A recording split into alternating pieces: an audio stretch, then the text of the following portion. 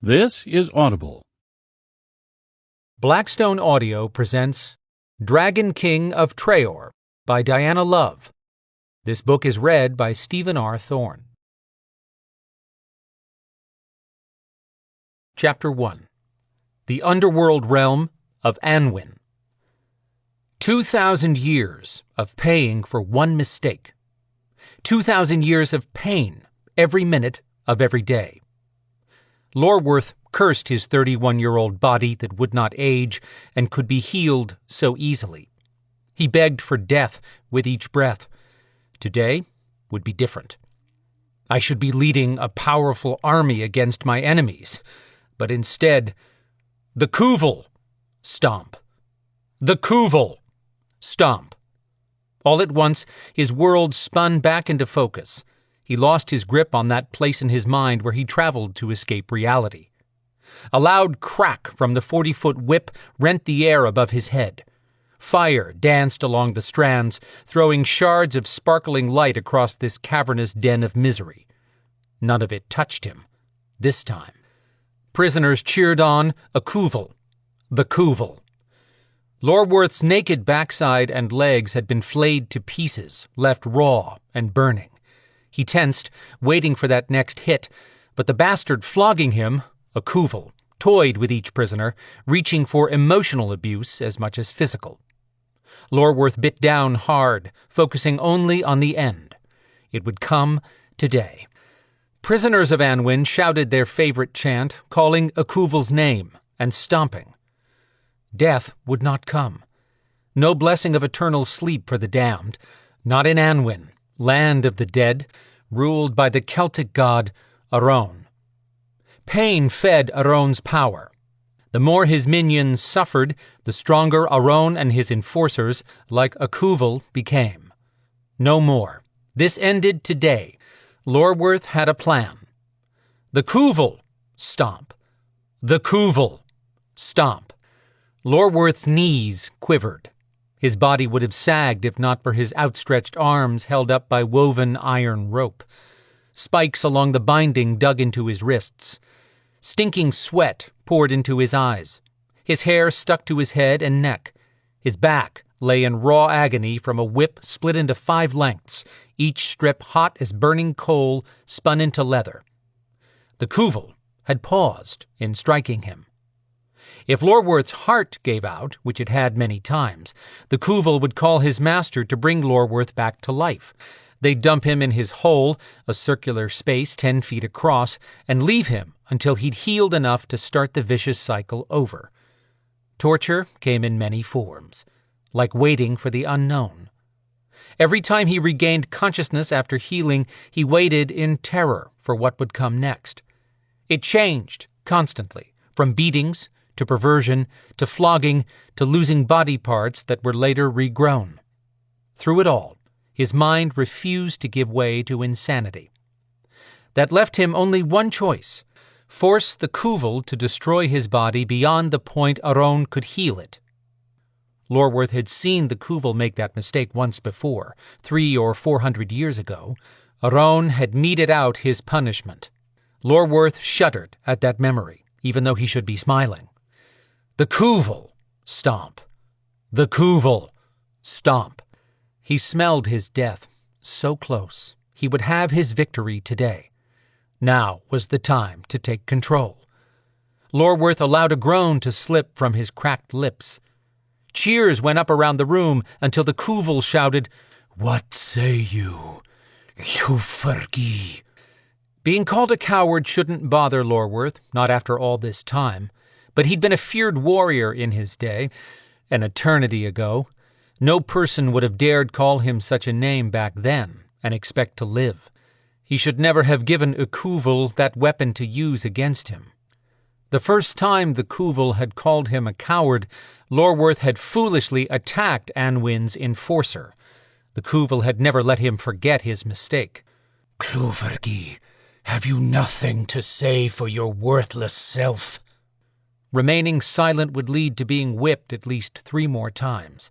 As Lorworth's breaths came slower, the Kuval would watch for the moment he could call in Aron to heal the prisoner. To succeed at forcing the Kuval to lose control and lash Lorworth without stopping until the enforcer cut his body in half, Lorworth had to push the Kuval beyond all reason. He drew in a deep breath to show that he had plenty of life left in him. A lie. The whip slapped the air back and forth as the Kuval warmed up for another attack. Lorworth mentally prepared himself and yelled, "We are men, and will always be men. The Kuval wears a robe to hide that he is a eunuch. That is why he is Aron's bitch." All the shouting stopped in a flurry of gasps. Lorworth would like to see the Kuval's face. Actually, everyone would like to see the enforcer's face. That wasn't happening since it was hidden deep inside a hood. Rage ripped from the Kuval in a long, feral roar, the sound of a beast threatening to destroy everything in his path.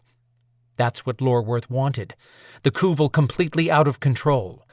The whip cracked through the air above Lorworth with so much power his ears felt as if they'd burst.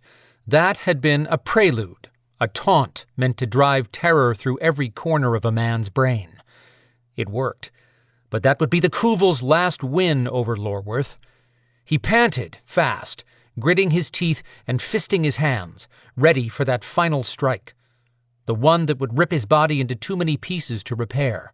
He shook with anticipation. Air whistled sharply. "Cease!" thundered from the only person capable of interrupting a Kuval and stopping his strike in midair. Aron. Silence swept the room. "No!" Lorworth screamed. "No, no, no!" Candle wicks burst into flame, sending a red glow over the cavernous room. Please, no, not now, with Lorworth poised to draw his last breath. Tears ran down his face. How could they have known that stopping at this moment inflicted more agony than at any time in the past? He closed his eyes, no longer able to face what came next. Lorworth's bindings vanished. He dropped hard onto his feet and went to his knees, burning them on the hot stones. Struggling, he wobbled his way back up to stand on bare feet he could no longer feel. Blood streamed along his back and legs, sizzling when it hit the stones. Blisters bubbled, and the smell of burned flesh clogged his nose. His head spun, his eyes blurred, then everything came back into focus. So close. If only he could just lose consciousness. Just give me that. The damned in this treacherous underworld stomped and cackled. They howled at him with joy. But he stood with his hands free. Or was he hallucinating? Something was off, even for Anwin. Never had he returned to his hole while able to stand. Turning to face his persecutors, Lorworth expected to see Aron. The ruler was not in sight. Only the 10-foot nightmare of Lorworth's world stood in the center of the room. Two searing red orbs peered out from inside his hood. Where was the master? Had Lorworth only imagined the interruption? What was going on? Lorworth's heart thumped slower and slower. The Kuval stood there, power so strong radiating from him that tendrils of red smoke drifted off of his robe. Lorworth dropped his head and closed his mind. The Kuval would rip his chest and genitals apart now, a reminder that anything could be worse. For the millionth time, Lorworth pleaded to every god he'd known before landing in this dung pit, offering his soul, anything he could, in exchange for relief. No one heard him here. His head spun. He recognized the blessed end of consciousness. Thank you. Sweet darkness swallowed him. A reprieve? Not possible. Time passed. Bloody nightmares kept him company. Wake up, a voice close by ordered, dragging Lorworth back from oblivion. He cursed at being roused already. His eyelids fluttered, struggling to open, then giving up the battle. Why should he open them? Get up, Lorworth. That wasn't a Kuval. The Kuval had a voice that would raise hair on a corpse. The master never spoke, not to Lorworth. So who was it? Opening one eye, He squinted at a blurry figure. No matter how long he looked, the tall shape would not come into focus. "I do not have time to waste, Lorworth. If you do not rise soon, I will find another." In all these years, no one had come to see him. This wasn't a place to visit.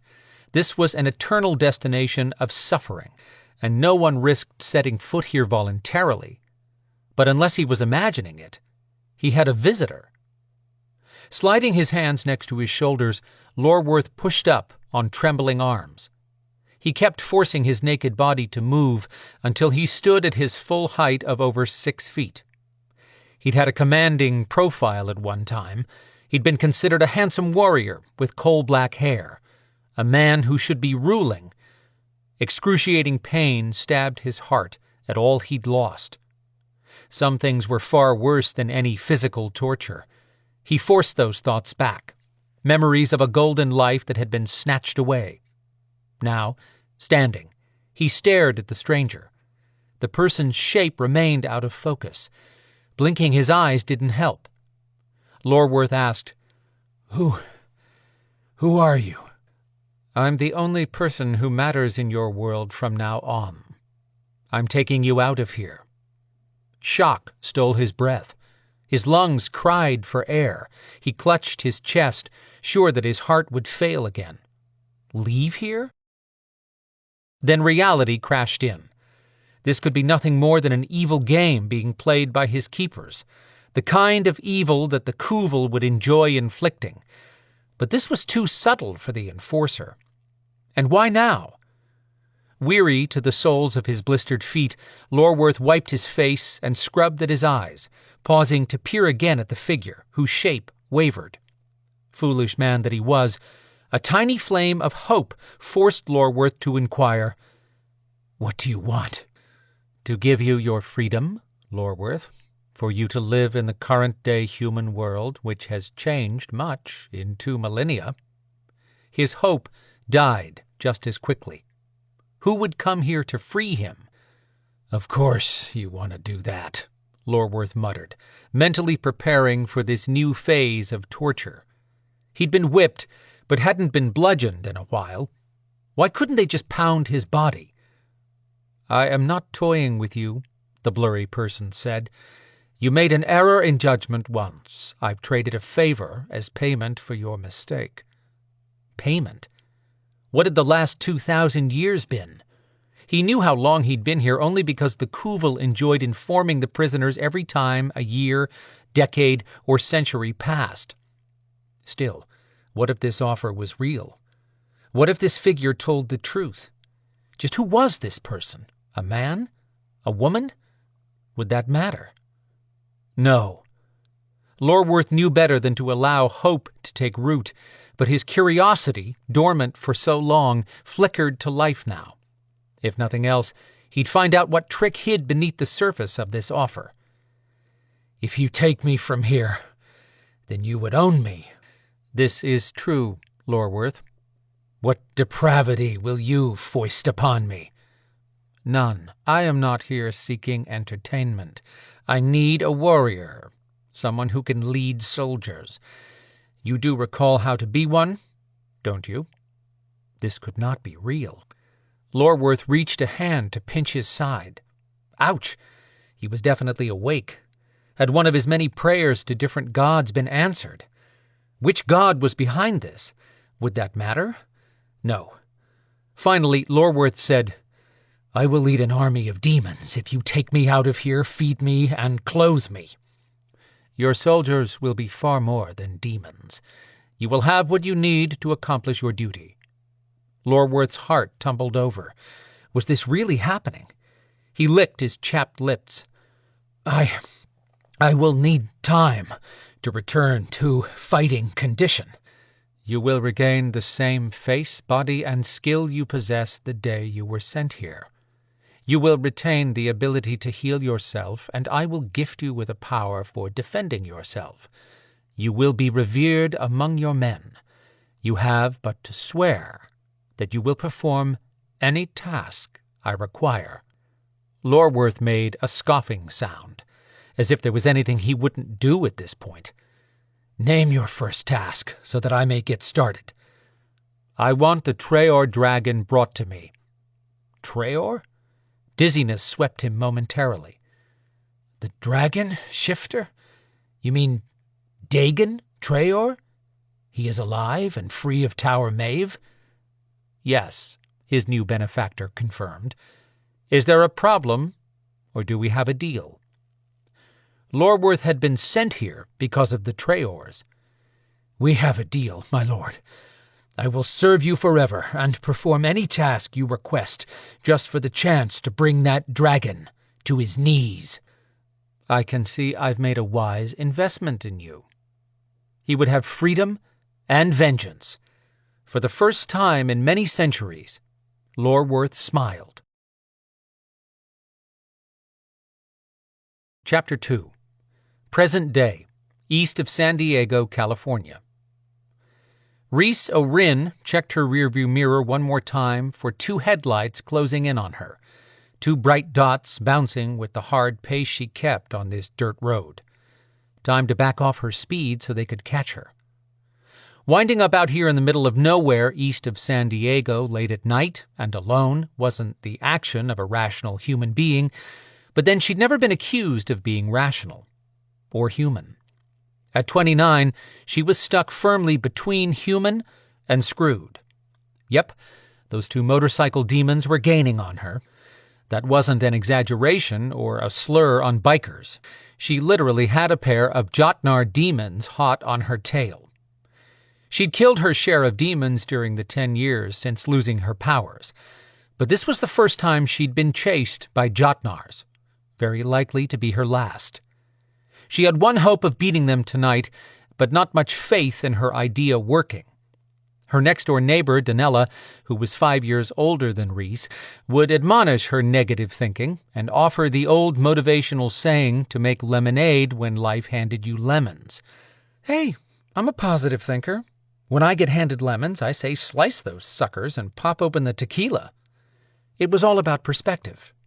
As for tonight, no positive way to spin having two demons hell-bent to turn her into their Friday night recharge station. She'd caught the pair in her neighborhood about to attack an old woman who couldn't see the demonic appearance beneath human-looking exteriors. Just two clean-cut 20-something males trying to convince a lonely old woman to share a meal with them. If Rhys hadn't come along, the human authorities would have found her body in an alley, or maybe a roll-off garbage container. Not exactly her entire body. Her organs would be gone, and she'd have a terrorized look stuck on her sweet face. Drawing the threat away from the woman had required Rhys to expose her own internal energy, which demons craved like crack.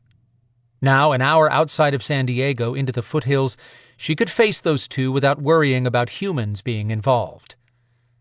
Killing demons had turned into an art form for her after she'd had her powers bound. For her own good, no less. Bound. Yeah, right. She had a better word. Stolen. She'd been left with no supernatural fighting abilities, but she still carried massive internal energy. In simple terms, she'd become a homing beacon for all kinds of demonic nasties.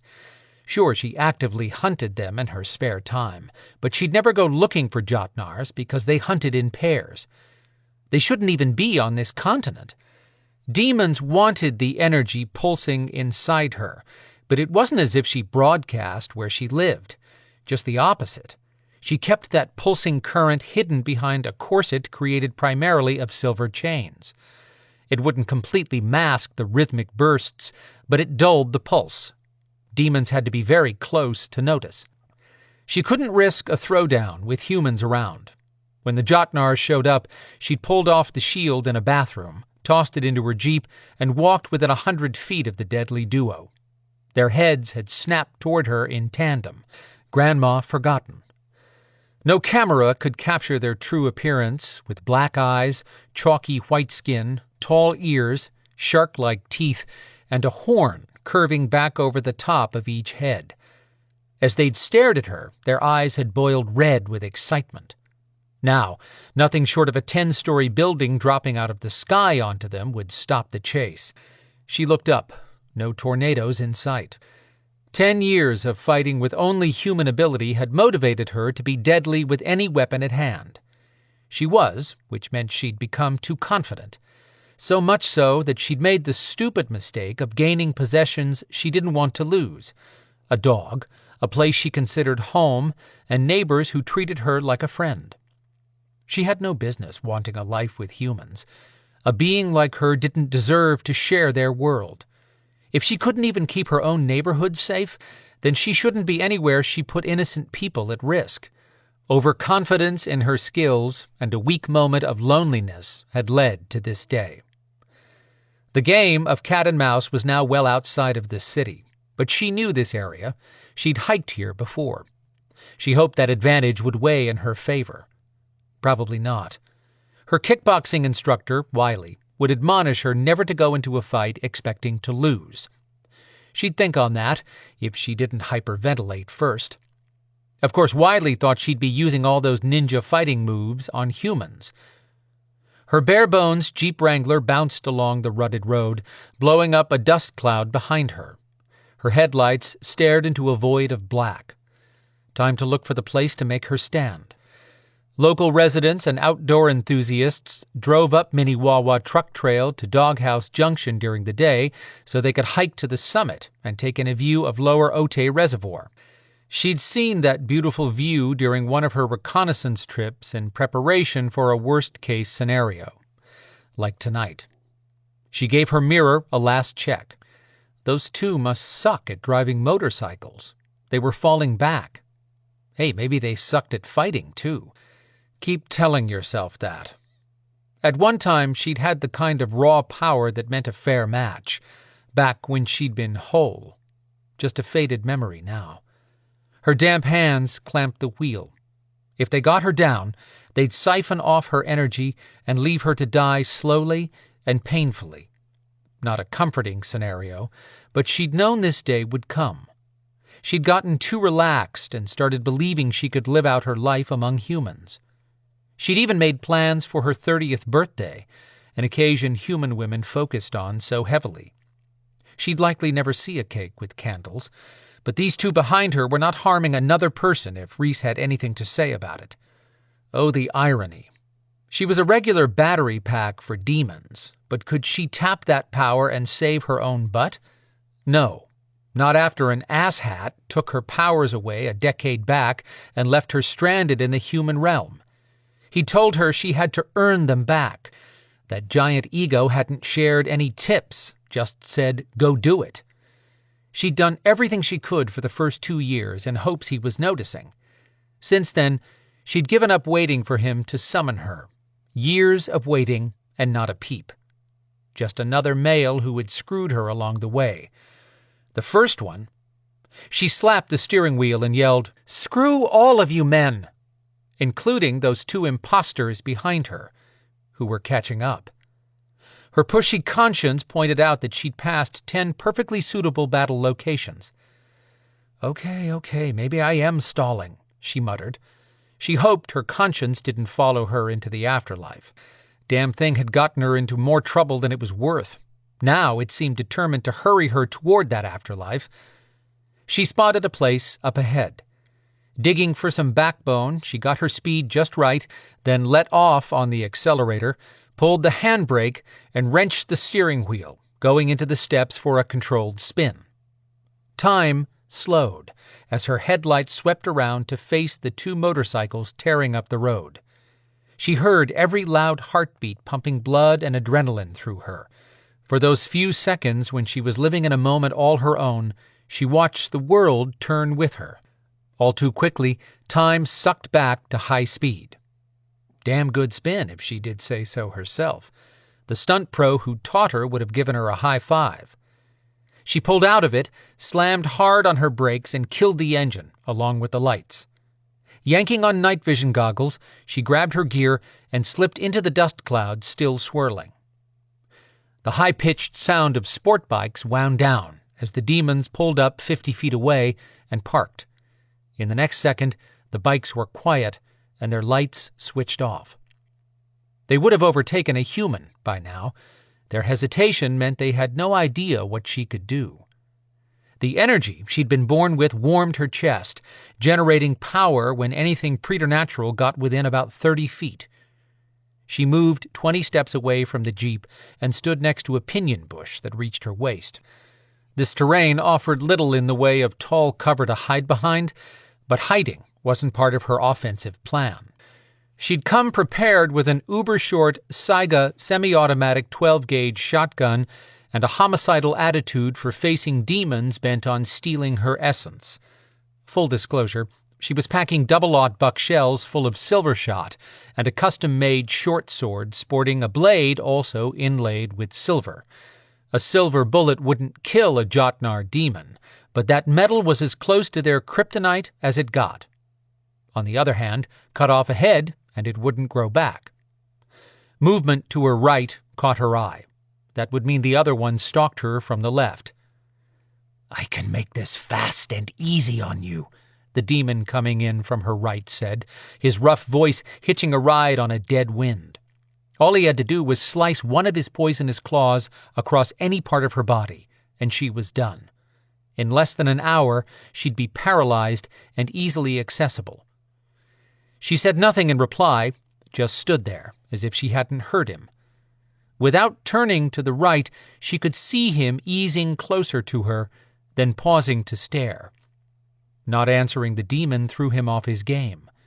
Not hitting them with a blast of power would too, until they realized she had no supernatural weapons. She held the shotgun across her body, ready for anything, and cut her eyes to the left. His partner came into view, climbing uphill from a shallow gully. The one on her right spit out something in Latin she couldn't decipher, then leaped at her. Reese dove away from the bush, twisting to fire off a round that ripped into his shoulder. He jerked in mid-flight and landed on the ground with his arm flopping. Her pulse jackhammered. She sucked in a deep breath, rolling up to her knees and turning. The other demon raced in, howling. She swung the muzzle upward as he dove forward. Her aim was true this time. The tight pattern of shot entered through his eye and blew out part of his head, knocking him sideways with the point-blank impact. He still managed to catch her with a claw as he flew by. The razor-sharp nail tore a gash in her upper arm the length of her hand. Burning pain almost blinded her. Shit, she wouldn't have long. Her body urged her to lie down and curl in on itself, but that wouldn't stop the pain. Besides, they had to siphon off her energy while she still lived. Not happening.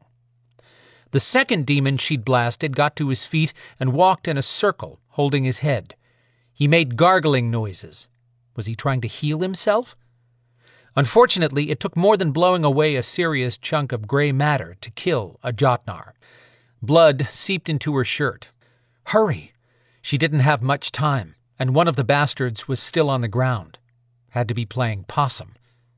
She pushed up and stepped slowly around the pinyon bush. When she got close, the demon rolled away. She fired 2 rounds that popped chunks from his side and thigh, but that didn't keep him down. He jumped up and ran into the black night. Why had one run off? That was not how she'd planned this. Both of them should be coming toward her so she'd know where they were. She needed to reload while she still could. Chills shook her body. Hands trembling, she grabbed a full 12-round magazine from the carrier on her belt, released the old magazine, and shoved the new one in place. The second demon still stomped around. Jotnars were practically zombies, mindless butchering machines. But even a demon missing part of its head couldn't function fully. She'd planned to kill this one after she'd cut the head off the first one. Why'd they have to screw up a good plan? Her vision blurred, and the gash in her arm felt on fire. Don't quit now. She blinked and turned, lifting her shotgun. She pulled the trigger to blow out the demon's knee from behind. He jerked, fell face down, then rolled over, screeching and kicking his good leg around. She walked over and shot each shoulder, disabling his arms, which shuddered as he writhed on the ground. Her skin felt like ice snakes crawled all over her. Sweat ran down her face and pooled at her neck. She reached over her shoulder and withdrew her sword.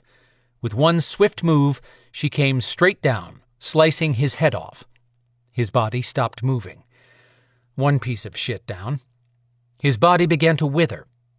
She booted his disgusting head 20 yards into the dark. "Field goal, bitch! You lose!" Turning slowly, she sheathed the short sword and waited for the other one. Where was he? Then she heard it. In the distance, footsteps pounded toward her, fast and hard. She focused her hearing. He was coming from her left. All at once, the sound stopped. What was he? Movement above jerked her gaze up. Airborne demon incoming 15 feet off the ground. He flipped and turned his feet down, intending to land on her. She lurched backwards to avoid being crushed and ripped off 2 shots as she fell. The first round went wide. Her second one hit right between his legs, striking his jewels. Neutering one of them would make this the field trip of the week. He landed hard and rolled over, howling, clutching his crotch. "Regenerate that while I cut your head off, you bag of shit," she muttered, getting to her feet again and stumbling forward. The ground moved. Hard to look badass when lightheaded. "Hold on," she told herself. She saw a double image of the demon writhing on the ground. He lifted a rock the size of a football and flipped it at her. She wasn't quick enough. The stone missile struck hard, breaking her right forearm. There went her trigger hand.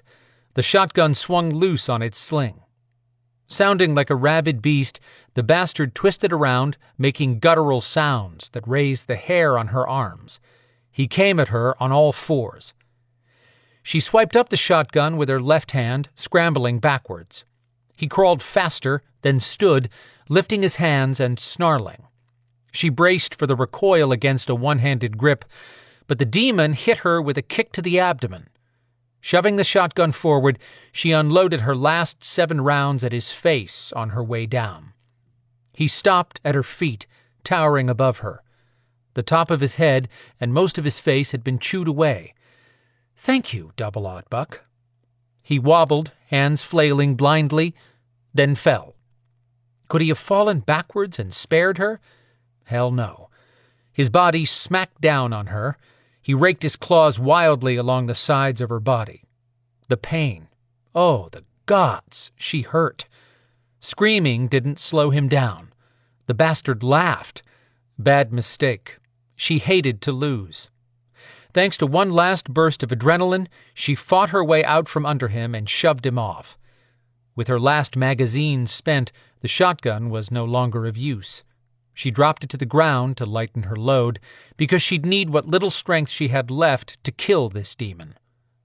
Reaching a shaky hand for the hilt, she grabbed her sword and chopped at the arm still trying to gouge her. Her broken arm erupted in white-hot pain with every movement, but the agony ripping through her body kept her from passing out. Tears burned her cheeks. She damaged one of his arms enough to scoot away. The energy churning in her chest built to a crescendo of noise in her ears. She sucked in a breath and made it to her feet, hunched over, with her broken arm tucked. This last cut had to be good. She was out of second chances. Story of my life. Swinging with all she had, she chopped across his neck. He went still. The energy calmed down. The demons she'd fought normally turned to dust. Not these. Why not? She looked in the direction of her jeep. Too far away. No point in attempting to reach it. Even if she lived long enough to make it back to her apartment, she wouldn't survive the poison flooding her system. She'd just scare her neighbors and her dog. Weaving, she took 2 steps and dropped to her knees, then fell backwards, staring up at the stars now out in view. Blood trickled from her mouth. Every breath rattled and wheezed, sounding like a crow cawing.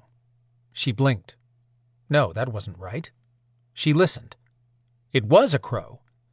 Another crow joined the first one, then another and another. Damn it, do not tell me. The last thing I hear will be the sound of crows." A tear drizzled down her face. Her sweet mutt would mourn her death even if no one else did. Well, her neighbors might miss her, and they'd take care of her dog. The sitter would not abandon him. They loved Gibbons. She'd named her dog that because his furry beard reminded her of the guy in ZZ Top.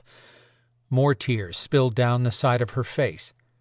She'd never been a pussy when it came to getting hurt, but this time her heart hurt. Gibbons was the first pet she'd ever had.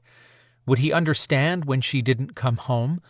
That she'd abandoned him to prevent risking a demon from following her home and harming her loyal sidekick?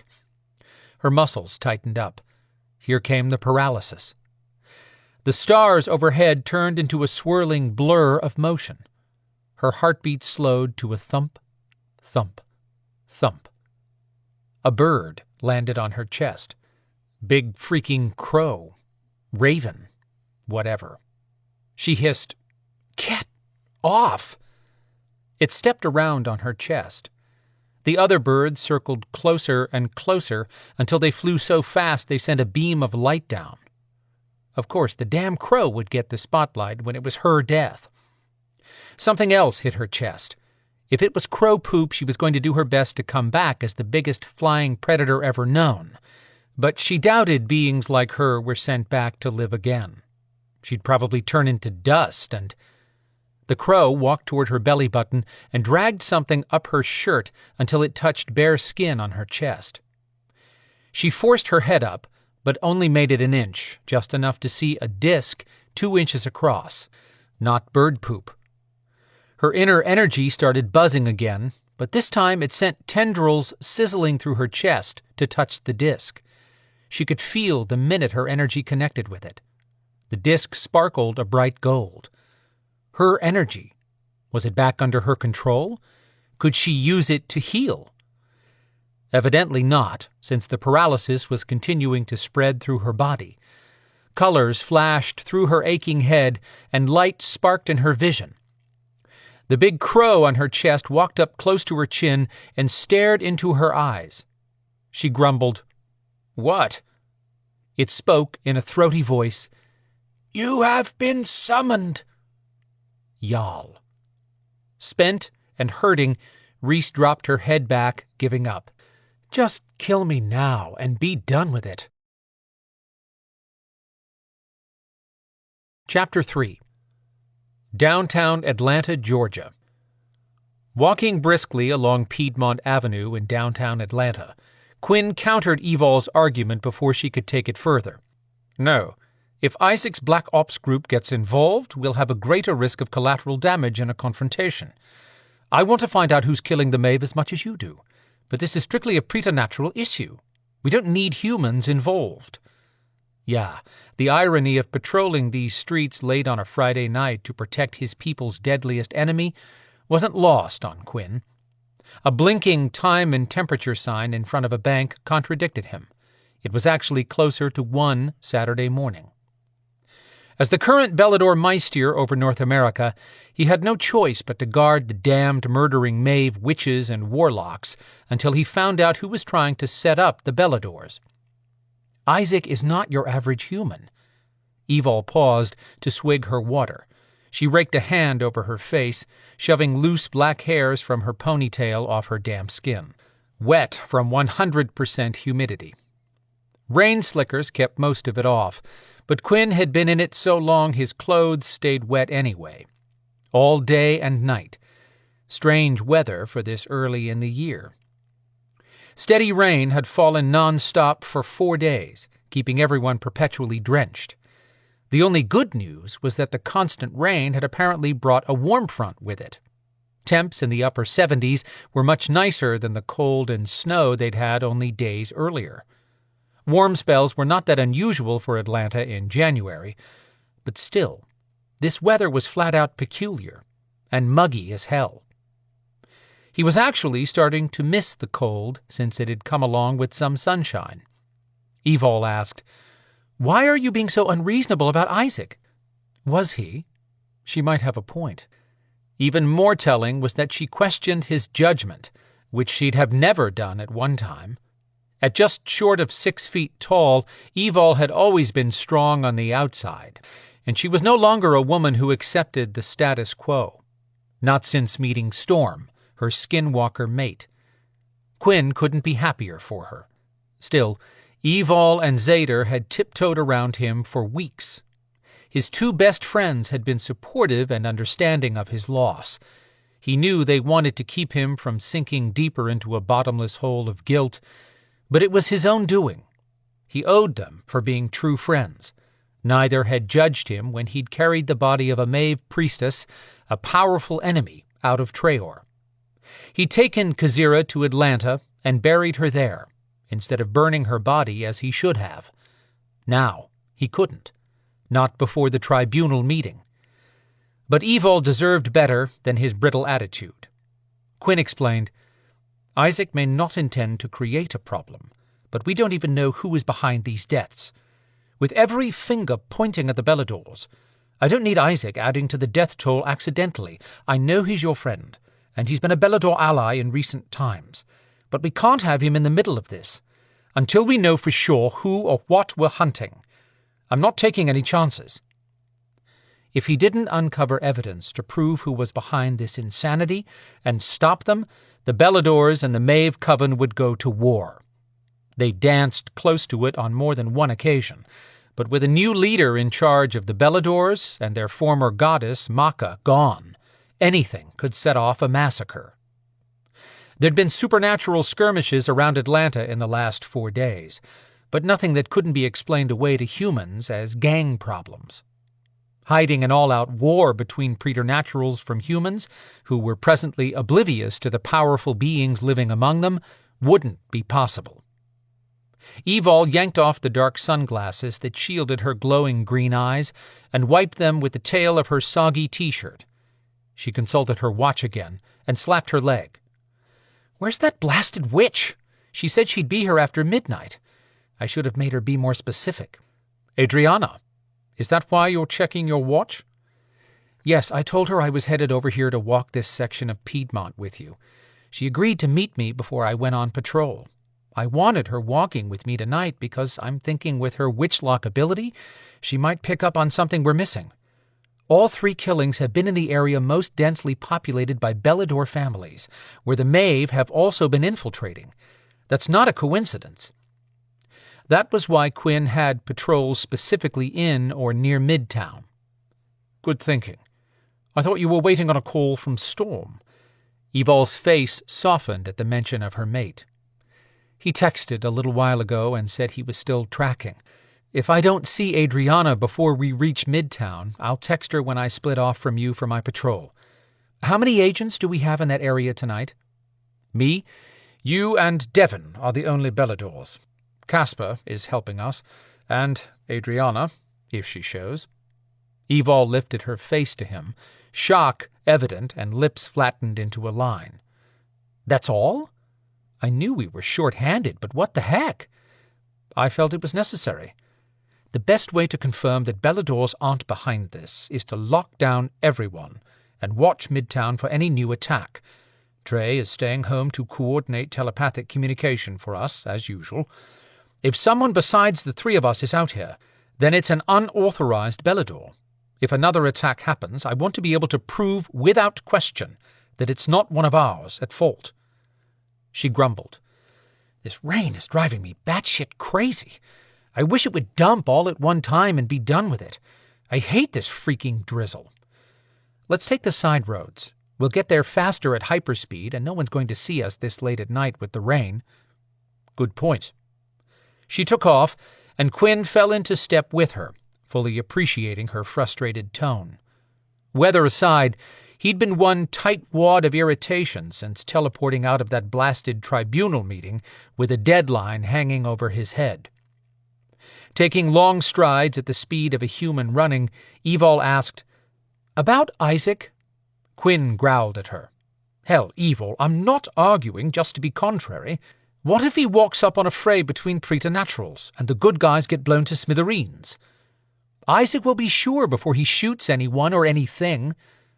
Quinn wasn't as convinced, but he let it go. We've had zero usable intel other than the single fact that Maeve witches and warlocks are being tortured, then killed. The only power residue we've found is too much like Belador to deny.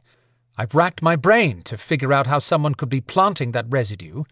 The simple answer is that either a Belador is aiding the killer, or we have a vigilante. We're lucky the Maeve don't keep track of their people any better than they do, or Viper would be in the middle of this by now. I almost feel sorry for the Maeve. Almost. She cut her gaze at him, her eyes filled with concern. How soon before you have to report this? I should have informed Viper already, but the Coalition turned its back on us when we were losing our powers. Damn Coalition. The whole point was to police preternaturals and protect humans. When the Belador power base had been damaged months ago, leaving Beladors vulnerable to Maeve attacks, Viper hadn't lifted a finger to help. Quinn shook his head. As Meister, the Beladors are my first responsibility. We need to find answers first, or any Belador fingered by the Maeve would be dragged in to face a tribunal. If the killer is one of ours, we'll handle it, then tell Viper. That's why, until then, the fewer people involved, humans especially, the better. She squeezed water from her ponytail that had been slapping her back. I hear you, but here's the bottom line on Isaac. We're not going to be able to keep him out of this anyhow. Wouldn't you rather we know what he's doing and utilize his resources? We need as many friendly feet prowling Atlanta as we can get right now. It's getting tougher to keep our world hidden from humans, Quinn. We need to develop some human allies. True. If it turns out to be a Belador at fault in this, it could be the tipping point that exposes all of us. He sighed, not wanting to give voice to the chaos and bloodshed that would follow. Have you heard anything from Trey recently? She asked, jumping topics. Not a word in the past 3 hours. They all depended on Trey to keep communication flowing between Quinn and other Beladors during a mission. Trey's telepathic reach was unmatched, making him mission central. Did you convince Devon to use his cell phone tonight? Quinn grunted. Finally. He knows there's no room for ego in the middle of all this. He wasn't happy about admitting his telepathy sucks, but he did. Just like I suck at being Meister. Zader had been a far better one for many years, but he deserved the break he was currently enjoying with Brina. Zader had entrusted Quinn with the position while he was gone, and what had Quinn done? Pissed off the powerful Maeve Queen, and now they might have a vigilante Belador on the loose. Evol waved her hand at some thought. Our real friends are standing with us. If Adriana would get a move on and show up, that's another reason Isaac is going to be underfoot. Why? With the exception of you, he hates non-humans. She let a scoffing sound slide out. He seems to have taken an interest in Adriana. Really? A witch? Although calling Adriana just a witch was an understatement now that she controlled the ancient power known as Witchlock. Yep, but she's not making it easy for him. Whatever thought had prompted that comment drew an evil smile on Evol's face. What if one of our people kills Isaac, or someone on his team, Evol? Collateral damage works both ways. First of all, we're bound by an oath that penalizes the Belador and everyone in his or her family if we break it by killing when unprovoked. Number 2, Quinn interrupted. We gave our vows to Maka. We're no longer responsible to the goddess now that Dagon booted her off of Treoir Island. We have yet to find out what he wants. He hasn't shown his face in the human realm. That rubbed Quinn. He still hadn't gotten over the shock of learning that Maka was gone. Not that he wasn't glad after hearing the whole story about Dagon, their new Dragon King. But where was their new leader? Quinn had been informed of the regime shift just after he'd left a tribunal meeting, dazed over what had occurred. He'd been given a deadline to deliver Khazira's body to Queen Maeve less than 2 days from now. Then Evol had informed him that the Dragon Throne, which Zader, Evol, Storm, Tristan, and their resident Sterling witch, Adriana, had snuck into Tower Maeve to steal, had turned out to be an actual dragon, once Adrianna broke a curse Queen Maeve had used to imprison him. Dagon was actually a 2,000-year-old Treoir ancestor of their Belador queen, Brina. Her uncle, to be specific. Evol cleared a big water puddle and kept going. As I was saying, I also pointed out the risks to Isaac when I tried to keep him out of this, Quinn. Really? She turned a sour look on him. I'm not so hard-headed that I wouldn't try to first talk Isaac out of joining this fight. I don't want any of my friends harmed. But Isaac said he and his team were soldiers. They're human, but they train to fight non-human predators. He was doing that when I met him. He even offered us access to his extensive intelligence network, which right now might be far more useful than Night Stalkers, including Grady. Evol meant her favorite informant, who generally produced the best intel. He was a ghoul she'd named after Grady Hospital in downtown Atlanta, where he hung around. Just think on it, she said, lifting her watch and muttering something ugly about an irritating pint-sized diva. I'm going to split off and head to my patrol. You want to touch base near daylight? Evol had a deadly reaction to the sun, a side effect of her strange mashup of DNA that marked her as an alterant, a genetic mix of both Belador and Maeve. She might possess a screwed-up mix of blood from both sides, but her heart belonged to the Beladors. Let's meet at your place right after daylight, Quinn suggested. Maybe we can sort through intel with Storm. Quinn couldn't keep putting off what he had to tell her and Zader. He added, even if Dagon is coming to the human world at some point, I think it's time to bring Zader here at least for a briefing. Quinn, where are you? Trey McCree's voice shouted telepathically in his head so loudly, Quinn slapped his hands over his ears. Like that would help. Trey understood his telepathic power and normally took care not to explode someone's ears with the sound. Quinn held up a hand for Evol to let her know he was communicating with someone telepathically. He replied to Trey, I'm with Evol on my way to Midtown. What's wrong? Devin Fortier called, and he sounded bad, but that could just be his faulty telepathy. I only got his location and 2 words, Belador and attack, before he went dark. I can't reach him by phone either. He's not far, but I have no one to watch over my family. I'm not leaving them unprotected. With 3 warlock deaths, this could be a trap by the Maeve to get us to leave our homes. Quinn's neck muscles tightened. Devin wouldn't have tried telepathy if he hadn't been in dire straits. Quinn said, Stay where you are, Trey. Give me Devin's location. Trey gave him directions. Rain started pouring down now, like impatient fingers tapping at Quinn to do something. What's going on, Quinn? Evol's body language changed from exasperated to attack mode in an instant. My empathic ability is nothing like Storm's, but I can feel your stress. She whipped her head around, searching the area. Who's in danger? He shouted, Follow me! Over the clamor of rain on every surface. With little chance of being seen by humans, Quinn headed back to the main road for a direct route to Midtown. He sped up even faster than the pace they'd set earlier, but Evol had no trouble hanging with him. If someone did notice, all they'd see in this flood would be 2 blurs sliding through the night. Quinn repeated what Trey had told him. Evol had the stride of a gazelle. She asked, Devin was patrolling Midtown? No, he was supposed to be in an area 2 miles away. He might have followed someone or something and got made. Trey's not coming out here, is he? No, and I don't want him to leave 2 women and a baby alone. Quinn kept seeing the body of a female victim in his mind. A human who had happened into this mess. That was one image he'd like to unsee. Human police activity had hampered Storm's and Lucian's ability to process the preternatural parts of the crime scenes. One Belador within the Atlanta Police Department had been aiding those 2 and allowing as much access as possible. Evol nodded. Trey's wife and sister-in-law might be badass witches, but I agree. The Maeve are going to demand retribution for these killings once they find out about them. Any time now, I expect them to use it as an excuse to start attacking our people. I wouldn't have left the twins or Phoenix alone at our place if not for the wards Storm put around our building. She and Storm had opened their doors to a pair of 18-year-old male witches.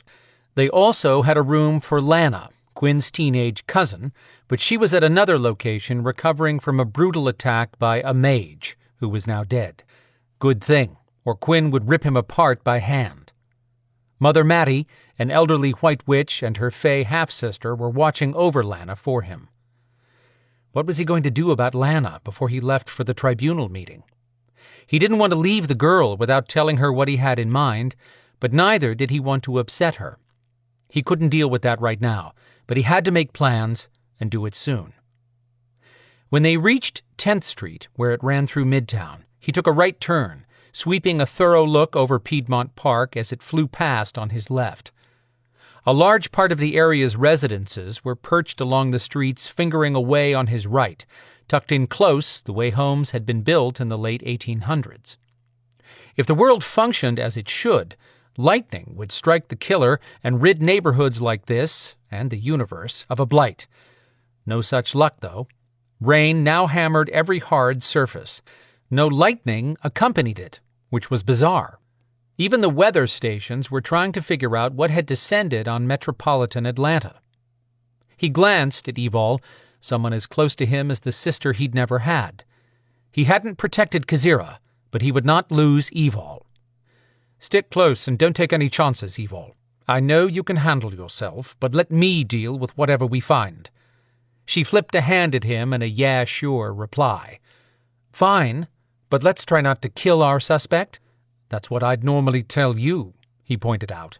"Hey, I don't have the ability to scramble their minds like you do. That's not what I do with mind lock. You've been on the edge more lately, which I understand." She sent him a quick smile loaded with caring. "I'm only saying don't unleash any more badass than necessary just because you want to keep me out of the battle." Damn, she had a point, which he hated to admit. "I shall do my best to contain any homicidal tendencies." "Welcome back, Mr. Sarcastic," she quipped, still striding hard. "Just saying, if we can find out who really is behind the attacks tonight, we can get out of this blasted weather." He nodded, once again realizing how much she'd matured in the past year. She had the ability to be a leader, even if she didn't want to lead. His gaze swept the area. With the exception of a single light glowing in a window here and there, most houses were dark. Residents were in for the night. They slept, secure in their homes, with no idea that a deadly killer moved through their area. Until this threat was put down, no one, human or otherwise, would be safe. As a Belador, Quinn had inherited kinetic power and telepathic ability from his powerful ancestors, but he'd been born with an extra gift. He had the rare ability to mind lock with any living being, at least as far as he knew, powerful or otherwise. With great power came great responsibility, which to him meant not pushing into a mind uninvited, unless lives were on the line. Entering the mind of someone from the preternatural world came with its own set of risks. Evol slowed before they reached the area Trey had told Quinn about. She stared straight ahead. Quinn recognized that as her being involved in a telepathic conversation.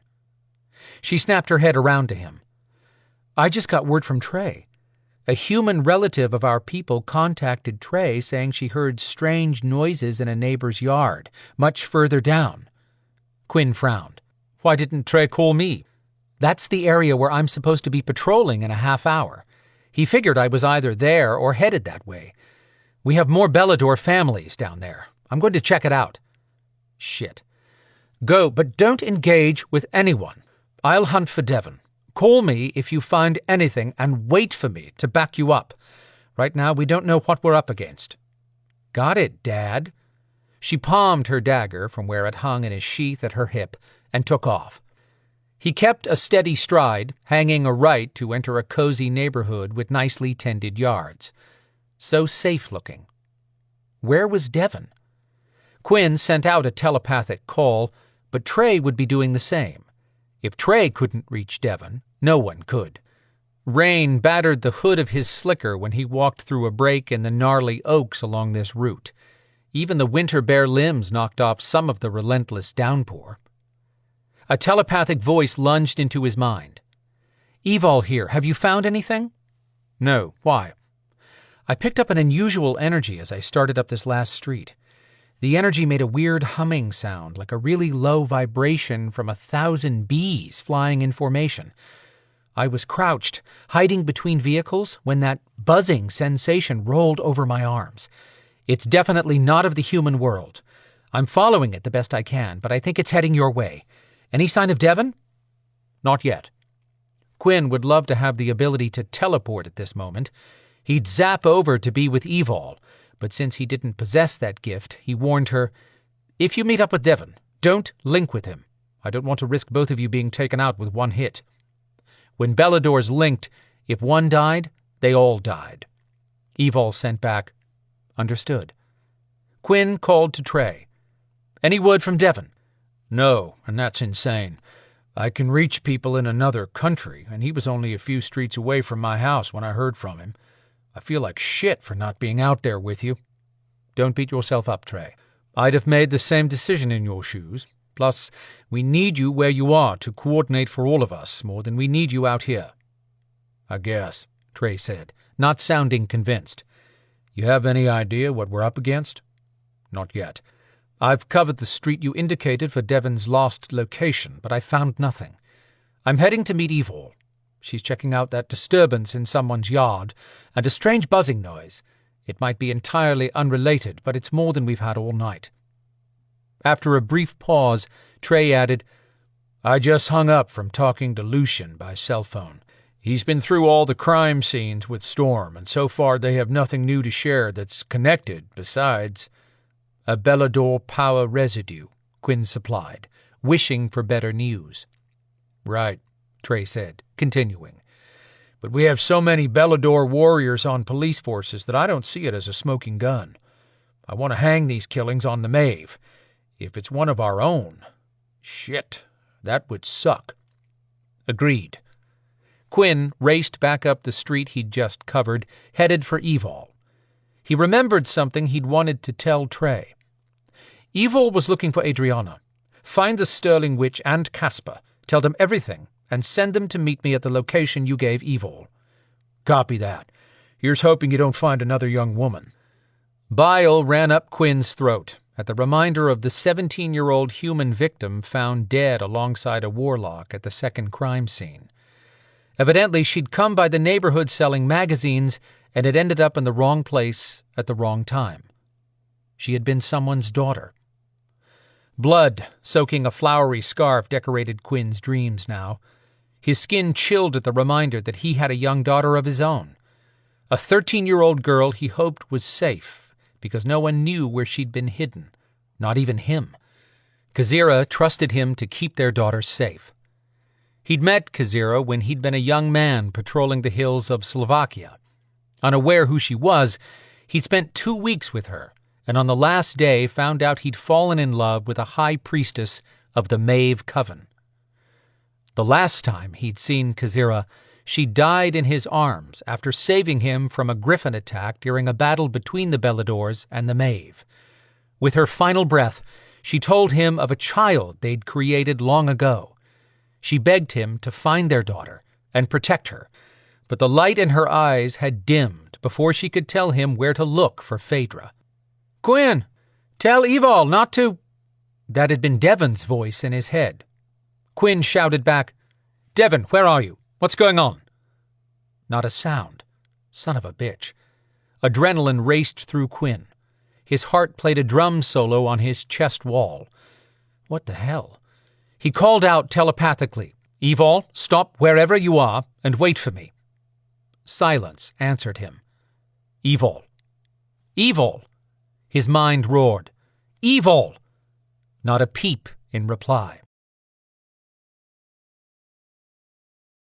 Chapter 4. Haida Gwaii Islands, British Columbia. Reese curled into herself, pleading for the end. Dying shouldn't take so long. The whirlwind noise slowed until Reese could hear each labored breath she fought for. And every time she breathed, the cuts ached more. She opened her eyes, peeking to see if she'd landed in the realm ruled by the raven god of the Pacific Northwest Haida tribe. Her mother's people, at one time, before they'd shunned her. Rhys had grown up hearing about Jarl, but she'd never known anyone who had met him, until she'd been desperate for a place to hide. 10 years ago, she'd turned to a Haida wise woman who told her she had only one chance of staying alive. The woman had called upon the raven god. That was the first time Rhys had traveled through the whirl of space and time to this realm, a place no human could find or happen upon. Twilight darkness dusted lush grass that stretched across a small clearing to a lake. A waterfall poured into the lake, gently rippling it toward a giant boulder in the middle. No animal sounds, no wind sounds. She looked up into nothing but a hazy mist. Jarl's domain. Where was the raven? Normally it was cold at this altitude, especially in winter. She shivered, but that was more about the demon poison than the temperature. Jarl controlled his environment. The air was only borderline chilly, even though his realm was on top of a mountain, one of the Mosquito Mountain peaks on an island off the western coast of Canada. No sense of time in this place. If she spent the equivalent of a week here and returned to the human world, it might still be Friday night, 1 second later than she'd left. If. She was dying. Time, life, and death depended upon what that giant winged ego running this place decided. Pain lashed through her. Damn, she wished she had the strength to stand up and yell her head off. Instead, she whispered, "Hate you," on every miserable exhale, and closed her eyes. Damp, warm air descended, dragging her from sleep. When she woke this time, she was in a sitting position. The moisture she'd felt was a fog that had formed an arch over the space like an ethereal dome. It shed enough light for a soft glow. Now that she could see further, she noted tall evergreens surrounding the meadow. She held her broken arm over her chest. She hadn't died, but neither had she healed. The gashes down her side leaked blood and smelled of demon poison. Her cuts were still raw. Why had the raven god brought her here? And why now? 10 long, miserable years she'd waited to hear something. Anything. If he'd intended to return her powers, he could have done so at any point. Once she'd decided the raven wasn't ever going to return them, she'd made the best of her life. That day she'd broken the first rule of survival, which was to form no attachments. 2 years ago she'd given up all hope and decided to pretend she was human. 2 years to grow attached to a dog and the people living around her. 2 years she refused to regret. She'd known better, but after so much time alone, she'd let her guard down. If she was going to admit her shortcomings, the truth was she'd been lonely, damn it. A crow cawed loudly. Rhys jerked from her wandering thoughts and hissed at the pain. That freaking bird sounded like it was laughing. The increasing warmth hugged her body, but that wouldn't save her. She had no choice but to sit and wait for the elements to take her if the demon poison didn't finish her first. Who had sent the Jotnar demons anyway?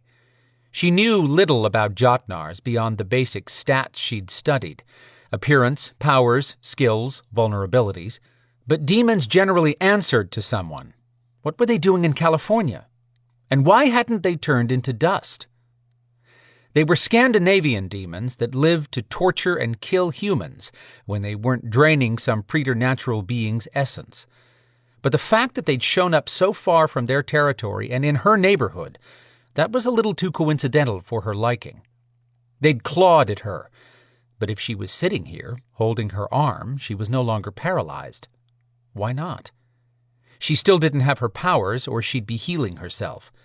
Had Jarl put her body in some holding pattern so he could berate her as she died? That would be like him, to stretch out the pain of her last hour. Above her, the dome began to brighten. Air swirled and warmed even more. A large shadow crossed overhead, swooping back and forth, a massive crow the size of a human. It glided down to the giant rock in the center of the lake, which changed from a plain old rough-cut boulder to a pearl-white platform that glowed. Energy swept through the secluded area, leaving a 6.5-foot man dressed in a black tunic and pants. His sharp cheeks, teak-colored skin, blunt nose, and straight black hair apparently hadn't changed in thousands of years. He still had the small, dark eyes of the indigenous Haida tribes who had once ruled this land. His stern mouth might as well be carved of stone. Rhys had yet to see him smile. "Hey, y'all!" Every time she said his name, she felt like a Paula Deen wannabe shouting, "Hey, y'all!" His voice carried the distance between them with little effort. "Welcome, Hawkutts. How have you been?" Rhys huffed at his ridiculous attempt to be sociable. "I am not a porcupine, and I'm pretty sure you know I'm dying, or I was when you sent your minions to get me." Angling his head to the side, he mimicked human movements and stared as if concentrating. "No, I believe that name suits you well. I have never met another whose hackles rise so quickly as yours over trifling issues." Did that mean he hadn't screwed up someone else's life the way he had hers, to the point of survival being a trifling issue? Let him say whatever he wanted and be done with it. She didn't care anymore. It'd be nice, though, if he'd get to the point. Rhys crossed her arms. Actually, she wrapped her good arm over her bad one, careful not to jar it, and gritted her teeth against the sharp pain of jostling her broken bone. No point in worrying about social manners, not now, when she'd lost everything. Now would be the time to say what she wanted. Cocking her chin up at him, she said, "Not a word from you for over a decade, and now you want to talk?" "A decade is not such a great amount of time when you have lived as long as I have." "Yeah, just you and Methuselah. Sorry if I sound cranky, but you may want to move this along before I expire." Licking lips covered with the metallic taste of her own blood, she managed to squeeze out some sarcasm. "To what do I owe this unexpected honor? Is your life so busy that you do not have time for me? If so, please, go.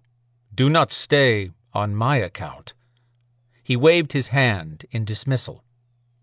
"Sure, I'll just jog down the mountain with a broken arm and blood pouring from my wounds, not to mention demon poison flooding my body."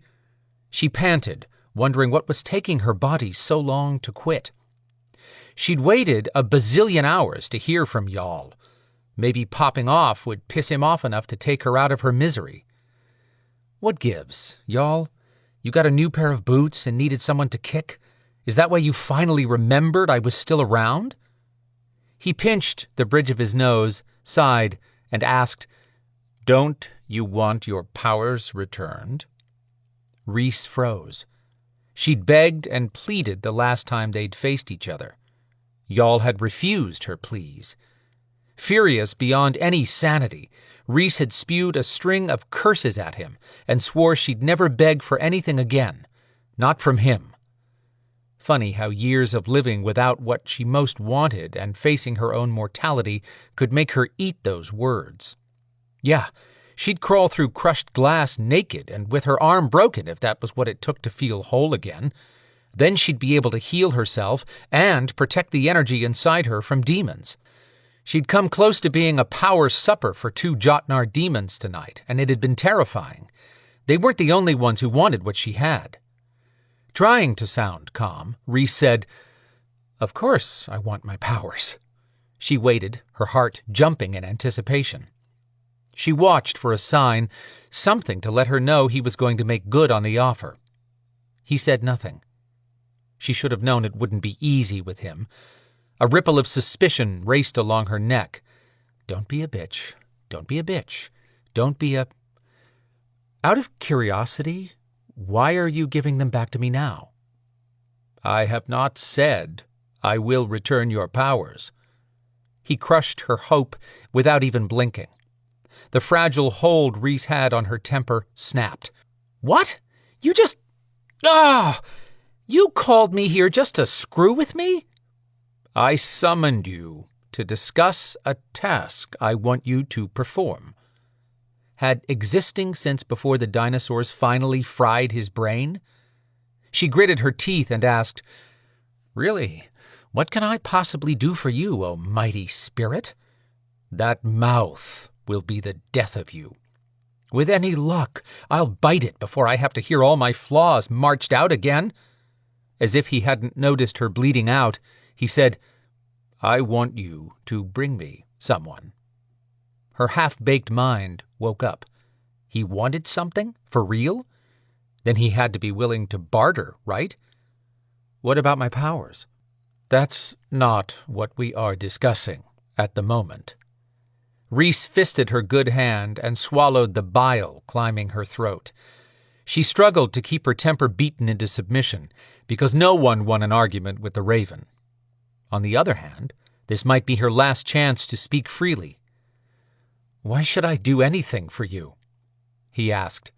"Have you forgotten that you owe me a favor? I gave you sanctuary when you came to me asking for aid."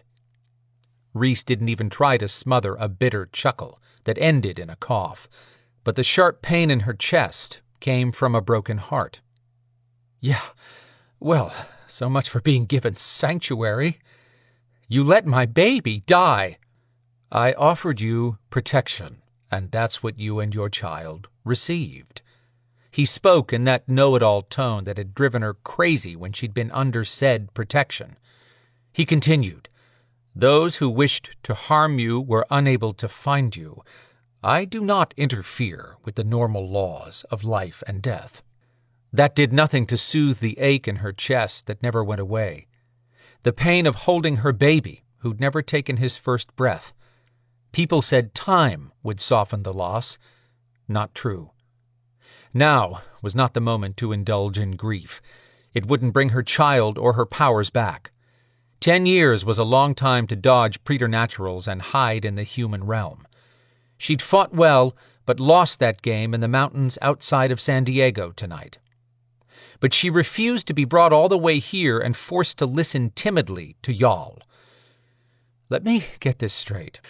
It's clearly okay for me to interfere in someone else's life on your behalf, but not the other way around. That baby was all I had. He didn't deserve to die. You have a lot of freaking power. You chose not to intervene. You could have given him to someone else, as long as he lived. He shouldn't have been cursed because I was his mother." "Stop wallowing in guilt, and stop blaming the world for your troubles. The death of that child was not on your shoulders." Rhys's laugh grew meaner by the second. "Yes, it was. I blame you for not saving an innocent child, but the lion's share of fault was mine. I was told that no baby could survive in my womb. I shouldn't have dismissed it. I should have been more careful about getting pregnant." "You were only 19 and raised in a tribe that shied away from the modern world. You were naive." His gentle words threatened to crack her armor. Rhys stared off into the distance, trying her best not to relive that time in college, when she'd fallen for a man 5 years older who had used her. If she were entirely honest, she'd admit that the silly young woman she'd been had thought she could defy the curse on her family. Live and learn. No attachments, no family, no babies. Forcing the grief back into that dark space where her heart had once thrived, she said, "You're the Haida Raven. When you met me, you had to have known what would happen. You knew my family had been cursed when my mother was raped by that thing. Everyone in our tribe knew. When I came to you heavy with my son, you should have told me then that he would not survive, not even in your sanctuary." That was the rub. Rhys felt that the Raven could have prepared her for the loss. If he had, she would have stepped off a cliff and left this world to join the next one with her baby, so he wouldn't have been alone. She accused, "You knew what I was. You could have taken my life instead of his, found him a home, and saved a lot of misery. No one would have missed me." She blinked back tears. The Raven would not see her cry. Jarl argued softly. How many times must I tell you that all who come to me are treated the same, regardless of who or what they are? It is not my place to interfere with anyone's fate. I can only do all within my power to protect those I agree to shield until it is time for them to meet their destiny. Oh, I get it. My baby's destiny was to live for 9 months in my womb and be stillborn? Whatever. Drained physically from blood loss and fighting the pain, Reese flipped her hand in a never-mind motion. Let's get back to business. I'm thinking there has to be more to this meeting than you expecting me to go hunting someone down with nothing more than my charming personality. Am I wrong to assume you're going to heal me? I cannot do that. You must heal yourself, both inside and out. Reese started laughing. She closed her lips tight, or the hysteria would take over. Damn her curiosity. She wanted to know what he was up to, so she forced herself to get a grip and stay on track. Let's play your game. What makes you think this person will even come back with me if I do find him or her?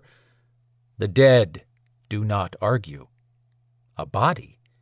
She struggled to breathe without coughing. It hurt so much. You're sure this person is dead? Reese qualified. Yes. There had to be a catch. Where exactly is this body? In your human realm. That is not my realm. I don't even like humans. Lie. She cared about her neighbors. And her dog. Gibbons was better company than most humans. Ignoring Reese's protest, the raven said, 2 energies are moving toward this body. They must not be allowed to take possession of it. Who's after it? Demons?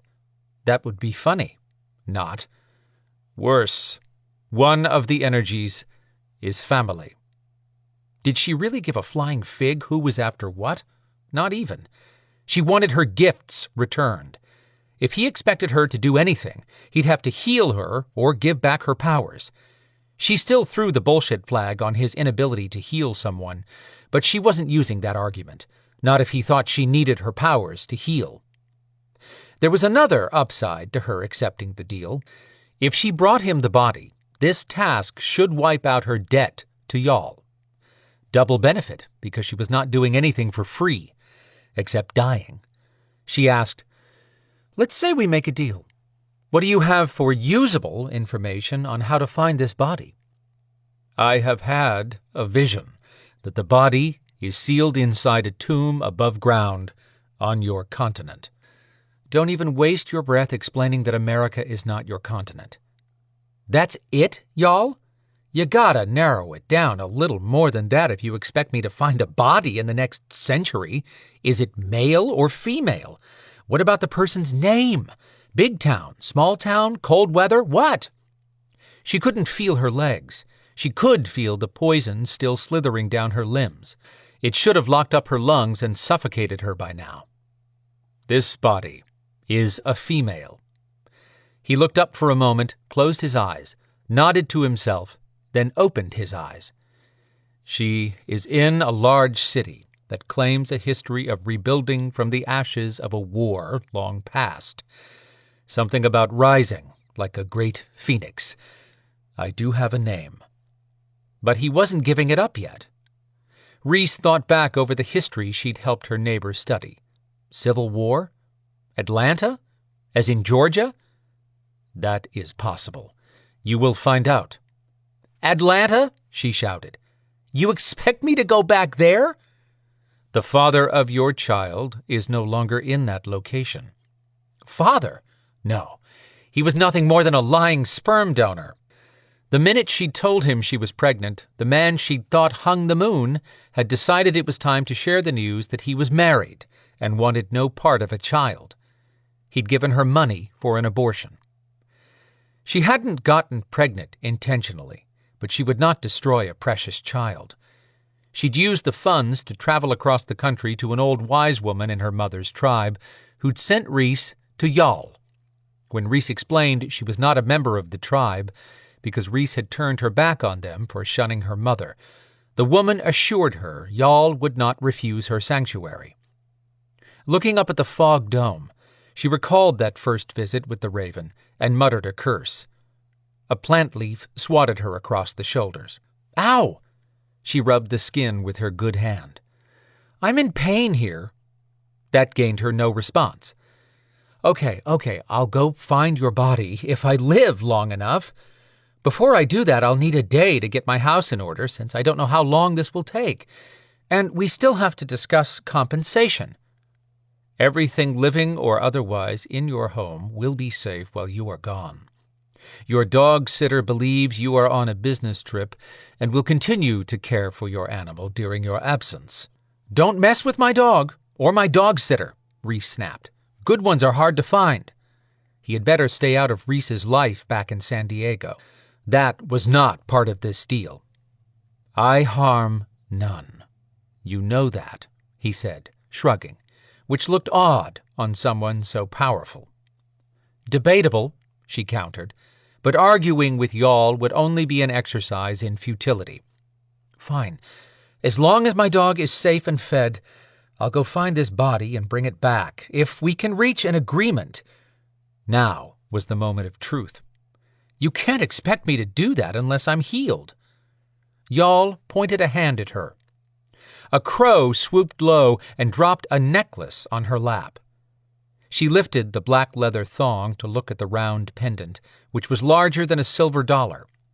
It appeared to be onyx with a raven carved on one side and a sun and moon on the opposite side. Was this the disk the crow had used to teleport her here? What is this? Put it on. She studied the pendant. Is that carving supposed to be you? Not sure they got your good side. Oh, wait, you don't have one. My bad. Put it on, he replied in a terse voice that made her smile. She slipped it over her head, hissing at jostling her injured arm. The minute the medallion dropped inside her shirt and settled against her skin, her body relaxed for the first time since getting slashed by the demons. Every aching muscle and bone eased.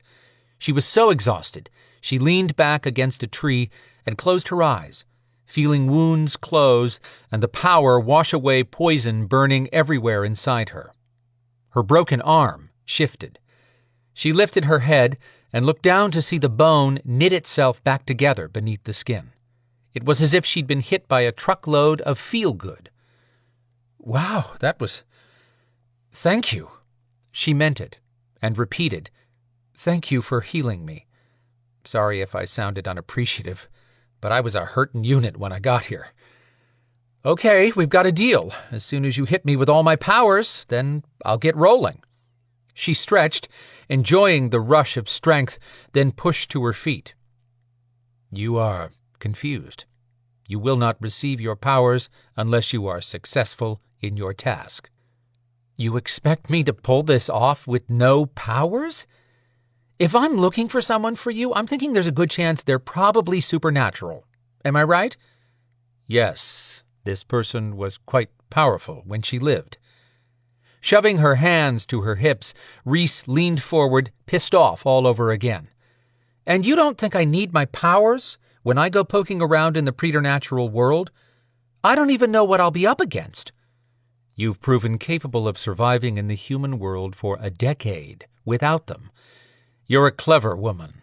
You'll figure it out. Oh, thanks for the backhanded compliment. Reese stomped back and forth, trying to think this through. He'd healed her, so she had a chance to still get her powers. In fact, he said she'd get them when she completed her mission and returned. Not when, but if. Running her hands through wind-blown brown curls that needed a shampoo after that trip through the desert, she turned to Jarl. Are you going to give me anything? Magic wand, crystal ball, rabbit's foot? You call yourself an investigative photographer, so go investigate. Anger flooded Reese's chest. She hadn't expected simple, but neither would she believe Jarl really expected her to succeed with no powers. This was insane, even for him. What were her options? None. Now that she felt alive again, he knew she'd do anything for her powers. He would be right. She took a couple of slow breaths that felt so much better than before, and decided to test how important it was for Jarl to get his hands on this body. He didn't do necromancy. She knew that much about him, so why did he want a body? It was time to find out how much negotiating room she had. What if I refused this task? Things turned so quiet, Rhys wondered if Jarl was withdrawing. Her heart beat crazy loud in her ears. Finally, he said, "Refuse me now, and this will be our last communication. If you allow that body to fall into the wrong hands, you will never feel your powers again." "What? Are you kidding me?" Rhys shouted and grabbed her hair. Her mind raced to find a way to make him see reason. Not possible, so she went with mouthing off again, which at least made her feel better. "What did I ever do to you? This is crap. When you bound my powers, you said I had to learn how to live. I admit that I was, a bit self-destructive, but I've proven that now I'm not. I've done pretty freaking good in San Diego, and I haven't asked anything of you." Mainly because she wouldn't have been able to find him, he had to summon her. He stared, quietly, offering nothing in return. "How can you do that to me, Jarl? I was born with those powers. They're mine." She hated the pleading sound in her voice, but everything she wanted was so close, yet beyond her reach. He answered, "I have taken nothing. I explained to you before that they are merely dormant. No one should possess a gift if they intend to misuse it. I am giving you a chance to prove that you have learned to make wise choices." And that's when it finally sank in. Jarl had to have been keeping up with Rhys to know how she'd been making a living. He'd let her battle 2 demons, allowing her to almost die during that attack. He knew how much she wanted freedom from living as a powerless human hunted by demons. Knew she'd be desperate. He'd been right about one thing. From the minute Rhys had been dumped into the human world, she'd had to be fast on her feet and even quicker at learning how to carve out some kind of life. "You should know one more thing, Rhys." "There was more? What?" "Demons are still searching for you in San Diego. That is your doing, not mine. Word of your demon hunting has traveled far. That is what brought those Jotnar demons to you. They were drawn by the challenge of a demon huntress. I am shielding those you care for from the demons. They will remain under my protection until you give me a reason to withdraw it. Do not fail me." She'd screwed up royally, but her jaw dropped at his threat.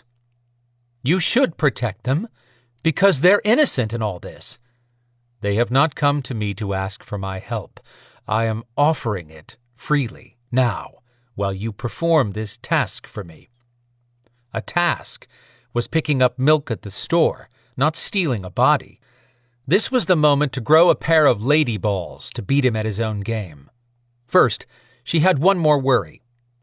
"Speaking of the Jotnars, why didn't they turn to dust?" "I merely delayed their decomposition until I was sure no others followed you. But their bodies are now ash. No DNA left in case someone found them." Rhys got down to business. "I'll need a name to hunt for someone in this world. Who died?" "The body is that of Kazira." "The Maeve priestess?" "Correct." Rhys kept up with preternatural activity by surfing the dark internet sites. She thought the story was a bogus rumor spread by Beladors, since a Maeve priestess should be fairly indestructible. "She's really dead?" "Quite." Hell, this is a suicide mission. Who messed with the Maeve Coven and survived? The only people worse than them were on Rhys's paternal side. How had Jarl gotten involved with the Maeve? What purpose did he have for that body? All good questions, not any he would answer. Rhys rubbed her gritty eyes and blew out a deep breath. If the Raven wanted Kazira's body so much, he might be willing to make one concession. "I'll go find Kazira and bring her body to you, but to do that, and in so little time, I should add, You're going to have to give me my powers, at least while I'm gone." His sigh ruffled the surface of the lake. "Do you ever ask for anything, Rhys?" She tapped her chin. "Let me think about that." Dropping her hand, she said, "No, the last time I did, I ended up indebted to you." "Very well. You may access one power at a time by calling it up while touching the medallion, if it deems your request worthy. You may also return with the body by touching the medallion and asking to be sent to this meadow. There is a limit to the power accessible through the medallion, and it will cease to function if all chance of acquiring the body is lost." "How much power will I—" Jarl never slowed in giving his instructions. "Prepare to receive your power and travel to the city in my vision. It is the early hours of Saturday there. You should appreciate this information and that I am sending you there to save you time." He lifted both hands, fingers pointing at Rhys. "Now?" She held her hands up in defense. "Wait, what about money? My weapons? A phone?" Rhys blinked out of the forest and tumbled head over heels through a whirlwind of energy. Her body bounced against swirling walls that shot sizzling friction over her skin. She landed on her butt. "Ouch! Damn it!" Rain showered down on her face and body, soaking her clothes. Jarl couldn't have given her a raincoat, dumped her under an overhang or inside an empty building? At least it was fairly warm, which seemed odd for Atlanta in January. She got to her feet and looked around, trying to get her bearings. Energy inside of her sizzled and alert. That was bad. Really bad. Chapter 5. Atlanta, Georgia. Rhys held still as rain pelted her in the dark. After midnight in Atlanta. If Jarl hadn't fed her a bunch of crap, she didn't even have a watch. She listened, waiting for the attack. Wouldn't it be just like Jarl to drop her in a nest of demons? Where were they? Her energy vibrated, warning her of at least one demon nearby, but she didn't see him. That was new. When had any demon ever hesitated to come running for an energy meal to go? The air buzzed, and she could hear a humming a little ways off.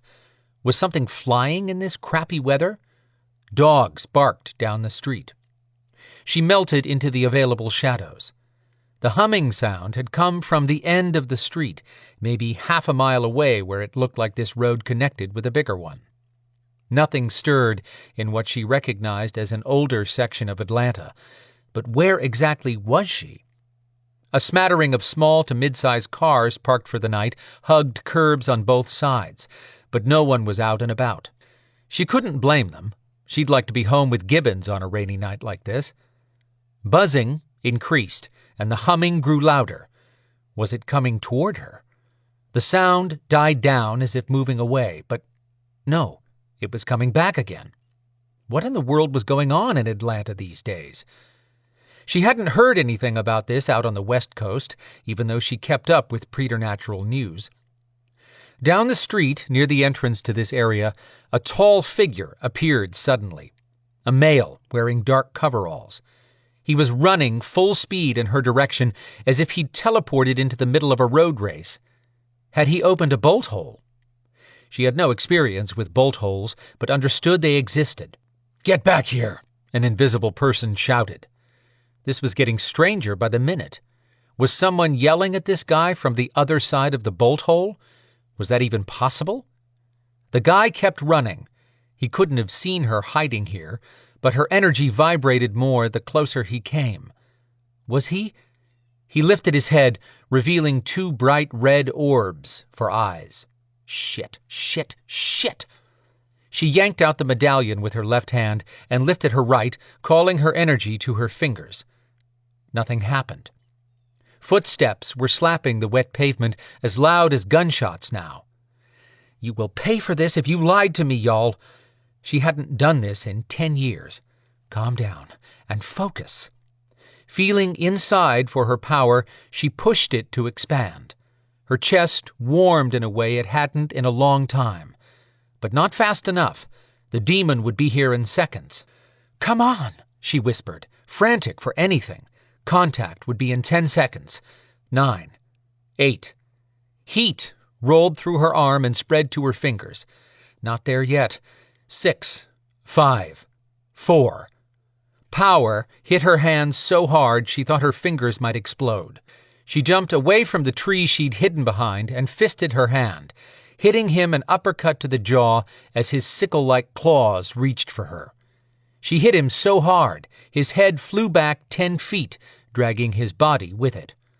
"Oh, yeah, baby, I'm back." She stomped over to where he was trying to get up. She booted him in the chest. He hit a fire hydrant, but thankfully didn't break it. She checked all around. No lights on, no humans to interfere. He made coughing sounds as he reached his feet again. Blood ran down his head from where it must have cracked on the hydrant. He swiped blood from his mouth, turned those unholy eyes on her, and smiled. His voice sounded like he'd been chewing on rusty nails. "I would have made it fast. Now, I'll take my time draining you, just so I can hear you scream." "Sorry, I didn't get that. I don't speak bullshit." He stopped and crooked his head, confused. She noticed the buzzing had vanished. "Did you open a bolt hole?" He answered with his own question. "What are you?" Besides in a bad mood? Whatever confusion he'd suffered must have cleared up. He leaped at her, and she hoped her power didn't fail her this time. She slapped her hands together with the medallion between them and sent a bolt of energy at him that blew a hole through his chest. It knocked her on her ass, but he dropped to the ground, smacking it face first. Nice. His body turned into gray dust and made a pooft sound when it shot up and dissipated. Now that was how it ought to happen. Gotta love easy cleanup. That demon had just appeared in the middle of the street. She had to choose a direction. Turning around to head away from this street sounded like a good plan. Reese considered her next move as she covered new ground. "I have nowhere to stay, no money, and now I have to spend the night wet because you didn't even give me an umbrella. Thanks, y'all." The rain started falling even harder. Water ran along the street, rushing toward the drains. She'd heard about night stalkers in this area who traded information for a handshake with a powerful being, but she wasn't sure her babysitter medallion would deem that a worthy use of her powers. Probably better to avoid the ghouls, since they held no allegiance, sharing intel with anyone. That meant they'd tell a Belador she was in the city, which would get her pulled into Viper. They'd ask too many questions. She'd lived off the preternatural radar for the past 10 years and wanted no part of that coalition. They were the equivalent of Big Brother in the supernatural world. A person like her would have to choose sides in a conflict. She would not be pushed into joining anybody's side in any supernatural fight. All she had to do was find one body. She'd do it, too. That little taste of her powers hadn't been enough.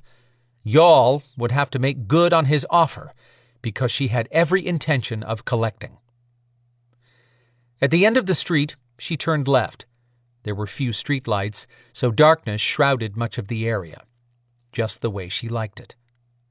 Without access to night stalkers, she had to get to the dark net that might have information on Kazira's burial. That meant finding a device with internet capabilities. A mobile phone would work, but she hated a thief, so stealing one was out. Once she reached the main roads, she might be able to convince some sympathetic soul to loan her their phone. She'd give them a down-on-her-luck story, which wouldn't take much effort. 2 more streets down, she looked back to the right. No buzzing. Maybe she could zip up this street to the main road and get out of this neighborhood. This area reminded her of Midtown. If it was, she'd head for somewhere like the Flying Biscuit near Piedmont Park. That had been one of her favorite places to eat. Nice people. Someone would help her out. Halfway up the street, she picked up that buzzing sound again. Energy in her chest revved up. This time she anticipated a demon. But where was it? What was this place? Preternatural Central? Well, hello. Atlanta was the headquarters for Viper and the Beladors in North America. She moved to stand by another tree. Not that it kept her out of sight last time, but at least she had something at her back. Now that she knew to watch for something to emerge from the buzzing, she grasped the medallion where it dangled from the leather cord tied around her neck. The minute she concentrated on the humming sound, she could see the air wobble and undulate. Like looking through wavy glass, she could see through to the other side, just not clearly. Barking cranked up again at a house on her right. A movement close by pulled Reese's gaze to a woman who hurried out of her house with an umbrella in one hand and the leash to a big lumbering mutt in the other. She missed Gibbons. That goofy dog would love all this rain. The odd vibrating noise got louder and seemed to rise above her head. Was it spreading? Reese waited, gauging when the cloud of buzzing would reach the woman. Was another demon hidden in it? She tightened her grip on the medallion and called up a shield to prevent a demon from sensing her power, which would work great until she needed her hands free to defend herself. But if she could avoid a battle, all the better. Shouting broke out in the middle of the street, but no one was there. The woman with the umbrella turned toward the noise. Then she was sucked off her feet and yanked by some invisible tether to the middle of the street, where she vanished. The umbrella fell to the ground. Her dog went crazy, barking at the street. Reese sighed. She dropped her shield. If a demon had the woman, Reese couldn't stand by and allow that death. A demon appeared out of the air just like the last one and fell backwards from where the strange vibrating noise had parked in the street. All at once, the buzzing quieted, and 4 men appeared. They were holding the woman and looking up as if they'd been caught with their pants down. The demon was on his feet. Red eyes glowed in Reese's direction. I could have stayed in San Diego if I wanted to fight demons all night. She gripped the medallion, ready to put it to use again. Chapter 6. Quinn made a mad dash through another midtown street, hunting for Evol. A dark figure at the other end cut a path through the rain, heading straight for him. Whoever it was had already spotted Quinn, so he kept moving forward, ready to battle. This part of the city had a substantial Belador population of warriors Quinn could normally call out at a moment's notice, but he would not put any more of his people in danger tonight. Dull light from a street lamp outlined the hulking shape walking with a determined stride. He toted a weapon that had been built to destroy non-humans. Quinn stopped. "What are you doing here, Isaac?" The Black Ops soldier flipped up his monocular, leaving only the whites of his eyes showing in a face covered with black camo paint. "We got a report of trouble in this area. Turned out to be a break-in, nothing paranormal." Quinn had no time to waste debating on what to do about Isaac. Evol had a point. No argument would deter this man. Instead, Quinn said, "Evol encountered a strange energy. She was east of us, 4 streets away. I lost telepathic contact with her. I've been running every street on my way there to avoid missing her if she's headed this way." "Let's go." Isaac returned to his side, waiting. Hello, clusterfuck. Quinn didn't care. Isaac could join him if he could keep up. Quinn took off, hearing a string of Isaac's curses in his wake. Heavy-footed splashing followed, surprising Quinn at just how fast Isaac could move that much body mass. Quinn sent a telepathic message to Trey, telling him what was going on, and finished with, "Let me know if anyone else gets eyes on Evol or Devon." "Will do." Then Trey added, "Adriana and Casper should be intercepting you, Evol, or both of you pretty soon. I'll keep you posted." Taking a hard right into a neighborhood where Evol should be, Quinn searched the darkness for any sign of her. A movement at the end of the dark street caught his eye. He ran toward it to find Devon struggling to get up. Hoisting Devon to his feet none too gently, Quinn growled, "What happened to you? Where's Evol?" Devon shook his head, spraying water like a wet dog, and stepped back from Quinn. He lifted a hand. "Give me a minute to shut up Trey so I can talk to you." "We don't have a minute," Quinn shouted. "Tell Trey you're with me and start talking." Devon wiped water off his face. "I was following an energy field." "Was it buzzing?"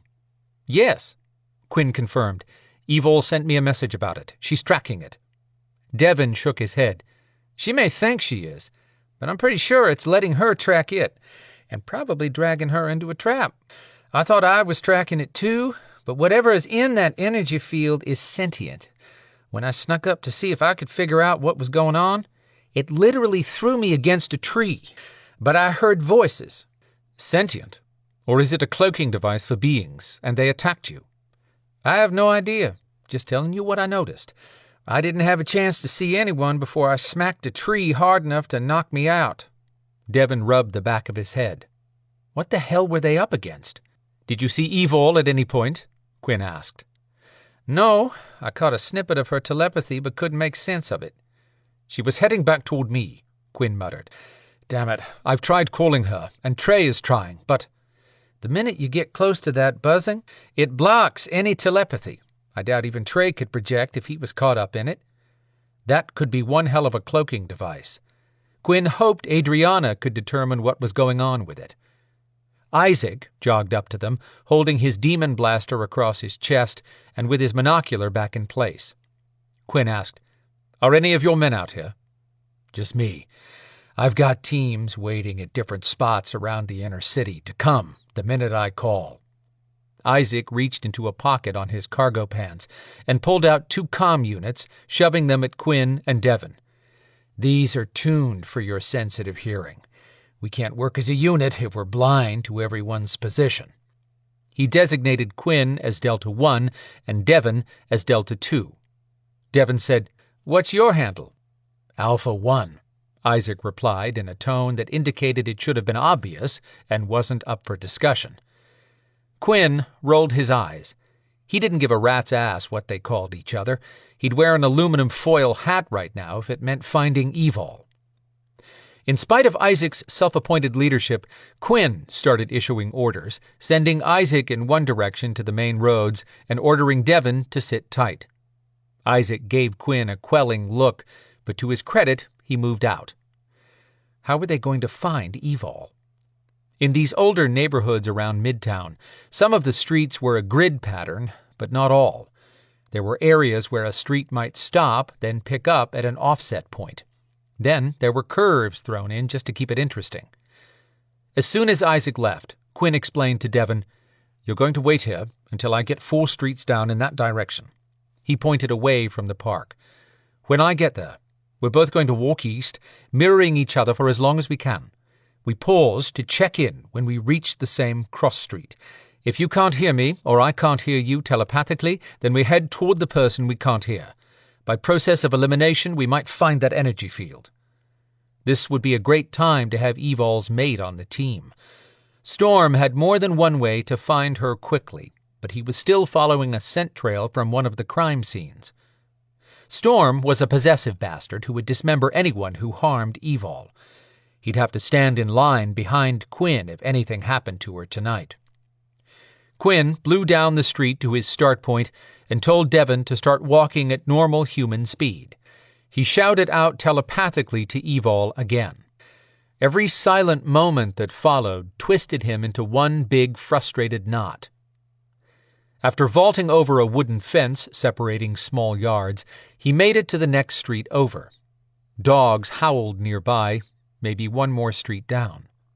He could take off at super speed again, but he feared missing sight of Evol by moving too quickly if she was trying to slip through the shadows. He headed toward the chorus of dog howls, which took him deeper into the neighborhood. Isaac's sharp voice shot into Quinn's ear. He yanked out the comm and could still hear him. Apparently Isaac wasn't quite up to speed on just how sensitive a Belador's hearing could be. "I'm at the end of the park near Monroe. I'm heading back." Devon replied with, "Copy that."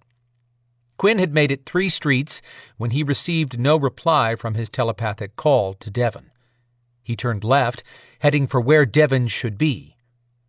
A figure that matched Evol's size and movements rushed across the street 2 blocks ahead. Got her. Relief shook the lead out of his feet, and he shot forward, only to see her vanish again. Damn it! He shouted telepathically. Evil! Evil! When he closed in on where he thought she'd been, a man in black coveralls appeared 100 feet away in the middle of the street as if he'd just teleported in, except that he was falling backwards.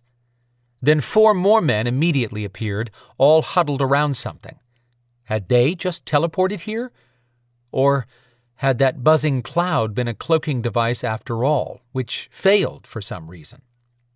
Between Quinn and those men, yet another person entered the mix, but this one had stepped from behind a tree. A woman. She was average size and had a head of curly, light brown hair. Evol's voice shouted in Quinn's head, telling him the street she was on where men were appearing and for him to meet her. I hear you, Evol. I see the men, but not you. You'll see me. I'm on my way to kick some butt, and then we'll interrogate them. Everything happened at the same moment. The guy in the black coveralls jumped up, red eyes glowing. Bloody hell, a demon. The woman from behind the tree headed for the demon and certain death. The demon charged her. Quinn rushed to close the distance behind her and shouted, "Get down!" She swung around, wide-eyed, and dropped as he hit the demon with heavy kinetic power. That strike sent the demon flying into the 4 men, breaking up the pile better than a bowling strike. One of the men grabbed a woman who had evidently been what they'd huddled around, slung her over his shoulder, and took off running toward Piedmont Park. Ignoring the human bystander on the ground, whom Quinn would deal with once the threat was handled, he kept moving forward with his hands out, using his power to pin the demon to the wet pavement. The woman he'd just saved cursed a blue streak and raced past Quinn in the direction of the guy carrying the other woman. Definitely nuts, but Devon should intercept her since he was on the park end of the street. The incessant rain had increased to a downpour now, harder than it had been all day. There was Evol on the opposite side of this bunch from Quinn, and now battling 2 men. But where was the last of their foursome? Those 2 ganged up on her to lift her, both using kinetics to toss her over their heads at Quinn. He had no choice but to release the demon. Quinn angled his power up to catch Evol, who was flipping head over bottom through the air. She'd probably land like a damn cat, but he couldn't risk that she'd hit on her head and crack it like an egg. He slowed her descent. She turned at the last minute, hitting feet first. She called out, "Thanks." They both turned to find the demon and the 3 men gone. Devon was shaking his head, walking toward them. "I tried to stop the guy carrying a woman, but he and a buddy ganged up on me. I can't believe the power they hit me with." Quinn asked, "Did you see another woman running behind them?" Devon shook his head. "Sorry. Guess it's getting hit twice in a short time. I was addled for a bit." Evol stomped the ground. "How are they using that much kinetic power against us? I know others have kinetic ability, but I can't think of another group that fights like we do. That was crazy." Quinn had many short words to describe it, but crazy would work for now. "Are you okay, Evol?" "I'm good." She straightened her cockeyed sunglasses and slapped her head. "I heard voices before those men started appearing out of thin air." Isaac's voice blasted through Quinn's comset again. "I hear screaming coming from Piedmont Park." Then Isaac gave Quinn his location and asked, "Where are you?" Quinn paused and caught the sound. He acknowledged, "I hear it too. We're closer than you and going to the park now." He tore away through a wall of rain. "Me too," Evol yelled.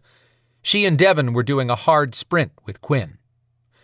When they crossed the highway, the only car in sight was too far away for the headlights to touch them. Adriana and Casper were coming in from the left. Quinn gave hand signals, everyone keeping quiet as they slowed to a fast walk. For once, the miserable rain was covering their footsteps. Red eyes flashed in the dark 50 yards away. That damn demon. Quinn motioned for Evol and Devon to spread out so they could watch each other's backs. Adrianna followed suit with her and Casper teaming up.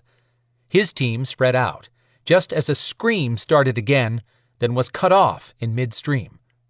Damn, had they killed one of those women? Or both?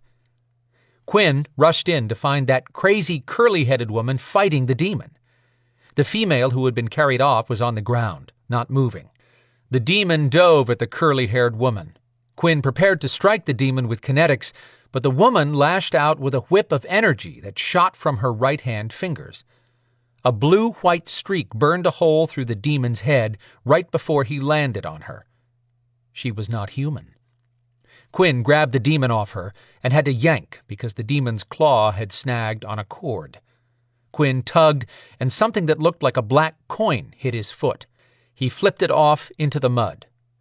In 2 steps, he ended up with a handful of gray dust as the demon decomposed. "Who are you?" Evol demanded. Quinn spun around to see if the demon-killing woman was still alive. She raked a hand over her out-of-control curls and got to her feet. She replied to Evol, "That depends." "On what?" Evol asked. "On if it's any of your business. The answer is no. It's not." Adrianna was squatted down, checking the body on the ground. She called over, "Maeve Witch, dead. Broken neck. It didn't have time to maul her." Devon and Casper walked up. Devon said, "We found nothing. I'm going to keep scouting around." Quinn gave him a curt nod of confirmation, and Devon took off. Now it was time to take this cocky woman down a notch. "You should tell us your name and what you were doing out here." She snorted a laugh. "That's not going to happen. I walked up on that woman being attacked and tried to help her. End of discussion." "Hardly." He asked, "What type of being are you?" "Wow, you're going all Barbara Walters on me. If you were a vegetable, what kind would you be?" She had powers, she was being evasive, and she had a smart mouth, not a wise combination when outnumbered by non-humans. She was also toned, as if she worked hard to be in fighting shape. No delicate flower, even if she did have heart-shaped lips and smooth skin. He grimaced. Not a description he'd share in a mission report. He gave her one more chance. "Are you registered with Viper? And before you give me lip, you should know that I'm the Meister over the North American Beladors. I can take you in and keep you there, indefinitely." Light-colored eyes, blue, locked with his. Hers narrowed. "Are you always such a surly bastard? Really, who killed your dog?" Evol glanced at him, her gaze searching his face for a reaction. Yes, he was a surly bastard, but he hadn't lost a dog. It had been a woman. He stopped short of yelling that at this crazy person, whatever she was. He had more control than that, which he showed by calmly telling her, "You'll need to come with us until we can confirm why you're in Atlanta. I'm going to warn you one time to leave me alone," she said in the cool voice of someone who knew she could back up her words. He suffered a moment of admiration for this woman who stood her ground, in spite of being surrounded by preternatural beings.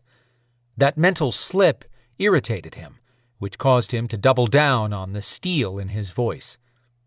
"I'll give you fair warning as well. Threaten anyone here again, and you'll regret it. We're investigating Maeve murders in this area. You're not going anywhere until I get answers." That should have put an unholy fear in her. Not even. Fury lit her gaze. She took 2 steps back. "I don't want to hurt any of you, but I'm leaving. Now. If anyone tries to stop me, I will hurt you." With that said, she extended her right hand as she patted her left hand around her open collar. Her face registered shock. Evol and Quinn reacted just as fast, pushing up a wall of kinetic power to stop her strike. In the microsecond it took for all of that to happen, Adrianna spit out 2 words, and the stranger doubled over and fell to her knees, then flat out on the ground. Casper had stood by during all of it because he had unusual gifts, but not like a Belador or Adrianna. He looked at Adrianna. "Damn, That's hot." She gave him a wry glance and one of her almost smiles. Isaac came striding up and took in everything. Quinn followed Isaac's gaze to where a white glow the size of a tennis ball spun in Adrianna's palm. That was just a tiny example of the mighty witchlock power. Evol asked, "How long will she be out?" Adrianna's mouth twisted with regret. "I'm not sure. That was something new I've been practicing with witchlock. I'm relatively sure it won't kill her, though." Evol said, "I hope not. We need to know what she knows." Based on what Evol had told Quinn about Isaac and Adrianna having a relationship, Quinn expected Adrianna to fill Isaac in, but she ignored him. Evol must have noticed. Her gaze ping-ponged between the pair. Then she told Isaac what had happened. He said, "Wish I'd been here. I could have stunned her instead." Adrianna argued, "By the time you could have done that, she would have cut you in half with the power from her little finger." "Never happen," he said in a dismissive tone. Evol walked out from between them to pull Quinn aside and whisper, "We have to talk about those men in the energy field. I heard one of them." "What did he say?" "He was trying to get the demon back in place and telling one of the others to grab the Maeve." Quinn thought back. "I didn't hear him say anything." She started to explain more, but he halted her with his hand when Devon's voice came into Quinn's mind. "I'm over by the bridge. The 4 men from the energy field are here and nothing is buzzing. We should be able to take them." "You mean Park Drive Bridge?" No water flowed beneath the bridge, only urban art donated by nameless crafters who decorated a hangout spot for teens. "That's the one," Devon confirmed. Adrenaline rushed through Quinn at the chance to get his hands on these men, but his gut warned him something was very off with all of this, that he should pull his people back and keep them safe. What would Zader have done in his shoes when Zader was Meister? His friend would have told his gut to shut the hell up and trust the skills of his people. Beladors were powerful beings who backed down from no fight, not even one against an unknown enemy that had outmaneuvered them already. Yeah, this sucked. Quinn told Devon, "Stay close, but don't engage. We're coming after them." Chapter 7. Quinn wanted everyone moving out immediately, but without alerting the prey. He explained, "Devon found the 4 men over near the bridge. Evol and Adrianna pair up. I'll leave Caspar to cuff our captive and keep an eye on her." Evol nodded. "Isaac can put his gun on stun." "That'll work." Before heading out, Quinn made one thing clear to everyone. "We need one of those men alive for any chance of uncovering who is driving all this." Everyone nodded and fell in with Quinn, who led the way. As they neared the 30-foot-tall underpass covered in graffiti, Evol and Adrianna split off to the right. They would circle wide, cross the bridge, and come in from the opposite side to cut off any escape.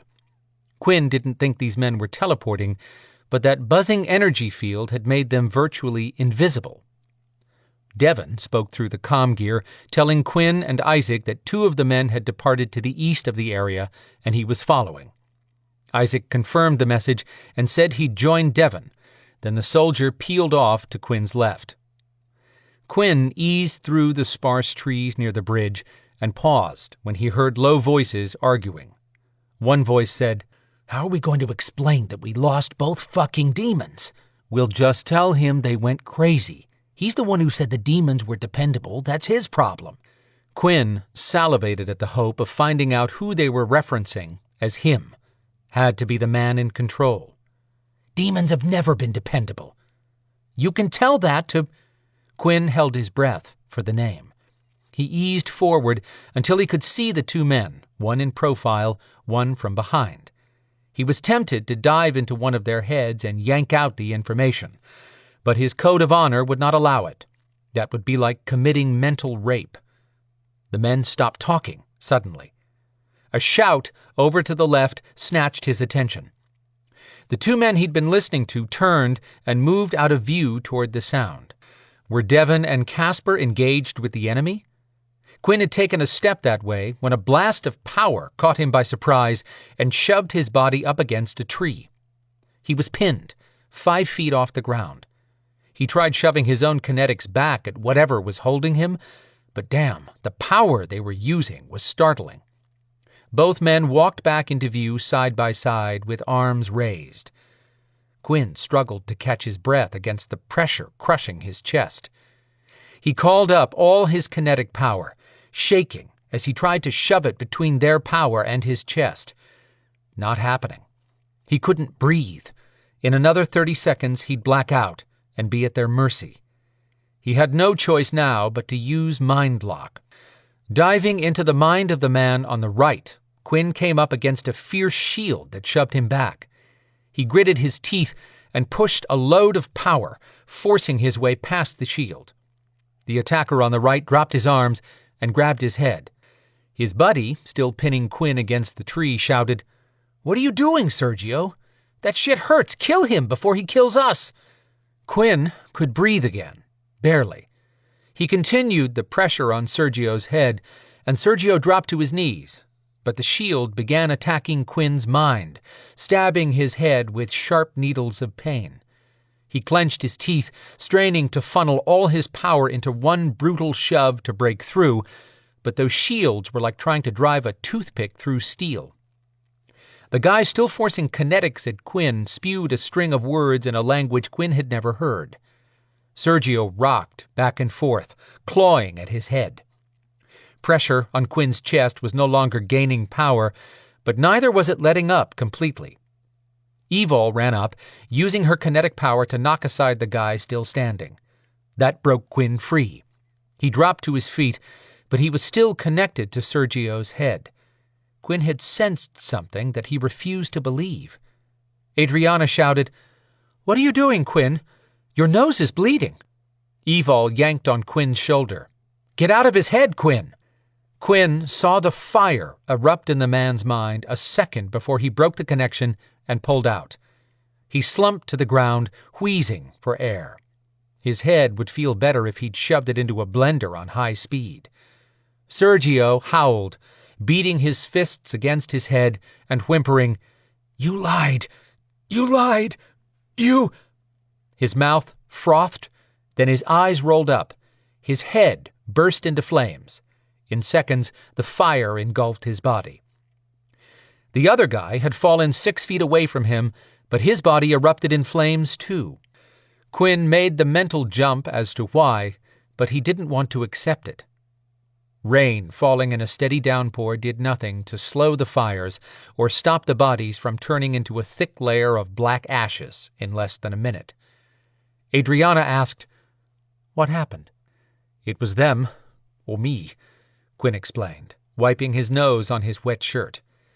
He wasn't sure if that explanation was for anyone but himself. "I used my mind lock on them, trying to break their kinetic hold on me. I couldn't get through their shields. The best I can guess, the attempted breach of their mental shields set off an involuntary, suicidal reaction." Evol watched him, but she didn't call him out by asking how he'd been in both minds. He'd never entered 2 minds at one time, and frankly doubted he could, but he was not admitting what he'd just discovered. Not yet. Adriana mused, "That's an incredible spell, if it has the power to destroy them if their minds are breached. Do you want to hunt down the other 2, or start on cleanup?" "Let's clean this up. Devon and Isaac went after the other 2, but I'll call them back in." Quinn spoke softly into his comm unit, telling the men they needed to fall back and regroup. He directed them to join Casper, who was guarding their only witness from tonight. Devon confirmed. Adriana lifted her hands over the first blackened spot. "Do you have any use for the ashes? I know you don't do necromancy, and I would not ask that of you, but do you have any contacts who could simply give us a read of what type of beings these men were?" "No one I'm speaking to." "Understood, and I would never ask that of you either." "Thank you." Adriana spoke over each body. As she did, the black ash swirled, then vanished into the air.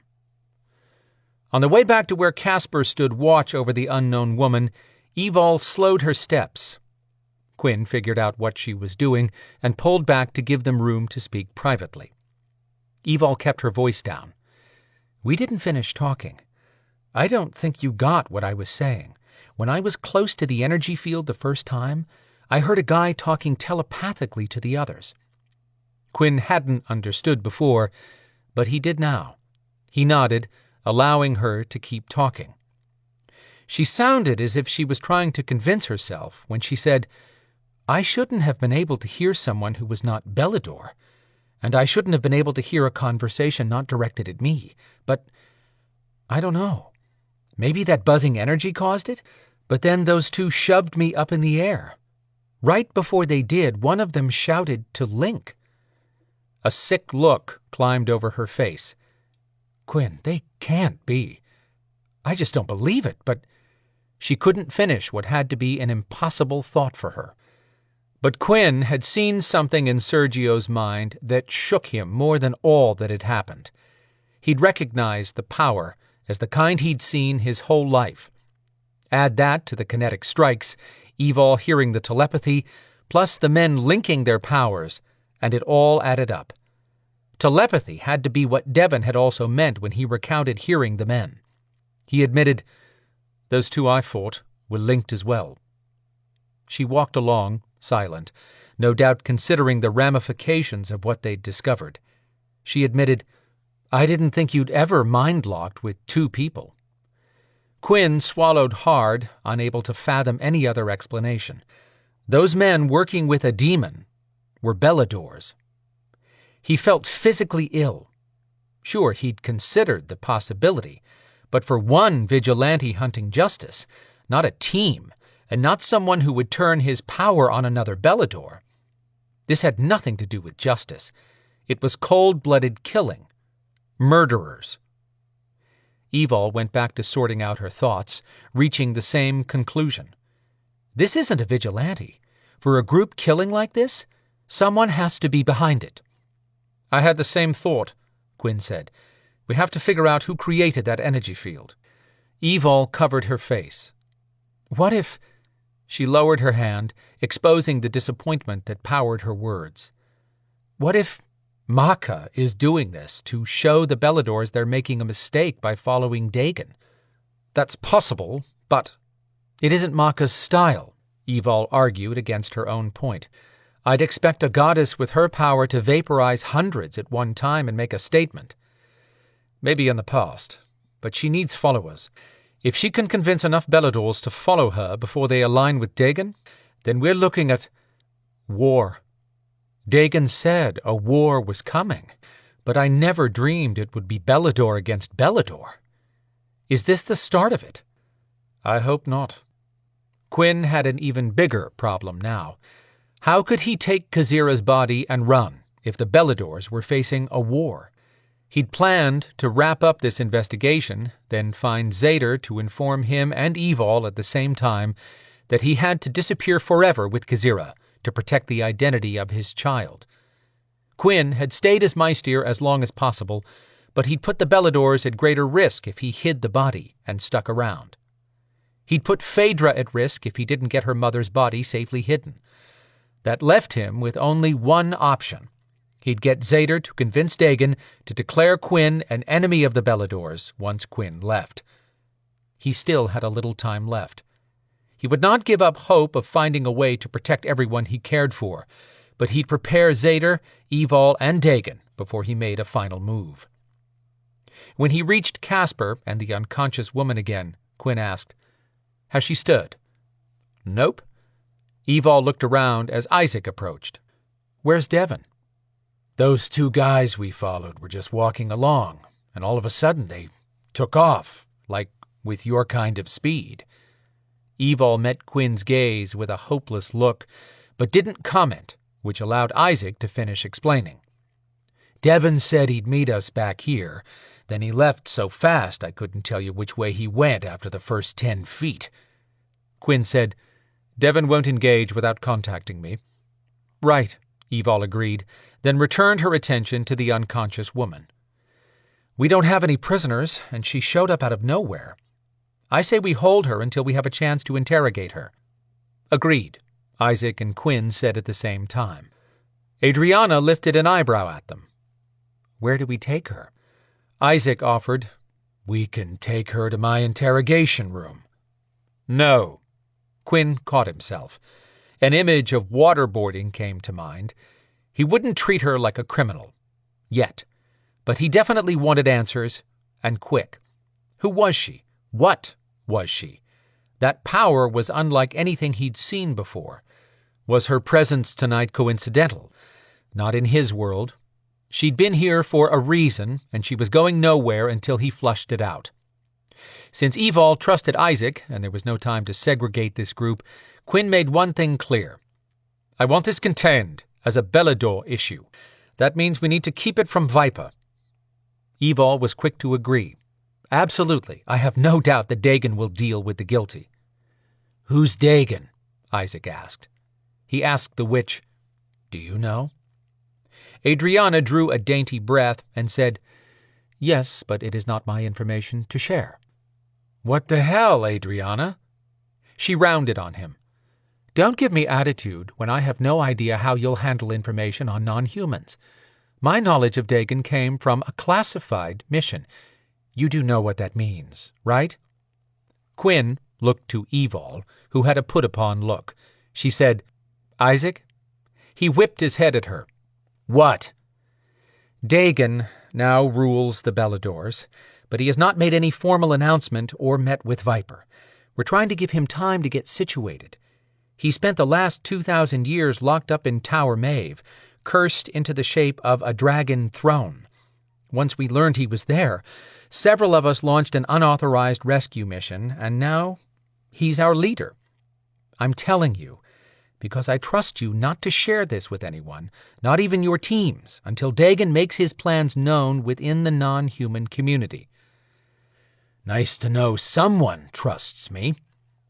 Adriana sniffed at his comment, trying to look annoyed, but Quinn thought he saw hurt before she covered it with her usual in-control mask. Casper said, I only know about it because Quinn asked me to join you tonight, and he explained this was an off-the-books mission. But I get it. If Viper gets involved, the Beladors will be suspected of every infraction against the Maeve. Isaac said, I thought that was SOP for these two groups. It is, Evol replied. The difference is that instead of leaving policing our group to us, Viper might take it another step and drag Beladors into tribunals where determining guilt isn't as important as expedient judgment. As an example, if a deity asked a Belador whether they'd ever wanted to harm or kill a Maeve and he or she said yes, that could prove guilt, even if they had committed no crime. Damn. Exactly. Quinn's gaze went to the woman on the ground. She'd curled up, soaked to the bone, and had started shivering. It wasn't cold out here. Was she having a reaction to the witchlock power? Great. Now he was feeling guilty about someone who had threatened to attack them. He was ready to get moving. Can we take her to your place, Evol? It's close. She gave the woman a quick perusal. Sure, she's contained. Isaac shrugged. That works for me. Quinn hadn't said the soldier could join them, but Isaac was now part of this. Devon came running up to them, face flushed and eyes hinting that he had something important to say.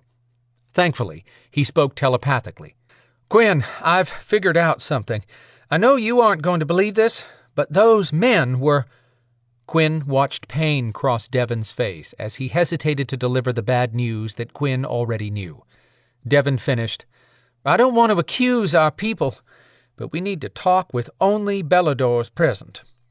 Quinn told him, Evol and I have come to the same conclusion I believe you have reached.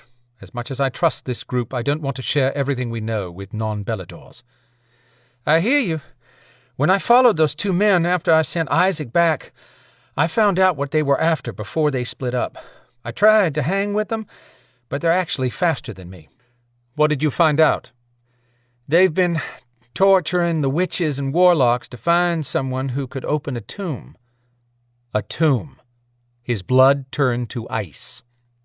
Quinn felt his blood pressure bottom out, which had to be why Evol gave him a worried look. Her empathic gift might not match Storm's, but it was clearly functioning. Quinn forced his brain to override his emotions. He had to act, not react. It couldn't be. Queen Maeve wouldn't have been killing her own people to get to Kazira's body, would she? Why do that, when she knew where Quinn had buried the body and expected to receive it in less than 2 days? Plus, she had the power to compel her own people. Why would she kill them to get what she wanted? That made no sense. But hell, he had no idea what she'd do. Quinn ran back over what Devon had said. They weren't just looking to open that tomb. The person employing those demons was also generating enough power to create that force field and make those warriors self-destruct against their will. They wanted Kazira's body. Meeting Evol's questioning gaze, Quinn asked, "Can you clean this up without me and get that woman to your place?"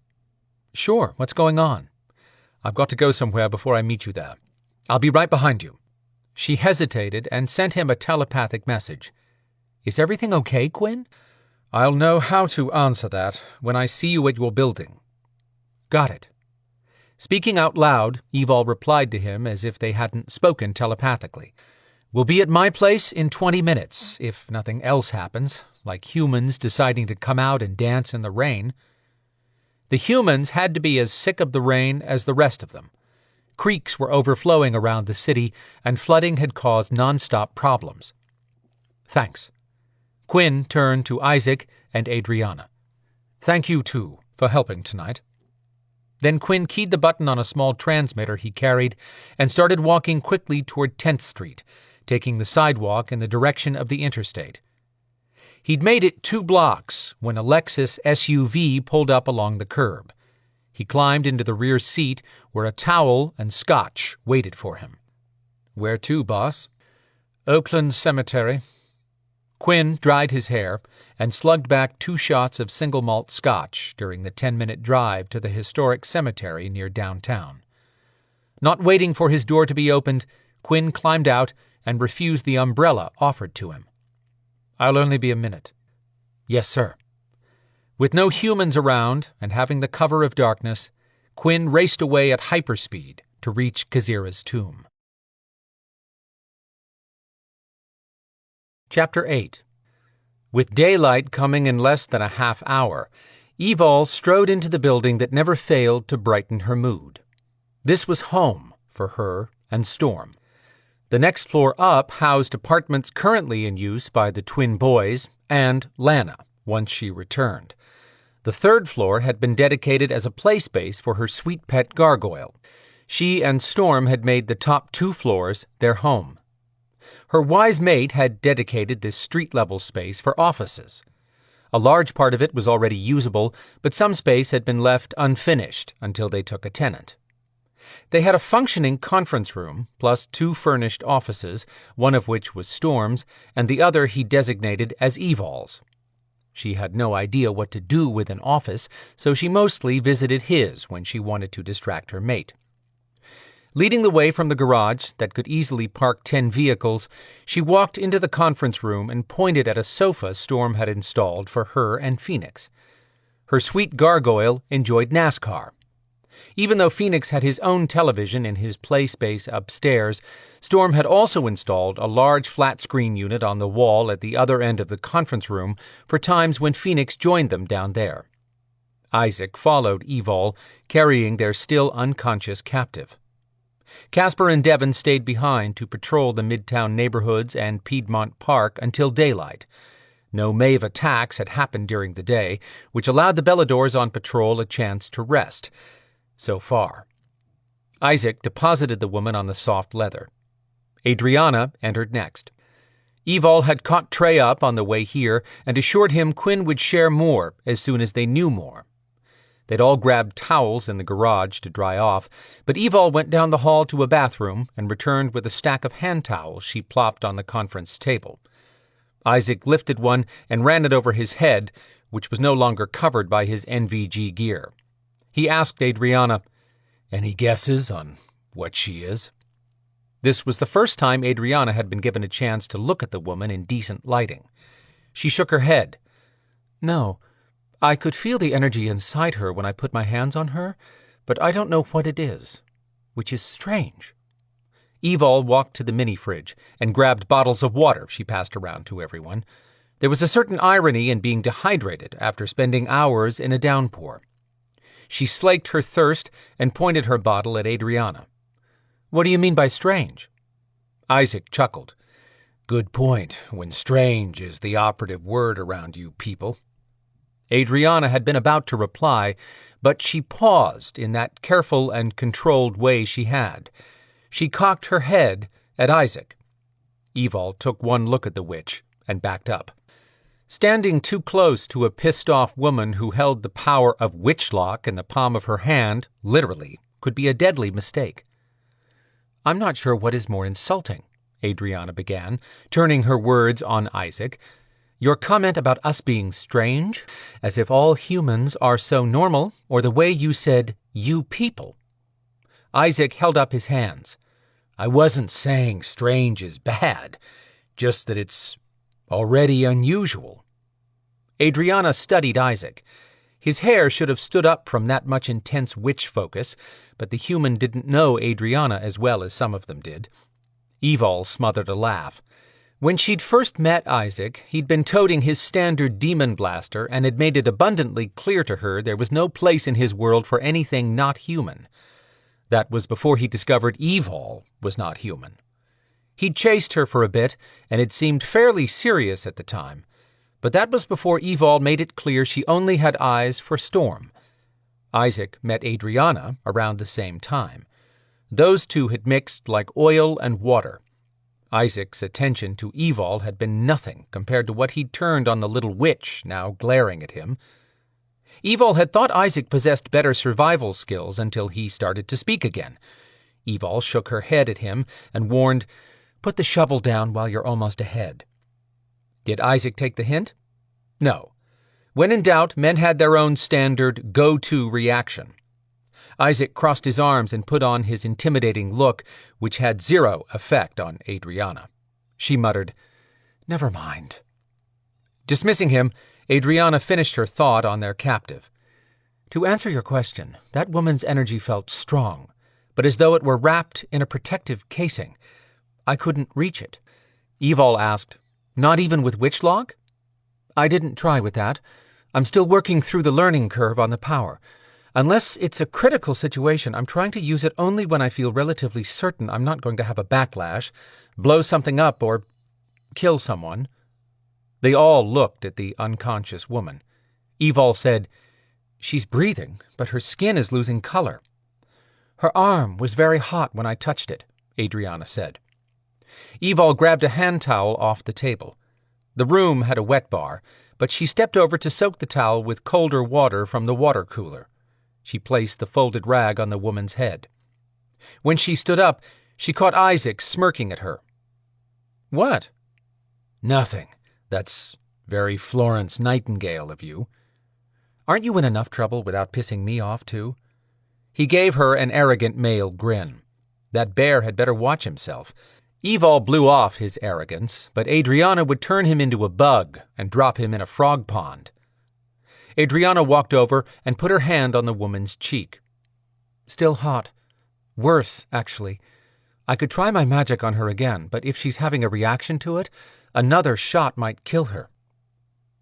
Reese stayed perfectly still, keeping her eyes closed and her breathing shallow, as if she was still out cold. She wished she were. Jarl had said the medallion could heal her. He'd failed to say the pendant would take its time doing so. Evidently, it hadn't healed all of her Jotnar wounds, and the flush of having her power back had masked a gash in her side that had decided to continue bleeding. And the Jotnar poison was still running through her body. Who were these people? Why were they acting concerned after that witch had tried to kill her at Piedmont Park? Reese had finally figured out her location after chasing down the guy, a Belador it seemed, with the female Maeve.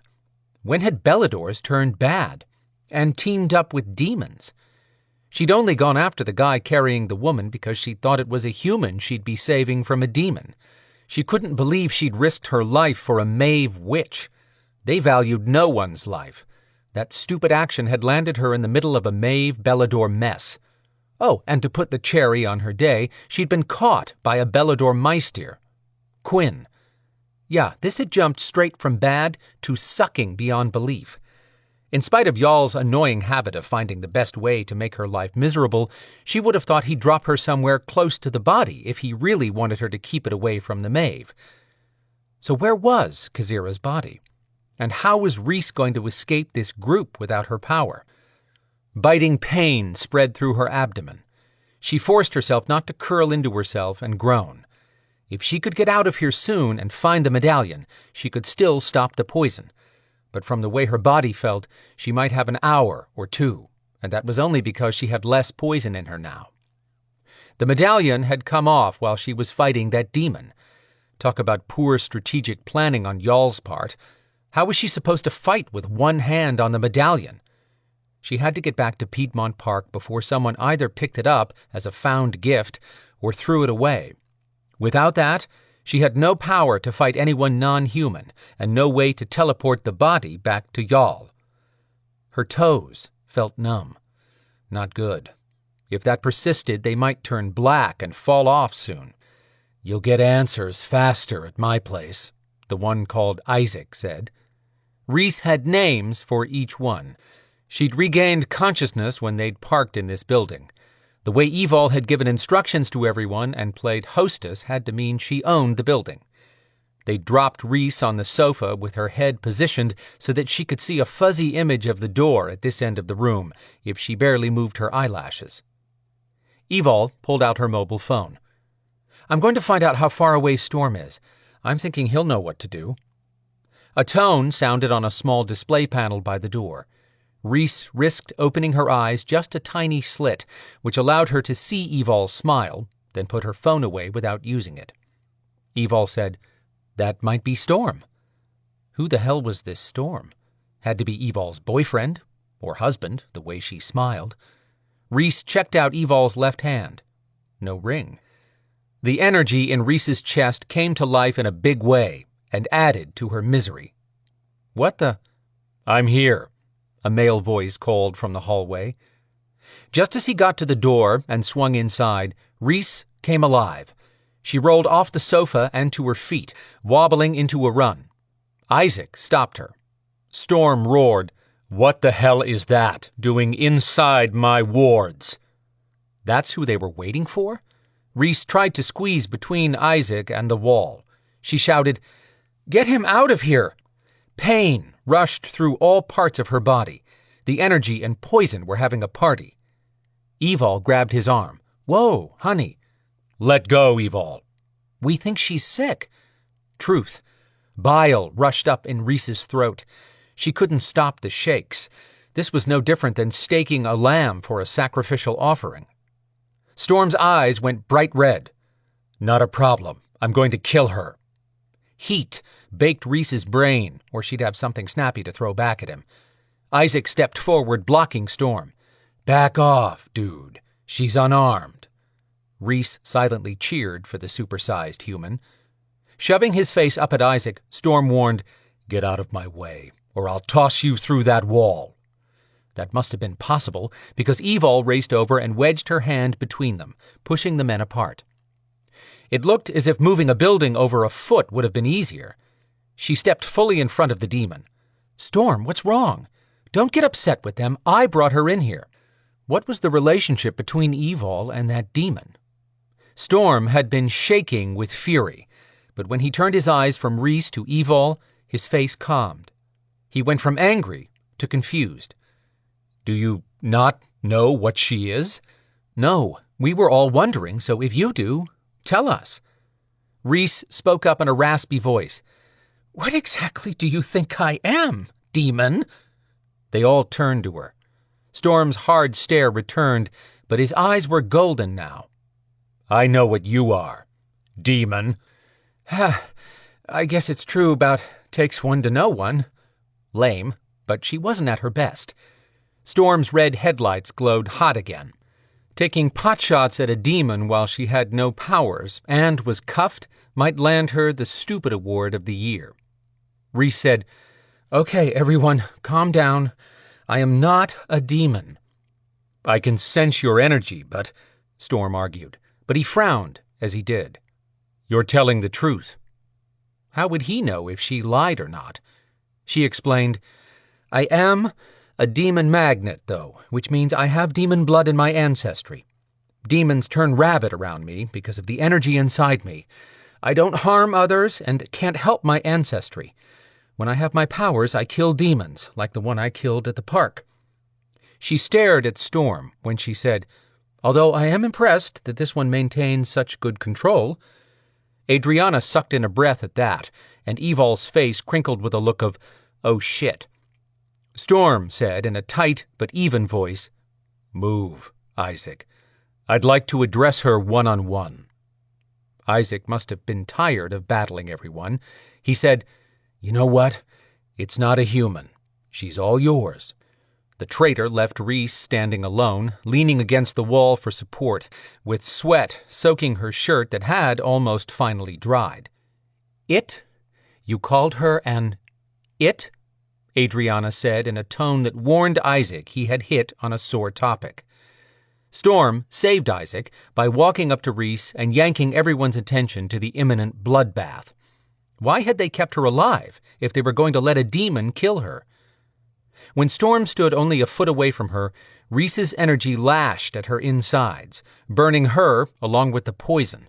She'd never spent this much time so close to a demon. Not, and both of them still be alive. Her knees banged together from her body weakening, and she hated it. Hated to ever feel vulnerable. But she was not backing down. What are you waiting for? She taunted him.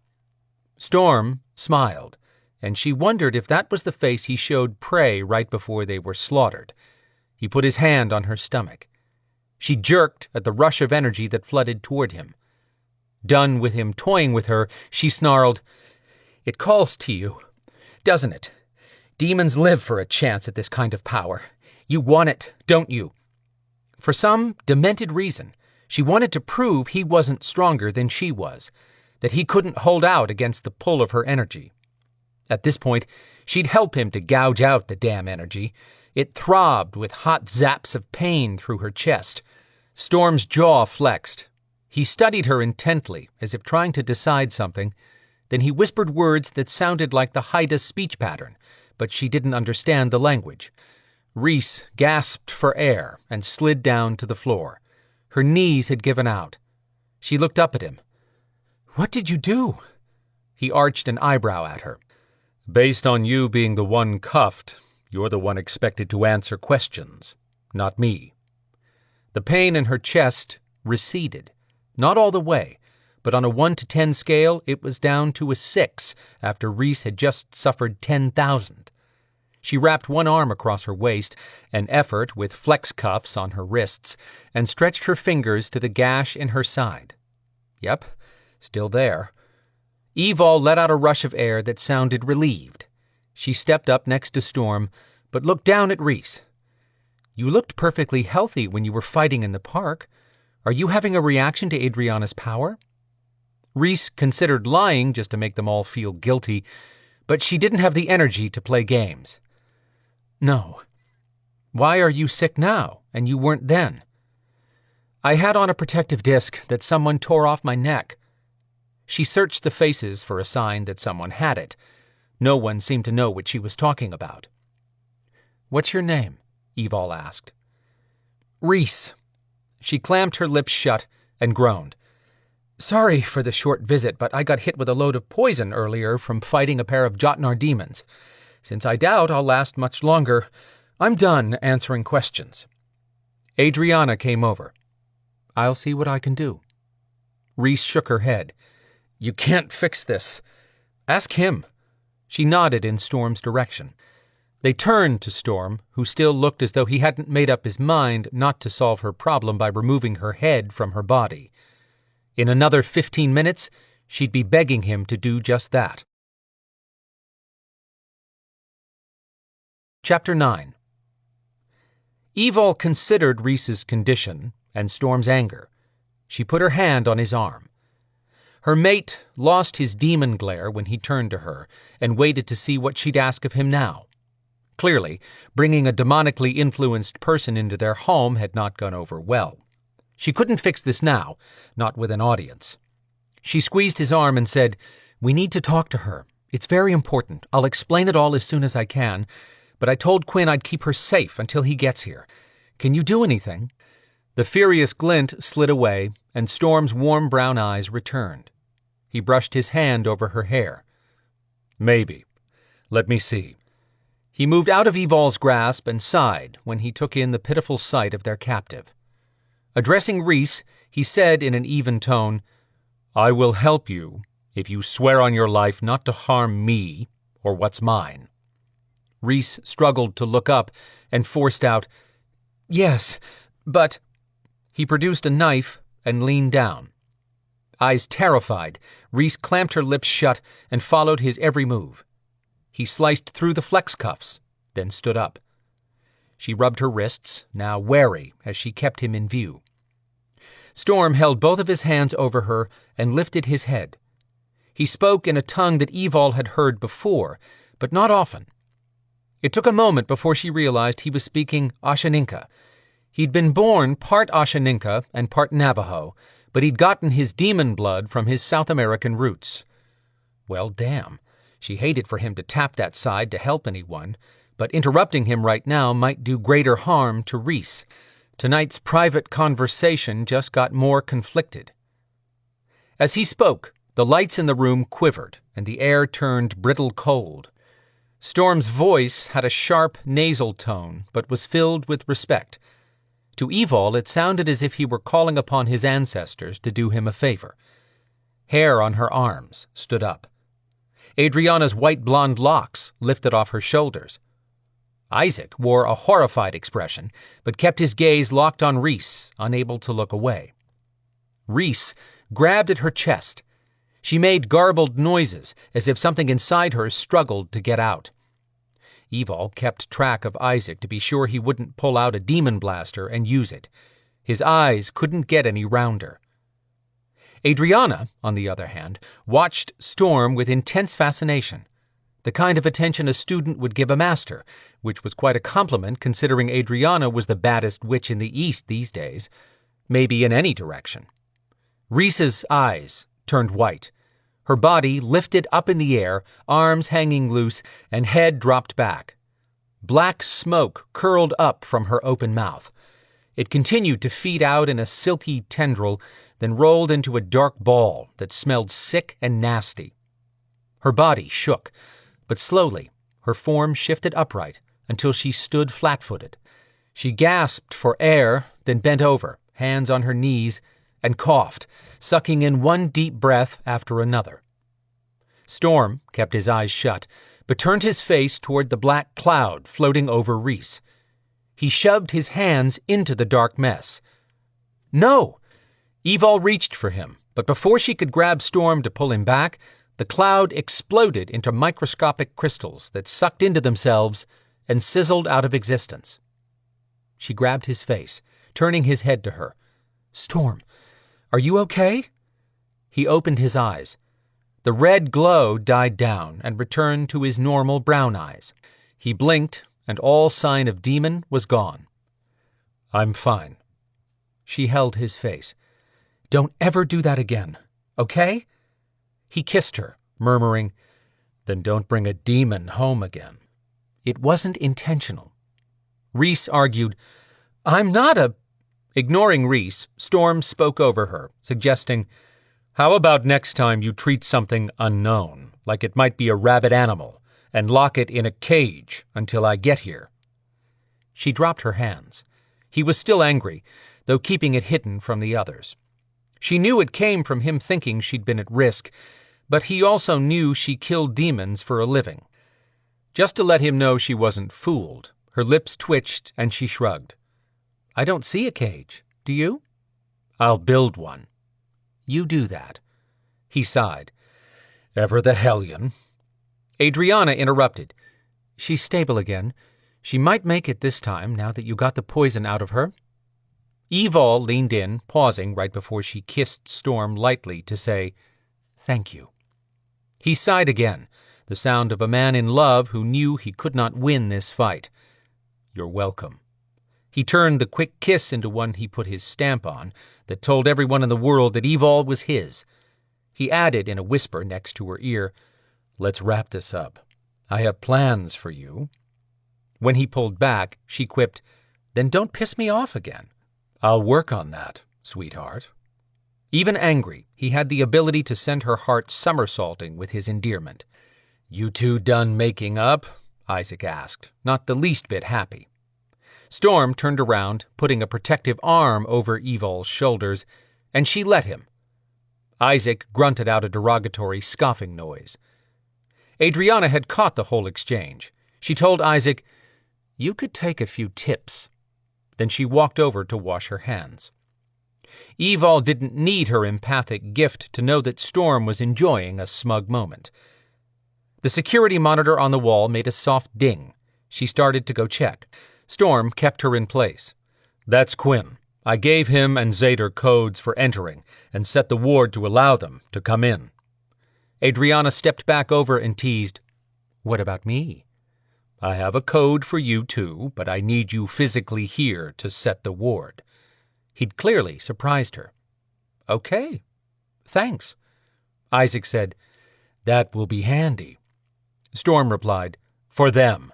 You, on the other hand, can only come inside when invited."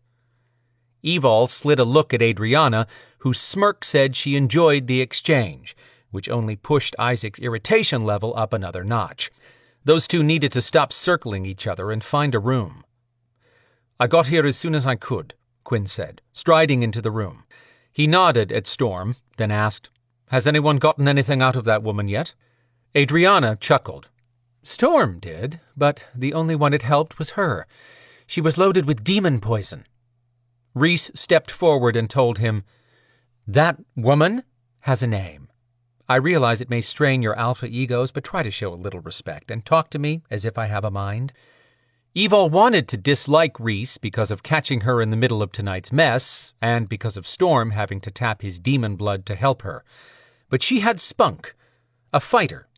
Evol certainly couldn't disparage the woman for having mixed blood. She knew well enough how it felt to be shunned because of prejudice. Of all the people in the room, Evol might be the only one who saw beneath the woman's bravado, to the fear. Storm's empathic side had to be alerted, but he may have been too pissed off at first to sense Reese fully.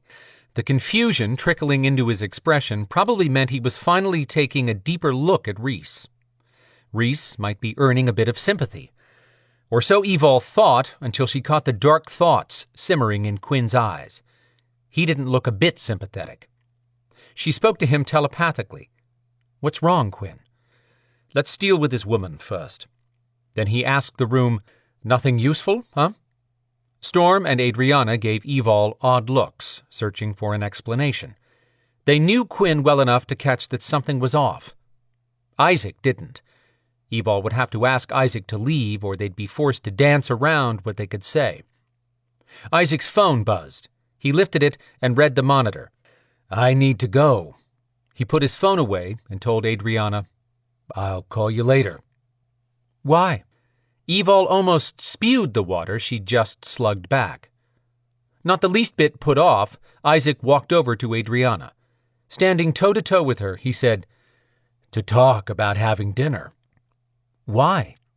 Storm watched with amusement lighting his gaze. Quinn seemed close to snapping at everyone, but Evol had enlightened Quinn about these two. Quinn liked Adrianna, which was probably why he allowed the witch a moment. Sounding perturbed now, Isaac stared down at Adrianna. "Because I want to share a meal with you. Why is that difficult to understand?" She gave him a dainty shrug. "I'm a strange person. Not even a person. I'm a non-human, based on the definition you use. So why would you want to have dinner with such a being?" She paused and added with emphasis, "An it." Isaac muttered under his breath. Evol caught something about a woman turning him into a lunatic. Storm hugged Evol. He might not like Isaac, but she caught a touch of sympathy rolling off Storm. Storm had gone through a lot to win Evol's trust. She figured he could empathize, even with Isaac, when a woman was making a man crazy. Leaning down, Isaac said, "I'll call. You'll answer. We'll discuss this later." Then he picked her up, kissed her hard, dropped her back down, and walked out. It took Adrianna a second to realize what he'd done and yelled, "Hold your breath, waiting on that." His booming laughter answered her. Quinn started rubbing his head. Evol took pity on him. She asked Storm, "Did you get your bar stocked?" "It's our bar, and the answer is yes." He started for the bar built into the wall. "2 fingers of boodles, Quinn?" "Absolutely." "Tea for you, Adrianna?" "I can get it. I found it earlier when I opened the wrong cabinet." "What do you want, Rhys?" Evol arched an eyebrow at the woman, warning her she had few friends in this room. In other words, don't mouth off at a potential ally. Rhys must have taken the hint because she politely requested a soft drink. Once they all had something in hand and had pulled chairs into a half circle to face Rhys, Quinn asked Storm, "What can you tell me first?" "She has demonic energy." Rhys gave him a frown, then told Quinn, "I clarified that I'm not a demon, but a demon magnet. Big difference." Quinn looked to Storm with a question in his gaze. Storm held his hands out. "She's telling the truth." Rhys scoffed. "You keep saying things like that. What are you, a human lie detector?" No one said a word, waiting for Storm. He smiled at her and said, "That's exactly what I am." Then he told Quinn, "Next question." Evol said, "I didn't even think to explain about Storm and lying." Quinn said, "Why should you? It doesn't matter, if she plans to tell the truth." Rhys's gaze jumped from person to person until she finally accepted what he'd told her, looking more worried than she had when she'd obviously thought Storm was going to drain her, kill her, or both. Chapter 10. A human lie detector? Screw me. Rhys had no idea such a thing existed. Considering she was sitting in a room with Beladors, a demon guy, and a witch, she shouldn't be overly surprised. Not just Beladors. No, she'd opened door number 3 and had gotten their leader for this part of the world. That Quinn had a dark attitude. If he didn't look ready to fight the world at any moment, she'd call him attractive. Nothing fit with him. He had a British accent, but a face that reminded her of the Russian ancestors in her screwed-up bloodline. Quinn would be the hardest puzzle in the room to crack. None of these people were making sense to her. The witch had knocked her out, then had been willing to heal her. The human guy, Isaac, hadn't turned his scary weapon they called a demon blaster on her. Evol had been cautious around her, but Rhys picked up positive vibes from the young woman. The oddest thing to accept?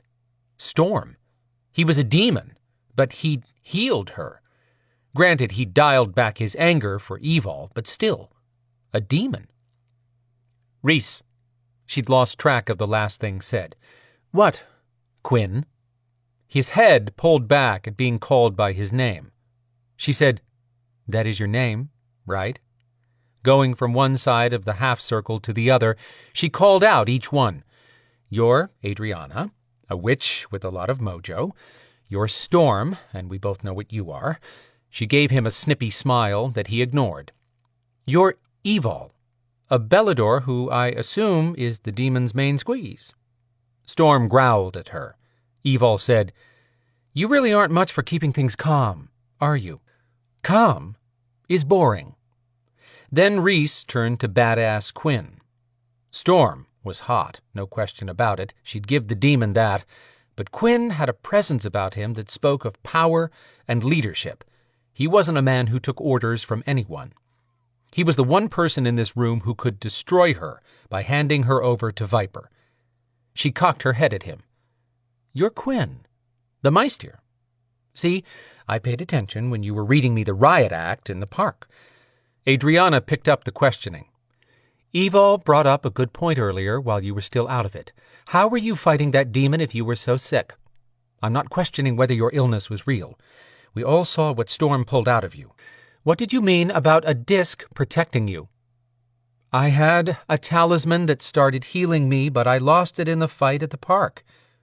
What kind of talisman? Evol asked. A black medallion that looks like an oversized silver dollar. Do you need that to use your powers? What was the point in trying to lie in front of Storm? Rhys said, yes. She took in their faces. Quinn hadn't been here last time.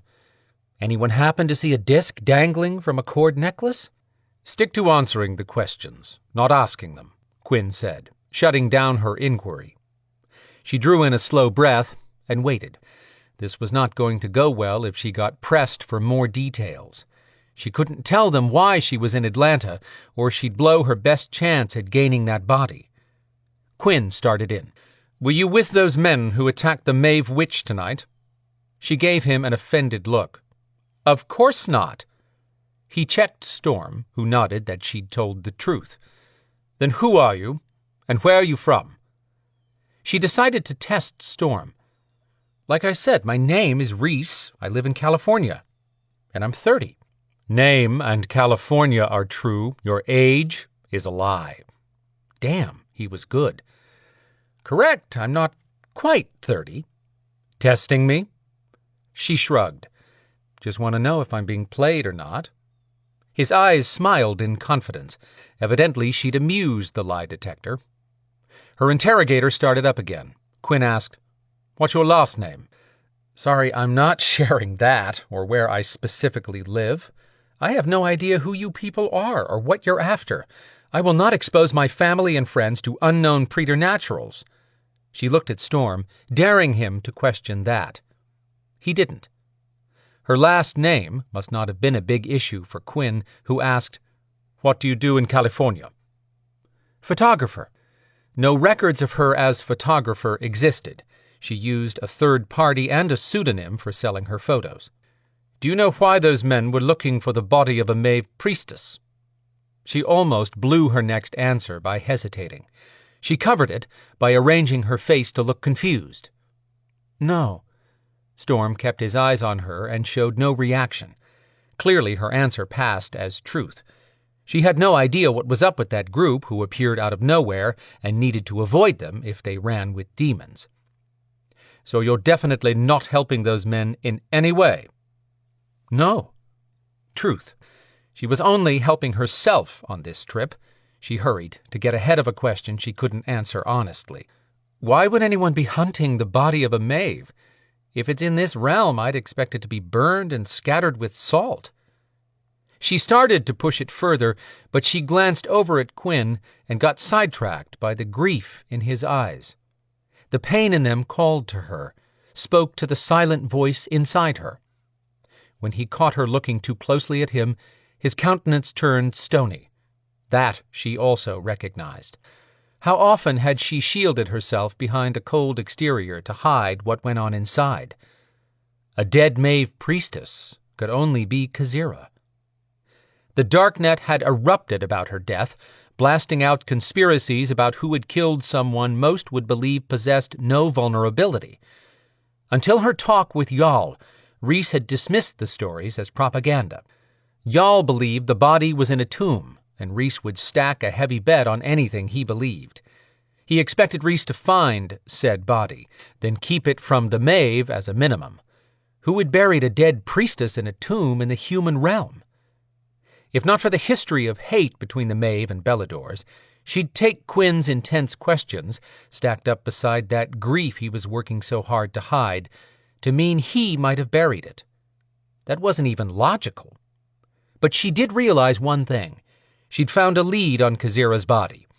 It burned her to admit it, but maybe Jarl's timing and location for where he dumped her hadn't been so off after all. With the demon poison out of her system, Rhys was back in business. She settled into the sofa, prepared to hang in here long enough to find out where Kazira had been buried. Then she'd escape. Quinn went and ruined her good mood. Are you aligned with Viper, Rhys? Before you answer that, let me remind you that besides Storm's ability to call you on a lie, I am in direct contact with them daily. No, I'm only visiting. I know Viper requires anyone who stays longer than 3 days to register with them. I'll be gone before that. Hopefully. What are you doing in Atlanta? There it was, the question that would hang her. She hedged. I'm here doing a favor for someone. That's not good enough, Quinn countered. Things were about to get real. Out of the blue, Quinn lifted his finger in a signal to hold everything for a minute as he stared into nothing. If Rhys had to make an educated guess based on what she knew about Beladors, she'd say he was having a telepathic communication. When his eyes focused again, he said to the other 3, Zeta says a meeting has been called. We need to go now. Saved by the bell, so to speak. Rhys said, If that's the case, I need to get going myself. She'd leave, then double back to watch for someone out of this group to follow. Quinn stood. You aren't going anywhere. Are you kidding me? Rhys jumped to her feet. I was minding my own business and got sucked into your fight. I saved lives by killing that demon. I have a personal reason for being here. She eyed Storm quickly, but that was as much the truth as anything else. He didn't seem 100% sure about what she'd said, but neither did he throw the bullshit flag on her. So why was he studying her so closely? Shoot, she'd said she had a personal reason for being here. She tilted her chin at a take-no-crap angle. As I was saying, I have a personal reason for being here. To tell you more would be to break a confidence and expose details about something that I can't share. Storm asked, Does this confidence you hold have anything to do with us? That was a tough one, but she reasoned that she didn't know how they were associated with her task and replied, I don't see any reason it would. That earned her a frown from Storm. What did that mean? Undecided again? You have no reason to hold me, she argued. Everyone looked at Quinn, who said, But we are holding you. She considered several insults and dumped them, going with, What happened to Southern hospitality? Storm pointed out, I didn't kill you. That leaves me all warm and fuzzy. Evol offered, Why don't you spend the night here and give your body a chance to finish healing? Rhys wanted to snap back at her that she had things to do, but 2 things happened. She realized that if she stayed close to these people, she might find the body even more quickly. The other reason she changed her tune? The incredulous look on Storm's face at Evol's invitation. Rhys sweetened her voice just to tweak the demon's nose. That would be so kind of you. Thank you. Adriana said, I don't think you did yourself any favors with that sappy tone, Rhys.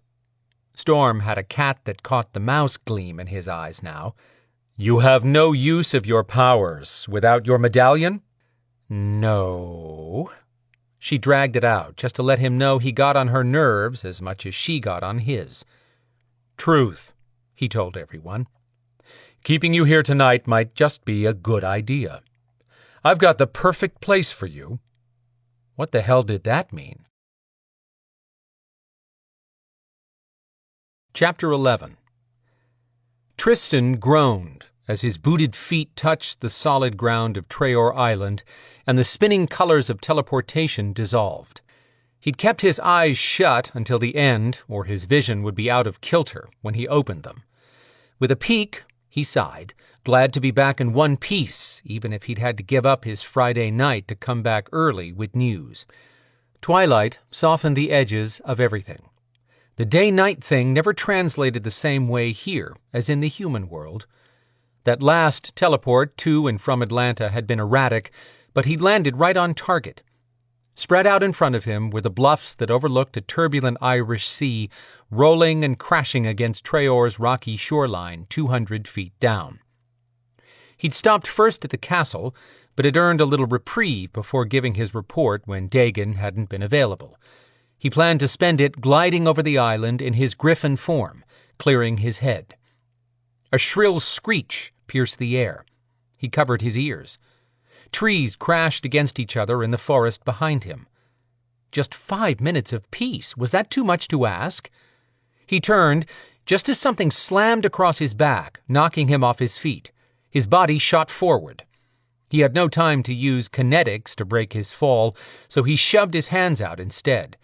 That didn't stop him from hitting the ground, hard. His face and hands plowed up tall grass. There were no giants on Treoir that he knew of, but damn if that hadn't felt like being hit by a mega baseball bat belonging to one. When the ringing in his ears cleared, he heard furious flapping and stomping too close for comfort. Tristan spit out dirt. Fucking griffins were at it again. The ground shuddered with heavy pounding headed his way. He flipped over fast, prepared for an attack. A pair of 10-foot-tall griffins battling each other crashed out of the woods. That meant a tail as thick as his thigh had swatted him. The closest beast to Tristan flapped up and down in an exaggerated backwards hop. Shit! Tristan rolled again to his right and barely missed getting his head crushed under a monster paw. His nostrils stung with the stench of fresh blood and singed feathers. What the hell had happened since he'd left the pack this morning? The tangled-up griffins crashed into a tree, which didn't slow them down a bit. They kept right on beating their huge wings and lunging at each other with sharp beaks that gouged bloody gashes. With the head and wings of an eagle stuck on a lion's body, they had plenty of ways to rip each other apart. Son of a bitch, can't I just get one break? Tristan recognized the black feathers intermixed with bright red ones. That would be Dickhead Ixter. The silver-gray feathered griffin with a gold head was no mystery either. Bernie could be just as dangerous as any of the other 7 on this mystical island. But in human form, Bernie was a skinny little guy who never gave Tristan grief and always stepped up to do anything asked of him. Ixter, on the other hand, was a vile man in any form, who made life here a misery and enjoyed exerting his power over all the other griffins who stayed on Treoir. All except Tristan. I might need to revise that if I have to tangle with that beast right now. Ixter couldn't win a fight if Tristan had a chance to return to full power, but after the round trip teleporting from this realm hidden in the Irish Sea to the human world and back, he was spent. Teleporting hadn't been a natural power for Tristan to begin with, and using it sucked his energy faster than anything else. Shoving up to his feet, Tristan knocked weeds out of his hair and spit out dirt. Maybe he'd get lucky and those 2 idiots would wind down. Nope. Bernie and Ixter kept battling as if he weren't present. Whatever had that pair pissed off was nothing compared to Tristan's frame of mind right now. None of them could speak in griffin form. Tristan opened his mind to shout at them telepathically. Stop fighting right now, or I'll kick both of your asses. Heh. When in doubt, make empty threats. Ixter shouted back loud enough to make Tristan's head vibrate. I'm sick of this little prick's bullshit. He thinks that golden head makes him special, but he's no different than the rest of us. Bernie complained, It's Ixter's fault. Ixter took advantage of Bernie's distraction and flew at the smaller griffin. But Bernie hadn't survived this long by being slow. He ducked his head and dove under Ixter's chest, taking out Ixter's legs. That turned into a new round of wing beating, claw slashing, and beak snapping. Remind me again why I agreed to deal with the griffins while Evol was gone? Tristan silently asked himself. He wiped his hands over his face, trying to wash away the fatigue from weeks of this crap. All the griffins tipped the scales at around 2 tons, but Ixter had another 200 pounds on Bernie. The real difference between the pair was that Bernie hated fighting, and Ixter lived for stomping anyone's butt. Tristan understood needing to blow off steam. Hell, he could fuel a locomotive with all the steam he needed to release. Getting laid would help, but that wasn't going to happen in this place, and the only woman he wanted was human. Mac had been gone during his last visit to the human world, or he'd have carved out some time with her. Screeching reached an ear-bleeding decibel. He should kinetically shove those 2 knuckleheads into the thick trees surrounding this normally peaceful clearing, but being a quart low on power had him hesitating. Best not to risk exposing a weakness, which would happen if his kinetics failed to knock Ixter off his feet. Ixter broke free of Bernie's claws, which had been gripping Ixter's chest. The larger griffin backed away, flapped up in the air, and flew at a wobbling Bernie. Ixter hit his mark, then tucked his wing, rolled, and gained his feet. He jumped on Bernie, bouncing up and down. That fucking Ixter would crush Bernie one bone at a time if Tristan didn't stop him. Tristan ripped off his shirt and shed his jeans, then called up his griffin form, forcing the change, fast. Damn, that hurt. He groaned at the pain when muscles stretched and pulled. Bones extended and his back split on each side as two wings burst from his body, which was now the color of a thundercloud. Blue and black feathers sheathed his wings. He shook out the kinks and pains, feeling spent as a battery with only a surface charge. These griffins had been stuck here too long, and by no choice of their own. They needed a chance to return to the human world and feel like real people again. All except Ixter. He needed to feel Tristan's foot shoved up his ass. Bernie whimpered and tucked his wings, trying to protect his body. Ixter kicked the balled-up griffin. Fully shifted, Tristan cracked his neck. Their resident bully griffin needed to be reminded who was in charge. Tristan sent a challenge telepathically. Ready to take on someone your own size, Ixter? Ixter swung around, feathers puffed. Hatred burned in his eagle eyes. In human form, they all had glowing green eyes, something they shared from their Alteran heritage. Just a bunch of bastard half-breed Beladors, but in a battle, they were the baddest of the bad. Ixter fluttered his red and black feathers, puffing up his wings and body even further. Tristan said, "Nice trick. I'm so impressed. I'd clap if I could." "Fuck you, Tristan!" "I have standards, not unless you buy me dinner first." Ixter's razor-sharp beak could snap off a human head, but he'd have to work harder to cut off Tristan's eagle head. Ixter's chest feathers blazed fire red, then blended into dark brownish-black skin with translucent scales on his lower half. He stood on tree-trunk legs bulging with muscle. His thick tail swatted Bernie. What a bastard. Tristan opened his stance. "What's the matter, Ixter? Change your mind? Or is it true that when bullies face a real threat, the truth comes out? They're just spineless dweebs with short dicks. I know the short part is right. What about your spine?" With a sliver of luck, Ixter would let this go and give Tristan a couple hours to rebuild some of his strength. But if Ixter still wanted a throwdown, Tristan would accommodate him and not be the only one walking away bloody. A noise ground out of Ixter's throat. Then the griffin's harsh voice scraped across Tristan's mind. "You're not our leader." Technically correct. The most powerful griffin led the pack, and that would be Evol Kincaid, who was currently in the human world with a team hunting a serial killer. He'd hate to be in her shoes, tracking some unknown threat, and not be able to shift into griffin form in the human realm. Maybe their new leader, Dagon, would fix that rule. Tristan might be tired of flying around Treoir as part of the island security some days, but he liked the freedom to change forms whenever he chose. And he believed Dagon meant it when he said the griffins didn't need anyone's permission to be free.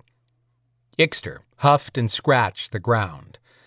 Tristan wasn't the true griffin leader, but he couldn't stand by and allow that ego-bloated bastard to unleash his frustration on poor Bernie. Ixter stalked forward slowly with his wings hunched. The last time this griffin had started a fight that Tristan interrupted, Ixter had moved in the same manner, acting as if he was heading over to fight. But in the end, Ixter had passed Tristan and kept going another 20 feet before taking flight. Tristan didn't trust Ixter one bit. He watched for any movement that might televise Ixter's intention to take a cheap shot. When Ixter came shoulder to shoulder with Tristan, he paused, giving Tristan a hard, eagle-eyed stare. Really? Now they had to play a stare-down game? Ixter snorted and continued toward the edge of the bluffs, picking up speed to take flight. It was that or fall to the cliffs below. Tristan let out a long breath. Pain still spiked through his muscles from shifting so quickly, especially when he was physically drained, but his joint aches were worth ending a conflict without bloodshed this time. The sound of wings flapping behind him confirmed Ixter's departure. Good riddance. Now Tristan could focus on the griffin still curled up on the ground. "Are you hurt, Bernie?" "I'll be okay," Bernie mumbled as he struggled to his feet. "What the hell were you two fighting over?" "It wasn't my fault, Tristan. Ixter started talking trash." "Damn it! Bernie, I told you to not let him bait you." "I know," Bernie said, stretching his wings and shaking his head. He turned to face Tristan, and his bright green eagle eyes rounded in panic. "Tristan, watch out!" Tristan turned as Ixter dive-bombed him at full speed, knocking Tristan backwards and sending him cartwheeling. When his paws found the ground, Tristan clawed to stop and pushed up, flapping hard to catch his balance. Ixter whipped around in midair and came right back, ramming Tristan sideways and drawing a bloody line along Tristan's wing. The guy was crazy. Bernie's voice burst through Tristan's thoughts. "I'll distract him so you can get away." Tristan shouted, "No, stay back, or you'll get in my way." He shut out everything but the whooshing sound of Ixter's wide wingspan as the griffin worked his way back again. Adrenaline rushed through Tristan in a surge of energy. He quivered with fury and called up the alterant beast that lived inside him. They had all started life as alterants, a mix of Belador and Maeve blood. That beast had been his alter form prior to evolving all the way into a griffin. His beast energy could still boost his ability to heal, but nobody knew his entire ability, not even him. While stuck in a jungle prison, he'd been given a witch highball that allowed him to beef up even faster. Muscle beneath his feathers and the scales covering his body began pumping up, bulging and rippling. Shifting back later was going to suck, but Tristan had to survive long enough to worry about the agony of returning to human form. Ixter had not stayed on Treoir out of loyalty to anyone. No, this had been the only sanctuary of a sort. His gritty voice slapped the inside of Tristan's head. "I've had it with that sniveling twerp and your bullshit. I've waited long enough to get off this fucking island, and you should have made that happen by now." Tristan replied, "Everything is not about you, dickhead. If you'd stop causing trouble, I could spend more time getting all of you off the island for a break." "I don't want a break. When I leave, I'm not coming back." Ixter came in fast, front claws ready to flay Tristan the minute he slid in for a landing. Tristan kept his wings wrapped around his body and whispered to himself, "Wait for it." Ixter's body dropped to 20 feet off the ground. 15. 10. Tristan opened his wings and showed Ixter what a griffin jacked up on witch juice looked like. Ixter's bright eyes widened, but his momentum drove him forward, and his arrogance rode shotgun. Tristan released an unearthly battle cry and flapped up in the air just high enough to use his sharp lion claws. He raked Ixter's chest over and over, driving the crazed griffin back. Tristan's plan had been damned good. It would have worked, too, if Ixter hadn't twisted away and caught one of Tristan's hind legs with his beak, dragging them both to the ground. Tristan clenched his beak to keep from screaming at the white-hot pain shooting up his leg every time Ixter yanked, ripping muscle. Any strategy went out the window right then. Tristan fell back on what he'd learned as a street fighter, which was to do whatever it took to survive. He should kill Ixter and rid the world of one more homicidal maniac. But dying would only make Ixter more powerful. The griffins regenerated up to 3 times due to the way the alterant griffins had evolved. That was some fucked-up genetic coding, and they'd all gone through one death. Some, like Evol, had been through 3, the maximum number before death was final. Killing Ixter and bringing him back more powerful was not happening. But breaking every bone in his body was on the table and would slow him down while the bully healed. Tristan jabbed a claw at Ixter's eye, gouging the orb and forcing Ixter to release his beak's hold on Tristan's thigh. Finally! Hurting like a mother from one end to the other, Tristan shook it off and leveraged what energy he had to get up on his legs. He ignored the urge to hop around and spare his damaged leg. He could heal it, But he wouldn't do that yet and risk taking his attention off his opponent. Ixter sidestepped, weaving and shaking his head. Bernie had been standing off to the left and made a move toward Ixter as if he still planned to help. Tristan glanced over and ordered, "No, Bernie!" Ixter took advantage of Tristan's divided attention in that split second and raced forward, flapping at the same time. As he lifted up, claws dug into Tristan's wings, yanking him off his feet. Ixter dragged him backwards toward the bluff. The sound of water crashing against jagged boulders below warned Tristan not to go over backwards. But he had no way to wrench his body when he couldn't get his backpedaling feet beneath him. The chance of flipping a body as big as a truck and catching air in time to avoid being crushed on the rocks was laughable. Teleporting would not happen.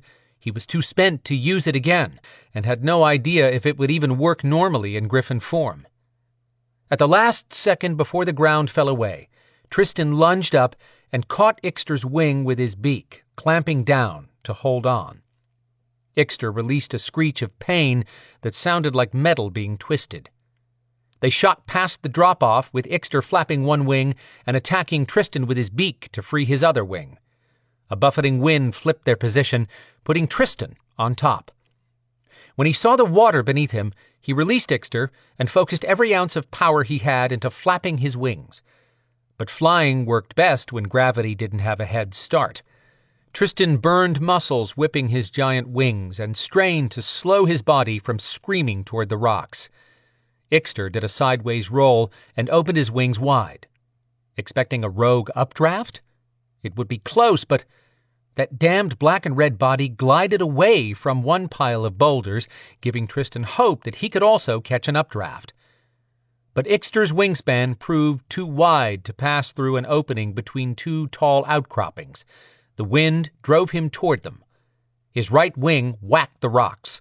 Ixter spun around and hit the water in an explosion of feathers and spray. He flipped end over end and landed with one massive splash. Tristan prepared for the same wreck as he headed downward and spread his wings to catch any air. He forced his body to bank to avoid those two outcroppings. If he didn't bank hard enough, he'd be caught in the same situation that had gotten Ixter. If Tristan didn't catch some updraft, he still risked dragging his body across the top of tall, jagged rocks below. They'd rip his chest open. That would suck, but he'd rather have his wings, which meant use of his arms once he shifted back to human form. If all of that happened before he drowned. Chapter 12. Salt water bashed the boulders straight ahead, bathing the serrated edges in foam. Tristan fought the force of falling at hyperspeed and wrenched his wings harder to catch air. This was not going to work. He prepared for a bloody collision with the boulders waiting to tear into him. His world condensed to microseconds. A wind buffeted him. He wobbled. The wind caught beneath his wings and forced him up and further right. He zipped past the boulders, close enough that he cleared them only by sucking his chest in and keeping his feet tucked. He went up and up. Damn, that was a rush and a half. Yeah, enjoying that made him certifiable. Surviving the near impact had shot his attention. It took a moment to realize he was still flying up, but slowing. He'd stall next if he didn't start flapping his wings. He swept around, now a half-mile out from the rocks, and had to admit that even with all his sniping at Evol about being stuck here patrolling, he did love flying. Guess I'll have to save Ixter's miserable hide. Tristan circled, searching the churning water where Ixter had disappeared. The griffin had managed to get up on the rocks and was drying out his wings. Good. That icy bath should cool off Ixter's temper. Plus, the bully would be down there a bit while he called up his power to heal anything broken. Tristan lowered his legs as he came in for a landing at the bluff. Bernie had returned to human form and was in the process of pulling on his ripped t-shirt and ragged jeans, which he must have found in the woods. Tristan sucked it up and grunted as he shifted back to his human shape, which took much longer than it should have. He was done with changing for a while. Doing it one more time right away would be damn near impossible. That damn Ixter had ruined Tristan's plan for a relaxing flight. Once he got through groaning and panting with the effort, Tristan dressed and walked over to Bernie, who looked ashamed. Bernie swatted a handful of red-brown hair off his face, and his shoulders drooped. "I'm sorry about causing trouble, Tristan, but Ixter said stuff he shouldn't have. What could be worth getting stomped to death?" Bernie's eyes flared with fury. "He called Petrina names and said she was sleeping with all the guards. I'm going to kill him." Fuck. Tristan wished he hadn't shifted back already, or he'd kick Ixter's ass again. Petrina was Tristan's foster sister, and Ixter knew everything he said about Petrina was a lie. If Petrina found out, she'd go after Ixter. Petrina was deadly as a griffin, but Tristan would not allow Ixter to put one mark on her. Tristan scrubbed his face with his hands and dropped them to his sides. "You do realize Ixter said all that just to goad you into a fight, don't you, Bernie?" "I know," he mumbled glumly. "I hate that guy. He's not winning pack member of the year, that's for sure." Bernie looked up with panic. "You didn't kill him, did you?" Tristan walked back to the edge to check on the jerk. "Hell no. I'm not giving him any edge over us." Ixter was no longer sitting on the rocks. Had he gone back to the griffin camp? The sound of wings beating furiously and heading his way gave Tristan his answer when he looked down the coastline. Ixter had flown below the bluff and was coming back. Oh, hell. Tristan couldn't shift again. He strolled back to give himself some room to work. Standing by the edge wouldn't work out as well this time. Bernie started trembling. "What are we going to do?" "You stay back. I've got this." Good to know Tristan had not lost the ability to lie through his teeth. He cut his eyes at Bernie and cringed at the hero worship staring back. Ixter slowed and set his wings to land, taking a couple steps and towering over Bernie and Tristan. A gleam of victory flashed in his green eyes. Tristan had to suffer through Ixter laughing telepathically. Sometimes it would be nice to turn off his inner hearing. Ixter stepped forward, taking his time. If an eagle's beak could smile, it sure looked like Ixter was grinning. He dipped his head to eye level with Tristan and said, mind to mind, "If I bite off your head, you won't regenerate." True. Cutting off the head of a supernatural being was generally a good way to ensure death, no matter what. Tristan shrugged.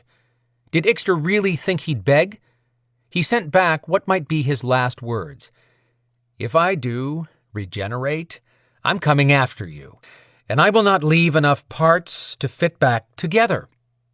Ixter hesitated, as if considering that possibility, but must have realized how tiny a chance Tristan had of surviving, because Ixter lifted his head and screeched in triumph. The blowhard was rubbing it in before he killed Tristan. Bernie whispered a shaky, "Tristan?" Tristan kept his attention on Ixter, waiting to the last second to make a defensive move. He'd probably still end up ripped apart, but he was not going down without a fight. Ixter arched his back, bringing his head back down to Tristan and stretching his beak wide. Another set of wings flapped, and the griffin froze. "I'd think twice about biting off more than you can chew, Ixter," Dagon's voice said, booming in Tristan's mind. That meant everyone present had heard it. Ixter jerked around and sidestepped. A 15-foot-tall dragon with leathery skin covered in red scales and giant bat-like wings swept in, landing hard enough to shake the ground. Dagon looked like a red mountain with wings next to Ixter. "Shit," Bernie muttered. That about summed it up. Tristan said, "Good to see you, Dagon." The dragon cocked his head at Tristan and spoke out loud in a clear voice, which the griffins couldn't do. "You would have seen me sooner had you teleported to the castle first, Tristan." Tristan gave him a nod of deference. It was good to be friendly with the Dragon King of Treoir. Ixter's lower beak dropped open. Tristan had informed the pack about Dagon and that he could speak in dragon form, But Ixter must have thought Tristan had been exaggerating. "I did stop by the castle," Tristan said with a wry grin, "but you were detained in a private conversation with one of the guards." Dagon had met a female guard who had been more than willing to become an inside guard. Tristan had no idea if anything had happened, and he sure as hell wasn't judging, not when that dragon had spent 2,000 years imprisoned as a throne in the realm of their enemy. But something told Tristan that while Dagon might enjoy charming the women, he would be careful about allowing any of the guards into his bed. Dagon chuffed out a puff of smoke, and Ixter drew back, as if the dragon had unleashed fire. "In that case, you were wise not to disturb me, Tristan." When Dagon's silver reptilian eyes turned to Ixter, all humor fled. "You are known as Ixter, correct?" Ixter bobbed his head up and down. "You have been given the opportunity to remain here, where you're safe from the Maeve warlocks hunting for all alterants. Have you decided you no longer wish to remain on Treoir?" That surprised Ixter, who had been complaining constantly that it was time for him to have a visit in the human world. Tristan hadn't known Dagon long, but he knew enough to catch the note of decision in Dagon's voice. The dragon stepped around Ixter, eyeing him with a predatory look. "I hear you're unhappy. You are not being forced to stay, nor are you expected to return should you leave." Ixter was worse than a barking dog pulling hard against the end of his chain. Unclip the chain and some dogs froze, unwilling to follow through on the threat of attack. That griffin had griped constantly about wanting to leave, but Tristan didn't believe Ixter expected to be given a one-way ticket, no matter how much he pretended that's what he wanted. "What will it be, Ixter?" Dagon demanded. "I will not tolerate any of my griffins or my Beladors being harmed." And that was the real question. Would Ixter declare himself entirely free of Treoir rule, or admit that he wanted to remain a member of the pack? Ixter must have answered Dagon telepathically, because the griffin moved his wings as someone would use their hands while trying to explain. Dagon angled his monstrous dragon head to one side, then back the other way, concentrating. When Ixter stilled, his gaze went to the ground, no longer pumped with arrogance. "Go change into your human form, and get dressed, Ixter. Come to the castle, and I'll teleport you. I will give you 1 week to make your decision about whether to return. Or not." Ixter nodded his head and took 2 steps, then leaped into the air and flew out over the water, banked wide, then soared over them toward the griffin village they'd created. Bernie had done his best to become invisible once Dagon arrived. When the dragon's head dropped down to eye level with Bernie, Tristan worried the guy would embarrass himself and need a change of clothes. Dagon's voice gentled. "I would ask you to take on a responsibility." All color fled from Bernie's face. "Okay. You agree before I've told you what I require?" Evidently Dagon found that humorous. Yes, Sir, King, Dragon." Tristan rolled his eyes. "Bernie, he's not going to eat you or torch you. You met Dagon back the first day he was here." Bernie turned to Tristan. "He was on top of a mountain talking to us in our minds, not right freaking in front of me." That Bernie could still snap at Tristan was a good sign. Dagon snorted, and a cloud of smoke smothered Bernie, who swatted it away, coughing. "Stop it!" Lifting up to his full 15-foot height, Dagon said, "I want you to oversee the Griffin village and keep me informed of any issues. I don't want the Griffins fighting each other. We have battles coming, and we need to be strong." The smoke dispersed. Bernie pulled his shoulders back.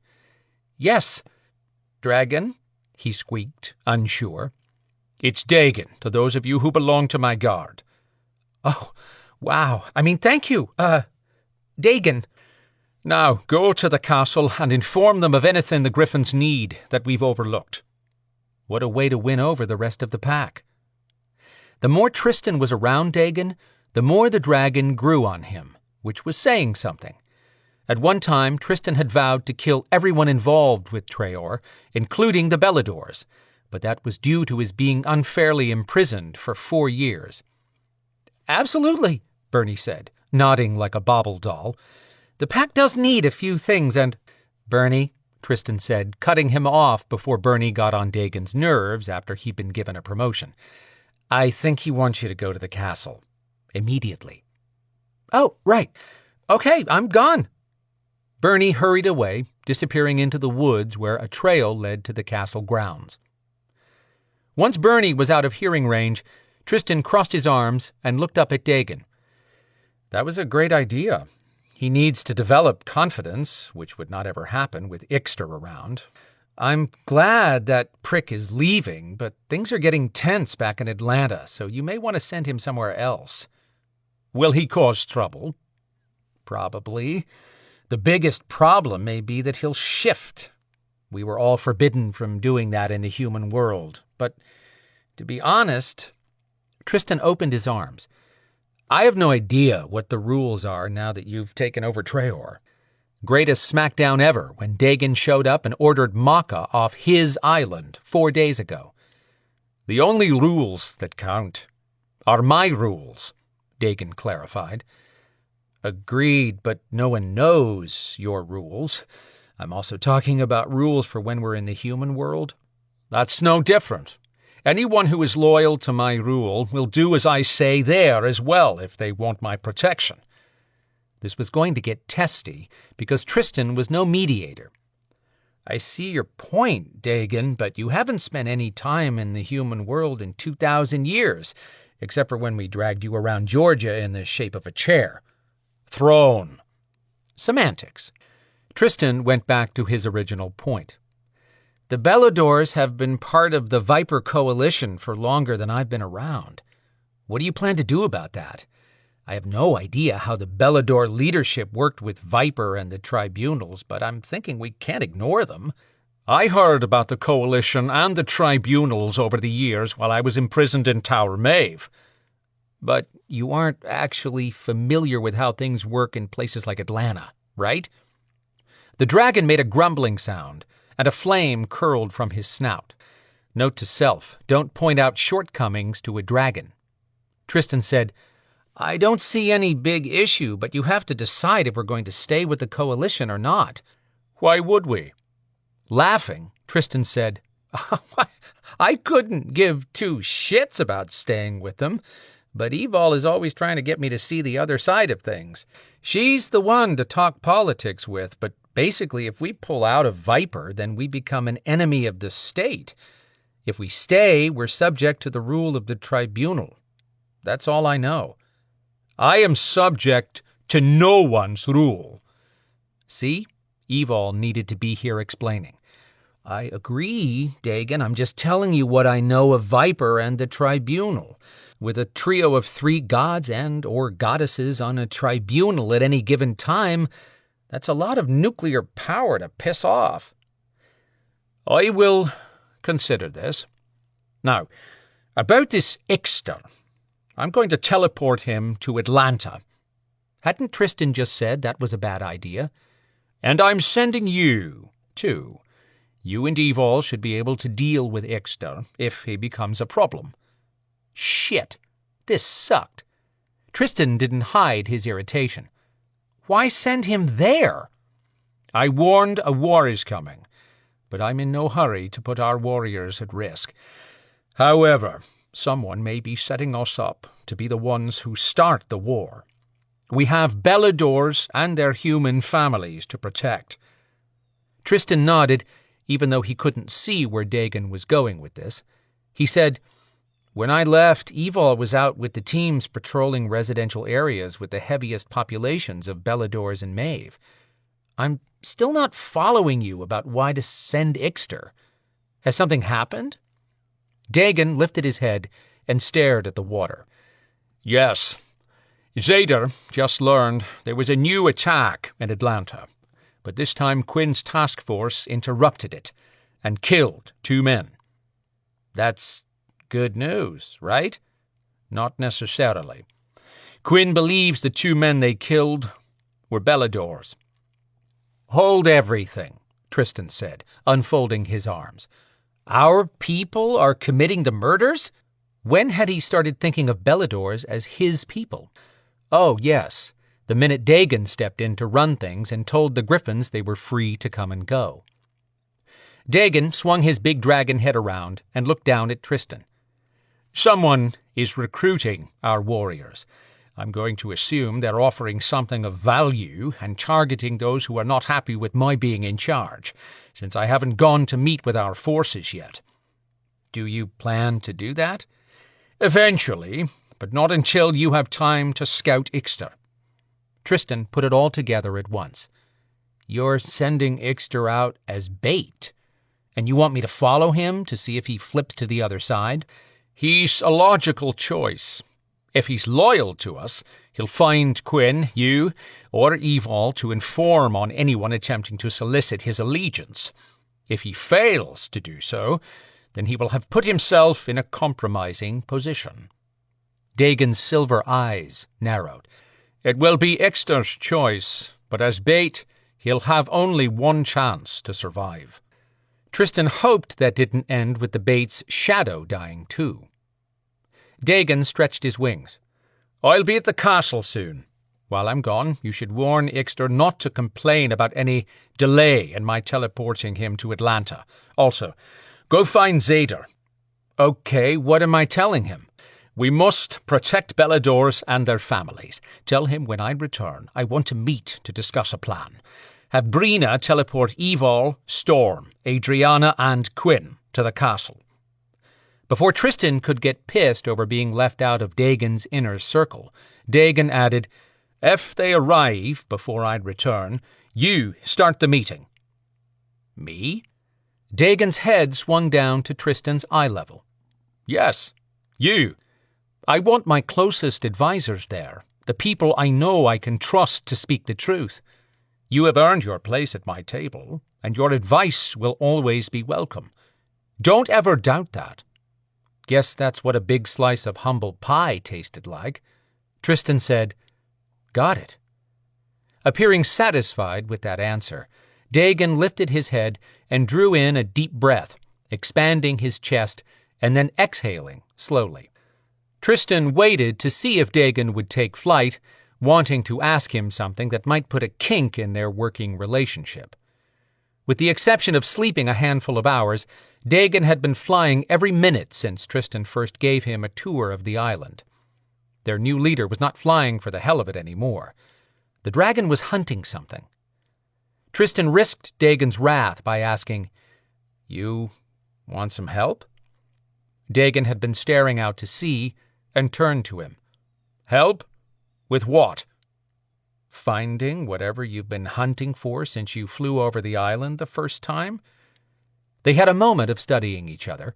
Then the dragon turned around, swishing his big tail behind him so quickly that Tristan had to jump back out of the way. Guess that's all the answer I'll get, Tristan mused silently to himself. Dagon spread his wings, and with a couple of hops he took to the air. Tristan watched as Dagon flew with a grace not one of the griffins had, not even Tristan. The red dragon circled, light rippling across his scales with each sweep of his wings.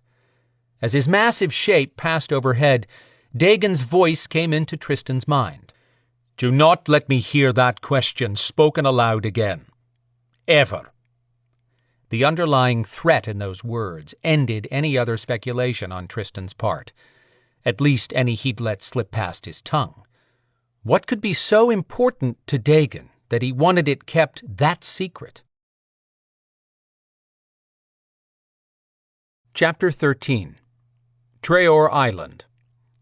Quinn paced the room where Evol, Storm, and Tristan waited for Dagon, their new leader whom Quinn had yet to even meet.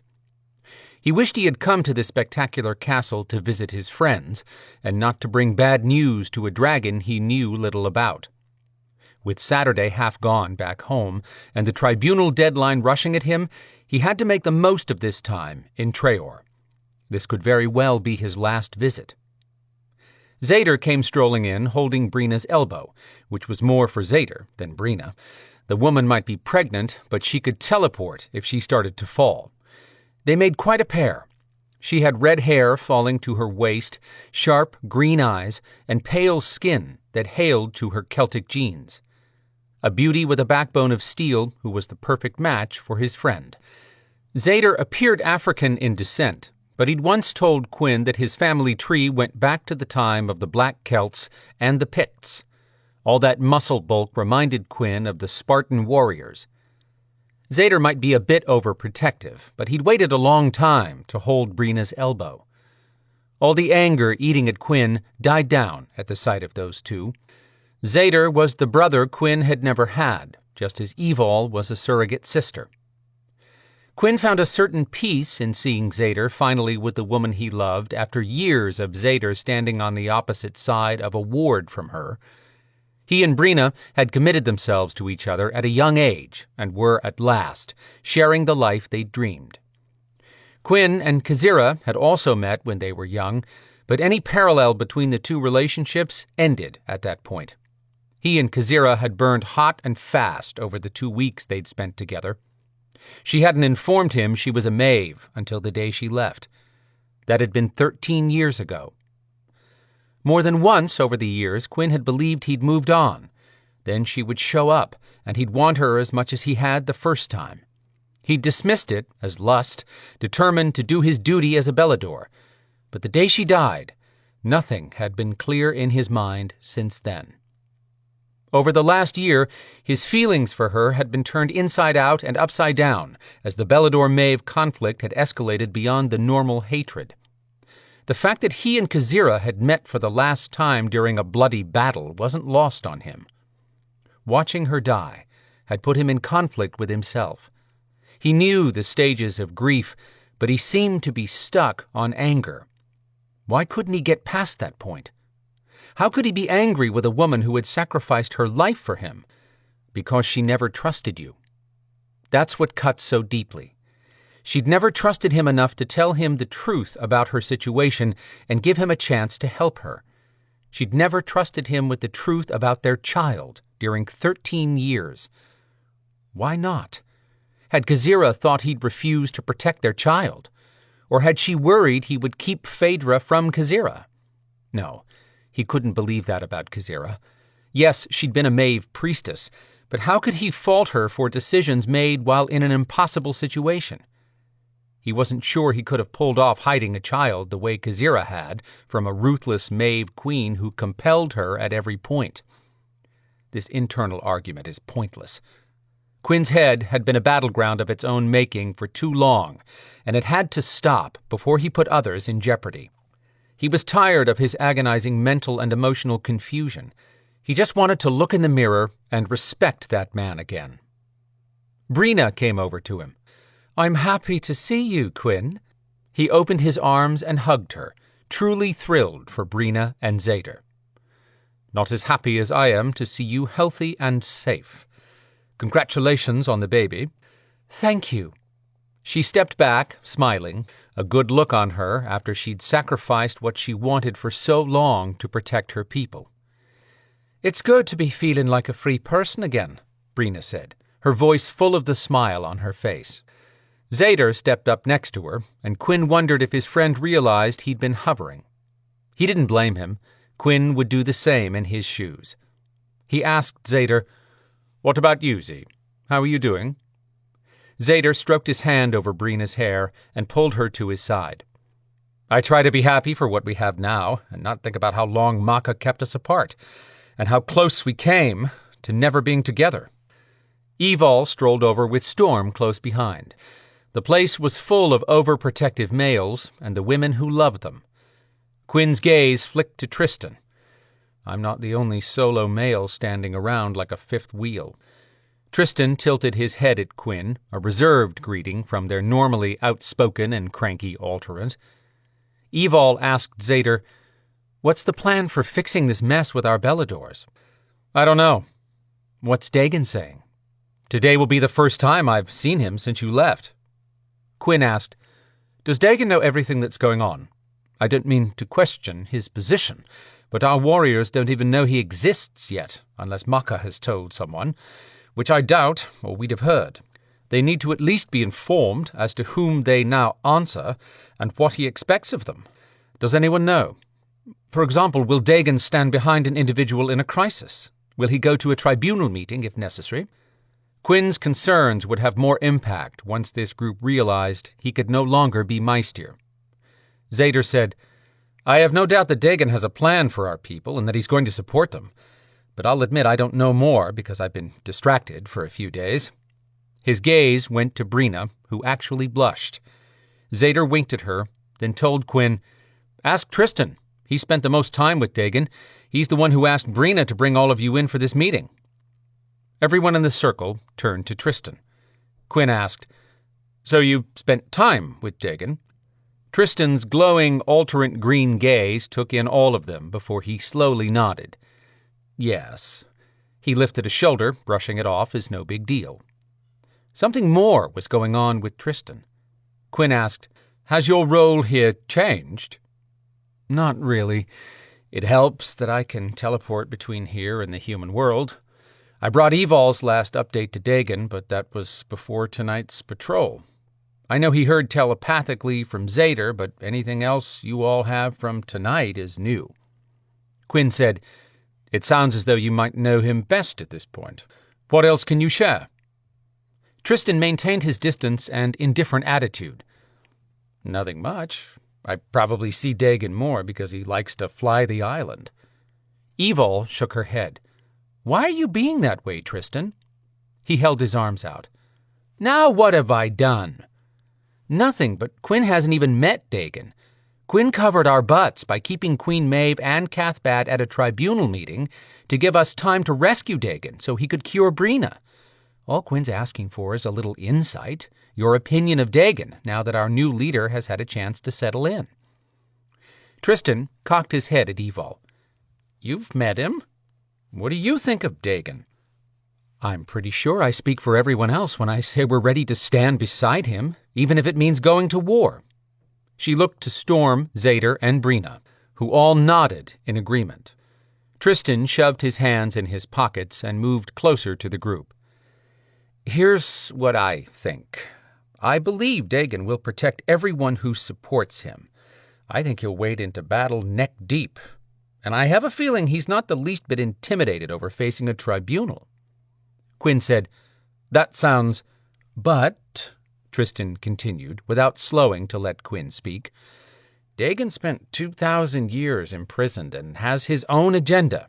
He's going to do things his way and on his schedule, which may not suit all of us all the time. In fact, it may not suit any of us a lot of the time. But I respect him and trust his decisions as being honorable. He's someone I will stand beside. Quinn tried to reconcile this version of Tristan with the one who had put Evol on the hot seat on more than one occasion. Tristan of the past would have smarted off by now and pissed off everyone who questioned him. What had brought on this change in an alterant who had been on the wrong side of a battle with the Beladors the first time Quinn met him? Evol raised her eyebrows in surprise, but quipped, I can live with that. Sounds like you're his new spokesman. No, Tristan snapped. I don't speak for him. I'm doing an exceptional job, Tristan, boomed from the entrance. But you're wrong about him being my spokesman. Quinn swung toward that deep voice to find a man strolling into the room whose sighs hailed back to the days of Viking marauders. Dagon wasn't a person so much as a presence.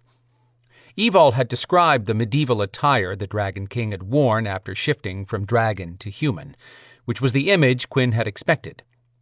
But their new leader must have gotten some clothing tips since then.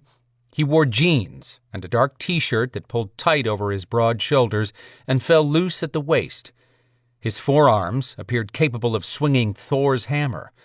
But it was his eyes that said he would not only lead the way into battle, but succeed in killing every enemy he met. Nothing like the flashy look Maka had maintained when she'd ruled here. Quinn liked the change. Evol seemed miffed at Dagon's announcement. Why can't Tristan be your spokesman? Tristan growled. Evol. Storm slashed a warning glance at Tristan, who ignored him. Dagon strolled up to the group and crossed his arms. "You should take care with your tone around Evol, Tristan. Her mate is offended." Tristan smirked. Evol must not have seen the interaction. She sent Storm a censuring look. Storm said, "What?" "Nothing." Chuckling, Tristan said, "Oh, yeah, Dagon. Nothing from a female is still code for big trouble. I'm guessing that hasn't changed in 2,000 years. Storm muttered, "You have to leave here sometime, Alterant." Appearing amused by all the posturing, Dagon announced, "To answer your question, Evol, I would not be pleased with Tristan as my spokesman." Evol gave Dagon a pissy look that fazed him as much as water on a duck's back. Tristan said nothing, but Quinn could see the way Dagon's remark had cut the young man. Was Dagon capable of leading warriors in this era? Dagon explained to Tristan, "Anyone can be a spokesman. I expect far more from you. I will call upon you to speak on my behalf at times, but you are my redues." Evol asked, What do you mean by reduce?" Dagon sighed. "Your Irish is sorely lacking." "Highly likely, since I don't speak the language," she retorted with an arched eyebrow. Brina spoke up. "Dagon is saying re, then deuce. It means Tristan as the king's first." "Aye, that is correct. Tristan will be in charge of all the royal guards on this island, and will head up my Council of Seven." While Tristan stood there dumbfounded, Quinn asked, "Who is on this council?" Dagon finally acknowledged that he had a new member in the room. He extended his hand. "I take it you're Quinn?" "Yes." Quinn clasped his hand. The moment he did, he felt the power flowing through Dagon. It reminded him of a dangerous volcano, capable of erupting at any second and unleashing a power that could rearrange a continent. "It's an honor to meet you." "And you?" Dagon folded his arms again. "The seven are those of you standing here now, and that irritating witch." "Adriana?" Evol supplied with a grin. "Zader said she was invited, but she couldn't make it. She asked me to pass along the message that if you want her to visit in the future, to give her more notice." "Just as I said, irritating," Dagon groused. "I'll be discussing her responsibilities with her when we meet again." Evol murmured, "I want to be there for that." Dagon sent her a wry look, but returned his attention to Quinn. "I believe you have concerns about our warriors." That had been a diplomatic way to broach Quinn's issues. Quinn began, "Yes, they don't know you exist, for one thing, so none of them have any idea what you stand for or what is expected of them." "Understandable." How was that reply helpful? Quinn pressed on. "I can appreciate how unrealistic it is to expect you to meet with all of them, but—" "Oh, but I do intend to meet with every one of them," Dagon countered. "What?" Quinn's sentiment echoed around the room. "I can't expect men and women to put their lives at risk and to blindly follow someone they neither know nor trust." Dagon paused in his explanation. "Why are we standing here?" Tristan asked. "Is that a trick question?" In reply, Dagon waved them back. "Give me room." He lifted his hands and motioned as if he were directing an invisible symphony. When he lowered his hands, he murmured soft words, and a round table with 8 chairs appeared in the center of the room. Each chair had a different name engraved on the tall wooden back, and the seats were of soft deerskin. The top of the table was at first a wood finish with bronze accents, but when Dagon placed his hand on the surface and barked out words Quinn didn't recognize as Irish or any other language, Cyrillic symbols began appearing on the surface just inset from the edge. The 6-inch-tall gold letters ran all the way around the perimeter of the table, creating a completed border when the last gold stroke touched the first one. Rubbing his hands together, Dagon pulled the largest chair away from the table. Quinn noted the dragon image inlaid on the chair back in place of a name. Dagon said, Take your seats." Tristan's chair had been placed directly to Dagon's right. Tristan hesitated for a moment, then took his place of honor. Quinn had never seen the young alterant so humbled or respected. Dagon might just turn out to be the leader they needed after all. The sad part was that as much as Quinn would like to observe the changes that were surely coming, he would not have that chance. He had no choice in his future. Brina sat on Dagon's left, then Zader, Evol, Storm, Quinn, Adriana's empty seat, and finally Tristan. Tall, frosted mugs appeared in front of Dagon and Zader, that Quinn would bet was beer. Zader leaned across the table and whispered to Quinn, "I'll explain the mega beer mug later." Dagon waved a hand at the others. "Just ask for what you wish to drink, and it will appear in front of you."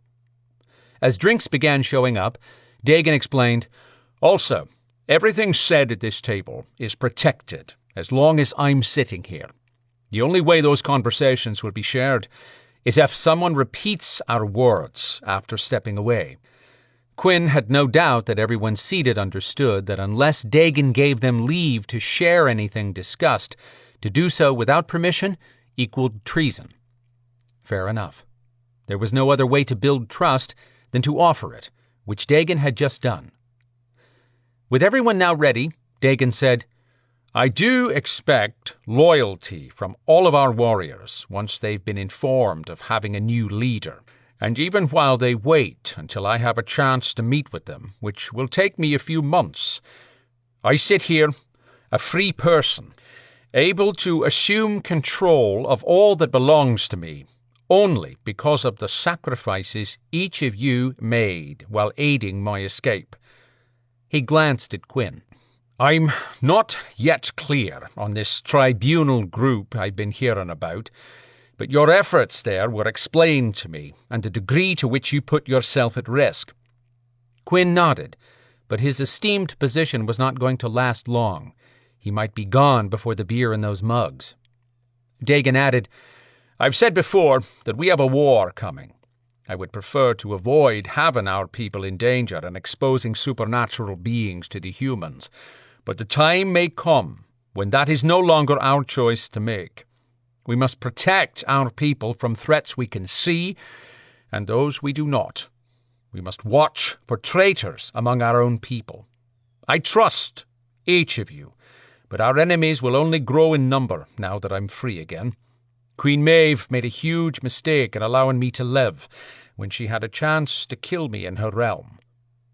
Zader raised a finger and brought up a point. "We all understand that you're immortal, but how vulnerable are you to an attack? I ask so that we'll know how to protect your back." Dagon sat back, and Tristan sent him an interesting look, one that Quinn could only interpret as Tristan waiting to see if Dagon would share something Quinn believed Tristan already knew. The Dragon King said, "Any living being can be killed. It's more difficult to kill an immortal than a mortal, but each of us has an Achilles heel. I have no intention of sharing mine, even with you. A warrior should never show a weakness, but it's important that you know one thing. It is almost impossible to kill me in this realm, and a few others. But I am more at risk in the realm of an unfriendly deity, such as in Tower Maeve." Quinn's mind clicked together the pieces. "What about in a tribunal meeting? It's held in another realm, with a mix of 3 gods and/or goddesses." "I would be in a vulnerable position in that realm if the 3 deities joined forces against me." Tristan piped up. "You shouldn't go, then. Maka rarely went to the meetings. She stuck Brina with it." Zader swung a dark look on Tristan. "Brina is not going to a tribunal meeting, especially not while she's expecting." Brina took offense. "I'm capable of doing my duty, Zader." His face and voice eased when he turned to Brina. "I know, Mornine, but the last time you went there, they held your holographic image captive. I'm done watching people try to harm you." "I wasn't suggesting she go," Tristan made clear. Dagon cleared his throat, drawing everyone's attention. "Brina?" "Yes?" "You'll not be leaving this island while you're carrying. Before you start squawking at me, I'm not treating you as a female whose only use is breeding. You and I hold a great responsibility for our people. But you are the only one who can carry the next generation. It's important that you put your health first and remain protected while you're expecting. She sighed. I understand. I just don't want to be put on a shelf. I spent 4 years protected, and I'm tired of feeling weak. You won't be treated as a fragile trinket, and you are not weak. Treoirs are a mighty clan. I need your sharp mind for strategic planning. Once again, Quinn found himself impressed with Dagon. Evol interjected. I'm glad to see you've given Tristan a position of authority. She smiled at Tristan's surprised look. But what about Zader? I'll do whatever is expected of me, Evol, Zader replied. I also agree with the position he gave Tristan. Quinn expected Dagon to react negatively to being questioned by anyone, but the Dragon King's face revealed nothing. Still, Evol had brought up a valid point. Where did everyone fall in Dagon's power structure? Dagon lifted a hand, silencing everyone. I can see you all have questions. As a leader, all responsibility falls to my shoulders. I will not always explain every action I take, but I will share what I can or what I feel you need to know. I am not demoting Zader or anyone else, but we must look to the future with a new frame of mind. Maka ruled through intimidating her followers by threatening death if they broke her rules. I will not hesitate to take a life if that is the right decision. But I will not have people following me out of fear. Strength breeds loyalty. I want no warriors who do not willingly join us. Those who do will step into battle alongside me because I lead from the front. With a slow, pointed look at each person around the table, Dagon said, You have already proven far more loyal than those I trusted in my past. I observed much over the years I was captive, but I am not entirely familiar with the modern human world, or all of the changes in our own world yet. I need each of you to do your part, to be my eyes, ears, and advisor. You are all even more important to the cause of our people than you were before I returned to this island. He looked at Brina. That includes you, niece. You will one day come and go at your pleasure, but for the good of all, right now, you must keep yourself and your babes safe. The less attention we have to focus on you, the more we have for the battles we'll face. Brina frowned. I know what you're saying, and I agree. Now, tell me what the devil is going on in the human world, Dagon demanded. Evol said, You know some of it, but... Quinn spoke up. Forgive me for the interruption, Evol, but I have information no one else has, and it's imperative that I inform Dagon immediately. She lifted her shoulders. Floor's yours. Thank you. Quinn met Dagon's questioning gaze and said, You are correct in thinking we're headed for a battle, perhaps even a war. I fear I have only escalated this situation when I made a grave error by holding onto a body I should have burned. Dagon squinted at him.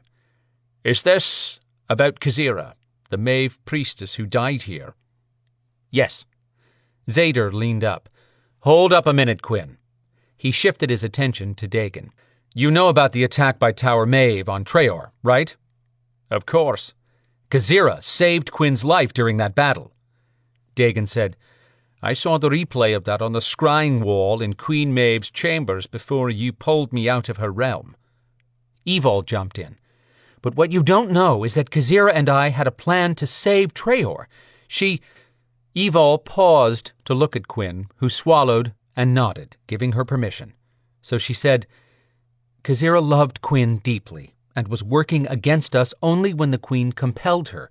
She died when she stepped in front of a griffin, who was also compelled, that attacked Quinn. As soon as Kazira died, we were released from the compulsion spell. Kazira's death saved Belador lives and is the reason Tristan and I, plus the other griffins, are here now. Dagon said nothing for a moment. Queen Maeve, does not understand why Kazira died in that way, or why Quinn was holding her as she died. But the Queen does know that Kazira has been buried in a tomb. The Queen is on a mission to find her. Prior to Zeta and his team bashing the wall during my escape, the scrying wall has already revealed a corruption of some sort when she and Cathbad tried to access the Maeve history on it. She could not hear what Kazira was saying to Quinn as she died.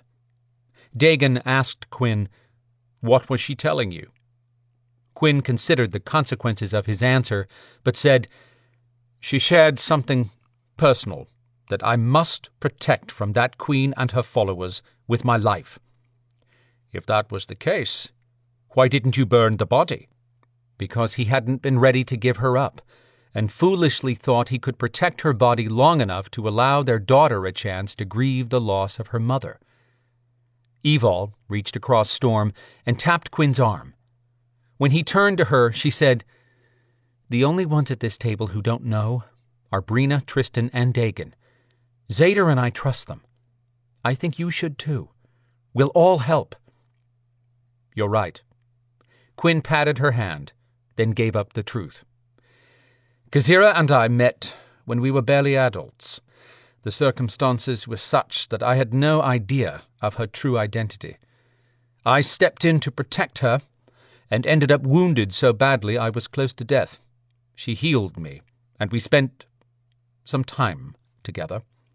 I had no idea that we created a child during that time, until 13 years later, when Kazira told me, as she died."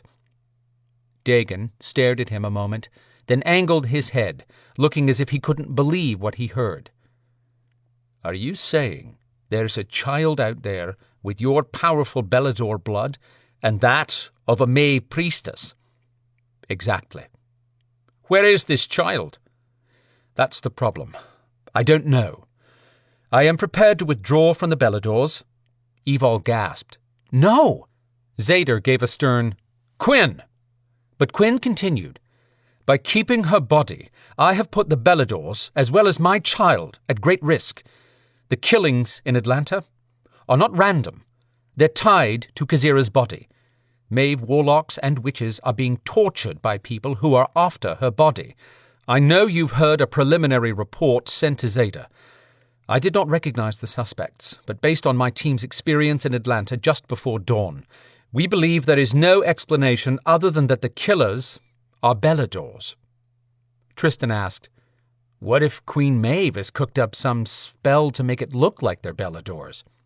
Quinn shook his head. "If you met one of them in a battle, you wouldn't think it was merely a spell." Dagon said, "It's not Queen Maeve. She would simply compel her people for information, and if she used Noire magic, it would be evident." He turned to Storm. "Correct?" "Yes. There's no hint of Noire at the crime scenes, but there's always a residue of Belador power."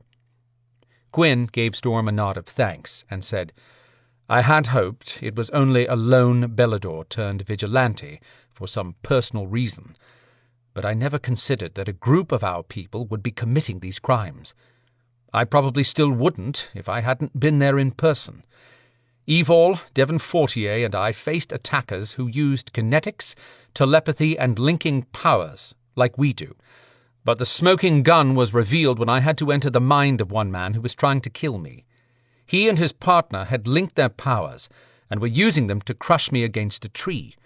When the guy whose mind I entered died, so did the second man." "You did what to their minds?" Dagon asked. Quinn quickly explained his mind-lock ability. "That's an impressive gift," Dagon said, then rolled his hand in a sign for Quinn to continue. "I didn't have an opportunity to retrieve anything of value, because from what I could tell, someone had placed a spell on the attacker that triggered immediate death upon having his mental shields breached." "You almost didn't pull out in time," Evol muttered. "True, but my point is that the moment I entered his mind, I encountered the familiar essence. I've never seen anything like it except in those born a Belador descendant." Evol confirmed. "They had kinetic ability that rivaled ours. They're also generating some kind of cloaking cloud that buzzes. It interrupts normal telepathy, and it sometimes makes private telepathic messages available to others. When I got close, I heard voices inside the buzzing cloud. Devon heard their telepathic conversation before the energy field broke apart, which means we have to be careful about who we speak to telepathically. I would know any of you, but in a battle we could be tricked by imposters, or they could eavesdrop on our strategies and plans. Tristan said, "Who are these people? Beladors from another continent?" "I can't answer that, because we have no image to show other Meisters who could identify them for us," Quinn admitted. "The chilling part is that they had no issue with killing both Beladors and Maeve alike." Zader rubbed a hand over his bald head, a habit he had when he was working out a problem. "I think missing Belador warriors would have been reported."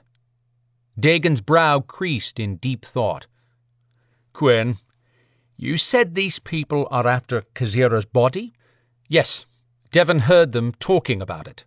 "You didn't tell me," Evol accused, sounding hurt. "I didn't want to say anything until I knew more, and we had too many people around at times. Like Isaac, who was not within Quinn's circle of trusted confidants. I figured I'd tell everyone at the same time, but we first needed to find out whether our captive had any involvement." "I got you," Evol said, nodding that she understood he was referencing Rhys. It was time for Quinn to tell them all that he'd learned, but Dagon had been leaned back, looking up at the high ceiling. The Dragon King clearly had something on his mind. He brought his chin down, and worry stretched through his face. "We have to find out who is behind turning Beladors against their own people, and we must stop them from locating Kazira's body." Brina asked, "Why?" Quinn supplied the answer. "Because someone can use necromancy to unlock the secrets that Kazira hid, Noire spells, and more." Dagon said, "That would be a deadly result, but that is not the sole reason we must keep her body away from everyone." Now Quinn was as confused as the rest of the group appeared. He had to protect his daughter, but Dagon should be concerned only with how this affected Beladors. Quinn said, "I don't understand." "You wouldn't, without having lived as long as I have," Dagon replied. "How old would your child be?" 12. Dagon put a hand to his forehead, squeezing his head, then dropping his hand to the table. "Putting aside that we have Beladors hunting Kazira's body for some unknown person, Queen Maeve wants the body to withdraw every drop of information she can about what transpired prior to her reincarnating as the current Queen of Tower Maeve. But the minute she discovers Kazira has a child who still lives, the Queen will unleash all her resources to locate that child." Tristan snorted. "Are you trying to say that crazy Queen wants to play grandmother?" "No. In Queen Maeve's hands, a child of powerful Maeve and Belador blood would become a weapon capable of wiping out Beladors systematically and completely. That's before you consider whether this child inherits Quinn's mind-lock gift. Allowing her to fall into Queen Maeve's hands would be like handing her a weapon much like those nuclear bombs humans created, but with the ability to target only her enemy. That would not stop her from wiping out humans and non-humans alike if they didn't fit her plan for ruling the world." Mouths dropped around the table. Quinn clapped a hand over his eyes and murmured, "What have I done?" Instead of ordering Quinn to a dungeon or worse, Dagon segued into strategic planning. "We can't bury the body on this island. The land would reject it. But we can take it to a proper location to—" Quinn looked up and stopped him. "No, we can't." Dagon finally lost his calm, which is what Quinn had been expecting sooner. The Dragon King stood. "I would not condemn a man who made a mistake born of grief, but I will not allow you to put every Belador life in jeopardy for the same reason." "You don't understand." Quinn rose to his feet. "I would do anything I can to prevent someone from finding my child, and I would definitely do anything to protect my Belador brethren. but there's a problem with your plan." "You haven't heard it all. How can you know it won't work?" "Because you're suggesting we burn the body and spread the ashes with salt." "Aye." "I went by the cemetery on my way to meet up with Evil before coming here. The tomb I buried Khazira in is gone. As of tonight, the killers aren't hunting the body. They're looking for someone who can open the tomb I sealed it in. There's nothing but an empty space where it stood. I don't know who has Khazira's body." Chapter 14. Dagon dropped into his seat, sweeping a look at his newly formed council of advisors. This would be a hell of a first task for this group.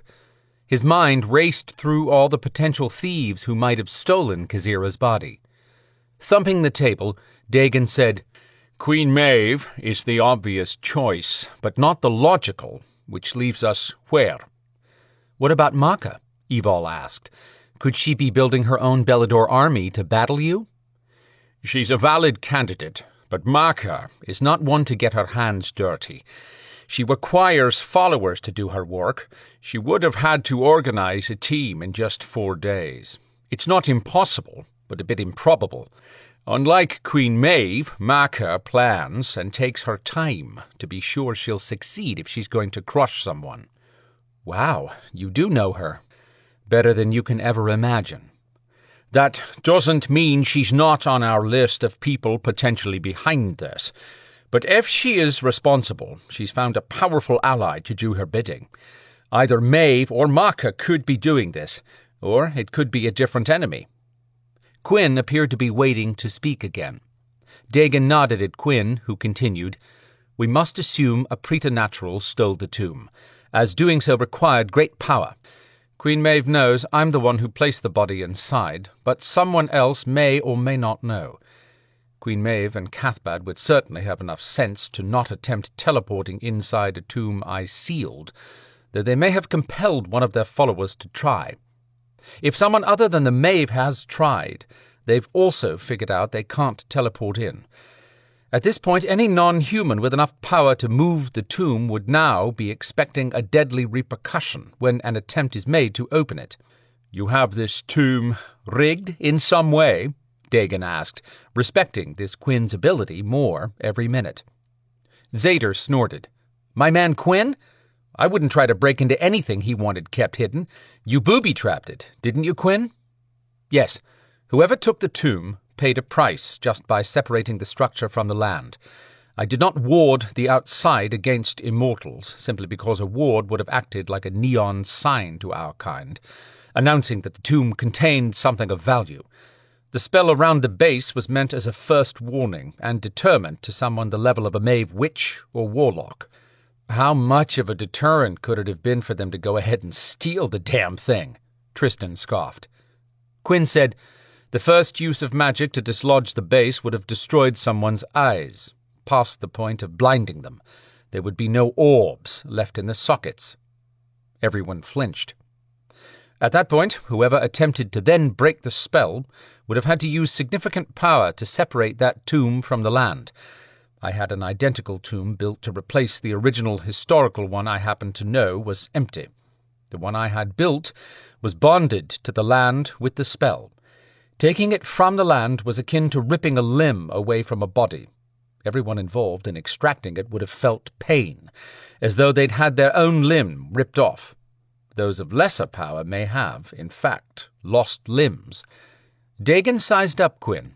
Though he was sorely disappointed the man had held on to an immortal witch's body, he could tell the decision had not been an easy one to make, and one reason might have been to save something a person of dark powers could use for locating his child. That would not be honorable, but Dagon wouldn't criticize the man, since Dagon would do that, or worse, to find his kin. Tristan had grown more serious throughout the meeting. "What happens when they do try to open the tomb?" Quinn shook his head. "If someone cracks the outer wall, they'll suffer a power lash that would cause the equivalent of a severe headache for a preternatural. But to actually open that tomb for access would be quite deadly. Even if they could, which they can't, they would die in the process. I'm the only one who can open it safely. If someone did manage to survive opening it, they'd have to break a ward placed on the body by someone half as old as Dagon. If the ward is broken, the body will erupt into flames. No worries then, right? Tristan asked, addressing everyone with that comment. Evol asked Tristan, if you wanted that body and went to the trouble to take the tomb, realizing that you couldn't open it, what would you do? Tristan's forehead creased. Shit. Exactly. You take something or someone and hold it hostage to trade for opening the tomb. Dagon stood. He needed his counsel to prioritize the problems.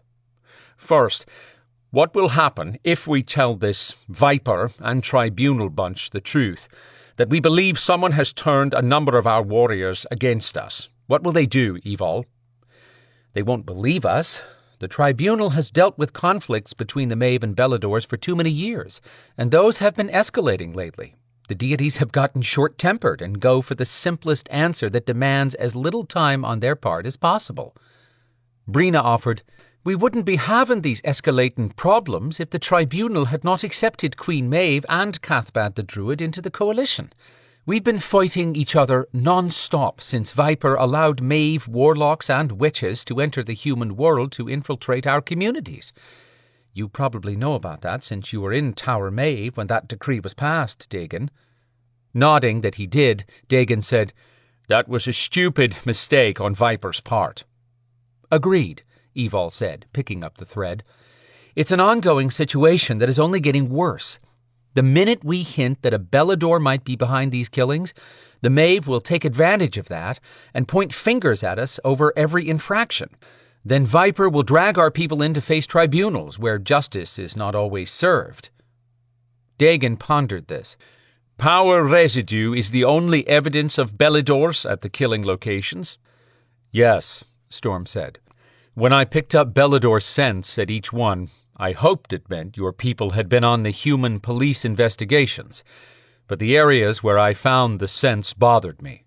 I picked up a demon scent near each one, which didn't appear connected until I heard about tonight's attack. He held his hands open in resignation. Unfortunately, if I was forced to testify at a tribunal, I'd have to say the Belador scent was at every crime scene. Brina snapped her fingers. About those demons. Zader told me one was with the group you stopped tonight. Why would they have demons if they can kill with the ability of a Belador? Evol studied the table a moment, then said, I don't know. That's a good question we need to answer. We also need to find out how they're powering their cloaking device. Adriana didn't mention whether she noticed anything, but we cut our meeting short to come to Treoir. I'll ask her about that. Zader pointed out, whether or not the Maeve are behind the attacks in the southeast, if the only evidence is Belador power residue, we can't hide that if they bring in another tracker. If that happens, Viper will start bringing in our people anyhow. We're pretty much damned if we do and damned if we don't, and that means we're on our own with this and need to get answers yesterday. It's unacceptable for our people to be persecuted. Dagon held up saying more when Quinn spoke. While in the cemetery, I found a Night Stalker and shook hands for intel. Night Stalker? Dagon glanced around the table. He'd missed much during his time imprisoned. I heard the term used in Tower Maeve, but have no idea what it is. Tristan explained, we have ghoul informants in the human world who have no loyalty to any group. If someone with power shakes hands with them, they'll share intel on the preternatural world, and in exchange they receive 10 minutes of corporeal form. What do they do while in solid form? Drink rot gut, usually. They're homeless people who died during weather disasters. Interesting. Dagon returned everyone's attention to the intel. Go on, Quinn. I just recalled something the Night Stalker said, which didn't register at the time, because the only information he'd been able to share was that 2 people had visited Kazira's tomb earlier in the day, and they wore hooded robes. Tristan quipped, that could be anyone. It's like saying someone drove a white pickup truck. Exactly, Quinn agreed.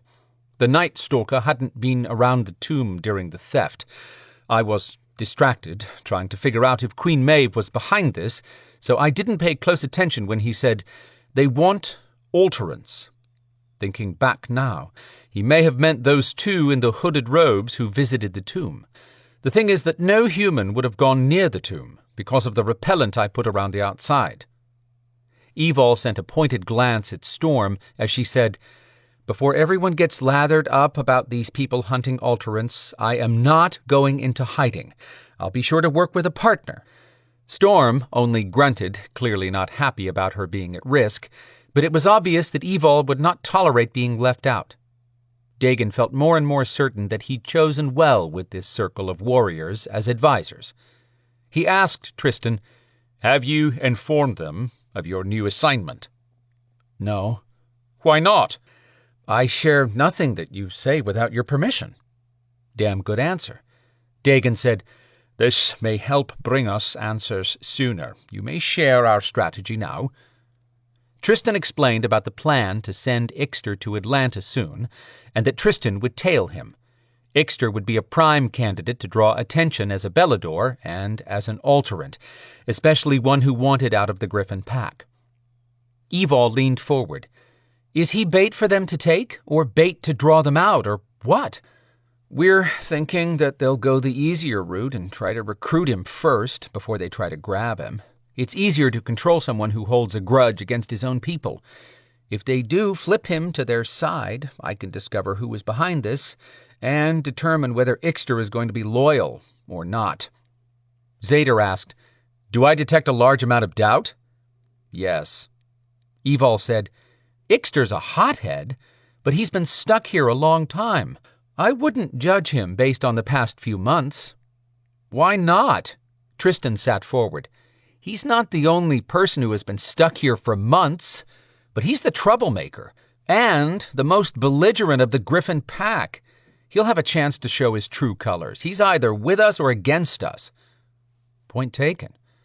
"Speaking of the Griffins," Dagon said, butting in, "you've both done your best by them, and I understand Evol took the lead position when she killed one of the others." "Not just one of the others," Storm said, pride rolling through his words. "She killed the baddest one in the pack at that time." He placed his hand over hers on the table. She smiled at her mate and explained to Dagon, "It was situational, not by choice. When the alterants were forced to evolve into griffins in Tower Maeve, they had to be mortally wounded to complete the process. That's when we were informed we could regenerate up to 3 times. I recall parts of that time. Well, I'm done. I used up my 3rd regeneration here on Treoir when I won the battle against a griffin trying to kill Brina. Tristan, on the other hand, is still good for 2, which means that if he does have to regenerate, he'll only get stronger each time." Dagon hid his amusement. The woman was determined that Tristan receive his due, and now Dagon understood where she was going with that line of thought. "I'm glad to know that, Evol, because as part of Tristan's responsibility as Reduce, he will rule the Griffins, unless you're unwilling to cede your position." Tristan stared, obviously unable to speak. That allowed Evol enough time to say, "It's his. I'm all for him leading the pack." "Good. We have a lot of work to do." Dagon directed his next comments to Storm and Evol. "Storm, I'd like you to visit the cemetery and see if you can store up any scent or power signature." "I'll do that," Storm answered. "Excellent. Evol, you continue investigating and back up Tristan when he requests it." Evol grinned. "No problem." Storm growled softly. Dagon said, "Tristan will let you know when he needs backup tracking Ixter in case nothing happens in the first day. None of you will be useful if you run yourselves into the ground, so be wise about resting, even for short periods, and sharing the load. If this eventually leads to war, it will not be a sprint, but a marathon." "Got it," Tristan acknowledged, still glowering at Evol. She tried to mollify Tristan with, "It only makes sense for you to lead the Griffin pack with me gone so much." Storm's lips twitched. He found Tristan's reaction amusing? Must be history there of some sort. Dagan had to get everyone moving so he could take care of his own problem. Quinn, you will take the lead on locating that tomb. You know all the players. Are ghouls your only resource for now? No, I have my own network of intelligence gatherers as well. Evol offered, We have Isaac Knight's resources too. Dagan frowned. Who is he? Quinn shot Evol a warning look that had no effect on her answering Dagan. Isaac is one of the few humans who know we exist.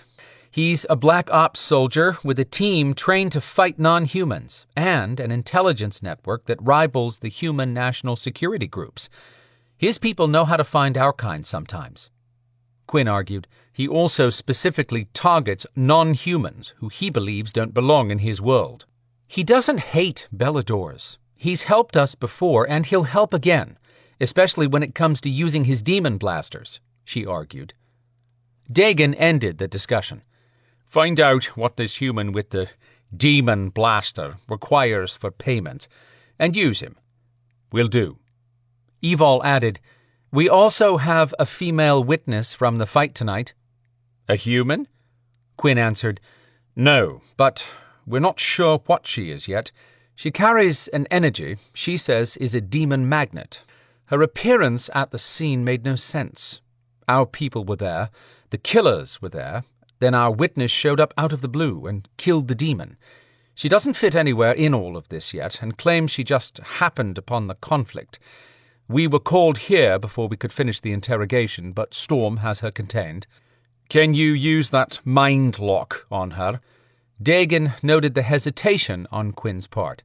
Quinn said, I don't, unless the situation is dire. But Storm is our walking lie detector. Dagan turned to Storm with new respect. That's a handy gift to have. Storm answered with a subtle lift of one eyebrow. Dagan told Quinn, I'll leave it up to you to decide how to extract information. Moving on, Dagan said, When we find out who has the tomb, we're going after it. And as soon as we know who is using Beladors as puppets, we're going to cut those strings. Zader spoke up. What am I doing? Quinn interjected. Unfortunately, the position of Meister is open again, Z. I'm thinking he'll need you to take over. I'm sorry for not giving you more time with Brina. Where do you think you're going? Zader asked. Pushing his gaze from Zader around the table to each of his friends, then to Dagan, Quinn said, While I was buying time for our people to pull you out of Tower Maeve, I was given an unexpected order. When Queen Maeve and Cathbad showed up in the tribunal meeting, Maeve demanded Khazira's body. The tribunal agreed and gave me a deadline. Evol snapped. By what right? Khazira hated them. I know, but they called Dli Fola, known as blood law, which allows the leaders in war to claim bodies of their family members. It held up. The tribunal expects me to appear with Khazira's body intact to hand over to the Queen. I was given 5 days, which will run out by 4 a.m. tomorrow. Unbelievable, Evol muttered. When were you going to tell us? I'd actually planned to tie up our problems in Atlanta, tell all of you to declare me an enemy of the Beladors, then vanish with her body before the tribunal. Oh, Quinn, I'd hurt you if you did that. She gave him a sad smile. That's not happening, Dagan declared, drawing everyone's gaze his way, which means Zader will have plenty of time with Brina because he's not leaving the island while she's pregnant. Zader didn't even try to hide his shock.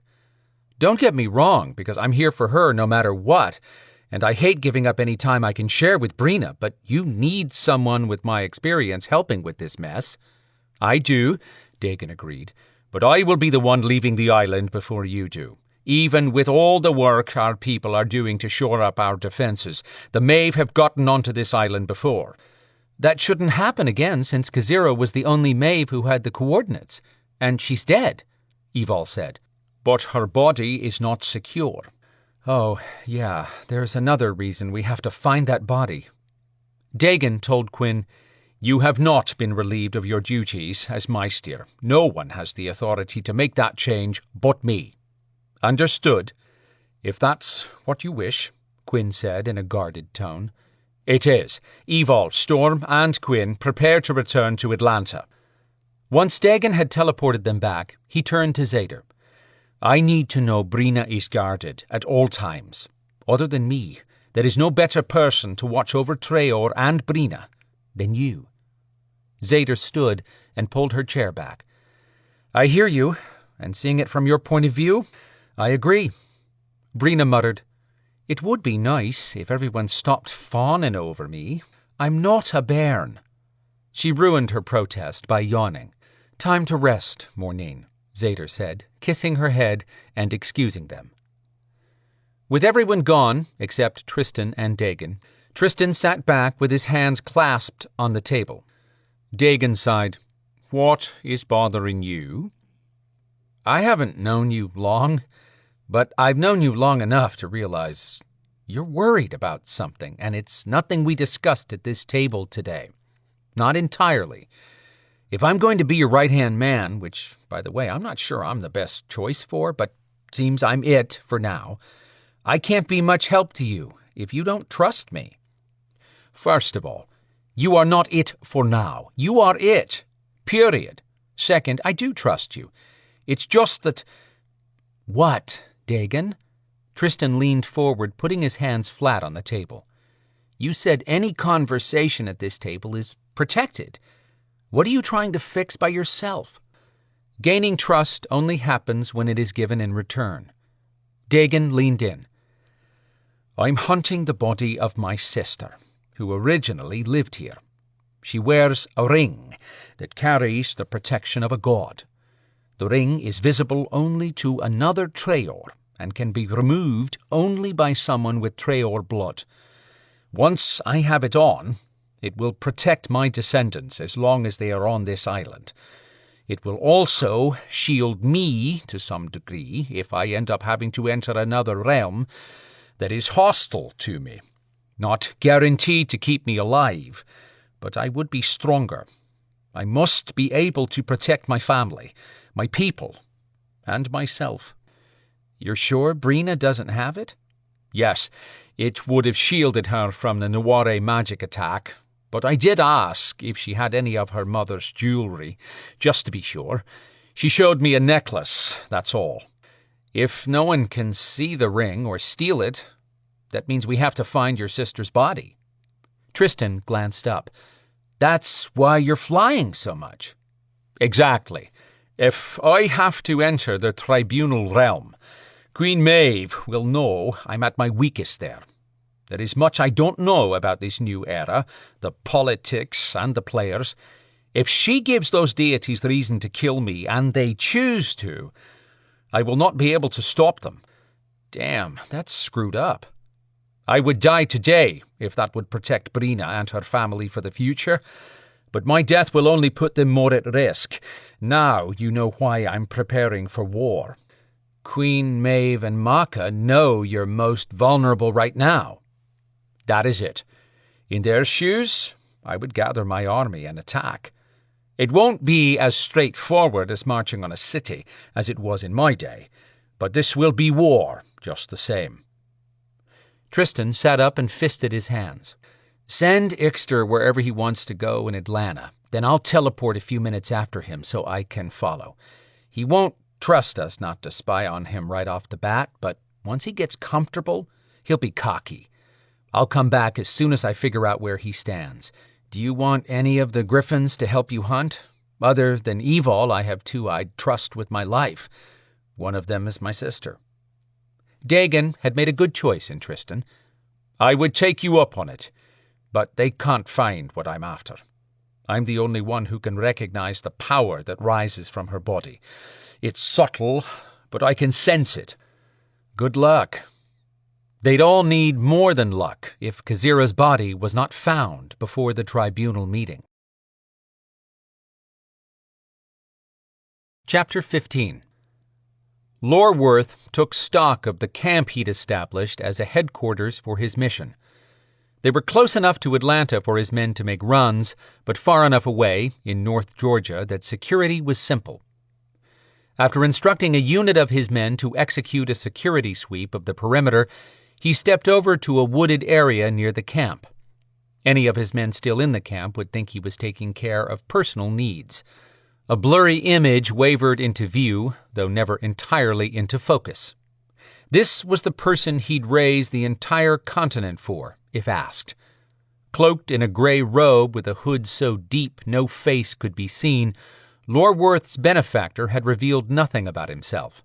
No age, no family, no preternatural political ties. He had only indicated to address him as "my lord." That was fine by Lorworth, who quickly got to the point. "I've had 3 teams in the city. They've each killed a mave witch or warlock, my lord." "What Beladors have they encountered?" "None until early this morning. They battled with a Meister called Quinn, an Alterant known as Evol, a Belador warrior called Devon, a warrior called Casper who did not show his powers, and a witch of unknown origin, but not Maeve. Oddly, they had a human with them, military type." "Did your men capture the Alterant?" "No. The Beladors killed 2 of our team members. There was another female they couldn't identify, and she killed our demons. They seemed attracted to her." "A shame they did not bring the Alterant, but they'll have another opportunity."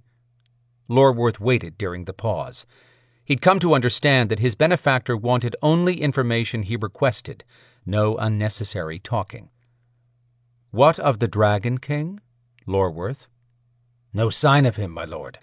"Then we must move to the next step, at nightfall. Are your men ready?" "Yes." That one word should convey the faith Lorworth had in his men, and his ability to lead them. "Very well. Protect the tomb I brought you." "With my life, my lord." Chapter 16. Rhys tried to envision anyone with worse luck than hers. Nobody came to mind. She'd been sitting here for what felt like 2 or 3 hours, watching a 2-foot-tall gargoyle named Phoenix fly around the room. He chased a colorful plastic whirligig that flew whenever he tossed it in the air. Someone had placed a spell on it.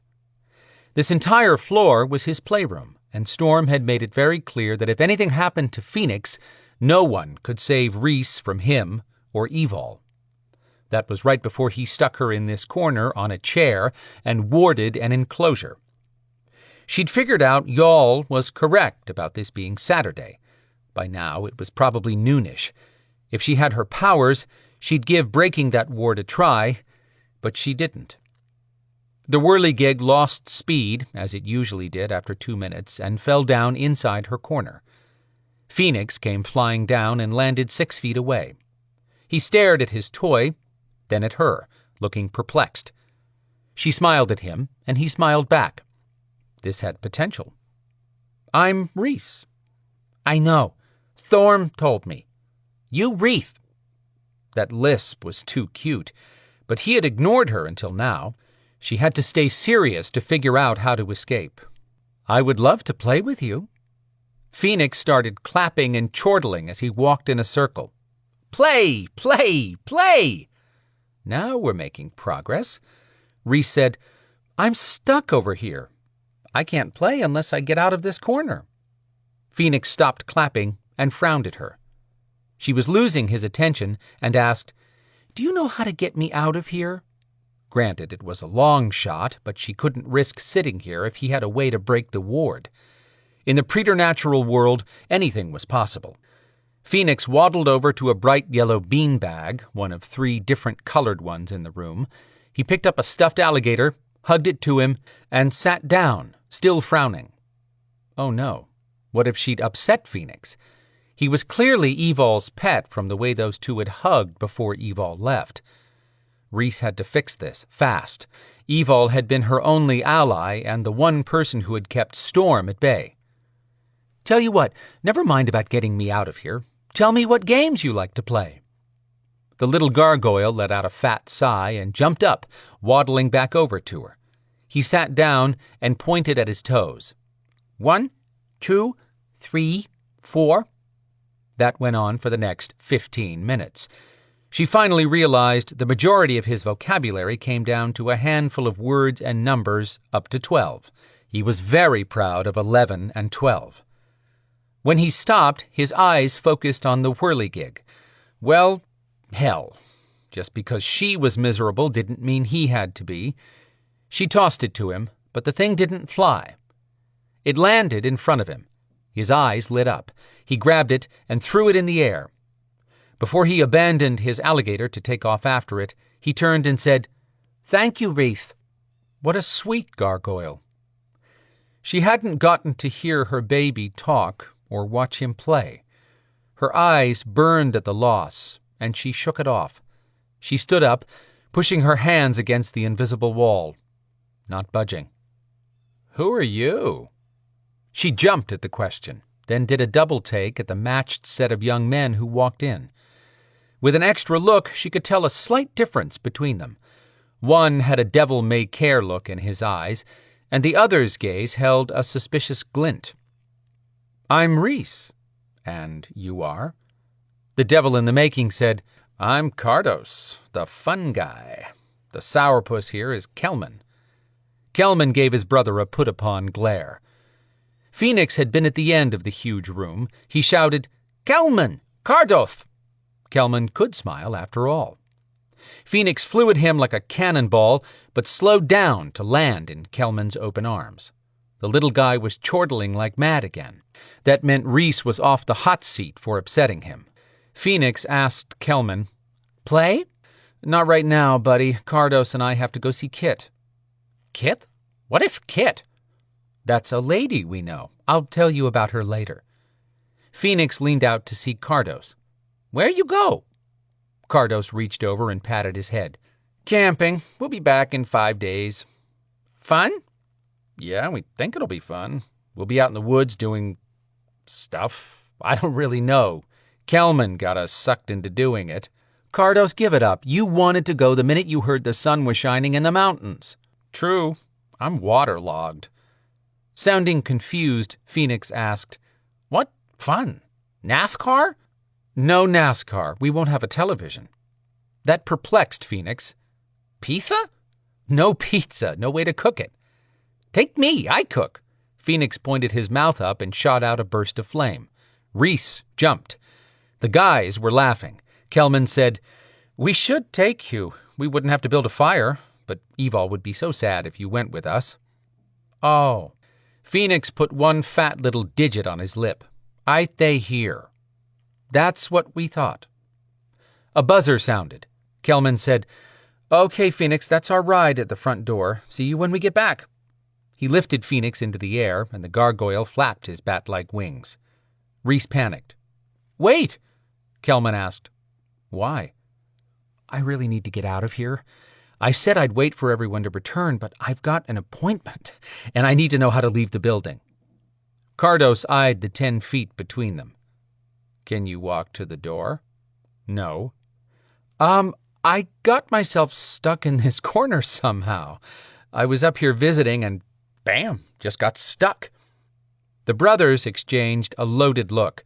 Kelman said, "If you're stuck there, Storm put you there, which means no one here will lift a finger to free you, even if we could, and we can't." "No, that's not what happened." Cardos laughed out loud. "Don't try lying around Storm. If you can't convince me, you have no chance around him." With that, they left, with Kelman asking, "Did you leave Evol and Storm the note?" "Yes, it's on our kitchen counter. Stop being so anal." There went the first people she'd seen who might have helped her find the medallion if she'd actually planned a strategy instead of sitting here silently griping. Rhys shook her head at that idea. Even if she'd been ready, it never would have happened. Not with this tight-knit group. She needed that medallion for any hope of escaping. Slumping down on the chair, she was ready to scream, but Phoenix was happy again, so she just grumbled under her breath. 20 minutes later, she heard voices. Footsteps came upstairs. Storm walked in, took stock of Phoenix first, who had been playing at the far end of the room. The gargoyle called out, "Storm!" Storm said, "Hi, Phoenix. You okay?" "Yeth." Phoenix returned to whatever had been entertaining him. That one word must have confirmed that Rhys had behaved, because Storm didn't inquire further. He walked over, cleared the ward, and said, "Let's go downstairs." Her energy churned, but nothing like before. If she made a run for it, she doubted even Evol could stop Storm from taking her down. Miserable demon. She followed him back to the conference room, where he handed her off to Quinn, saying, "She's all yours, buddy. Evol hasn't slept in almost 24 hours. We're going to eat, grab some rest, and I'll be in touch tonight once I check the cemetery." "That works. Thank you." Storm walked out of the room. Evol's voice joined his. Rhys listened as their voices drifted upstairs along with their footsteps. When she brought her gaze to Quinn's, he said, "None of us are convinced that you're here by accident. Now is the time to come clean. I don't need Storm here to determine whether you're telling the truth. If you don't convince me otherwise, I'm handing you over to Viper to put in lockup while we figure out what to do about these killings." That put her heart in her throat. She couldn't negotiate from a point of weakness. That meant she needed something to trade him. She took a stab, saying, "Whether you believe me or not, I'm not aligned with those people you fought in Midtown and Piedmont Park. This seems to be a big issue between the Beladors and the Maeve. If they're looking for Kazira's body and you know where it is, why don't you tell them and solve the problem? Even better, tell her and solve all her problems. No one knows where it is. The body has been stolen." Did the news ever get better? She considered all that had transpired and asked, "Are you looking for the body?" "Yes." "If I could help you find it, would that buy my freedom?" His stern face lost its rigid edges. "What do you mean by help? Can you locate it?" "Depends on if I can touch somewhere that the body has been. I have a gift of vision." It wasn't as simple as that, and her remote viewing gift had flaws, but why complicate a negotiation with negativity? If he was trying to hide his surge of interest, he failed. Everything about him had stayed calm, but his eyes filled with hope. Not that she wanted to crush that hope or ruin her chance for freedom, but she had to qualify one thing. "Remember when everyone wanted to know how I killed that demon, and I said my powers were tied to a medallion I lost? I can tap my gift if your people can find it, but they have to hurry because the medallion has a shelf life." She wasn't sure that was true, but time was absolutely of the freaking essence for her. Quinn's forehead smoothed when he relaxed. He reached in his pocket and withdrew a cord with her medallion dangling from it. "I'll give you one chance to prove that you're telling the truth." Chapter 17. The Realm of Tower Maeve. Queen Maeve studied the water flowing over her decimated scrying wall. The rare gems of all sizes and colors still sparkled. All that failed to hold her attention when her gaze kept being drawn to the huge blackened area and holes where only shards of the largest gems poked out at odd angles. That arrogant dragon had destroyed her scrying wall. Not her wall, she had better taste. That idiot Flavin, the woman who had reigned as queen in Tower Maeve until Queen Maeve reincarnated, had created the garish wall. Thankfully, Queen Maeve's return had forced Flavin to blink out of existence. Lights from hundreds of candles in her private chamber struck the jewels that remained, creating a brilliant glow on the gaudy display. Certainly not a structure Queen Maeve would have created, but that wall had held information from the 666 years of the last queen's existence, which Queen Maeve needed now more than ever. A swish of sound behind her announced the doors to her chamber opening. She looked over her shoulder as Cathbad the Druid strolled in with a consoling look on his handsome face. He said, "There you are. darling. I've given you space to come to terms with your loss. It's time we talked. Talk? She swirled around, her feet floating inches above the floor. My wall is destroyed, and my throne was stolen. They stole my throne! Her gaze went to the empty spot where her dragon throne had sat for 2,000 years. She was not finished with Dagon. Not by a long shot. Yes, Cathbad said, continuing toward her. He lifted a hand to her cheek. I know the anger you carry, and I wish to share your burden, but that won't happen until you're ready to look forward instead of behind. She hissed and spun up into the air. Energy flashed away from her in fiery red lightning bolts, striking everywhere. Candles melted from the burst of heat. Stones on the scrying wall exploded. The walls of her chamber shook and groaned from her anger. Staring down at Cathbad from high above him, she snarled, Do not lecture me on when to let go of my anger, druid. Unfazed by her show of might, Cathbad smiled. Ah, but you mistake my words, love. I am not telling you to let go of your anger, but to channel it so that you may receive your pound of flesh. Floating back to eye level with Cathbad, Queen Maeve said, A pound of flesh will not satisfy my hunger for vengeance.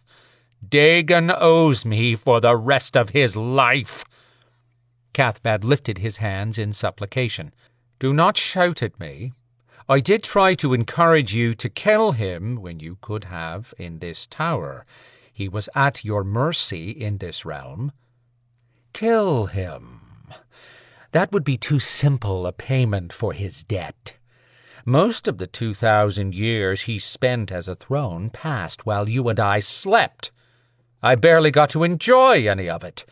I had practically no time to watch him suffer. He dared to betray me and then tried to kill me. No, he will be my throne again, but it will be far worse this time. Heaving a sigh, Cathbad relented. Very well. Let's get busy figuring out how to accomplish that. I want more than just having him back. So much more. Cathbad gave her a measuring look. I can't wait to find out what's churning in that beautiful head of yours, Maeve. I'm just glad I'm not on the receiving end. She didn't acknowledge that one way or the other. No one was safe from her wrath until she had her hands on Dagon again. When the silence dragged out too long, Cathbad took to pacing. We'll need a way to ambush him for any hope of catching him unaware in the human world. I can't go after him there. He'll be waiting for a chance to kill me. Spinning on his heel, Cathbad said, That's not so easy to do, but killing him will be just as difficult, from what I recall of dragons. That's not what I have in mind for him. Now, Maeve, we may only get one shot at the bastard, and if that's the case, you do want to destroy him, don't you? No! She roared, shaking the entire room again, but much worse this time. Maeve, calm down. You don't want a repeat of... Her head warped out of shape, and she grew 6 feet taller. Red, black, and silver flashed around. She screamed, her throat burning from the sound. I will have him back. That dragon will not be allowed to live or die, only exist here. Her eyes burned liquid red. She lifted her fists and shoved them down as if hammering a table. Power exploded from her, blasting Cathbad 50 feet away to where his body slammed the wall. He hung there a moment, groaning, then slid to the floor. Her heart thundered in her chest. She wanted to burn everything in sight. She could do it, too. Wreck this tower. She would...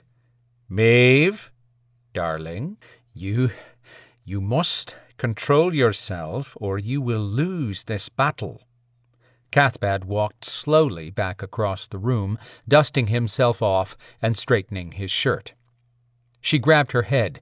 It throbbed from the power overload. Glaring at him, she demanded, "What are you saying, Druid?"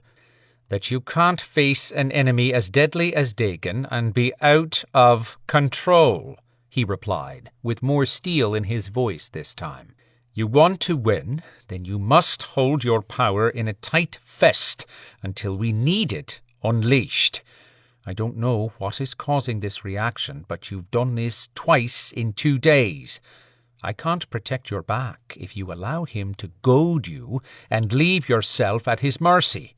He was right, damn him. She'd lost control once before, right after she'd returned from a tribunal meeting to find her private space ransacked and her dragon throne gone. Her reaction had been 3 times as bad then, killing 2 of her guards, but that was natural culling if they couldn't hold up to a strike. Outside this realm, she would be vulnerable, but even more so if she lost track of where she was at any moment, which would allow Dagon the perfect chance to attack. She might die from an overload of her own power. But she needed to kill someone, needed to watch blood flow. The only thing protecting Cathbad was the blood deal they'd made to protect each other while they were waiting to be reincarnated in current day. And there was the fact that he was also stronger in this realm. He could take that hit and walk away. He might not be so fortunate if this had happened in the human realm. Then where would she be without him? Who would watch her back? Shrinking back to her normal size, she shook off the remnants of anger that clung to her and took a steadying breath.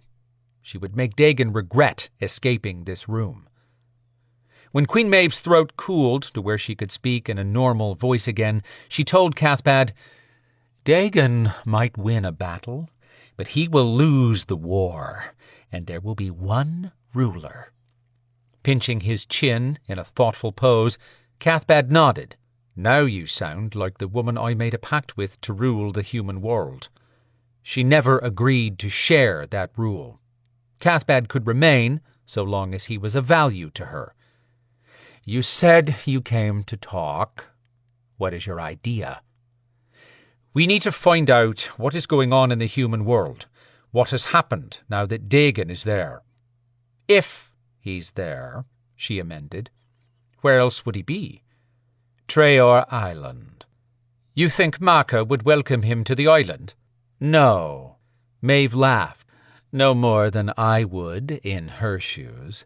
But he has the right, as the first son of King Gruffin, to take Treoir back from Maka, if he managed to get into that realm and to break my curse." "I did not know he could claim the island at this point. When did you plan to tell me this?" Cathbad's grin dissolved into a foreboding expression.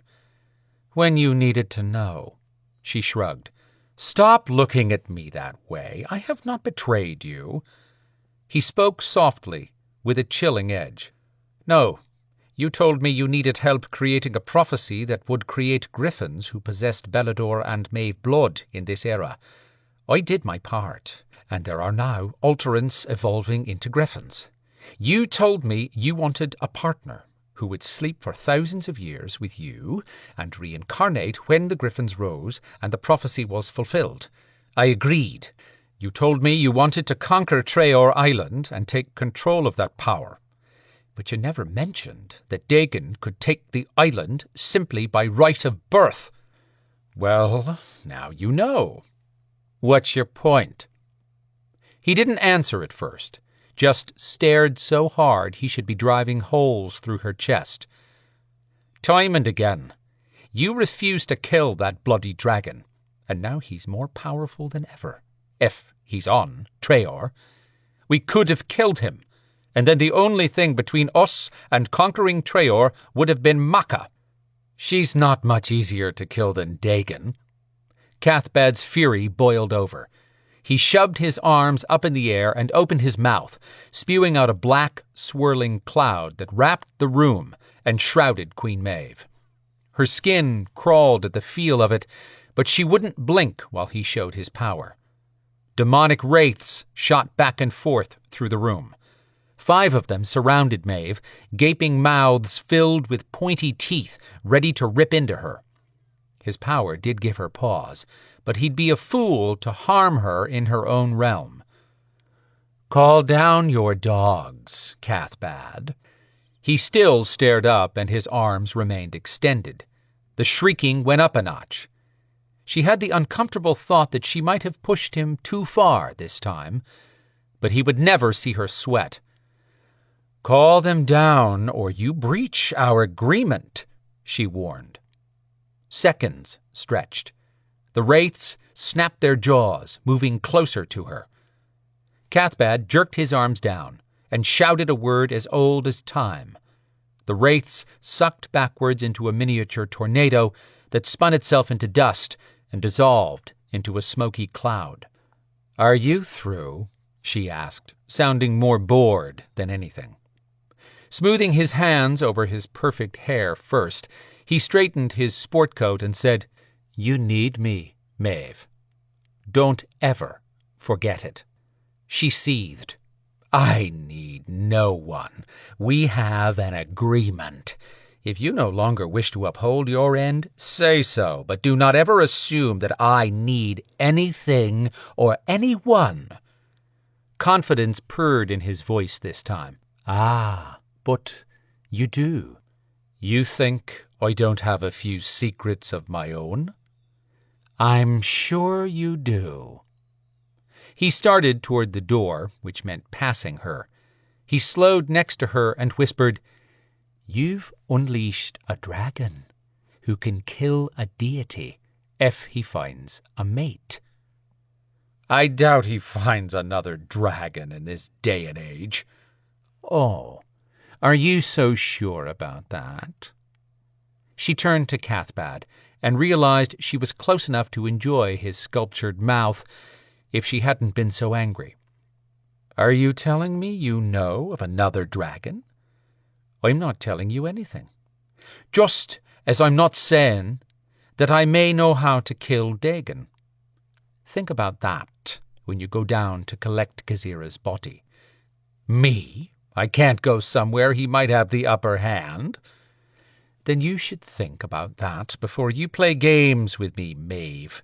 One of us has to collect the body when Quinn delivers it, or the Beladors may call foul and default. You have no scrying wall. You need Kazira's body to get your answers." Chapter 18. As a leader, Dagon rocked in Evol's book, if for no other reason than making her life easier by teleporting her and Storm to arrive inside their building in the middle of the day. Too bad Dagon couldn't snap his fingers and make this a happy Saturday afternoon like most couples were enjoying. She followed Storm up to their residence on the top floors, which were far above the conference room she had no desire to visit right now. Not after having a conflict with Storm over Rhys. He'd checked on Phoenix, handed Rhys over to Quinn, and called a timeout for them. She hated the brittle silence between them, but appreciated that Storm would never lose his temper in front of her friends. Sure, he'd wanted to kill Rhys at one point, but that was a natural reaction to someone he'd thought was a demon. There'd been a time when he'd kept his anger locked down and avoided pushing her. She didn't want him to hold back. Not that she wanted him to be angry with her, but she'd come a long way in this relationship and would not backslide. Both of them needed to vent at times, and both of them deserved to have their say. They were a pair of strong personalities. Storm had pushed her to be honest with him at every turn. She wanted his honesty as well. He opened the door and held it for her. Always a gentleman when it came to her. She took 2 steps in and turned. He closed the door with a click, then leaned back against it with his arms crossed. She crossed hers. "You might as well get it off your chest. You've been stewing since you walked in and found Rhys in the conference room." He looked down. "Rhys?" He lifted his gaze back to hers, and the fury was banked, churning and ready to escape. "That's her name." "You say her name as if she's a new neighbor. You don't even know what she is, but you still brought her here. You're still mad about me bringing her here? Bingo. She could never talk without being in motion, so she started pacing back and forth. I had Quinn, Adrianna, and Isaac with me. Between the four of us, I'm fairly certain we could take her down if that had been necessary, but it wasn't. She was unconscious and sick. You don't know that she was truly dying. You didn't know enough about who she is or what she is to realize whether you were being gamed. The fact that his words rang true didn't help. Now she felt foolish, and she liked feeling that way about as much as feeling weak. Not at all. When in doubt, she went on offense. What are you saying? I don't have a say in who comes in here without your permission? He stood up and dropped his arms. No, that's not... You're turning my words around. I just need this clarified that you're saying I can't decide who comes and goes unless I clear it through you first. Of course you can, Evol. I'm not saying that. I'm just... He paused long enough to curse in one of his many languages. Then he drew a breath, but his face still had pissed off written all over it. Just stop bringing in unknown beings. That's all I'm asking. Promise me that. Calling her Evol was never a positive sign. It was the same as saying he was close to the end of his patience. She stopped pacing. How can I promise what I'll do in the future when I have no idea what tomorrow brings? I don't work a normal job. I'm around strange things all the time, and I'm not letting something die that isn't trying to harm me. I did think this through first. Counting off on her fingers, she said, I couldn't take her to a human hospital, and I couldn't take her to healers in Viper headquarters with Sen there, and... Wait a minute. She took a step toward him. What did you mean by keep bringing in unknown beings? What other time are you talking about? Storm muttered to himself, but she heard, might as well get this done now. His tone came out slow and calm, as if trying to explain to someone who might react badly. You brought Oscar here. In fact, you had no idea what he was capable of, and you drove around alone with him in my car, Evol. Sweet little Oscar? He was a witch's familiar the size of a small dog, and he hadn't been the least bit dangerous. Well, not to Evol. She probably should have let it go, but she felt like she'd failed a simple test as his mate. With no better defense, she grumbled, I'll get your truck detailed. Storm crushed the keys in his hand and let the debris fall to the floor. His voice was low and furious. I don't want the damn truck detailed. Dishes in the cabinets started rattling. Evol lifted her hands. Then what do you want? If I say I'm not going to do something, then I won't break my word to you. But just know that if we hadn't ended up here, Plan B was Isaac's interrogation room. Are you saying we should have taken her there? No. Energy raced through her veins. She had to stop or she'd shift into a griffin right here. Not that anyone would know, but she'd probably take out the ceiling and half the next level. Storm stood there, saying nothing. She knew that look. He was giving her time to calm down. Well, that wasn't happening. What do you want, Storm? She strode over to him. He grabbed her shoulders, and his hands shook with the energy rocking him. He wouldn't hurt her, she knew this, but he was furious. His chest expanded and contracted with shuddering breaths. When he finally spoke, his words came out hoarse. I want to know you're safe. I built this for you so that you could have a place where you know nothing can harm you. I want to know that if I'm not here, you'll be just as safe when you're home alone. The worry behind his anger peeked out from his gaze. He eased his grip and moved a trembling hand to stroke her hair. I hated the entire time you lived under that building of Quinn's. I spent days upon days worrying about you. I knew that the day might come when you take on a monster you might not defeat. I have never been so happy as having you here with me. Her heart squeezed at the mix of love and fear in his voice. Her eyes watered. Storm feared nothing except losing her. She felt the same way about him. In his shoes, she'd probably react even worse. There were no hard and firm rules for the world they lived in beyond survival being the top priority, which gave even more weight to his words. She'd been caught up in the moment and would have done the same thing in the past when she lived in the underground apartment. But she lived here with Storm, Phoenix, the twins, and Lana, once Quinn's cousin returned. Evol would not intentionally put any of them at risk. She and Storm had worked through his overprotectiveness. Since then, he'd been true to his word to give her space to perform her job. Now she had to do her part as his mate. He deserved better than to worry about their home. Before she could speak, he added, "I might have overreacted, since that woman doesn't appear to be a threat, but the minute I walked in and sensed demon energy, the next thing I saw was you too close to her. She could have touched you before I got to you." She hugged him. "I do get what you're saying, and I'm sorry. I love our home. I love that it is a safe haven. Living here with you is more than I ever dreamed. You're right, I don't always think before jumping into things." He squeezed her and chuckled. "Understatement." She pinched him, and he kissed her on the head. She said, "I won't bring anyone or anything here again that I don't know for sure is safe." "Thank you." His voice was now back to the deep tone that soothed her. "But don't get me wrong, sweetheart. This is your home as much as mine, for you to share with your friends. Except Isaac." She smiled. Storm didn't mean that, but he was no longer thinking about Reese. Storm's hands wrapped her waist. He picked her up and sat her on the counter, pulling open her shirt so fast buttons flew all over the kitchen.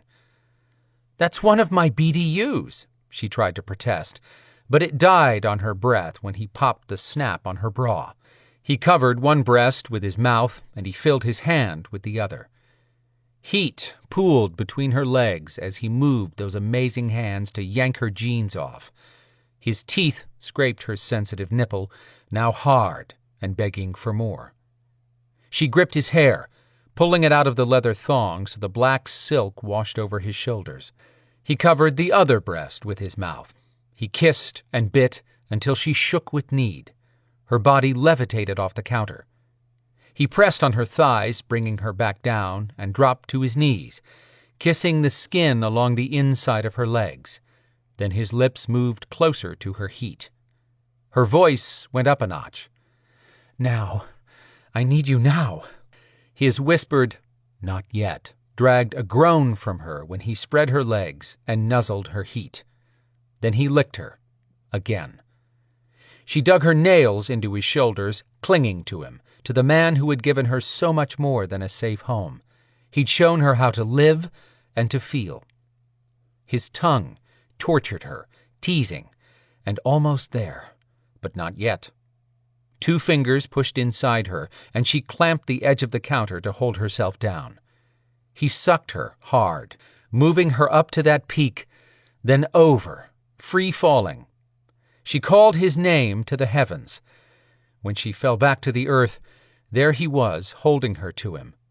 She wrapped her legs around him, fully expecting him to be naked. He didn't disappoint her. Ever. With an easy move, he lifted her, then brought her down as he slid home, groaning at the feel. Somewhere along the way, he'd slipped a condom in place. Good thing, because she'd lost the ability to form a rational thought.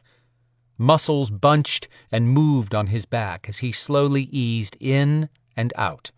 He moved his lips to her mouth, kissing her as if he'd never get another chance at her. Every minute with Storm was like that. He made her feel as if nothing mattered more in his world at any moment than her. Every part of her wanted his touch. He made love to her mouth and her body, taking his sweet time at each spot he touched. She'd been physically exhausted only moments ago, but Storm woke up every nerve in her body again. How he could make her ready to beg so soon after that last orgasm was one of life's little mysteries she didn't care to unravel. But now she wanted more of what he was giving her. "Faster," she ordered. "No." He kissed her slowly, in a seductive way that promised he could do this for hours. For her. She loved this man beyond comprehension. He pulled out and pushed up hard. She clutched him to her, gasping, waiting, ready. Still, he rained kisses along her face and neck, taking measured moves out and in. His body tightened at the effort of holding back, but he'd pause, then keep moving. Until she whispered, "Please, now, come with me." "Anything for you." He made good on his words then by picking up his pace. His power wrapped around her, holding back until she tightened around him and cried out. He followed close behind, driving harder into her over and over. Then the feel of his release sizzled over her. She draped her arms over his shoulders. Her legs hung loose over his powerful arms. The kitchen smelled of damp bodies and sex. She smiled against his shoulder. "Love you." He leaned her back until he could see her face. His voice had a sex-roughened edge. "I love you more." "You must. Anyone else wouldn't survive your anger." He looked chagrined. "I'm sorry I yelled at you." Evol smiled. "I'm not." That confused him. "Why?" "It means you know I can hold my own with you as your mate. There was a time where you'd have thought twice about it. We don't live in a simple world, and I'm not the easiest person to live with." "Says who?" "Says me." "I don't agree." She huffed out a laugh. "You're not objective." "Not when it comes to you." "Well, you had a point. I heard it. We can't grow together unless we put everything on the table when we disagree. Besides, the make-up sex was worth it." Storm laughed and hoisted her up. Then he threw her over his shoulder and walked off. She asked, "Hey, where are you going?" Storm had his hand on her bare bottom. "To fight in the shower. Then we'll have wet make-up sex." Evol laughed, only until his hand moved to a more interesting spot. Chapter 19. Quinn led the way through Oakland Cemetery, which normally had tourist traffic on a late Saturday afternoon, even in the winter. But the temperature felt like spring. If not for the rain that had yet to let up, this cemetery would be crowded. He'd passed a few people with umbrellas and cameras, but that had been closer to the entrance. No one was back here. Reese walked alongside him, wearing a rain poncho he'd gotten her on the way. Before rushing here to find the tomb missing early this morning, Quinn hadn't been to Oakland Cemetery since placing Kazira here. He'd stayed away to keep her safe from discovery. Major fail. He'd planned on never coming back until he'd found their daughter, which seemed further out of reach every minute. What is it about cemeteries that fascinates people? Reese wondered aloud. Oakland has been here since the mid-1800s. It's filled with families. There are 70,000 graves. That's not what I'm talking about. I understand when people visit to be with a loved one they lost, and I get that some people hunt ancestors through death records, but the rest apparently are just sightseeing. True. I've heard some say they enjoy the peace in a cemetery. He couldn't recall when he'd had a simple conversation like this with anyone. His world was filled with preternatural politics, conflicts, and just plain everyday headaches involving the Beladors. What do you want with the body, Quinn? What? He blinked at her, surprised by her question. Reese glanced up, holding her own with her stride. Rain drizzled from the ball cap he'd given her. She lifted the hem of the poncho and wiped her face with the sleeve of the Atlanta Braves hoodie he'd also bought for her. It was a bit too large, but the convenience store hadn't offered much, and her thin T-shirt had been wrecked by the demons. She must be from a warmer part of California, because she had definitely not come to Atlanta dressed for any kind of winter. Storm had reacted to the demonic energy inside Reese, but Quinn didn't sense a threat from her. Why not? She lifted her eyebrows in question. What had she asked? Why he wanted the body? Like he would share that with her? He said, "It doesn't matter what I plan to do with the body." It might. I thought we had an agreement. You'll help me find the body, then I give you back the medallion. You do what I say, when I say, and it will go easier for everyone." She muttered something that included the word dickhead, then ducked her head and shook it off. Looking up, she said, "I do want my medallion back. It's critical that you return it to me. I only asked about her body because I don't care for necromancy." She'd surprised him with her concern over someone abusing Kazira's body. He hesitated over what to say, but he couldn't tell Rhys any more than he had about all this. He said, "I don't intend to perform necromancy on the body." "I see." No, she didn't, but that was fine by Quinn. "You said you were a photographer in California. What kind?" She looked everywhere as if watching for something or someone. "The kind that gets paid for her work. Where is this plot?" There was the sharp mouth again. Quinn looked up. They were almost there. "Turn left at the next opportunity." She did, and paused at a child's grave. The headstone showed the baby had the same day for both birth and death, in 1927. "Is something wrong, Rhys?" Realizing she'd been caught looking at the grave, she said, "No. Where to now?" "Straight ahead." But he'd put his finger on what he'd sensed about her. Rhys had an inherent sadness that clung to her like a second skin. She came across as combative and argumentative, but those might be her emotional defense shields. When he reached the empty space where the tomb should have been, there was no one nearby, which meant the spell he'd put around it was still pushing humans away, even with the private mausoleum missing. The empty rectangular plot now stood out, with so many massive memorial sculptures and headstones crowded around. They had the scenic backdrop of the Atlanta skyline. Rhys stopped in front of the plot, hands on her hips, staring. "Has anyone noticed it missing?" "Humans wouldn't." She nodded, clearly catching that this had been shielded with a spell or ward. Letting out a long sigh, she said, "I need to put my hands down there. I'll tell you when I feel something." "What happens then?" "If I catch a little luck, I'll travel remotely to wherever the tomb is and tell you what I see." "What if you aren't lucky?" "I might travel to the inside of the tomb where the body is, and that would tell us nothing unless someone has gotten inside." "I seriously doubt that." "Why?" "This is taking longer than I'd expected," Quinn said. "I thought you were in a hurry to get your medallion back." "Fine. Whatever. I need a moment to see if I can feel anything. Once I have a good spot, then I'll need to touch my medallion." She dropped to her knees and looked around. "What are you looking for?" he asked, full of suspicion. "Swiel Maru demons." "Why?"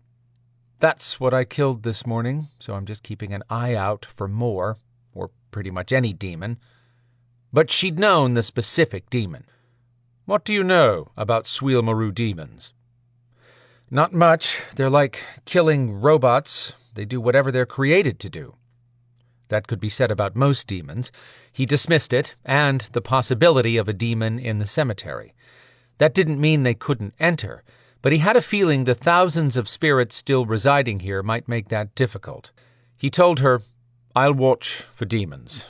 You do your thing." "And don't stare at me," she ordered. She was a bossy thing. "I'm not about to turn my back and allow you to disappear. I'm not going anywhere without my medallion." She'd said that as though he were clueless that the pendant was her lifeline. "Very well. Get busy. I'll keep an eye out." His mobile phone buzzed. He stepped under a tree to block some of the rain so he could read the text message. Devon had sent an update. He finished replying to the text and heard a scuffling sound. Then, "Quinn!" He swung around to find a man dragging her off. Her face had turned deep red from being strangled. Quinn shoved the phone in his pocket as he rushed over, yelling, "Drop her! Now!" The human face that lifted to him had black eyes. It blinked, and the eyes were red. Demon! Bloody hell! And he'd blown off her concern. It sent a blast of power at Quinn, slapping his head to the side. Quinn sidestepped, caught his balance, and turned to the pair. He hated to enter the mind of a demon, but if he used kinetics, the demon might kill Rhys before Quinn could stop it. Using mind lock was the quickest way to free Rhys, who was fighting for all she was worth, but turning blue. He powered up and shoved inside the demon's head. The screeching noise that hit him sounded like bad feedback at a rock concert turned up 100 decibels. Walking forward at a steady pace, Quinn held on to the nasty mind. Swimming in a sewer would be more pleasant. He pushed harder into the frenetic noise and found a place to latch onto its mind. He sent a burst of power through the connection that rocked the demon back. Rhys now hung limp in the creature's arms. Finally, it lost its grip, snarling at the pain Quinn was causing. That's when Rhys came alive. She shot upright and shoved her booted foot back to slam the demon's knee. It was enough to knock the demon off his feet and for her to break loose. She turned to fight him. Quinn wanted to strangle her himself. Didn't she realize that now was the time to run away from that thing? If she'd back off, Quinn could use his kinetics and get out of its head. Quinn hit the demon with a solid mental punch that buckled its knees. Taking advantage of the demon's weakened state, Rhys showed off some serious kickboxing skills with her next hits. Quinn released the demon that had now turned into a quivering mass on the ground. That creature could regenerate, though, so Quinn smashed a double-fisted kinetic hit down on its head. The body stopped jerking. In the next minute, it became gray dust that swirled into a miniature tornado and vanished into the air. Rhys turned to Quinn with a smile that showed the woman she kept hidden. An attractive one, when you got past the angry glare and churlish attitude. But Quinn recognized an adrenaline high when he saw one. How many times had she fought demons? Rhys rubbed her neck where she had red welts appearing on her skin. I wasn't sure you'd turn around in time. She stopped, frowning as she glanced around her with a question in her gaze, then shook it off and started toward him again. Another demonic being, dressed as a human but with the same black eyes, dove out from behind a headstone taller than Quinn. Rhys spun, but too late, and got hit broadside, the impact knocking her to the ground. She and the demon rolled away in a flurry of punches and kicks. Quinn hit the demon with a kinetic blast, but the thing dragged Rhys along when it slid 30 feet away. She never stopped punching the demon and slamming its head backwards, but the demon slashed at her with sickle-shaped claws as long as Quinn's fingers. Quinn yanked out 2 triquetras, specialized razor-sharp throwing stars formed into the shape of the triangular Belador symbol. The demon's jaws opened to rip flesh from Rhys's neck. Quinn sent the blades flying for the demon's throat. They bit flesh and cut straight across. The demon froze. His head fell to the side, barely attached, and his body flopped down. Just like the first demon, the body immediately turned into a gray dust and spiraled away. Quinn got to Rhys and dropped to his knees. He slid his arm behind her and lifted her into a sitting position. Rhys, are you okay? She had 2 gashes across her neck. She tried to speak. The only word that came out was, "Medallion." He fished out the medallion, and she gripped it like a lifeline. Slowly, the bleeding stopped, and the skin closed up, healing over, but leaving puffy red marks. She lowered her hand. The rain washed red streaks of blood down her fingers. She caught her breath. That's better. Why did it heal you to a point and stop? You still have 2 wounds on your neck that are barely closed. Her gaze dropped down and away. Magical healing is not exactly a perfect science. He agreed, but she was not telling him the whole truth. When he pulled the medallion away, she snarled, "That's mine, damn it! Why do you need the medallion to activate your powers?" She stonewalled with a flat expression. He suggested, "You could help yourself by telling the truth on occasion." "You could help yourself by pulling your head out of your ass and knocking off the power Gestapo act," she grumbled. Running her hands through her golden brown hair, she tossed curls everywhere and huffed out a breath. "Listen, this hasn't been the best of days for me. I'm trying to work with you, but you're screwing up my schedule. I only want to understand why you don't have your powers. Someone turned them dormant. Before you ask, no, I'm not telling you who. That's my business." He couldn't argue with that, and in spite of a constant swirl of suspicion around this woman, he sympathized with the crazy way their world functioned. Someone more powerful than she was clearly holding something over her head. Quinn said, "I have an unusual ability called mind lock. Our powers are controlled by the mind. Would you like me to slip inside and see if I can figure out how to unbind your powers?" Oh, hell no! Why hadn't she healed from the demon attack that happened before they'd met her in Midtown? Why did her healing powers only work to a point now? He couldn't help her and watch for demons, which he now realized were a significant threat, even here. Spying a mausoleum 15 by 20 feet that he could stand up in, he said, "We need to move." "Where?" She leaned forward, making the move to stand up, but Quinn hooked his hands under her arms and lifted her to her feet with ease. She wasn't tiny, but she was shorter than Quinn, and she didn't weigh a lot. She could stand to put on a few pounds, in his opinion. Jumping away as if his touch had burned her, she turned a scowl on him that deterred the giving of any such opinion. Using his kinetics, he opened the mausoleum. "Over there. I'll give you the medallion, and then you can heal yourself before the demon poison harms you." While dusting her pants, she eyed him with a look that questioned why he would help her. The effort to tidy up was wasted since the poncho had been shredded, and she now had blood splatter on her sweatshirt. Talking to herself as she followed him into the mausoleum, she complained, "I wanted to never see this city again. If I ever get out of here, I plan to stay gone for more than 10 years next time." She sniffed and wrinkled her nose. This day just gets better and better. The interior did smell of mildew and death, but at least they were out of the rain.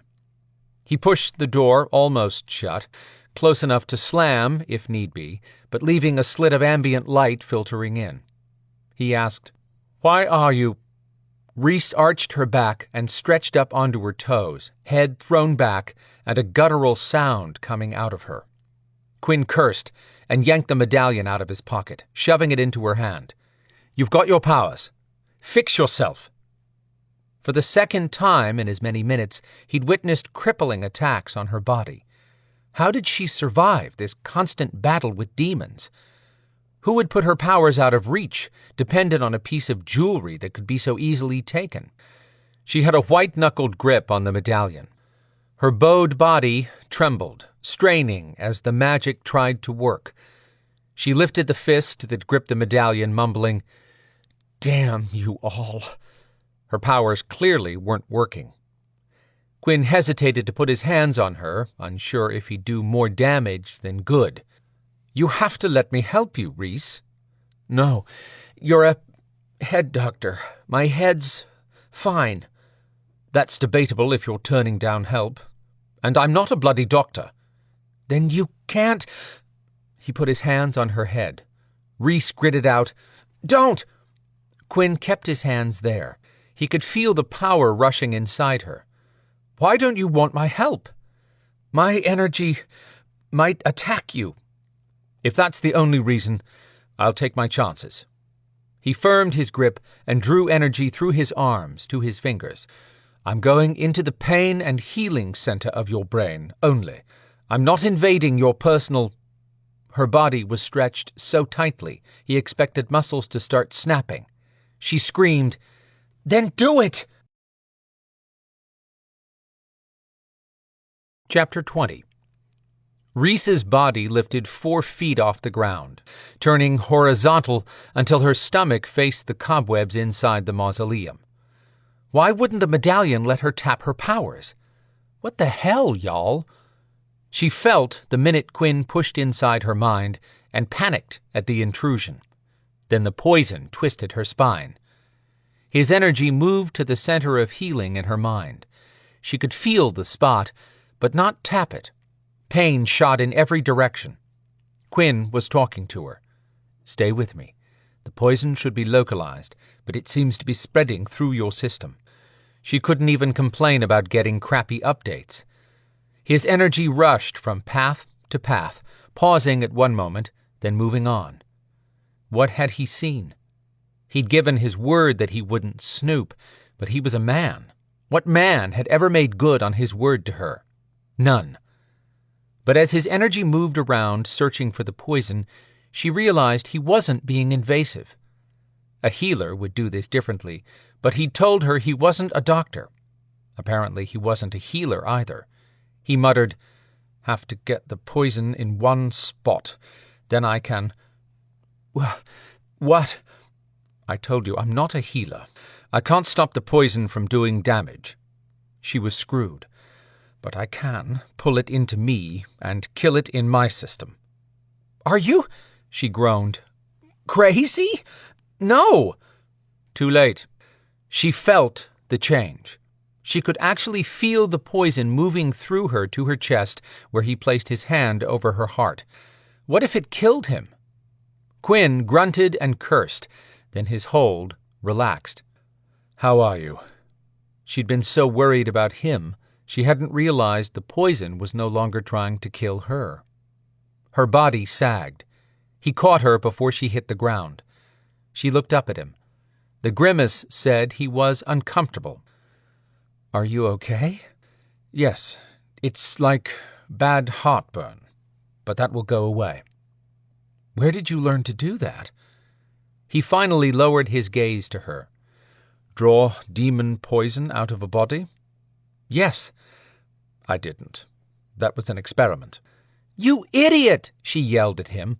"You could have died from that." "I didn't." Holding her against him, he turned around, looking. When he found what he wanted, he stepped over to sit on a narrow ledge with her still in his arms. She should push him away, get out of his lap. Definitely. She'd do that in just a minute. But it felt so good to be held. It felt even better being held by a man with such a nicely built body. Powerful, yes, but Quinn had a certain refined air about him. Might be the British accent, but she didn't think so. His face was calm. That was the other reason she couldn't move yet.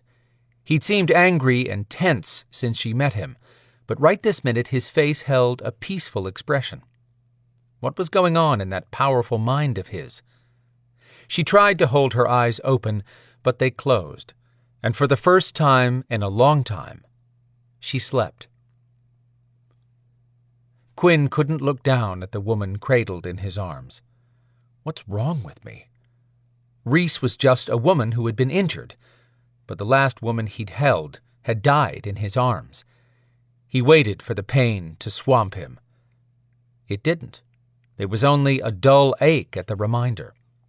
Odd.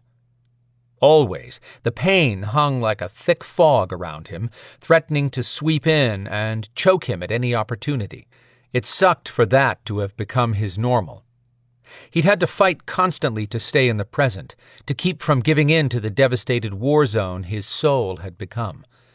As always, the pain was there, but something felt different. For this moment, he experienced a peacefulness he hadn't felt in so long. Why? Had the demon poison he'd taken from Reese dulled his senses? Doubtful. It had taken far more than demon poison to affect his mind and emotions in the past. He fingered his power at the door, and it opened another inch, offering a breath of air and a clear view of anyone coming. He stared out at the downpour and the soggy cemetery, fully alert and present in this moment. Rain tapped on the mausoleum and the headstones surrounding it. No demons or wars existed in this moment, only him and the warm woman cradled against him. What had happened to Reese? He'd glimpsed damage in her mind that had been there for many years, long enough that she should have healed emotionally. Why hadn't she? Who am I to wonder? He'd been to powerful monks who had helped him repair his mind more than once. They'd tried to help him after Kazira died, but they told him it was not his mind that needed healing, but his heart. They might be right, in theory, but why should his heart heal when Khazira's never would? He'd stuffed his emotions into a deep hole so he could function when Zader and his tribe needed him. Why did having Rhys in his arms stir up all those emotions he'd shoved out of the way? I'm a Meister. I can handle holding a woman in a professional context. He was doing just fine with that, until Rhys curled toward him, clutching his body and murmuring, "Missed this." Those words struck a tender note. Finally looking down at the contentment in a face that had, up until now, worn a scowl as default, he knew without any question that she had not been held this way in a long time. When was the last time he'd had a chance to hold someone in a quiet moment? If holding Rhys brought her peace, even for this short time, he could do it and ignore the dark gremlins climbing around in his head. This strange woman had exploded into his world and stirred things inside him, forced him to question things. One minute he was angry over Khazira's lack of trust, and the next he cursed himself for not deserving that trust. His mind had been a wasteland since losing Khazira. He should have protected her, and he'd spent hours asking himself why he hadn't. What man deserved a woman if he couldn't keep her safe? The truth was that he'd never deserved her love.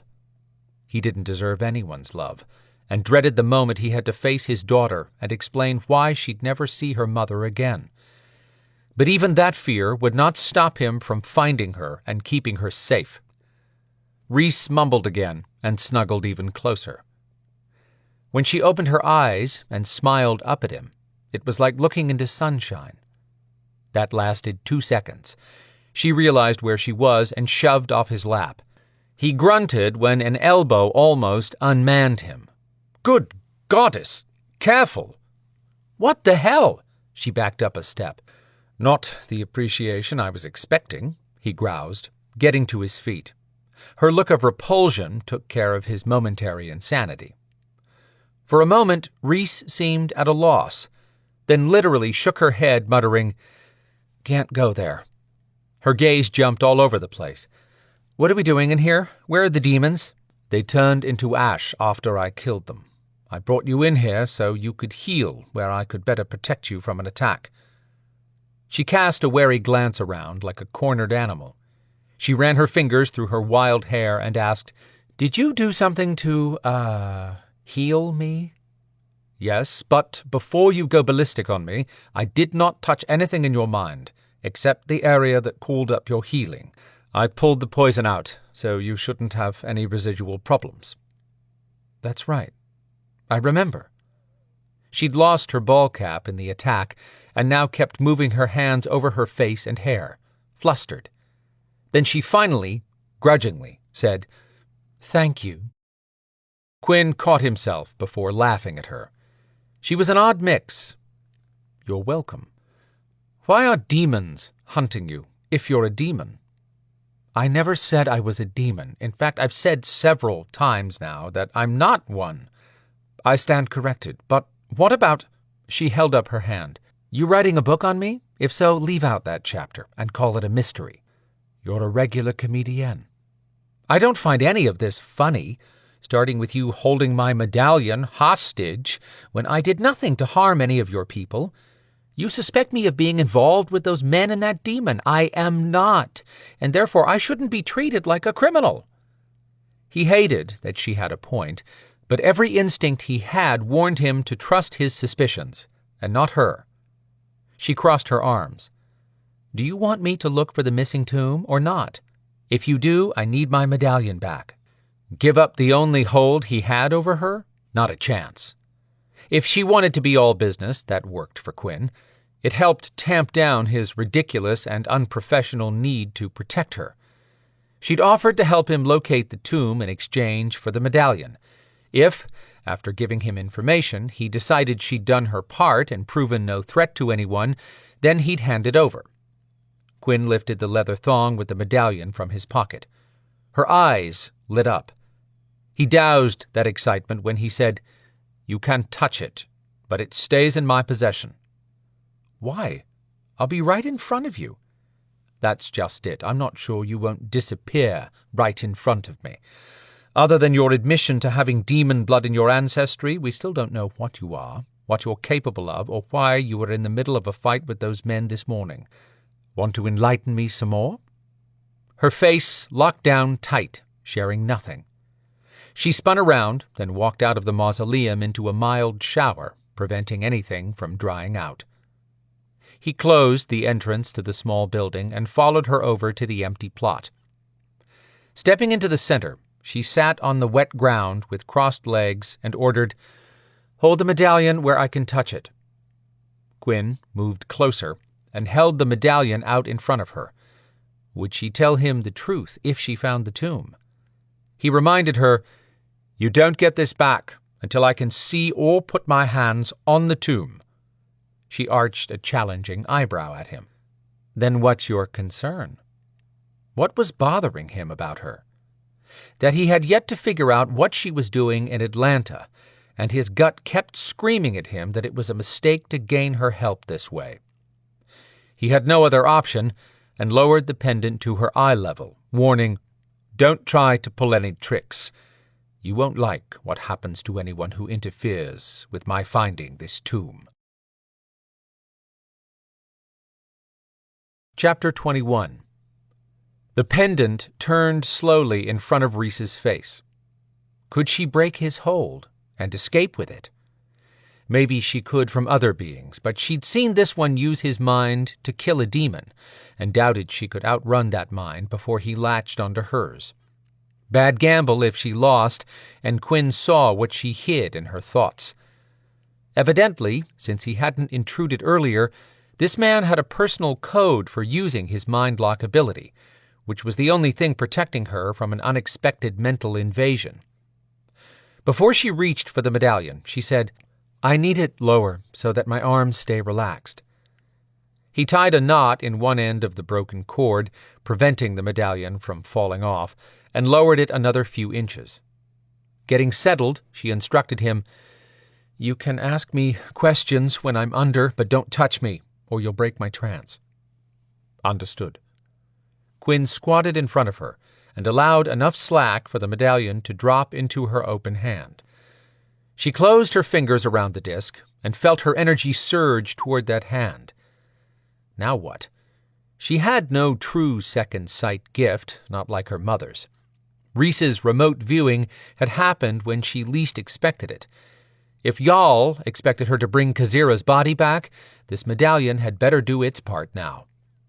Shutting her eyes, Rhys fell into the native tongue of her mother's people, the one that Jarl spoke. He'd hear. He was too much of a busybody not to, but the question was, would he help or choose to ignore her? "With open heart, I call to you, O Great Spirit. Hear these words, my humble voice. As the raven soars to touch the heavens, I seek your vision to guide my own." She kept calling out to Jarl, asking for his help in locating the body of Khazira. As she did, she fell into a trance, her body swaying back and forth on its own. Did that mean she was doing this right? Then why couldn't she see anything but a blurry image? She tried to focus in her inner vision. Light grew in the middle of a foggy place. Then an opening burned away in the center of the mist to show a tent in the woods. What the heck? Someone said, "Any word from the woman's son yet?" "No." Rhys strained to see who spoke and what was positioned around the tent. Her mind pulled back to see more, and a fire pit came into view, the logs blackened from burning. This was not helping. Was Jarl jerking her around again? She turned her head, and her scope of vision shifted to show two men facing each other. First guy was tall and strong-looking, short black hair, square chin, and mean eyes. He grabbed his neck. "We can't stay here after tonight. We'll be gone before daylight, Lore. Not if we don't find how to open that tomb in time." Her heart raced. The tomb. The second guy was average height, dark complexion, and not in the best shape. His dull gray eyes shifted to the right. Rhys moved her head in the same direction. There was a structure that looked like a tomb to her. It sat on the other side of the campfire. Unless taking one of those on a camping trip was standard, that tomb had to be Kazira's. Rhys studied the ornate carving on the corners and the estimated size, so Quinn could confirm this was the correct one. Wait a minute. Why would she tell Quinn where it is when she needed to deliver the body to Jarl? Her conscience niggled at her that she didn't know Quinn's reason for wanting this tomb, and she'd given her word to help him find it. Just because he hadn't invaded her mind didn't mean his plans took precedence over hers. He might have just as mercenary a reason for wanting Kazira's body as the men who now possessed it. The one called Lore jerked her attention back to him when he shouted, "That damn thing is useless unless we figure out how to open it." His sidekick tried to calm him. "Don't worry. When they find the note, they'll bring that Belador, and we'll be set." She stuck her head forward and forced the image to open wider to show 2 tents and the tomb positioned around the cold fire pit. She pulled back to widen the view even more and saw men who reminded her of the 4 she'd encountered with Quinn's people this morning. There looked to be at least 20 at the camp. Someone standing to the side suggested, "Why can't you crack it open?" "It's a sealed tomb. I was told not to let anyone touch it. The damn thing is believed to be rigged. Might kill anyone who tries to open it, except the person who closed it." "I say we capitalize on this opportunity." "I don't have time for harebrained plans," the rough voice of Lore argued. "I need that body in hand before the Belador Quinn has to hand it over at the tribunal. We have until 4 in the morning. It can't leave this realm unsealed. I want that body." "We'll be fine. Someone outside of her range of vision shouted something about Caldwell. "What?" Lore looked straight at her. Shit, had she said that out loud? He yelled, "Shut up, everyone! I sense something." Rhys froze, holding her breath. They couldn't see her, right? Lore watched someone out of her view and said, "Someone is watching us." Out of nowhere, spikes of pain attacked her head and her vision went black. The pain shot through her like hot pokers in her eyes. She grabbed her head and rolled over, screaming. All at once, a soothing balm flushed through her mind, and Rhys let go of her head, letting her arms flop to each side of where she lay on her back. She opened her eyes and stared up into worried crystal blue ones. Yes, she could breathe again, but at what cost? Had Quinn entered her mind? "What did you do?" "I put my hands over yours and blocked anything from touching your head." "Oh, I don't enter anyone's mind without permission, unless there is a life on the line." "Okay, thanks. Again." She took the hand he offered to get to her feet. He had some kind of crazy power when it came to minds. She dusted herself off, stalling for time more than anything. "Are you all right?" he asked. "I'm good." Not really, but she'd shake it off and get a grip any minute now. What should she tell him? Might as well tell him the truth, since she had no idea how to find the body and needed his resources. "I saw a tomb-like structure 8 feet tall and 10 feet wide." She described the carved corners. "That's the one." His face brightened with hope again. She didn't want to see that. It made her feel like she was stealing from him. How could that be when the body didn't belong to him? But the guys in the vision said something about Quinn taking the body to a tribunal to hand it off. The Maeve weren't allowed to be in Viper the last time Rhys had been here, so it sounded like Quinn was handing off Kazira to people who had no claim on her. Okay, feeling better now. But if she told Quinn everything, he'd leave without her to go find it. What did I ever do to the universe to get this life? Stop blaming the world for your past, Rhys. Get out of my head, y'all. She wouldn't admit it to Jarl, but he was right. She'd given Quinn a hard time since meeting him, and he'd been nothing but polite. Okay, surly at times, but mostly that was her own doing. He asked, "What else did you figure out?" "Trees, mountains, nothing distinct. A campsite with 2 tents and the tomb." She sorted through the rest of her information and said, "There were at least 20 of those men, like you fought this morning." He stared off, as if lost in thought. Did this mean the ongoing Belador-Maeve fight was tied to this missing tomb? Jarl could have told her there was a war in progress for Khazira's body, but no, he'd just dropped her in the middle of it. She'd like to assign a noble reason for his action, such as the Raven giving a helping hand by putting her in the best place for information, but come on! When she'd considered that earlier, it had to have been the demon poison turning her mind to mush. She was fairly sure Jarl found it entertaining to dump her ass in the middle of this mess. "Anything else?" Quinn asked. 2 men were talking. She described what they looked like. "They're waiting on someone to show up and open the tomb." Ah, he showed a flicker of interest at that. She kept explaining, "It sounded like the tomb might be booby-trapped." She waited, but he said nothing, which made her think he wasn't surprised. "Aren't you concerned about them opening that tomb?" "No." Okay, that meant he either knew how to open it or knew the person who could, which just complicated her world. She might need Quinn with her when she found the tomb. That would also complicate her escape plan with the body, which she had yet to formulate.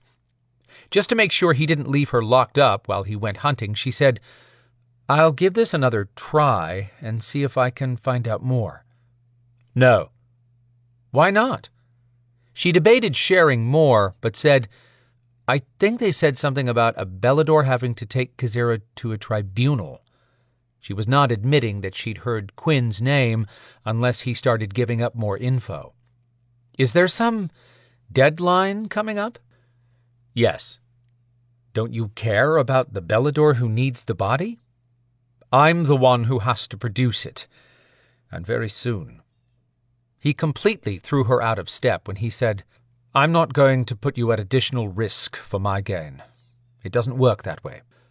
"It normally does with the men I know." She snapped her lips shut. She hadn't intended to say so much. "Perhaps you should choose your men more wisely. Let's go." He turned to leave. She called out, "Hey!"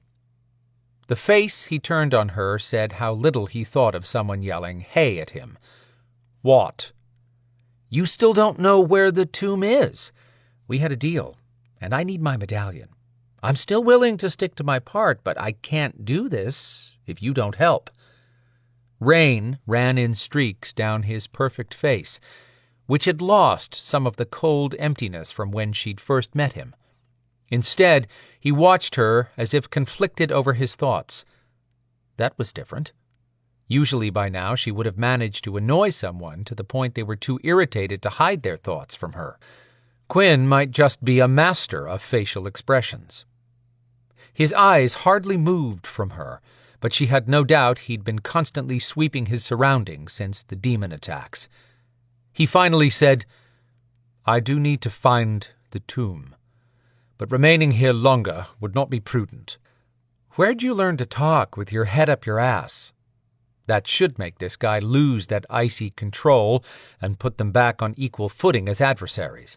She could not allow herself to like the enemy. "Does that work for you?" he asked. "What?" "Insulting people, to keep them at a distance." He glanced around once and said, "I'm not putting you at further risk. You got what you could. We're done here." She felt like one of Gibbon's fertilizer piles. Perhaps you should choose your men more wisely. Quinn's words struck deep. She'd chosen poorly, and now she was taking it out on Quinn, who was being pretty decent to her. He was making her regret what she'd have to do, which was stick with him to track down the tomb, then vanish with the tomb. Chapter 22. Tristan crept through southeast Atlanta mud, up toward a hangar structure 40 yards away. It should be empty, based on the overgrown 5 acres for sale around the building. He could think of a lot better ways to spend a Saturday night, but at least the nonstop rain had done the unbelievable and finally stopped. He welcomed the chill in the air.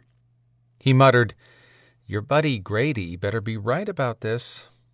Evol slogged through the muddy grass next to him. "Have you ever met a Night Stalker with intel as dependable as what I get from Grady?"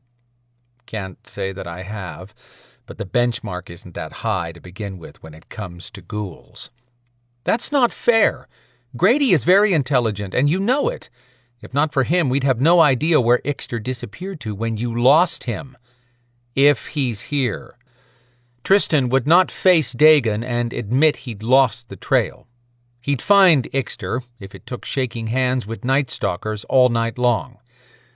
"Let's circle the building to see how many doors there are and if we can find a window," she suggested.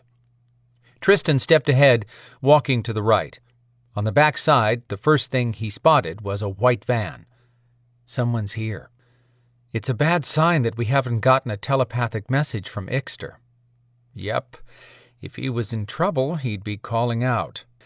Tristan had hoped Ixter was just a pain in his ass and not a traitor. "There are 3 skylights on top. They look pretty old and dirty." Tristan had noticed them too. The metal building was a half-round Quonset hut shape. He could teleport up, but he might slide off. Evol must have figured out the same thing. She said, "Let me push you up with my kinetics, and you look in." "Good idea." "What was that?" she asked. "I'm sure I didn't hear you clearly." He glowered at her and moved over to the next building. "You're stomping all over my last good nerve. Let's move it before they come out." She chuckled and said, "Ready?" When he nodded, she lifted him in the air until he could lean over with his hands on the curved top of the building. He eased sideways for a look through the dingy skylight. Ixter was definitely there, but he was chained to the floor, and his neck was locked in a 2-inch thick steel collar. His hands were in similar 2-inch thick cuffs, also chained to the floor. Just Ixter and 2 men. One guy turned a small handheld stun gun on Ixter, hitting him with a steady stream of electricity. Ixter shook and yelled, though Tristan couldn't hear him. The alterant's face twisted out of shape. His hands lengthened, claws curled from the tips. His legs shook, and muscles ripped the sides of his jeans. He was trying to shift. What was shielding the sound? A spell or ward? Tristan spoke to Evol telepathically. "Ixter is in there, but he's a prisoner. Let me down. We have to get to him." His feet touched on the ground. Evol had her game face on. "How many?" "2. They may have the inside warded. I couldn't hear Ixter, but they were shocking him and have him bound so that he can't shift." A sick look in her eyes mirrored the feeling in Tristan's chest. He told her, "We have a better chance of rescuing him if we can get the men out of the building." She looked around. "Get ready. This should get them out." Walking over to the nearest tree, a maple, maybe 25 feet tall, she stepped back and hit it with a kinetic blast. With the ground saturated from too much rain, it didn't take much to topple the tree onto the van sitting by the door to the hangar. Evol hid behind the tree with a giant trunk. Tristan stepped in beside her. The door flew open, and one man stuck his head out. He took in the tree and the van, started cursing, and called to his buddy. Then he stepped out to walk around their damaged ride. Bad guy number 2 joined him. Tristan told Evol telepathically, "I'll teleport us behind them." She jerked her head in a "let's do it" motion. He called up his teleporting, and they were behind the goons in a blink. Tristan slammed his guy with a fist powered by kinetics, knocking him into the van. The guy rolled away and flipped his hand to shove the van at Tristan. It pinned him to the building. Damn, that hurt. He lifted the bumper and sent the van flipping end over end until it crashed against trees. Then he called up his alterant power that packed a lot more punch than a regular Belador. His opponent stared at the van, then back at Tristan, just as Tristan drove a pile-driver fist at the guy's chest. It caved in, which meant his heart should explode. Blood ran from the guy's mouth, then he hit the ground, clutching his chest. Tristan murmured, as Beetlejuice would say, "Dead, dead, dead ski." Tristan spun, looking for Evol, who was swapping kinetic strikes with her guy. She hit him with a hard 1-2 punch, then did one of her ninja moves to dash in fast and kick him backwards. He hit the building. She was on him in a flash and broke his neck with one twist. Tristan hurried inside. Ixter opened his mouth, which had returned to normal shape, but he could only say, "Key." "Be right back." Tristan ran back out to Evol. "Look for a key." She'd frisked the guy she'd killed, and in 10 seconds she said, "Found a ring of keys." Back inside, they unlocked the bindings on Ixter. He wobbled as he stood, but he could walk. He said, "Gotta go. Shift change coming soon." "I've got a car a half-mile away," Tristan told him. "Can you make it that far?" "Can I fly?" "No." Ixter said, "Shit! Won't be fast." Tristan had stepped outside and rounded the building when headlights from a vehicle coming down the dirt road lit them up. He shouted, "Evol, link with me and grab Ixter's arm." He felt Evol's energy surge as she linked, just in time. A streak of power shot out of the vehicle as Tristan teleported them away. Teleporting was tough with one more person. He'd found out he could handle 2 without linking for extra power, and he was pretty sure that was due to Dagon showing up. Treoir was the Belador power center, and having that dragon on the island packed more punch than anything Tristan had ever seen. Maka had used and fed on the Belador power, but she hadn't actually been Belador. They'd gained nothing extra by having her in control. Dagon was a total game-changer. Evol mumbled something as they came out of the teleporting. The last time he'd linked and teleported multiple bodies, Tristan had been jumping from point to point and between realms to outrun the enemy. He'd ended up with blood coming out of every orifice. Yeah, not in a hurry to do that again. The link with Evol made it way easier, but it still took a lot of his juice. Evol stepped away from Tristan and Ixter as soon as they reached the rooftop in downtown Atlanta. He'd found it to be a safe spot in the past, and it was close to where he stayed in a hotel where a friend kept a room for him. Wind swirled over the dark rooftop, bringing the promise of more cold weather with it. He felt the link evaporate, and Evol had her hand over her stomach. "You're not going to barf, are you?" She swung around with an evil threat in her gaze. Earlier rain had stuck loose hairs to her face and neck. "Dagon is so much better at that." "Well, he was born with it, and he's had that power for 2,000 years. I got mine as a side effect of a witch highball, and I haven't had mine for even 2 years. Ixter said, "Sure you two aren't siblings? You sure as hell argue like you came from the same womb." Tristan and Evol both shouted, "No." Holding up his hands in defeat, Ixter said, "Chill. I didn't think it was such a bad ride." Tristan grinned, but then Ixter added, "Sort of like flying in a cement mixer." "You two suck," Tristan muttered, and sat down on an air conditioning unit. "I save your ass, and that's the thanks I get?" He couldn't give Ixter too much grief.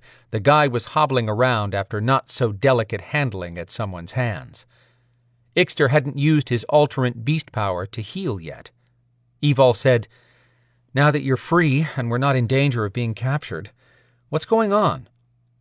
Tristan wouldn't call Ixter homely, but the guy was a bruiser, and his nose had been broken so many times there was no telling what it originally looked like. The other injuries were new, though. His skin had been burned and cut all over. He limped over to the side of the large commercial unit Tristan sat on and parked his butt. Ixter expelled a tired breath. Torture was exhausting business. "Those people approached me with a deal to help them hunt stuff." "Who are those people, and what kind of stuff are they hunting?" Tristan asked. Ixter scratched his head. I know you won't believe this, but they're Beladors. They have kinetics, telepathy, and their power feels just like ours. Well, not like ours. We're alterants. But you know what I mean. We believe you, Evol said in a reassuring voice. But did they say they were Beladors? I asked, and they said they were better than Beladors. Evol scoffed.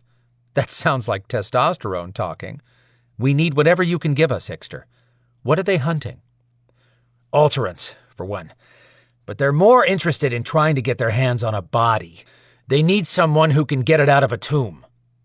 Tristan looked at Evol, who perked up. She asked, Did they give you a name for this body? No. Evol came into Tristan's mind, saying, It might be Kazira. We need to know for sure. What are the odds that a group who attacked an Alteran are looking for another body in a tomb they can't open? Hey, I'm just saying. She nodded. What else can you tell us about the body they want, Ixter? Nothing, really.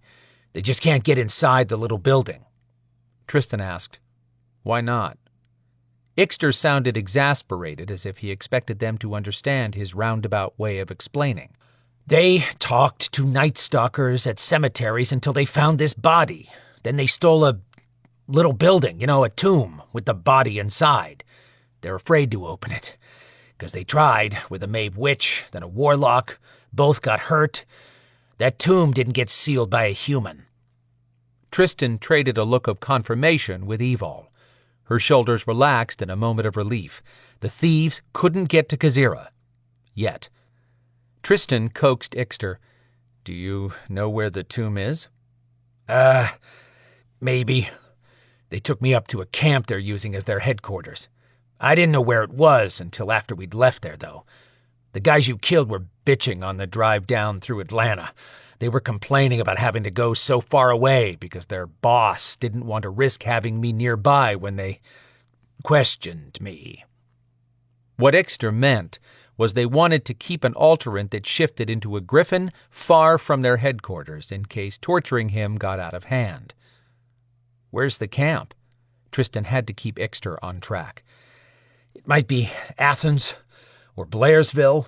They were talking about both places, and I couldn't see out the van when we left. Evol's face fell at having two different locations.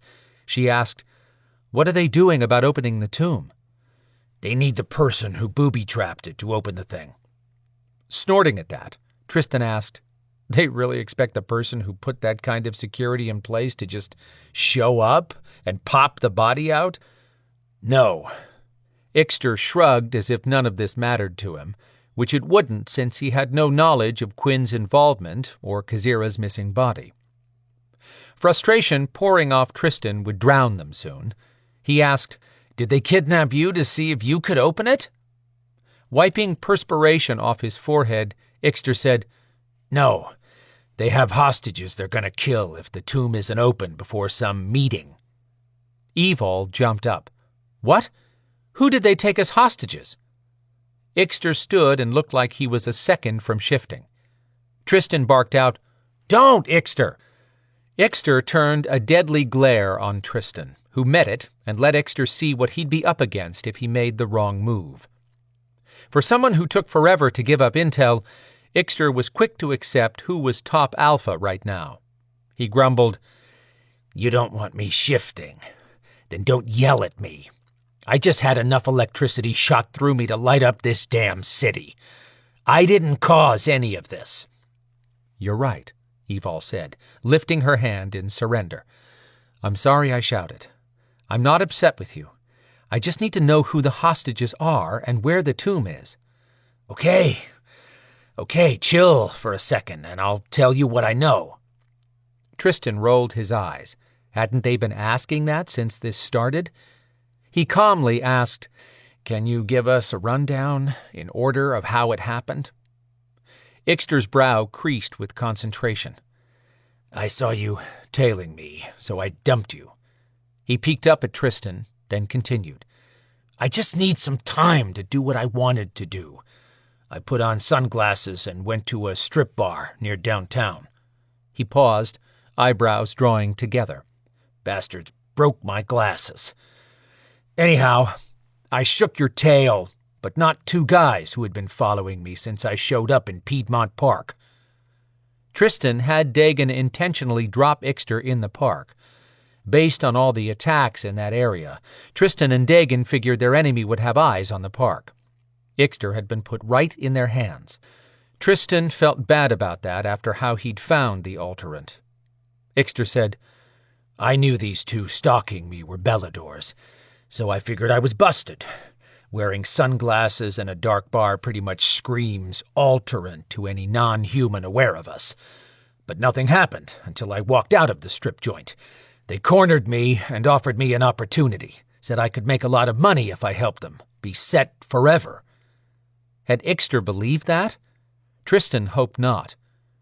What did they want you to do? Convince Beladors to join them. They knew Maka was gone, and Queen Maeve is pissed at us. They said if I helped them find the Belador who sealed that tomb, I could ask for anything I wanted. Sounded pretty good, but I didn't have any idea who buried a body in it. What did you do then? Tristan asked, wondering if Ixter had considered swapping sides. I told them to show me what they had. They put me in that white van where I couldn't see anything and took me to their camp. But you could have escaped at that point, Evol pointed out. Oh, sure. They were just Beladors. They couldn't stop me if I wanted out, he boasted. Tristan pushed them back on track, needing to figure out where this alterant stood. So, why'd you go with them? Ixter looked at him with hard green eyes. How'd you find me in that hangar? No point in lying to him. Tristan explained, We were following you. Why? I mean, I'm glad. But why? Tristan exchanged a look with Evol. She said, We're running out of time on that body. He sighed and laid it out for Ixter. We suspected Beladors were being recruited by an enemy. Some have played a role in recent killings. We had to be proactive about being sure who is on our side or not. Huh. Ixter didn't look pleased. So you thought I was going to the other side? A traitor? Why? Because I hate being on Treoir? I admit that, but it doesn't mean I'm the enemy.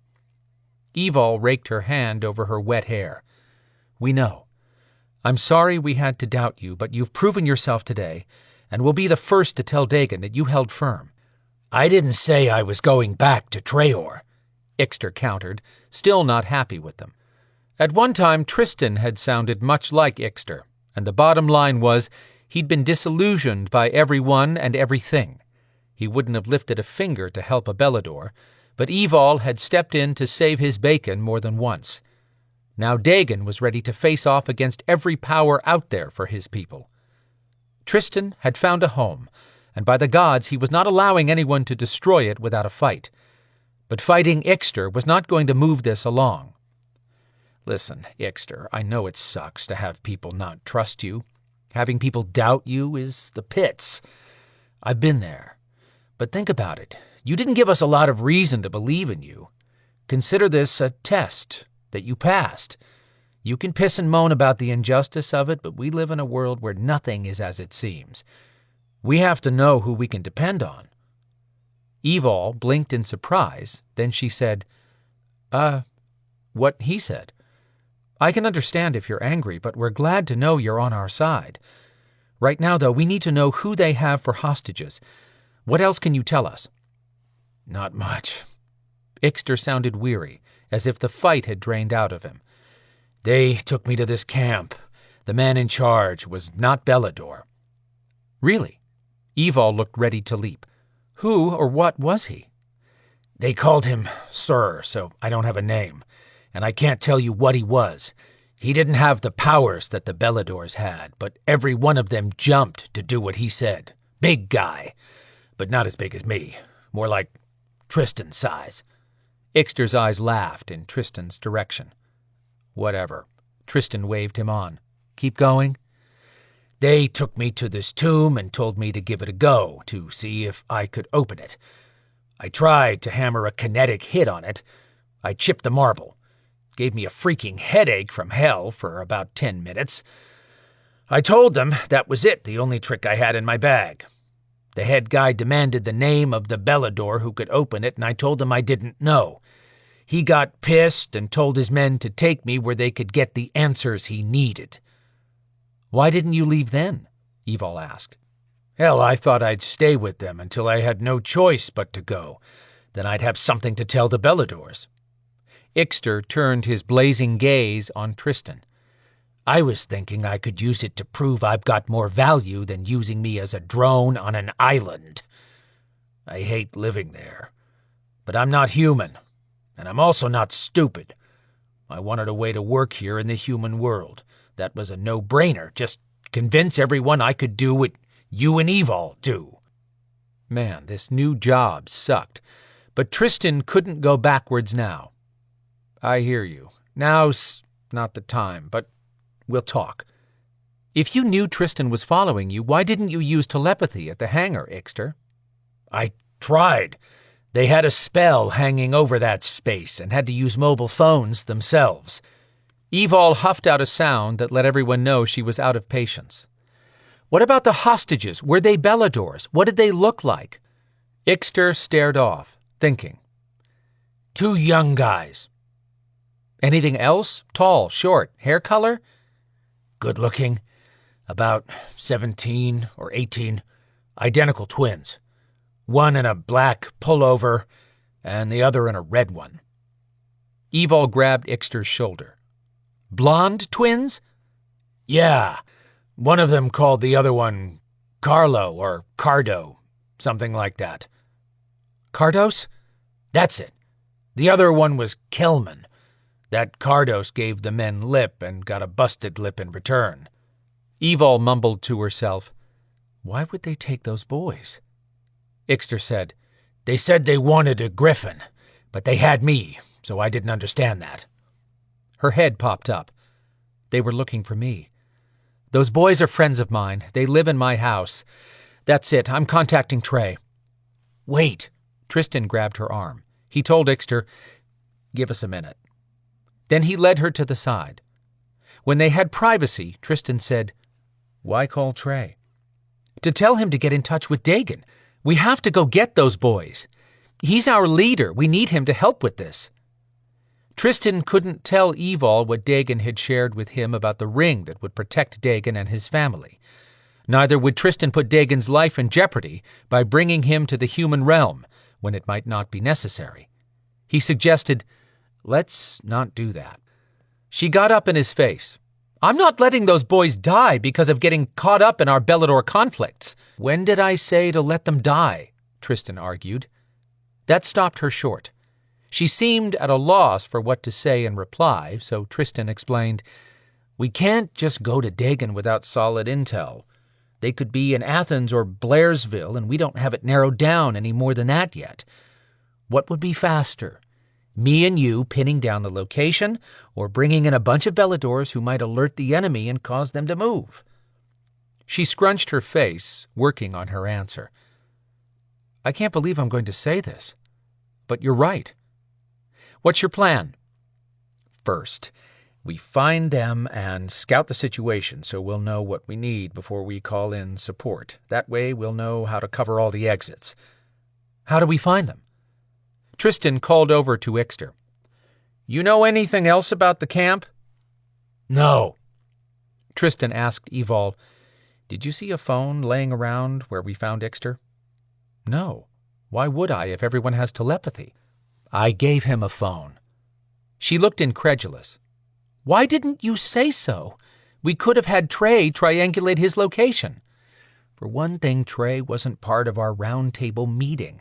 For another, I tried calling Ixter a couple times after he shook me off his trail, but he didn't answer, so I don't know if he still has the phone. But if we hadn't found him when we did, contacting Trey was my next move. Tristan walked back over to Ixter with Evol right behind him. You got the phone I gave you before you left Treoir, Ixter? Yes, it's in my boot. They weren't smart enough to take my boots off. He grinned as if that was some major accomplishment. Give me the phone. Ixter's face fell from amused to suspicious. Why? I set it up so it could track your movements. It has a tracking program that should show any spots the satellite was able to pick up to form a route of where you've been.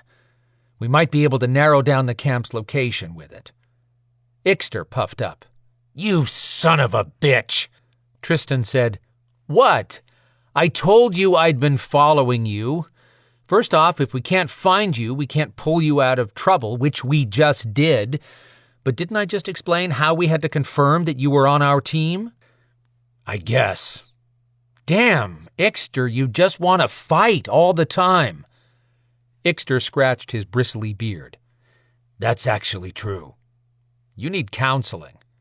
Ixter's green eyes glowed, which meant he was one wrong word away from breaking out Griffin whoop-ass. Tristan suggested, or maybe we need to set up some boxing or wrestling matches so you and the others can burn off some aggression. When Ixter settled down, Tristan returned to the problem at hand.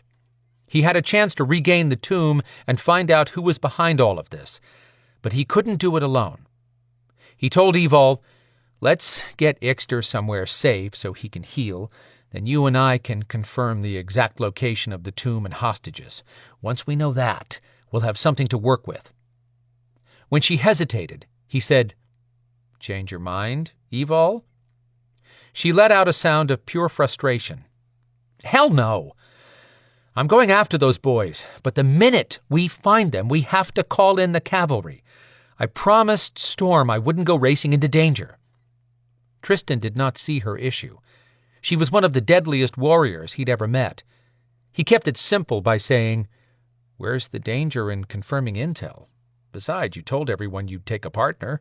Dagan put us together, so I'm your partner.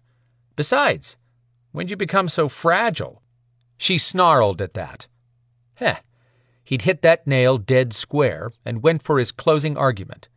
There's always a potential for danger when we deal with preternaturals, but if you and I run into any trouble, I'll teleport us away. That must have been all she needed to hear. She said, I'll text him what we're doing. He won't get it until he shifts back from his jaguar form. Let's go. Tristan kept his smile hidden inside. He did like getting his way, and his way included watching Dagan's back. He'd been honest about teleporting away from trouble, but he might have shaded the truth a little about his intentions. He and Evol had fought together in the past. They'd been a tough team to beat. Where was the problem? He'd get Ixter dropped off somewhere safe, then he'd handle this issue himself. If Dagan was going to trust Tristan with being his right-hand man, then Tristan was going to step up and show Dagan that his trust had not been misplaced. Tristan was not about to take this problem to Dagan and put the dragon in a dangerous situation by asking him to come to the human world.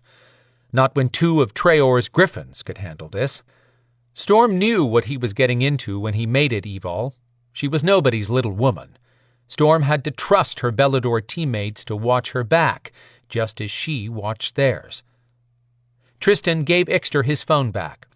I'm going to let you use a hotel room I keep in town. It's not far, so we can walk. Ixter's face widened with a full grin. Now we're talking. Tristan warned, Keep your head down and out of sight once you get there. The hotel belongs to a troll. We're friends. Screw that up and you'll end up troll dinner. Ixter grumbled to himself and limped for the roof access door. Evol said, Let's do this. Storm will totally understand me going after the boys. But is he going to ground you if you stay out past your curfew? Tristan teased. She shook her head, following Ixter out, but sent a last shot over her shoulder. You wish you had what we have. They say jealousy is an illness. Get well soon. Tristan hated when Evol had a point. A human woman who held Tristan's heart in her hands came to mind.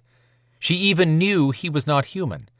He had to carve out time for Max soon, and he would, once Dagan's security was in place. He smiled to himself. He couldn't wait to see Storm's face when they returned from this recon trip. Chapter 23. Adriana had been holding her umbrella against the drizzle, but in the last few minutes the freaky weather had taken a sudden turn. The cool change finally seemed more like winter. The rain had stopped, and the temperature now felt closer to 50. She pulled her umbrella down and closed the spines. Hard enough to see at night without still having to dodge water puddles, but she'd take that over being wet from head to toe. She walked up to her house in the quiet, reserved area around Emory University. She'd chosen this stone and brick home built 60 years ago because it had hummed with happiness when she'd first walked in to view it. She'd purchased it just this year. She distinctly remembered the front porch being just as cozy-looking when she left this morning, but without the man sitting on her porch swing. That was new. Isaac had a streak of determination a mile wide. "What are you doing here?" she asked as she climbed the steps. He stood. "My men refused to snatch you off the street again after you turned their tires into stone. I almost had a mutiny." She'd wanted to send Isaac a message that she was not someone to kidnap and to remind him she belonged to the club of other, strange, non-human it. After all that, she should have found a way to squash this attraction, on her part at least.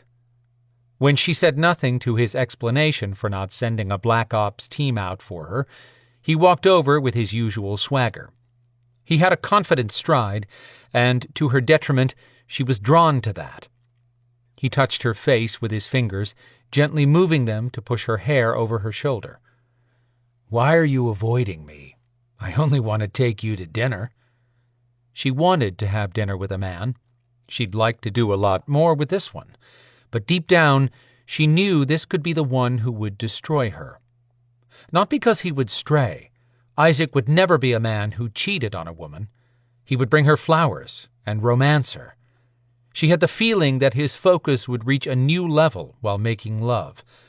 No, she couldn't fault him for his moral character or his attention. But he was human. One day, he would look at her as a person on the wrong side of the human-not-human continuum.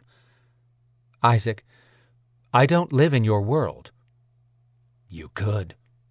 Those fingers of his were slowly severing every reason she had for staying away from him. If she didn't stop him soon, this would end up in the wrong place. Her bed. Taking a sidestep, she offered, "Would you like to come in for tea?" "Sure."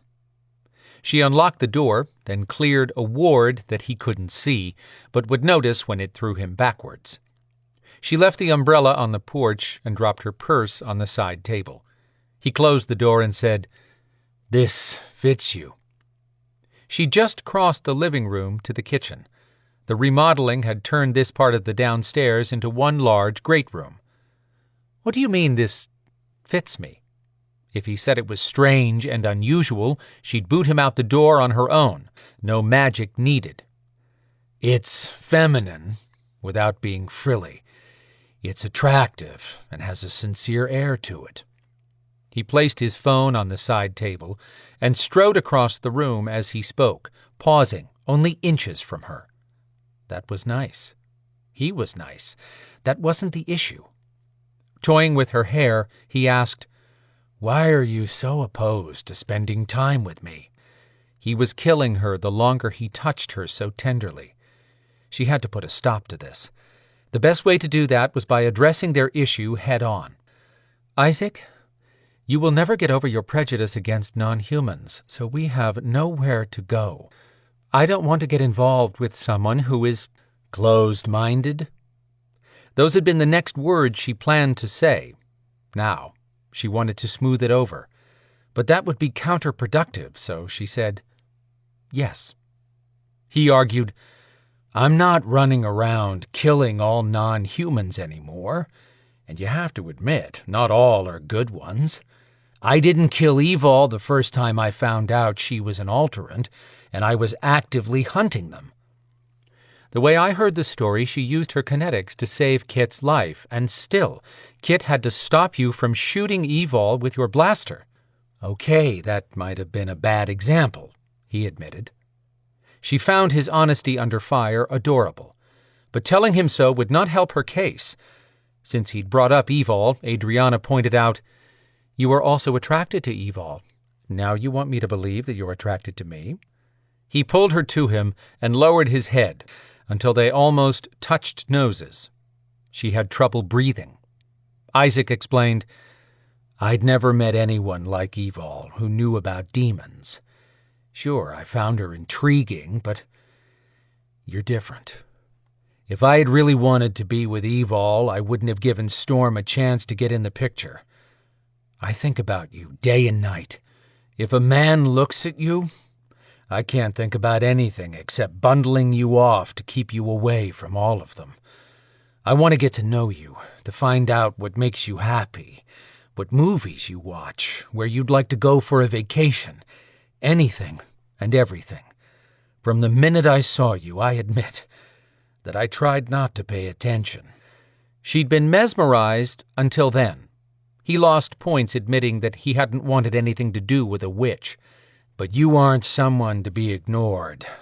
You draw my eyes the minute you're in a room. You're a woman that appeals to me in every way. I'll never meet anyone else like you, and I know it." Okay, his points were going back up. But there was still the issue that would never go away. She sighed and said, "We can't." He moved in with stealth and kissed her, tasting her and sending his tongue in for a hello. Unfair tactics. How was she supposed to think and maintain her control when his hand scooped her up to him? She gripped his arms, strictly for support since he had her off balance. Very off balance. His mouth would not give up, but then who liked a quitter? Isaac snaked his other arm around her and lifted. That brought her up against him and left zero confusion about how much he wanted her. Her body was not helping one bit. Her breasts ached. She rubbed against his chest. Nice, but not exactly what she needed. He moved a hand to the closest breast and cupped her. She felt that touch in her womb. This wasn't her first rodeo with a man, but it felt like the first time one had made it past the surface of her emotions. Touching Isaac wasn't in the same category as touching other men. She loved his strength, and she'd always found confidence in a man a huge turn-on. Was she really going to take this step? Breaking the kiss, she watched his face when he pulled back. She touched his lips with a finger, drawing it across the perfect shape.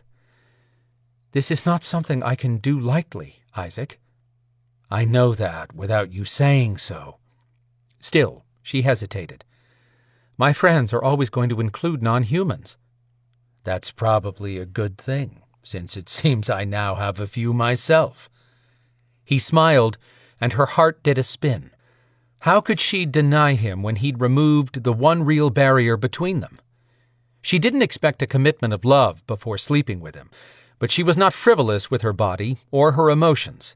Maybe over the years she'd been forced to keep her emotions locked down while she channeled the pain of her twin sister who'd been in captivity. She'd forgotten how to open up. Her sister was no longer in pain, no longer of this world. Adrianna took a breath and stepped off the cliff. "Yes."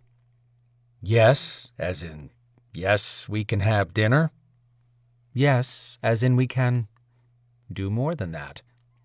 He picked her up and carried her to the sofa. She said, "Are you going to go caveman on me?" "Depends. Do you like it?" He lowered her to the sofa and eased down next to her. His hands pulled her blouse from her pants. "I love how you dress so prim and proper." He smiled at her with so much warmth. "It's like a live fantasy, because I can feel the passion you hide beneath that pristine look." When his fingers reached her breasts, she had to catch her breath. "You're beautiful, but that's not what makes you special." He leaned down and kissed the mound of breast pushed up by her red lace bra. She let her breath out on a sigh that felt so good. He kept kissing her, pausing only to say, "You're special because no other woman is your equal. No other woman can hold a candle to your bright light." His fingers had unzipped her pants and eased in. She had to be careful, or her magic would slip from her grip. I want to see you let go of all that control you hold close. Maybe not, if he knew what it would be like if she did let go. His phone buzzed. Isaac didn't so much as look toward the phone. He was too busy reaching inside her lace panties to touch her. Oh, yes, right there. He kissed her breasts through the bra, and she thought about using magic to get rid of the barrier. His phone played an announcement. Isaac, Code Red. Repeat. This is Code Red. Chapter 24. Evol silently cursed Tristan as she clawed her way down the mud-slick wall of a 100-foot-deep, abandoned open-pit mine in North Georgia, close to Blairsville, which confirmed some of Ixter's information.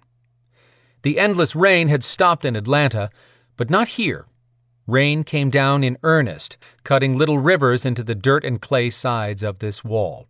She'd need 2 showers to get all the mud off of her. Teleporting meant they had arrived in Blairsville by midnight, but she took points off for navigation. Tristan had landed them 5 miles away. The relentless rain had been drizzling there, but the closer and closer they got to this chasm, the more the rain seemed localized to this spot. She paused to catch her breath and scope out the dirt chasm below them.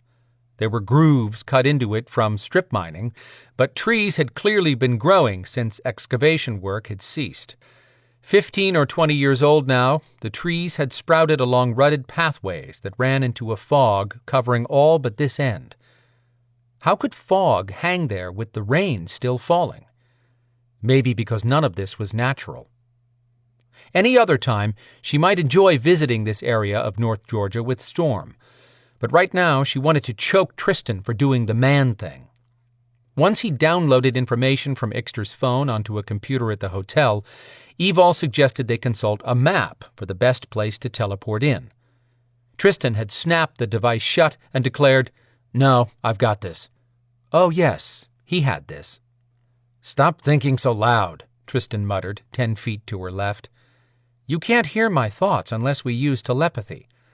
"I don't need telepathy to know you're thinking of ways to dismantle my body," he smarted back. "True, but I'll add that to my list of payback. Your teleporting navigation needs work." "Hey, this part of Georgia is a new area for me." "What are you complaining about? I landed us in a baseball field. Wouldn't you rather have that than a grove of trees or on the side of this hill? Did you consider that if the field hadn't been a giant soggy mess, we probably would have landed in the middle of a live baseball game?" Silence was the same as a no in her book. Her hand slipped. She sucked in a fast breath, and her heart had its own little cardio workout. She immediately thought about almost falling off another mountain, and not that long ago. Storm hadn't been happy the night he'd found her dangling off the side of Stone Mountain. She hated heights and hadn't been any happier about it herself after a demon had knocked her out of a cable car. But she and Storm were learning how to live together, which meant communicating. Not her strong point. Her uber-protective mate had agreed not to interfere when she had a job to do, and she'd agreed not to take unnecessary risks. Technically, this was still a recon trip, but showing up at home without significant damage would mean not having to explain any of this. To do that, she needed to hang on, climb down, and avoid getting bloody. She could heal broken bones, but investigating unknown beings with powers meant she'd be at the mercy of the enemy if they walked up while she was healing. If not for Tristan convincing her they needed to conserve their power, she'd have used kinetics to flip her way down this slope. Speaking of Tristan, he'd watch her back, but he had his own limits. She'd only agreed to gain the intel they needed for formulating a plan to rescue the hostages. The minute they had a plan, she'd call in Quinn and let him run the show. Trey or Quinn would reach out to Zader, since those were the only two who now had a direct telepathic line to him in the Treoir realm. That was better than in the past, when trying to contact someone there meant sending Zader in holographic form, or going through Brina, which meant Maka might have been privy to the conversation. The angle of descent changed, so she could put more weight on her feet. As soon as she managed to stand up straight, she turned to figure out how close they were to the bottom of the mining pit. Rain dumped harder now, streaking the lenses of her special sunglasses. Lightning and thunder rocked the skies. That was the first time there'd been any of that with the rain, which made it feel a little more natural. Was this 4 straight days of rain now? No, it was actually closer to 5. She'd dismiss it as one of those unexplained Georgia weather events, but her noisy instincts kept saying that the unnatural fog below had to be tied to the rain. Those instincts had been right too many times to dismiss. The only positive was that the inclement weather could be confirmation that they were in the right place. Sidestepping to reach a spot where they could almost stand, Tristan whispered, "That wasn't so bad." She didn't look at him. "You don't want me to answer that." "Give me a break." "Give you a break?" She arched her neck to look him in the face.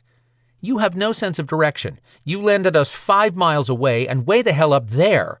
She pointed above her head. "You know I hate heights." "Don't be a baby. Not like you wouldn't survive a fall. I got us close. Teleporting down here would have been close. To do it again so soon would have required linking.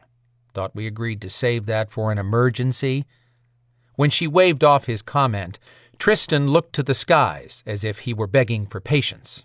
Good luck with that. He wiped a hand over his mouth and returned to business.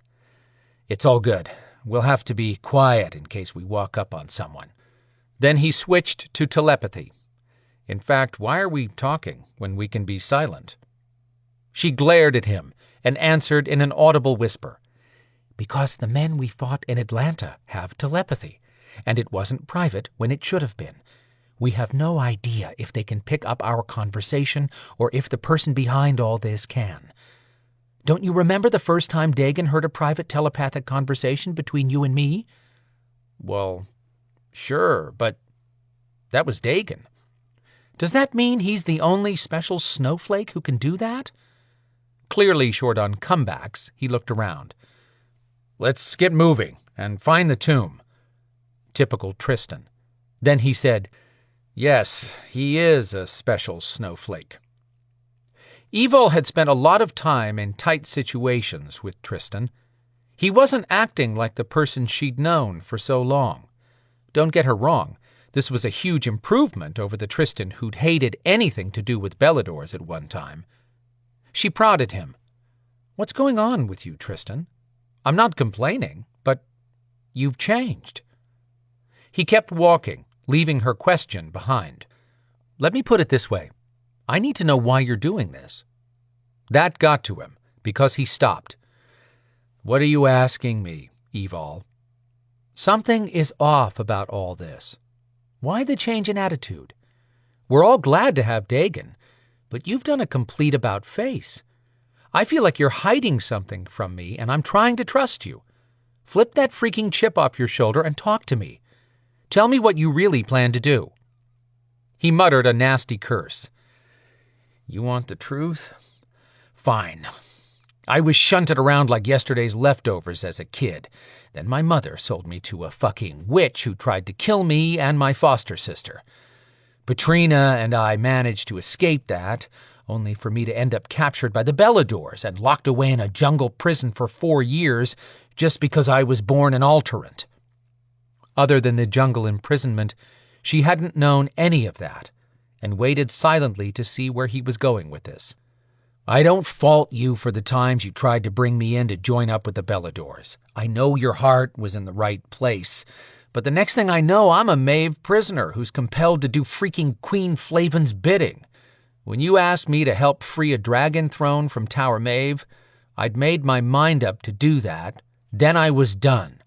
I had intended to leave with Petrina and my 2 friends." He meant 2 Rias, beings who were similar to Alterants, but not as powerful, and, as far as she knew, they wouldn't evolve into griffins. She shouldn't be surprised, but hearing him say he'd been ready to cut and run still bothered her. She'd gotten a sucky start to life. Tristan's hadn't been any better. He breathed in and out while studying the trees around them. After a moment, he said, "Then Dagon shifted into a dragon larger than any of our griffin forms and stepped in to defend us. That shocked me. Next thing I know, he boots that bitch Maka off Treoir. He kicked a freaking goddess off the island. I didn't think that was even possible." "Me either," she admitted. "But damn, if he didn't," Tristan said with no small amount of admiration in his voice. "Dagon flew around the island with me like we were equal or something." Evol couldn't stop her smile. It was good to see Tristan being shown his worth. "I wasn't sure what to think or what I was going to do at that point," Tristan admitted. "Before Maka left, when she threatened Alterans with withdrawing her support for us to be treated as a recognized race, I thought, here we go again. But then Dagon laughed in her face and said we didn't need her or some spineless tribunal to grant us the freedom we were born with." He shook his head at some inner thought. That hit home. It felt incredible, Evol agreed, understanding exactly what he was feeling. She'd felt truly free at that moment. "It did. I stuck around more out of curiosity at that point than anything." He chuckled softly. "Well, that and because I wasn't sure Dagon wouldn't torch my ass the minute I tried to leave. You want to know why I'm doing this? This is what he sent me to do. I am not going back to Dagon without solid information on what's going on. Okay? Now can we get this done or not?" Something niggled at her that Tristan was still not telling her everything. Pushing Tristan too hard would get her nowhere. She said, "I didn't see any lights down there when we were up top, but since we're depending on your infallible sense of direction, lead away, Mr. Reduce." Ignoring her jab, Tristan took off. She followed his steps, except his steps were quieter than her trudging. She was not meant for the woods. Give her an urban setting any time. She checked around them constantly and behind to protect their backs. In this miserable weather, the area was as black as the hole it truly was. If not for her sensitive eyesight, she'd be blind here. After a few minutes, they entered the fog-covered area. It was damp, but no rain fell. The whole area hummed, not loudly, but steadily. Not exactly like the buzzing in Atlanta. This was heavier, different. Continuing on, she'd walked 100 yards through narrow patches of trees when a flicker of light came into view. She touched Tristan's shoulder. He turned halfway, whispering, "Saw it." Letting go, she followed as he moved in closer. As the woods thinned, she split away from Tristan to find a tree thick enough to hide behind. She'd stopped too far back to get a good read on the barren area beyond their skimpy woods. Even though the rain had ended, mist from the fog coated her sunglasses. While she removed them to clean the lenses, she squinted at the scene taking shape with 2 tents. The glow on the other side probably came from a fire pit. Ambient night lighting didn't bother her sensitive eyes, but staring straight at any bright light without protection would practically blind her. Tristan would be able to see just as well at night, but he'd gotten lucky. He didn't have to wear specially made sunglasses, nor would he turn into a crispy critter if he stepped into the sun. Guess I'm just special like that. Still, this life was far better than the one she'd lived locked in a basement for the first 18 years of her life. She moved to another tree. The corner of a marble structure came into view in a gap between the tents. That could only be the tomb. It sat on the far side of the camp, but she could tell the base was out of shape. She needed a better vantage point for a clear view of the tomb and the rest of the camp. Squatting down, she worked over to her left, moving to where Tristan had taken up a position. When she got to him, Evol stood up and whispered, "See the tomb?" When he nodded yes, she asked, "Can you get a good look at the bottom half? It looks like they've padded it with something." "Looks to me like hostages are tied to the tomb." Shit. Evol stared at it again and realized one blob was moving. Tristan was right. Oh, hell. That's Kit. A friend of mine with the boys. What's she doing here?" "Have no idea. I say we go get them while we can." She felt the same way, but did this qualify as rushing into danger? Probably. How could she go in there and face Storm later? How could she walk away and risk losing her friends and face herself later? She suggested, "Maybe we should keep an eye on them and contact Quinn. That's what the plan was when we came here." "I'm surprised we didn't run into a patrol of some sort already. If too many people show up, that group will scatter. If that happens, they might have someone teleport the tomb and the hostages to another location. Then where will we be?" She suffered another wave of suspicion that she'd been unable to shake, even after Tristan answered her earlier questions.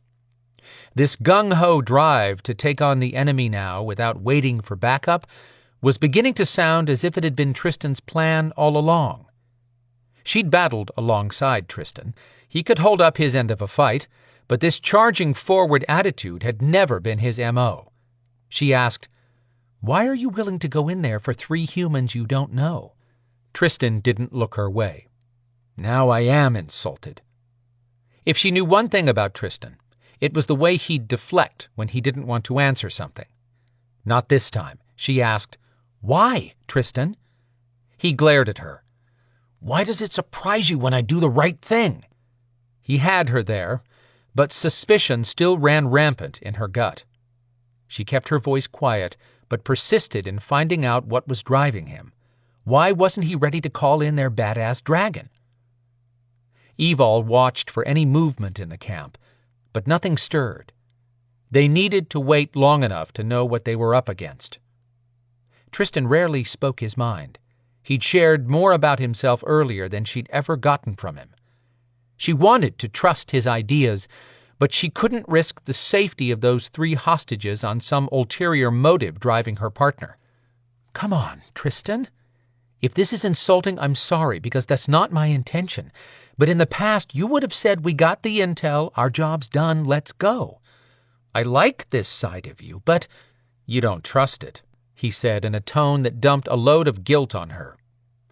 She was jeopardizing the agreement she'd made with Storm this morning, and had 3 lives hanging on what she and Tristan did. Tough shit if it pissed him off. She needed to get rid of this suspicion grinding at her. Trying again, she said, "I've learned that you always have a reason for your actions.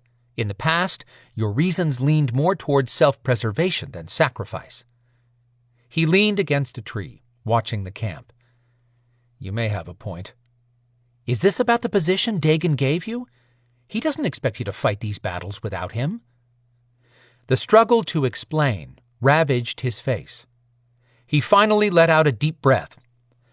"Like I said earlier, things have changed. I flew with Dagon his first day on the island," Tristan said. "We landed at one point, and he told me he meant what he said, that I was free to leave whenever I wanted. He said he needed dependable and capable warriors like me, but he'd understand if I couldn't stay." His Adam's apple bobbed with a hard swallow. Tristan lifted his head and met her gaze. "No one had ever given me a choice. Not once in my life. Dagon did that. Then he made me his right-hand man. Evol smiled at him. "That kind of faith is humbling." "I guess so. I hear you, Tristan, and I get where you're at. But now I'm even more concerned with why you aren't bringing Dagon in on this. He sees you as his general and would expect you to confer with him." Turning to lean his shoulder against the tree, he said, "Here's the deal. I can't betray his trust, so I'm not going to tell you what he told me. But you'll have to trust me when I say that our first duty is to protect the Treoirs. That being the case, we'd be putting Dagon in a seriously bad situation if we call him here to help." Whoa, that was not what she expected. Tristan quieted, clearly waiting to see if she'd give him that blanket trust. Hadn't she asked him for similar trust at one time when she'd been trying to do right by the Alterants? After he'd escaped the jungle, she'd once asked Tristan to walk into a meeting with Maka, the same person responsible for locking him away for 4 long years. Now was the time for her to show she could give what Tristan needed from her, if she had any hope for this new look being a permanent change for Tristan. But she had to stick to her agreement with Storm, too. "Here's my deal, Tristan, and I'm in no mood for wisecracks. If you can't work with me, then I'm calling in everyone, which means Dagon will end up here." Tristan stood away from the tree. "I'm listening." "Storm and I have a relationship built on respect. He isn't comfortable with the work I do, but he knows it's part of me, and I need freedom to make my own decisions. That being said, we both agreed not to race into danger. I want to get Kit and the boys out of there. Give me a workable plan. If I agree, we'll do it. We have to get to a better position to execute it, but my plan is so simple and foolproof you're going to be disappointed you didn't come up with it yourself." Famous last words. Chapter 25. Witchlock energy churned happily in Adriana's hand, which she kept hidden inside the deep sleeve of her black rain poncho. She'd almost grabbed a leather jacket instead, but something told her not to trust the weather, even though the night had been clear and was getting cooler when she left home. Good thing she'd worn the poncho, since rain was falling again up here south of Blairsville. Her sixth sense now warned her that the thunderstorm meant they were getting closer to the enemy. Gently calling up her witchlock power allowed her to see at night without special gear. That was a new trick she'd figured out just a week ago. She'd taken possession of the ancient energy a while back, but she couldn't say it was entirely under her control, which was why she had serious concerns about wielding much of it for anything less than a critical situation. But if the lummox leading her through the woods pissed her off one more time, she might just find out how far she could send him into another realm. Covered in enough muscle to carry a car on his back, Isaac still managed to move through the dark woods as silently as a predator natural to this terrain. She did her best, but every so often she'd step on a twig, and Isaac would freeze. He was a bundle of raw anger, and looking for a place to unleash it. In fact, if he didn't need her, she wouldn't be on this field trip. He stopped so quickly she had to slap her hands on his back to keep from ramming into him. She mumbled, "Sorry." Backing up a step was out of the question because she'd repeat whatever noise she'd just made that only he could hear. Doing it twice would be illogical. They'd hiked in from where he'd left his Hummer near a lake, then walked north toward a mining ravine geographically between them and the city of Blairsville. Hiking she could take, but this climb down a muddy, waterlogged descent had strained her team spirit. She'd suggested they take the nice wide paths left from some machine that had cleared away trees. He'd dismissed that suggestion without a second thought and told her to stick to the wooded areas. So much for team spirit on his part. Isaac took a step forward and turned, smooth as butter, blast his sexy hide. She looked up at him through the water drizzling off the brim of her floppy rain cap. Also all in black, he looked like Rambo on steroids. He flipped up the monocular that gave him a cyborg appearance. When he spoke, he kept his voice low, but the anger from an hour ago was still there. "If they hear us, we're dead. That's how it works in my world." And there it was again. He just had to poke at her for not being human. She'd avoided using any overt magic around him to avoid setting him off, but she was tired of tiptoeing around the giant issue that sat between them, the one she'd warned him about and he'd declared they could get past. Her heart had pulled in on itself, trying to heal the wound he'd caused the minute he discovered what had happened to his mother.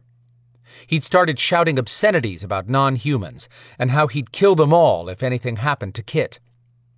Traveling after all that had been awkward. Adriana had attempted to calm him, and he ducked away from her hands. Cold had settled in her chest. She reminded him, "I said I could cloak us." "Don't use that shit on me." She didn't flinch, but that stung. "Fine, I'll use it on me. Will that make you happy?" "Getting my mother safely out of this crap fest is the only thing that's going to make me anywhere close to happy." She would not allow him to see how much his attitude cut her to the bone. She hadn't been behind the kidnapping, but that didn't matter in Isaac's mind. He saw anyone who had any non-human ability as the other team, not his team. Why had she let him convince her they could be together? Because deep down, she'd wanted to believe she could have one normal thing in her life. That she could date a man who saw only her and had no interest in her power. Well, she'd gotten the no interest in her power part right. He wiped a rough hand over his face, removing a layer of water. If the supernatural quality of this incessant rain continued after tonight, she'd spend time researching how to stop it. Even better if she could figure out how to use Witchlock to send it west for the people in drought-stricken states who were desperate for any rain. Lightning sparked in the sky. That was different. Looking around, anywhere but at her, Isaac asked, "How am I going to find you if you go invisible?" "I won't be invisible. I'll be cloaking myself from view." He rolled his hand in a whatever motion for her to finish explaining. "I'll be able to see you. All you have to do is lift your hand to motion me to you or speak. I can hear everything."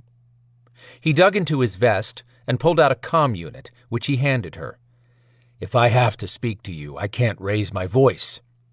"If I have to speak to you." She would not think too hard on that, or it would punch her heart again. Taking the comm unit, she slid it into place and called up her cloaking.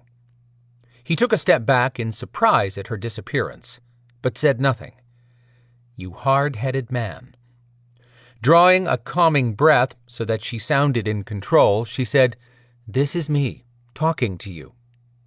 Isaac might have tried to hide it, but she caught how he tensed at her softly spoken words. She held her breath, waiting to see if there was a crack in that granite expression. "Nope," he said. "Copy that. Let's move out." He turned and started making tracks again. After covering another 50 yards, they entered a smoky fog where the rain stopped. No rain broke through. How could the fog be blocking rain? Humming filled the trees and air, different from the buzzing that had cloaked a few men in Midtown, and this was a much larger area. Isaac lifted a hand, signaling her to stop. Since she was the queen of quiet right now, she moved up close to see what had caught his attention.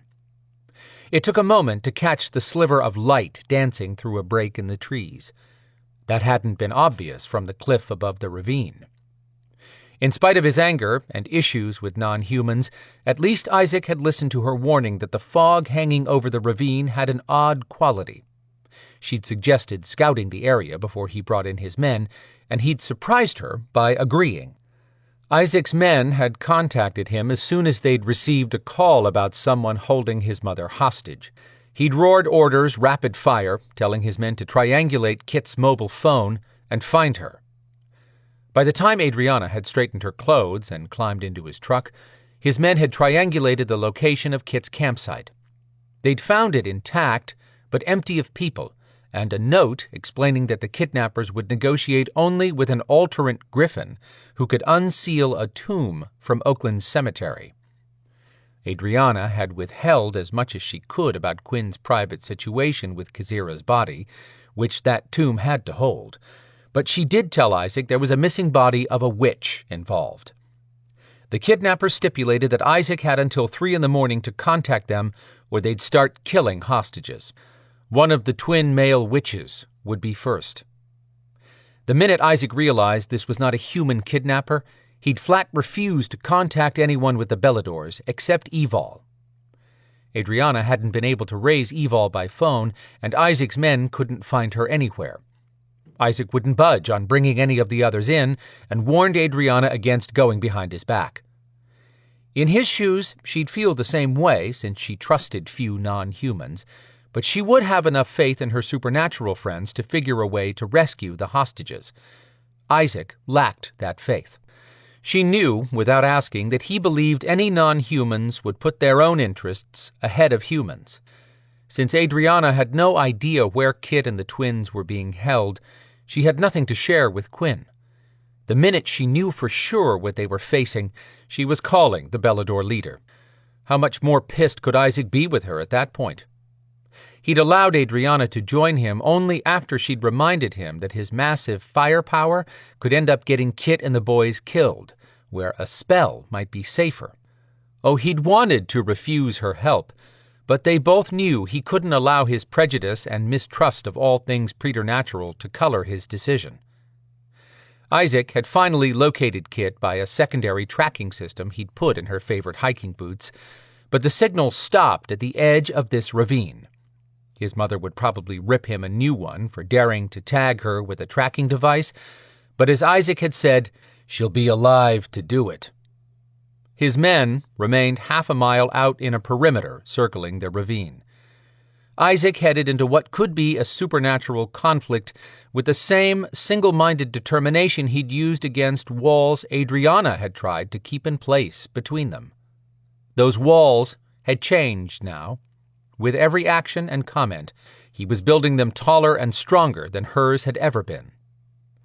She allowed her senses to roam as she walked, sweeping the area for any scouts the kidnappers might have planted out here to intercept someone who tried to sneak past them. If the kidnappers were expecting Beladors, their scouts might kill all others. But did that stop Isaac from striding straight into a magic war zone? No. Adrianna sighed and asked, "What now?" "We move in slowly and survey the situation," he said, his deep voice barely registering in her ear. The sound raised a longing for something that she should never have allowed herself to believe could happen.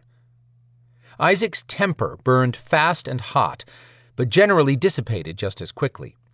If they managed to get Kit and the boys back to safety, Isaac would probably settle down and realize the damage he'd done. One could hope. But this changed things for her. He'd disappoint her when he did the same thing again, and he would do the same thing again, the next time an issue arose involving non-humans. Adrianna stayed even with his progress, but off to the side.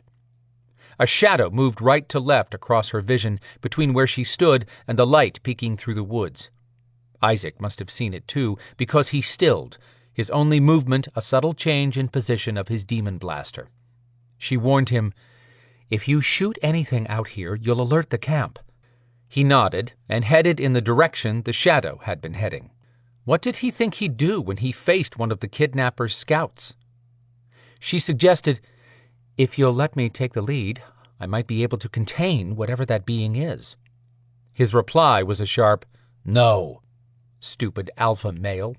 He wouldn't speak to her during the long drive here, but he still had to play the protector.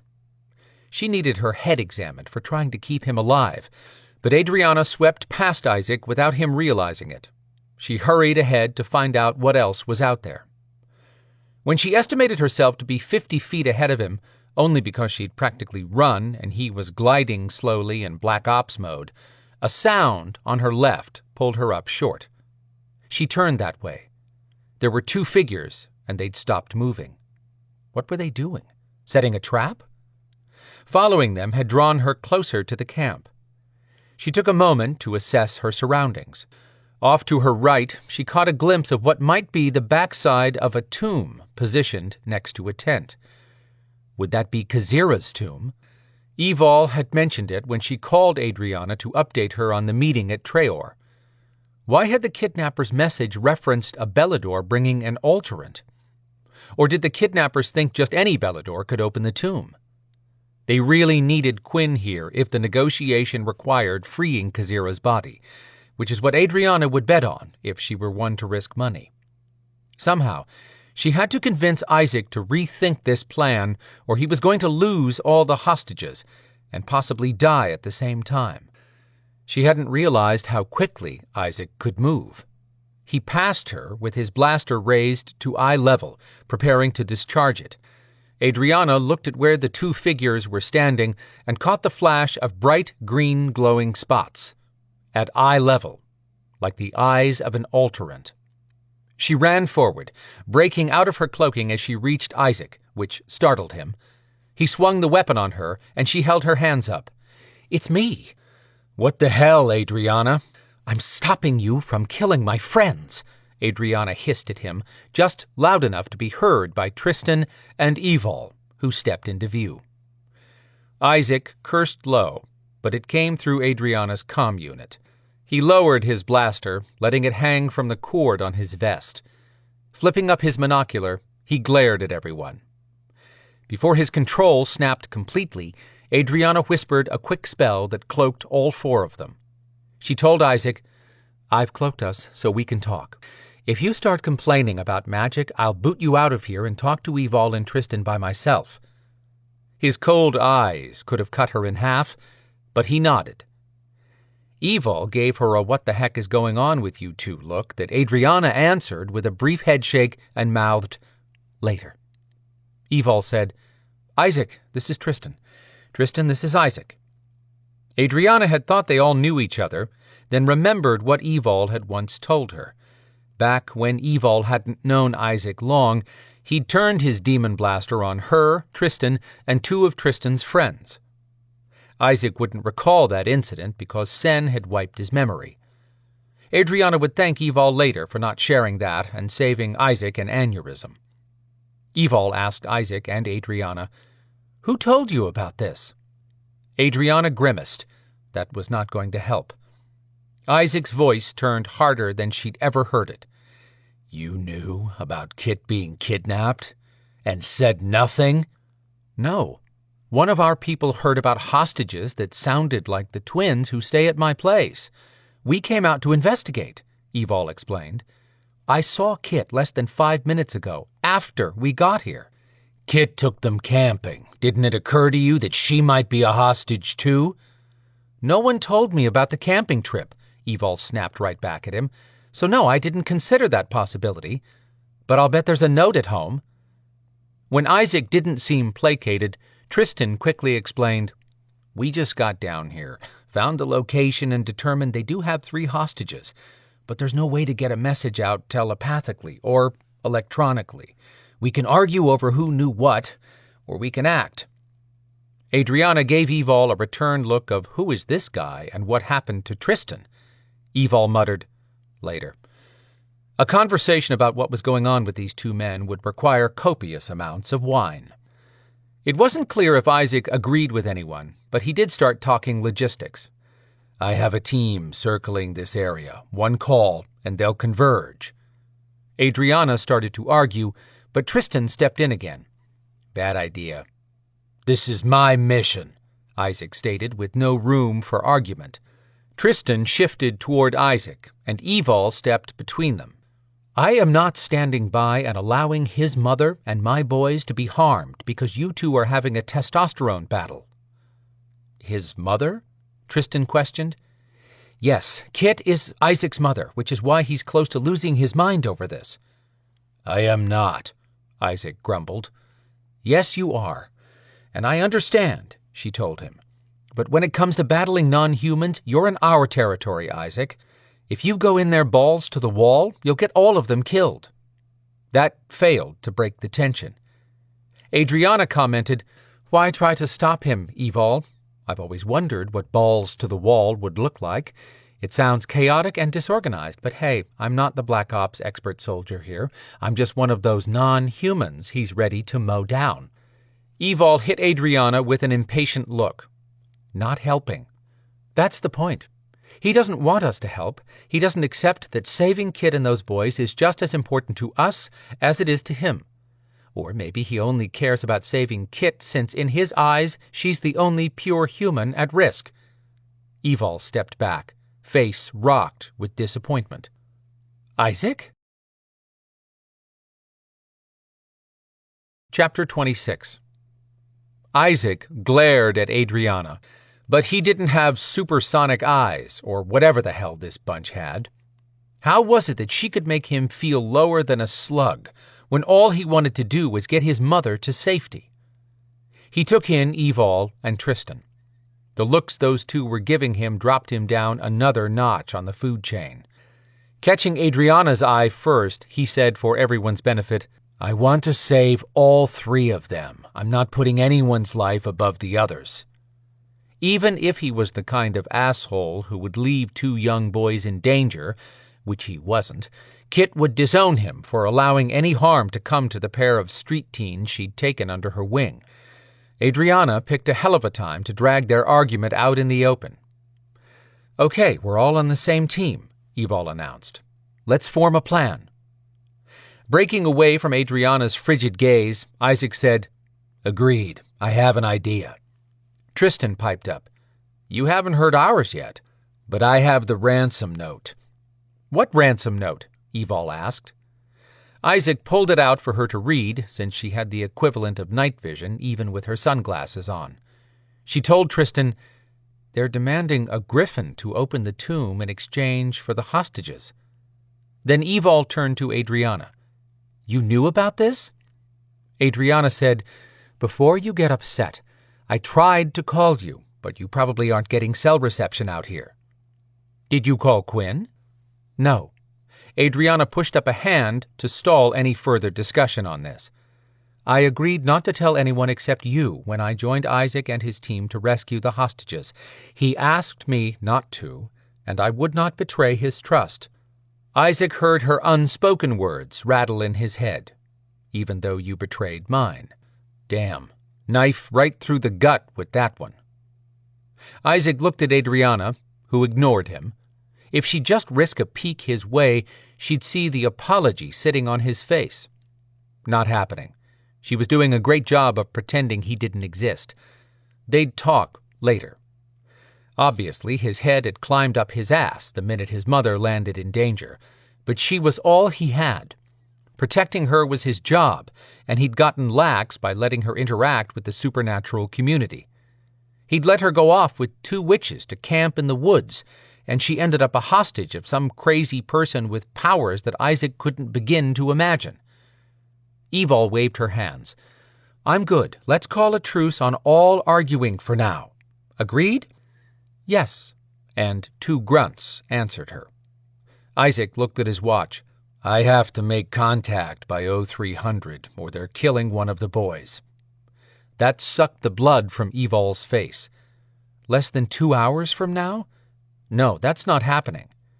"They think I'm getting in touch with Beladors right now, so we need to get this plan laid out and in motion." Tristan said, "That simplifies everything. Let me try my plan first, with you 2 as backup, so if it doesn't work, they won't know you were a part of it. That still gives you a chance to come in behind us with everything you have in mind. But if you go in first with firepower, there's a good chance they'll kill the hostages the minute a shot is fired. They don't want the hostages. They want that tomb opened." Isaac frowned. "What's the deal about the tomb?" Evol interjected. "You know how you kept radio silence on us when you were coming here? Well, this is Belador business that we're not discussing with anyone else." "Damn," Isaac groused. "Negotiating a peace treaty between world powers has to be easier than this." "Okay. What's your plan, Tristan?" Chapter 27. The damn clock ticked off minutes faster than sand falling through an hourglass.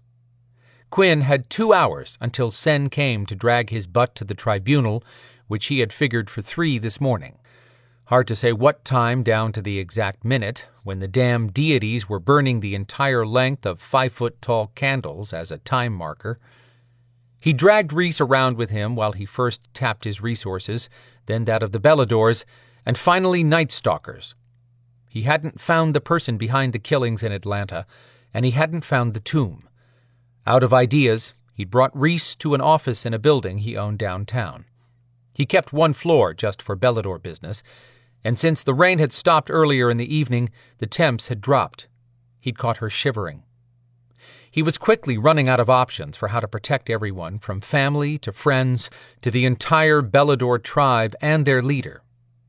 If he went into the tribunal meeting with no body, the tribunal leaders would give Queen Maeve the go-ahead to do with Quinn as she chose. He had no problem with facing her as long as Kazira's body was out of her reach. He didn't fear dying, but he did fear the possibility of someone with her power accessing his mind and gaining the information he wouldn't give up willingly. Once Queen Maeve had him in her realm, she held the upper hand. she'd strip him of conscious thought and would compel him to turn on his own people. He shuddered at that possibility. If the person with the tomb had stolen it to trade with the Queen, Quinn would end up opening it, and very likely end up forced to watch Kazira stripped of her secrets. He accepted what he had to do, which was to first retrieve Kazira's tomb from the group that had stolen it before they figured out how to open it, then disappear with the body. That wouldn't happen unless he found the tomb. He contacted Trey by mobile phone and told him to put Devon in charge of the teams patrolling Midtown. Trey said, "I'll do that, but I have some news I was about to send telepathically to you." "Has someone found the tomb?" "Possibly. Evol sent me a message to let Storm know that she and Tristan were doing recon in the Blairsville area on a tip about the tomb and possible hostages. She said they were only going to confirm the intel, then call in the troops." Quinn asked, "Did she say anything about a campsite?" "No, but something must be going down up in that area. That guy, Isaac, and his men are up there. I got word from Beladors who noticed Hummers rolling toward Blairsville and parking near a mining ravine." "Have you reached Storm?" "Not yet. He must still be in Jaguar form." Hell, Quinn would feel better if Storm knew about this. He'd abandon anything he was doing and head to Blairsville. Quinn asked, "Why didn't Evol contact me?" "I asked her if she wanted me to tell you. She said Tristan wanted to be sure first before involving anyone higher up, especially Dagon. I haven't been able to raise her telepathically since she contacted me. I can't reach Tristan either." "Not good." "Nope. Have you been outside, Quinn? You know it quit raining?" "Yes, we just got to one of my buildings here in town. Why?" Low-level accent lighting cast the room in a twilight glow. He walked over to look out at the clear, dark night. Trey said, "Might be a coincidence, but weather radar shows only one storm still in the area. It's near Blairsville." Reese had been sitting in one of the plush chairs in the meeting room. She walked over to the window to stand beside him and said, "I've been thinking about the rain stopping tonight. Something significant has changed. Might be good." She looked at him with doubt showing and added, "Might be bad." Trey asked, "Where will you be if I need to reach you?" A polite way of trying to figure out what the hell was going on without asking outright. Quinn said, "I'll be out of pocket for a bit." That might be a gross understatement. "I have something important to discuss with Dagon. Then I'll know more. Please let me know the minute you hear from Evol." 10-4. Using his direct access to Zader, Quinn telepathically called to his friend in the Treoir realm. Zader came back quickly. "What's going on, Quinn? Any luck on finding the body?" "We have a lead, but I'm running out of time before the tribunal orders Sen to bring me in. I need to speak to Dagon." The lull on Zader's end turned into a long, drawn-out sigh before he said, "I need to come back to Atlanta." "No," Quinn argued. "Dagon laid out the reasons we all have responsibilities in the meeting this morning. You've been handed the protection of Brina, which includes protecting all Beladors. Leave this to me, Dagon, and the others. Do what he asked. For all of us." "I'll get him," Zader said. "But I'm telling you right now, I will not stand by if the tribunal locks you up." "Understood." Quinn didn't want to point out that being locked up wasn't his greatest concern at the moment. The tribunal had said only that Queen Maeve would be able to pursue Kazira's body without fear of retribution from the Beladors, but Quinn had been around for too long to think it would be that simple. He suspected he'd be handed over to Maeve right there in the tribunal meeting. His gaze slid to Reese, who still looked out the window. She had to be the most irreverent female he'd ever met, a warrior to the end, and that mouth, she had one on her. She challenged everything he said and criticized him constantly. Evol had been surprised when Reese called Quinn a surly bastard and asked if his dog had died. Reese had cut him no slack since then either. It had taken being jarred by this frenetic woman to realize he'd been keeping everyone on edge around him, afraid to say or do anything that would stress him, It was time to stop making his friends feel they had to tiptoe around. He had to find a way past the guilt drowning him. Rhys knew nothing of his history. She had no idea why Quinn wanted Khazira's body, and he couldn't allow her to know. She was still an unknown. He had no idea where her loyalties lay, but she hadn't acted with aggression against his people, so she could go once they located the tomb. If Sen came for Quinn before that happened, Quinn would hand over her medallion. He would not leave her unprotected. Quinn had been expecting Dagon's voice to flow into his mind once Zader found the dragon, but a holographic image of Dagon wavered into view in front of Quinn. "Dagon, I'm not alone," Quinn warned him. Dagon gave Rhys a brief look and said, "She can't see or hear me." "What about her hearing me?" Quinn checked to see Rhys's reaction to his question, but oddly enough it appeared she hadn't heard it. Quinn turned back to Dagon, who explained, "Now that you're one of my Council of Seven, I can conceal this conversation on both sides. She'll see your mouth move, but will hear no sound. Zader and Brina don't have the ability to shield their holographic images from others, but my magic is very old." "Interesting." Quinn got right to the point. "I think we may have located the tomb." "Where is it?" "That's the problem. Trey got a message from Evil that she and Tristan were searching around Blairsville, which is a small town north of Atlanta. They received a tip that someone had the tomb and hostages. Evil said they were going to confirm the intel, then call in backup." "Have they?" Dagon asked. "Trey hasn't been able to reach either one of them since that initial contact, and that's a bad sign. He's a far more powerful telepath than anyone else I've ever met. That's why he coordinates our people." "Why do you think that's a problem, Quinn?" "My first guess is that Evil and Tristan are somewhere that is blocking their telepathy." "That happens sometimes." "True, but they have mobile phones, and Trey can't reach them on those either." Quinn might as well give Dagon all the bad news. "I intend to go find them, but I have a time-sensitive issue due to the tribunal meeting, and need your agreement on something." "What is it?" Quinn had hoped to have time to go see Lana before this point, but she was still healing from a vicious attack that bordered on sexual assault, and didn't need the stress of knowing any of this. "Do you recall briefly seeing Lana with the witches in that basement while everyone was trying to break the curse on you?" Zader said the Fey woman brought Lana back to the building before the Fey teleported the rest of you to Treoir. "I do. Lana was a young blonde woman injured by the crazy mage. Is she okay?" "She will be. She's strong, and she's healing with a white witch. I need to know that she'll be brought under Belador protection once I leave." "Why would you leave? I thought we discussed this." "At that time, I had hopes of a better outcome today. If I don't find a way to put Khazira's body somewhere safe by the tribunal meeting deadline, they're supposed to give Queen Maeve approval to obtain the body through any means she chooses.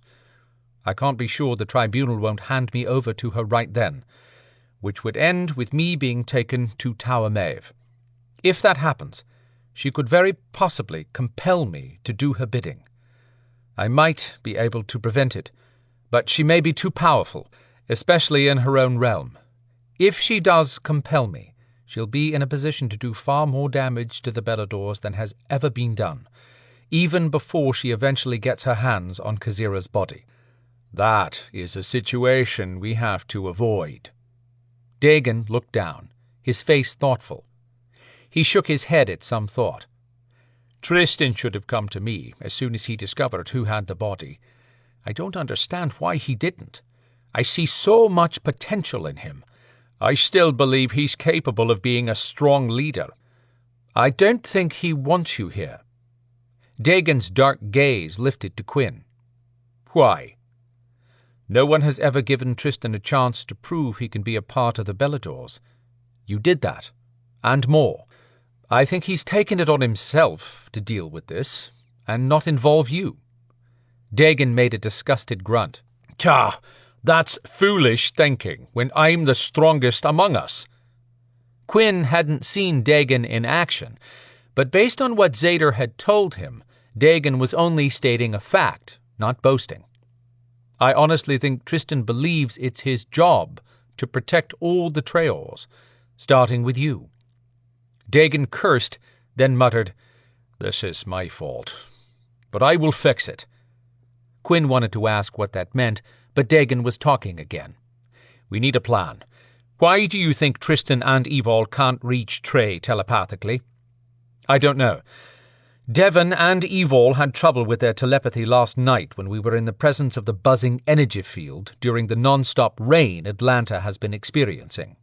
He told Dagon about the rain that Trey had said was now near Blairsville, then said, "If she and Tristan have encountered that strange cloaking energy again, their inability to communicate could be related to that. Who knows? I'm purely guessing at this point. If anyone can find Evol, it's Storm. Call in Storm." Trey is trying to locate him, but Storm found a subtle scent at the cemetery this evening. He can track best in his jaguar form, so he doesn't have a mobile phone handy. Right now, I need to know if there's any way for you to teleport the tomb from where you are in Treoir. "No, but if Tristan is available, he can do it." "That depends on how much he's been teleporting today. He's not like you in that regard." Quinn considered something Dagon had admitted in the meeting. "Is there a valid reason Tristan doesn't want you to be here?" That turned Dagon's already vicious mood downright ugly. Quinn added, "I'm not questioning you as a leader, Dagon. I just want to know why it appears that Tristan is trying to handle this himself. He's not a bad chap, but I think his new position might be driving his decision-making." "I think you're correct." "Does he have reason to think you'd be in danger coming to this realm?"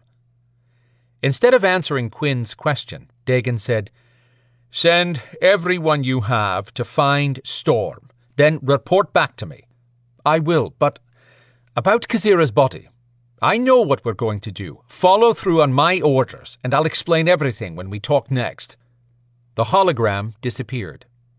Quinn contacted Trey with Dagon's request to pull out all the stops to find Storm, then stepped over to Reese. When she turned to him, she smiled as if she'd found the answer to the universe. "Remember the Sweel Maru demons I told you about?" "Yes. I know why it's not raining anymore." Chapter 28. "You sure you can do this, Tristan?" Evol asked as she stepped out into the opening between the narrow strip of woods and the camp with the tomb. Tristan's idea was to walk in offering a trade to the kidnappers to release Kit and the boys. Once those three were out of sight, Evol would pretend to use her powers to open the tomb. At that point, Tristan would teleport away with Evol and the tomb. If he couldn't move the tomb, he'd just get the two of them out of there. He'd said it was a simple plan, and she couldn't argue with that. Plus, now they had Isaac with his demon blaster and Adrianna with Witchlock backing them up. Why did she feel like she was breaking Storm's trust? Because I am. She'd ended up in this position unintentionally and couldn't walk away with one of the boys facing death, but knowing all of that didn't erase the sick feeling she had in her chest. Tristan said, "To answer you, I'm as sure about this plan as you are about doing your part." Wrong answer. Her stomach hit her feet. She had no idea if she could bluff her way through this. 6 men converged on them with their hands raised to use kinetic power. She murmured, "Those are the bad Beladors." "Bad Beladors?" "That's my name for them to differentiate the Beladors I know from this pack of traitors." He asked, "You don't recognize any of them?" "No." Tristan called out, "Who's in charge?" The bad Beladors opened a path for a man who stepped out from between the tents. He was an easy 6 feet tall and had a build that could put a hurt on anyone who crossed him. Short black hair, harsh eyes, a narrow nose, and pursed lips had been arranged in a decent way, almost attractive. But not to Evol. This man was evil incarnate to drag Kit and the boys into this. He said, I am Lorworth. Tristan acknowledged him. Then you're the man I'm looking for. We got a call from Isaac Knight that you're holding hostages to trade for a griffin who can open a sealed tomb. We're here to trade. Did one of you seal this tomb? No. Evol brought all the arrogance she could dig up. But this is your lucky day. That tomb was sealed by a friend of mine, and I happen to have the secret to cracking it open. When they'd gotten back to Atlanta from the Treoir meeting, Quinn said he meant to show her and Zader how to open it, but that never happened. This Lorworth didn't know that. Lorworth asked, Why are there two of you? Tristan answered, Because we don't trust you. No one would in our shoes, but I'm here to make sure everything goes down nice and smooth. Have the woman open the tomb. What century had this piece of work come from? Evol crossed her arms. I'm not opening anything until you hand over the hostages and explain why it had to be a griffin. Doesn't work that way, Lorworth countered. You give me what I want first. Let me make this simple for you, Evol said, loading condescension in her voice. There are only 3 people who know how to open that tomb. Vladimir Quinn and his 2 best friends. I'm one of them. Quinn and our other friend who can open it are in a different realm. I have no idea when they'll be back, so I'm it, or nothing. I came in good faith because Isaac Knight is a friend of mine, but I'm not lifting a finger until I see the hostages walk out of here under their own power. She'd given them Quinn's name for the simple reason that calling Quinn in meant calling in an army of Beladors. Quinn would expect no less of her in this situation. Lorworth turned to one of his men and whispered something. The guy ran into the camp. Evol tried to look confident in spite of her anxiety spiking into the ozone. If any of the bad Beladors had empathic ability, she was screwed. The runner came back, leading 3 hostages. Relief swamped her for a light-headed moment. Then she added, I want your word they'll be safe once they leave here. Lorworth smiled. You have my word. Like I'd trust you. Isaac and Adrianna had Evol and Tristan's back. They would get Kit and the boys to safety. The twins emerged first, with Kit right behind them. Kit kept her eyes on the twins as if she'd tackle anyone who tried to touch them. But when she lifted her gaze to see who had come for her, Evol's throat tightened at the vulnerability she'd never before seen in that woman's face. She hated that anyone had proven Kit's strength could be shaken.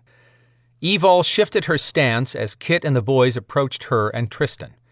She needed to be able to see the trio all the way until they were out of sight, where Isaac and Adrianna would take over. Just as the 3 of them reached Evol, Kelman slowed his step. His face had been changing into more of a man's recently. For all that he was the conservative one of the pair, he wouldn't hesitate to step into trouble with her. She gave a tiny shake of her head without looking at him, hoping he understood that she needed them safely out of her way. He kept moving, which meant Cardos would too. Message received. She waited through a tense 20 seconds until the woods swallowed the trio. Lorworth lifted his hand. More bad Beladors emerged from the woods, bringing the total standing with Lorworth to 20. Evol and Tristan were surrounded immediately. Unwilling to stretch this out any longer, Evol demanded, "Show me the tomb and let's get this done." "So you agree to open it, Griffin?" Tristan asked. "Why did you ask for a griffin if you didn't know she could open it?" Lorworth seemed amused at the question. "I know that Quinn sealed the tomb. Night Stalkers in Oakland Cemetery are full of information, and my men had plenty of power to trade through handshakes. The Night Stalkers observed Quinn sealing the tomb, then Queen Maeve and Cathbad trying to figure out how it opened after Quinn was gone. They couldn't do it.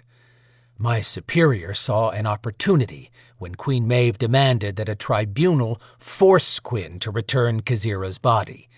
He handed me an army to do what the rogue units had failed to accomplish.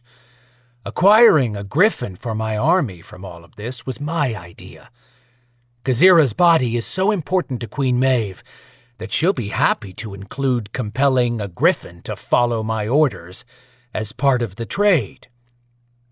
Evol wanted to get one answer before Tristan teleported them away. Where'd these Beladors come from, Lorworth? He cocked his head in amusement, then looked at his men. These aren't Beladors. They weary of pretending to be. Well, that's not entirely true. They were given equivalent powers at the same time as the original Beladors thousands of years ago. But when Belatucadros endowed Belador warriors with powers, he kept a contingent to do his bidding. These are some of his Locrafola. Now that you know, don't insult them again by calling them mere Beladors. The Locrafola opened a path that led to the tomb. The humming shifted into the weird buzzing like what they'd experienced in Midtown. Not good. Afraid to risk telepathy so close to this bunch, Evol strolled forward slowly and whispered to Tristan, "I've got a bad feeling. Forget the tomb. Let's go with Plan B and get the hell out of here. You ready?" "Yep. Link with me." She opened up her energy to link with him, but she couldn't push the energy out from her body to connect. He murmured a concerned, "Evol?" She fought a growing sense of panic. "I'm trying. Can you force a link with me?" The muscles in his jaws flexed from obvious strain. He couldn't do it. She said, "Get out of here, Tristan. Not leaving you. You have to go for help. Bring Storm, Quinn, everyone you can find while I stall them." "Shit."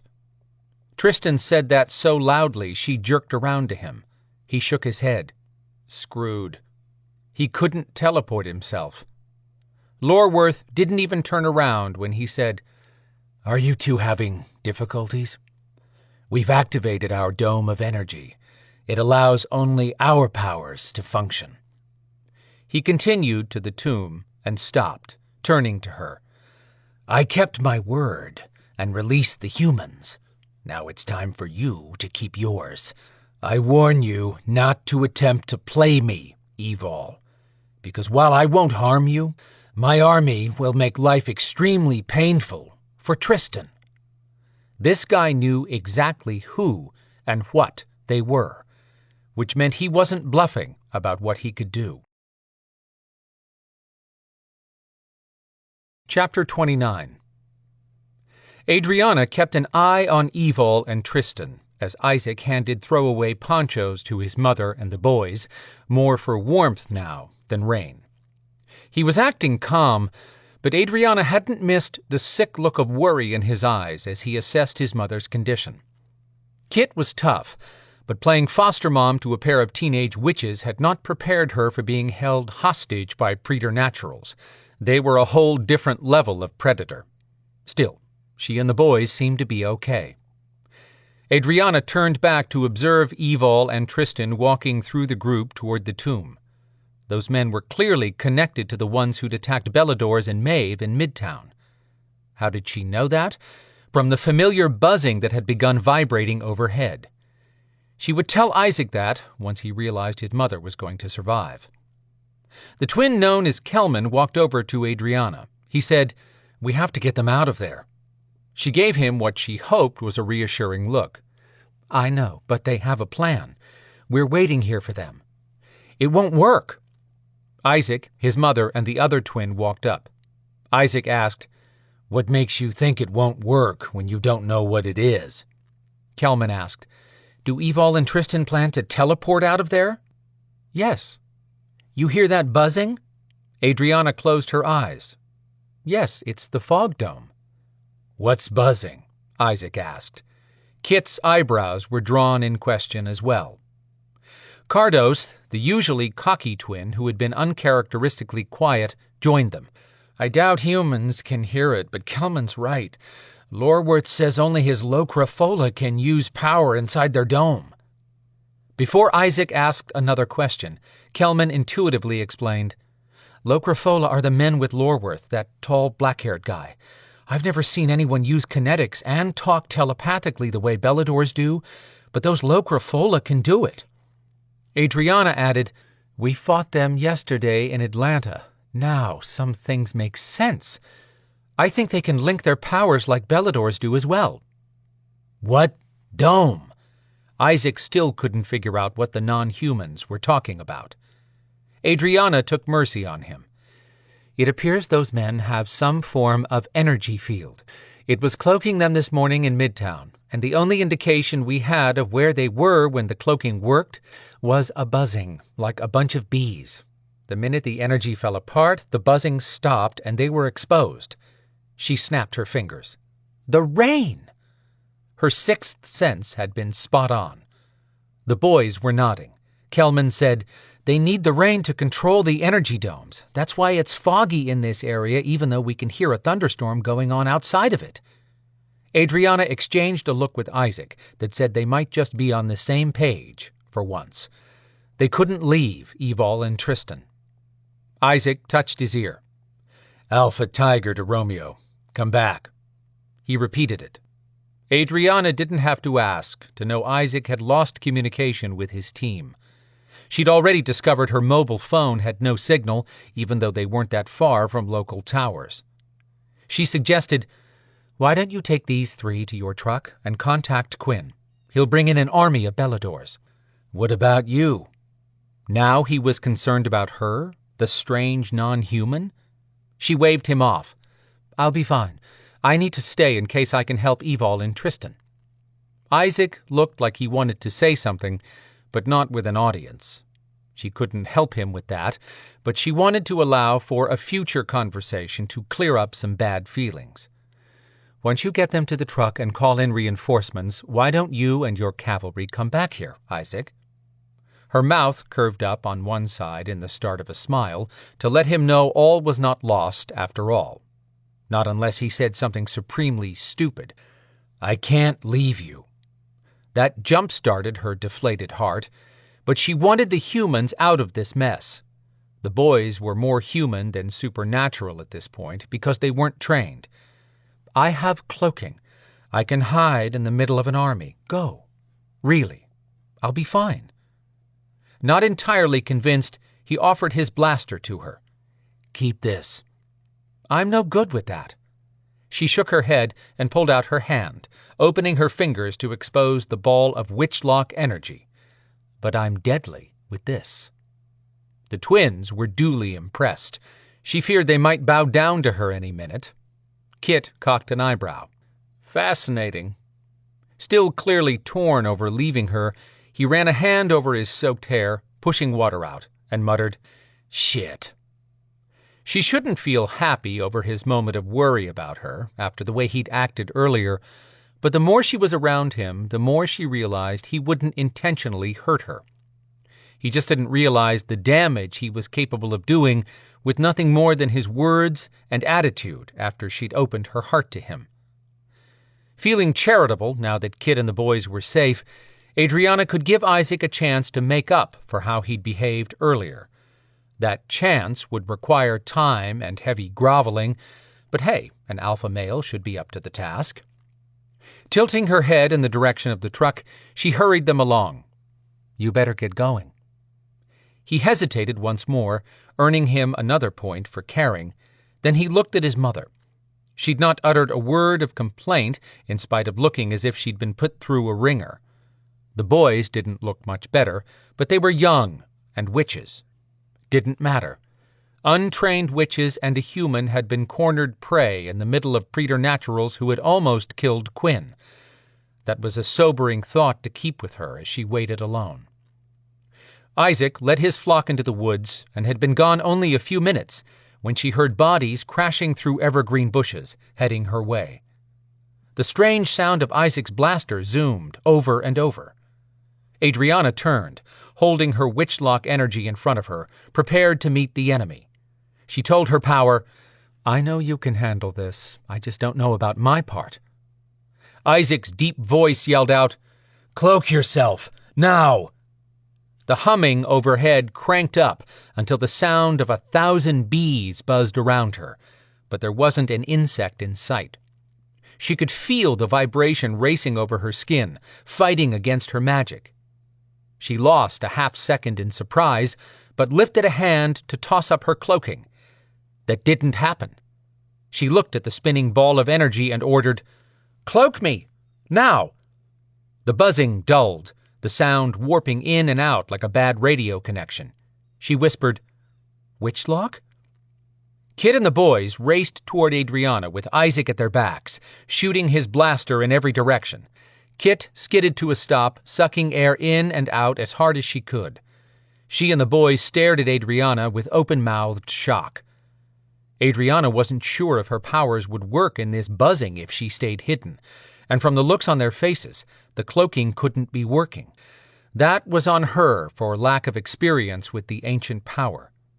If she survived this, she'd devote even more time to forming a bond with Witchlock and learning the intricacies of wielding it. Isaac stumbled backwards into their area. He turned to her.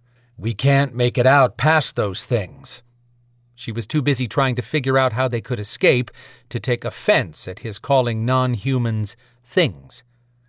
"I'll try cloaking all of us, then we can walk out." Cardos popped off. "If that was your cloaking a minute ago, it only made you translucent. It didn't hide you." Just as she'd thought. But if she couldn't hide herself, she couldn't hide all 5 of them for sure. "Then we're going to have to fight our way out." Isaac was heaving deep breaths from his run back. "I don't think that's a good idea. I had to dive out of the way when the blaster bounced back at me." Kelman shoved a hand past Adrianna, pointing at the camp. "Look!" She turned around to see Tristan stretched between 2 trees. From the look on his face, they were doing something painful to him. Adrianna said, "Everyone stay here. I'm going after them." "No." She turned to Isaac and narrowed her eyes. "Don't ever think to tell me what I can and can't do. As you stated so clearly earlier, I'm a non-human. This is not your area, but mine." He sighed. "I'm not doubting you, Adrianna. But what will happen if you use that power and it boomerangs?" She felt energy moving toward them. Those things, as Isaac put it, were coming at them from the woods. They were herding the 5 of them toward the camp, and she had no way to stop them without harming everyone inside the energy field. She had one more idea for cloaking them, but she'd have to use what she learned as a sterling witch, and they wouldn't be able to move undetected. And she had sworn never to tap the dark magic. Chapter 30. Quinn stood at the edge of the dirt cliff overhanging a giant hole left behind from a strip mine no longer in operation. He'd made the trip from Atlanta to Blairsville in record time. The gully was probably 300 yards long, half as wide, and at least 100 feet deep. A fog floated across the majority of the hole. It hummed. Lightning streaked overhead, followed by booming thunder. That was close, based on his count of time between the lightning and the thunder. The rain and warm temperature here were too similar to what he'd experienced in Midtown this morning. Reese might just be right. "That's one heck of a big energy canopy," Reese said, drawing his gaze to where she stood next to him. Not that he'd forgotten about her. She was impossible to disregard. She had her own energy as a supernatural being, and as a woman, though he'd tried not to notice. He could feel her vibrating with the need to do something. She wore a gray poncho now, longer than the convenience store model the demon had shredded. Trey had been eyeing the weather radar and had given her this poncho when Quinn stopped by briefly to go over the plan for tonight's event. He'd call it an operation, but that would suggest there had been actual strategic planning involved, as opposed to terse orders from Dagon and chaotic rushing around to make it this far so quickly. Only preternaturals could have bypassed Isaac's men waiting nearby for word from their leader. The fact that Isaac's men were still here probably meant Isaac couldn't get word out either, if he was in the energy field. When Reese moved, it drew his gaze to her jeans, which were soaked below the poncho. Thankfully, Trey's sister-in-law had dug up a pair of boots that fit Rhys. She stared in fascination. The rain coming down now is different. He agreed, thinking out loud. Even the national meteorologists are flummoxed over the odd weather phenomena, and up here, it's more intense. She cut her eyes at Quinn.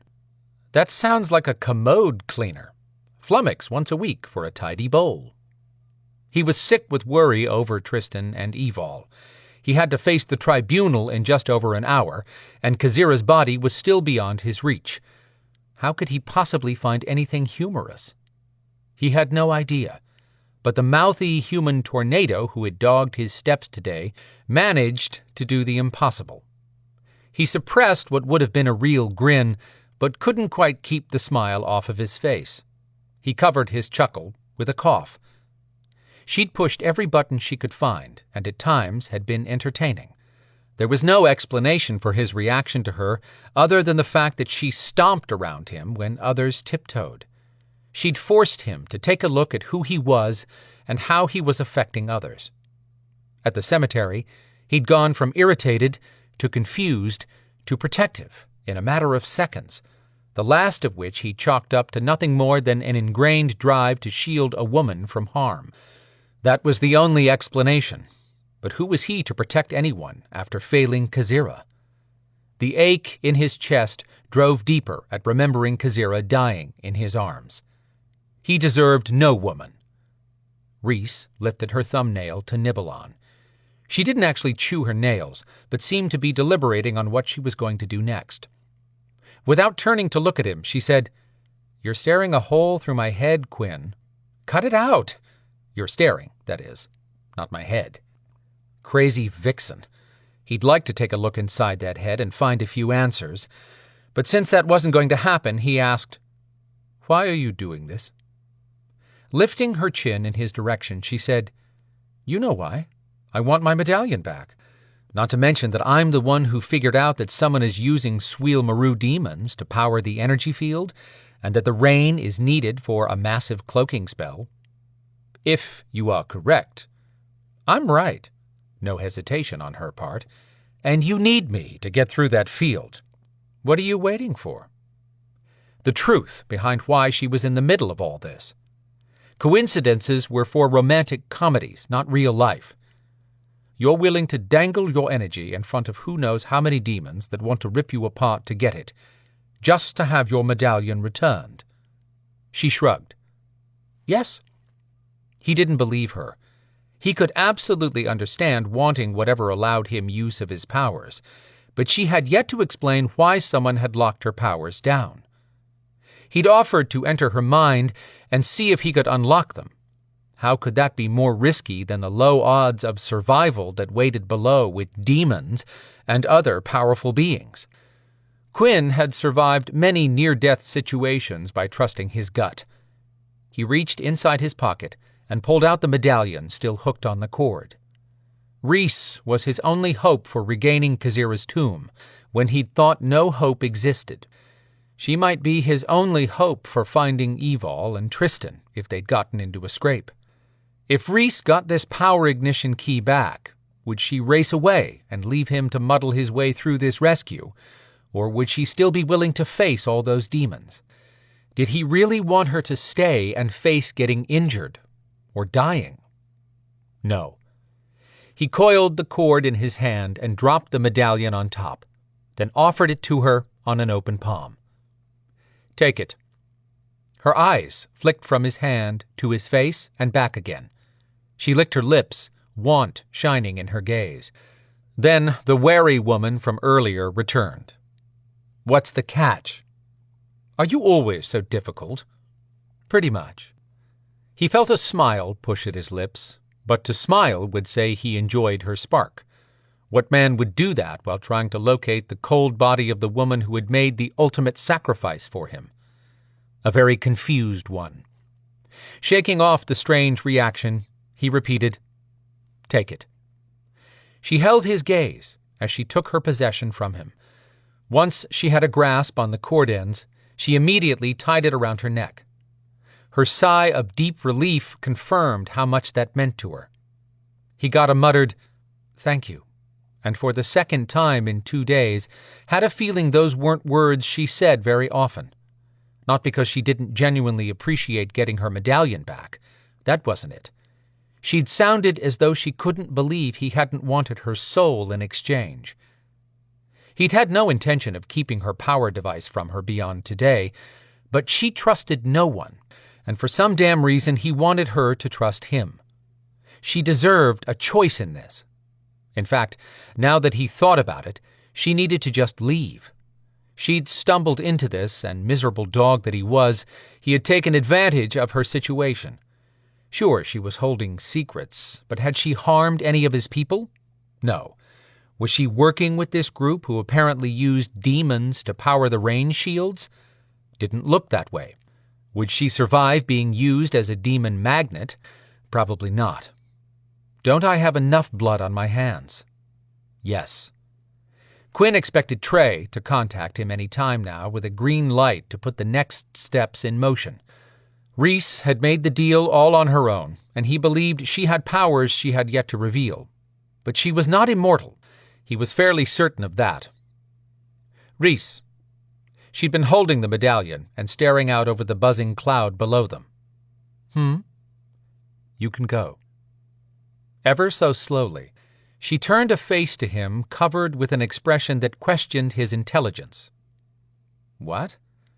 Have you come up with another way to break through that canopy, but failed to mention it until now? Smart mouth. No, but I'm not putting you at further risk. This is our fight, not yours. It was wrong of me to press you for that agreement. You were right in the cemetery when you said my head was up my arse. Her lips parted. Well, damn, he'd managed to render her speechless. He'd bet that didn't happen often. She started shaking her head slowly at first, then adamantly. No. We made a deal. I'm sticking to my part.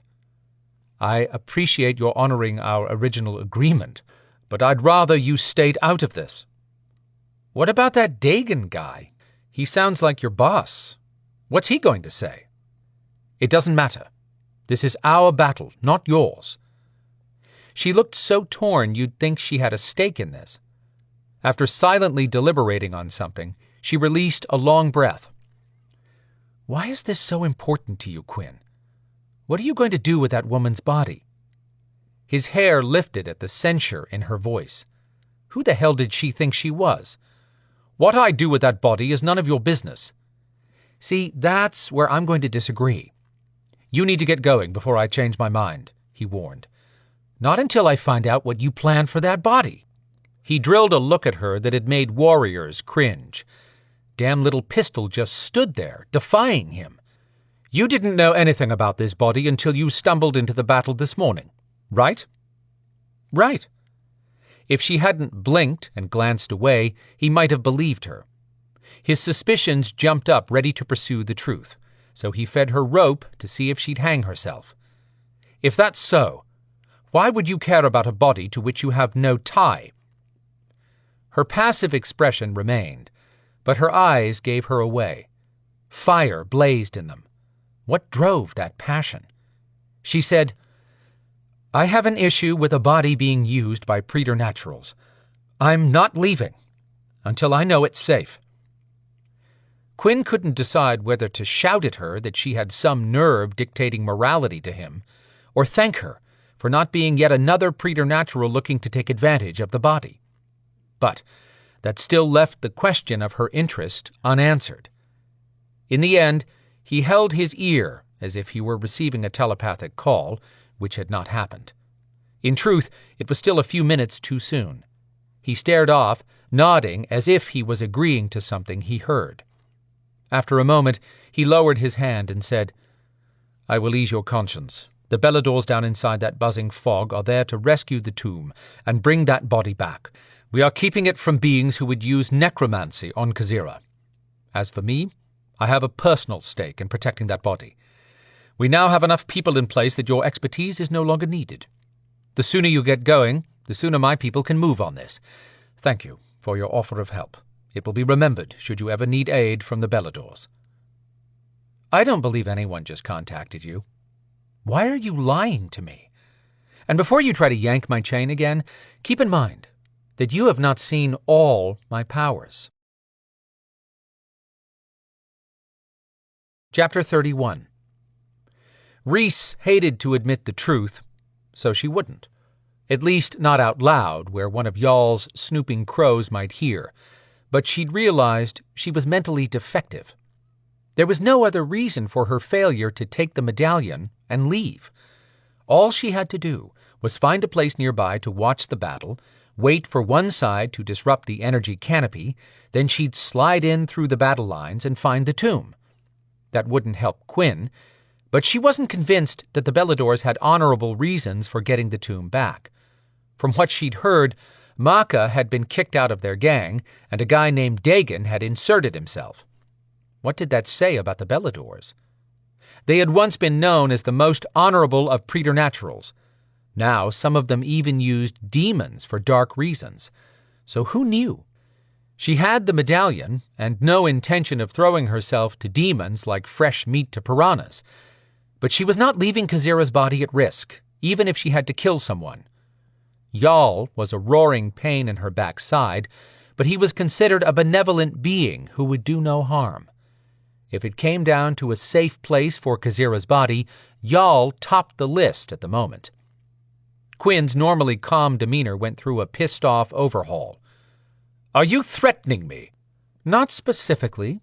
I only warned you not to lie to me again because you don't know what else I'm capable of, should I take offense to your lies." That sounded reasonable to her. He stepped forward, bringing all that powerful male up close and personal. She had the crazy desire to feel him right up against her, but that took her from being mentally defective right into just plain stupid. Men are bad, remember? Okay, got it. Her body, however, had the memory of a toadstool when it came to the opposite sex. "What the hell is it going to take to get you out of here?" Quinn growled. Underneath all that anger was a layer of concern that permeated every breath he drew. Concern and pain. She'd seen both today. She was walking a tightrope through her conscience right now, and needed to decide one way or the other if she was going to get involved. The truth. He lost his homicidal look. "Come again?" "Tell me the truth if you want me to leave." She wasn't saying she would leave, but a man this aggravating would assume it meant the same. "About what?" "Why do you feel so responsible for Kazira's body?" This would tell her if he had a nefarious reason for possessing it. Nefarious was a good word to use with this snob. She should have worked that into a comment. "Come on, Quinn. Put up or shut up. I'm tired of you feeding me this crap." A muscle in his neck stood out, but in the next second his shoulders lost their tightness. He said, "Her death was my fault." Rhys wasn't sure what to do with that. "Did you kill Kazira?" His mouth dropped open, appalled. "No, I didn't kill her." "Did you pay someone to do it or make someone kill her?" "Hell no." She didn't get this at all. Then how was her death your fault? Misery flooded his eyes, a deep misery unlike anything she'd ever seen in a man. Rhys regretted bringing that to the surface. Quinn looked into the distance. "During a battle between the Maeve and Beladors, Kazira stepped in front of me when a griffin attacked. He gutted her, and she'd been compelled not to heal herself by that bitch, Flavin, who birthed her." Rhys reeled from the shock. From that little bit he'd shared, she figured out Kazira had cared for Quinn, maybe loved him, to have made such a selfless sacrifice. But Kazira's death wasn't Quinn's fault. Rhys wanted to smooth that pain from his face. "Who controlled the Griffins?" "The Maeve did at the time. The Griffins are now with us, the Beladors. What's your point?" Rhys had no idea why she wanted to help Quinn through his grief, when no one had eased the pain she'd suffered over losing her child. That was it. No one had been there for her. How could she have explained losing a baby because of a preternatural energy that lived inside her? She couldn't. Just as Quinn had to feel isolated in his guilt over an enemy who obviously cared for him. Had he cared for Kazira? What had gone down between those two for him to put his life on the line to protect her body? It didn't matter. Rhys understood that part, if there had been some relationship between the two. She'd lay her life down to protect the body of the baby she'd lost if it was under threat from preternatural predators. Her tone was unusually gentle when she said, "You feel guilty because Kazira chose to save you. That doesn't make her death your fault, Quinn. She made a decision, knowing she couldn't heal. Why are you beating yourself up over it? There are things you don't know, and that I can't tell you." Rhys tamped down on her exasperation. "Tell me one thing, and I'll let it go." Quinn said nothing, looking like he might toss her over the edge if she didn't drop this topic soon. She asked the same question as earlier, but this time without condemnation. "What do you plan to do with her body if you get it back? There must be a reason you didn't cremate her, spread the ashes and so forth, which would have prevented all this." Quinn took a while to answer, and in that moment he seemed to be pulled inside out. "I shouldn't have put her in that tomb, but I had a valid reason, or so it seemed to me at the time. Now I see that my thinking was unrealistic for the world in which we live. If I get her back, I'm going to make sure no one can ever touch her body and use it for dark magic. But I'm running out of time."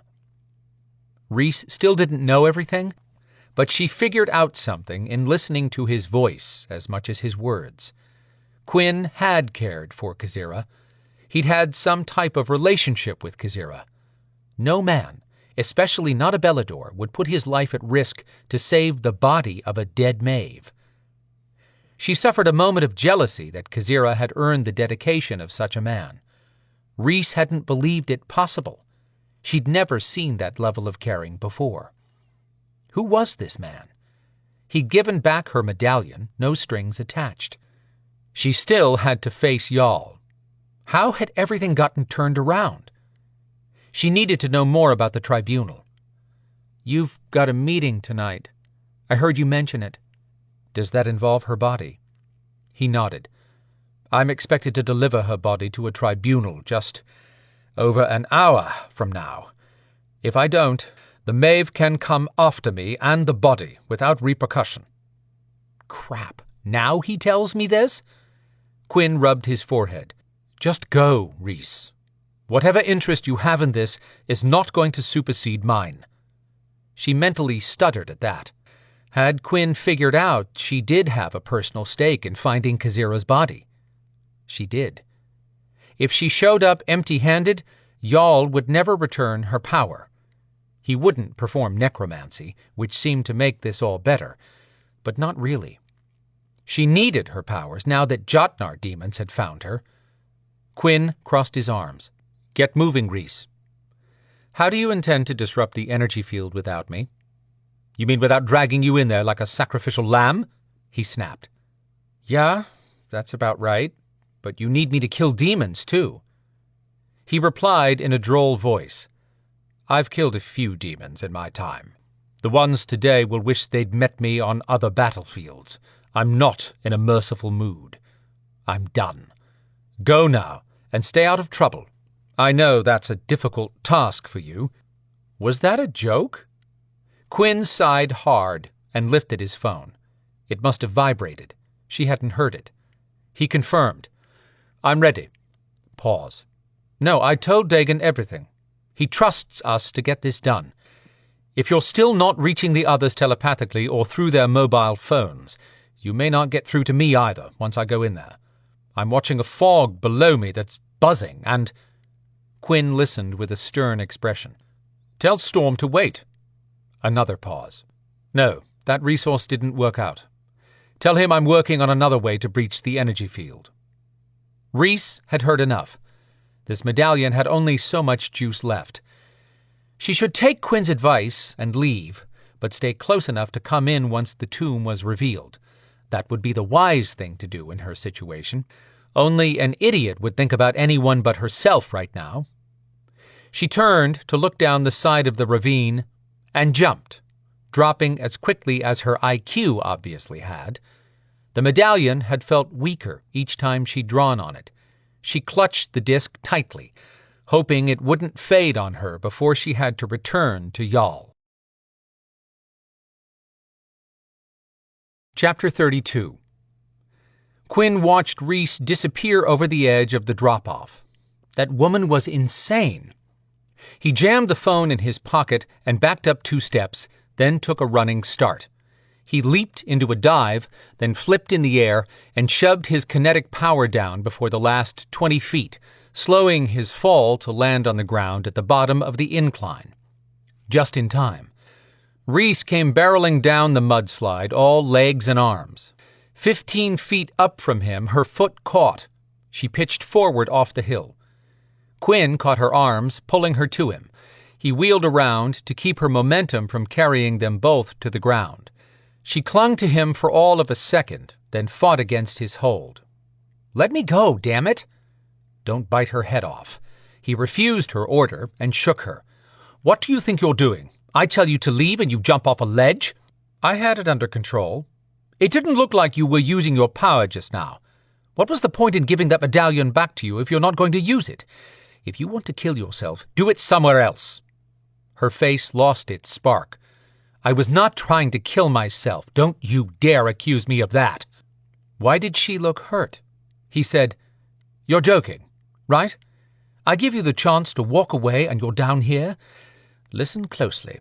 I don't want you here. Stay out of this." He calmed his voice and gave her the truth.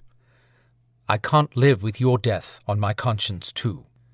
She did a quick maneuver of pushing her arms inside his and breaking his hold, then backed up. "You listen to me, Mr. Know-It-All. I understand your pain.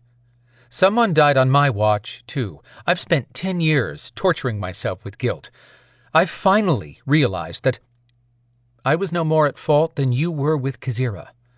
I understand grief, and that you have to do it in your own way and in your own time, but you have to ask yourself if you're doing this for her or for your guilt." His chest ached with a physical pain every time he relived Kazira's death, but Rhys had just ripped open a wound he'd never heal. "I owe it to her to protect her secrets from those who would steal them." Rhys took another step back, looking at him as if she finally understood why this mattered so much. "Okay, I understand." What did she think she understood? Swiping wet hair off her face, she said, "I'll make you a deal. I'll help you get to her tomb. But if you want to do right by Kazira, you have to live. Cremate her body and send the ashes where no one can ever abuse her death. I plan to survive this too. The dead do not want us wasting our lives."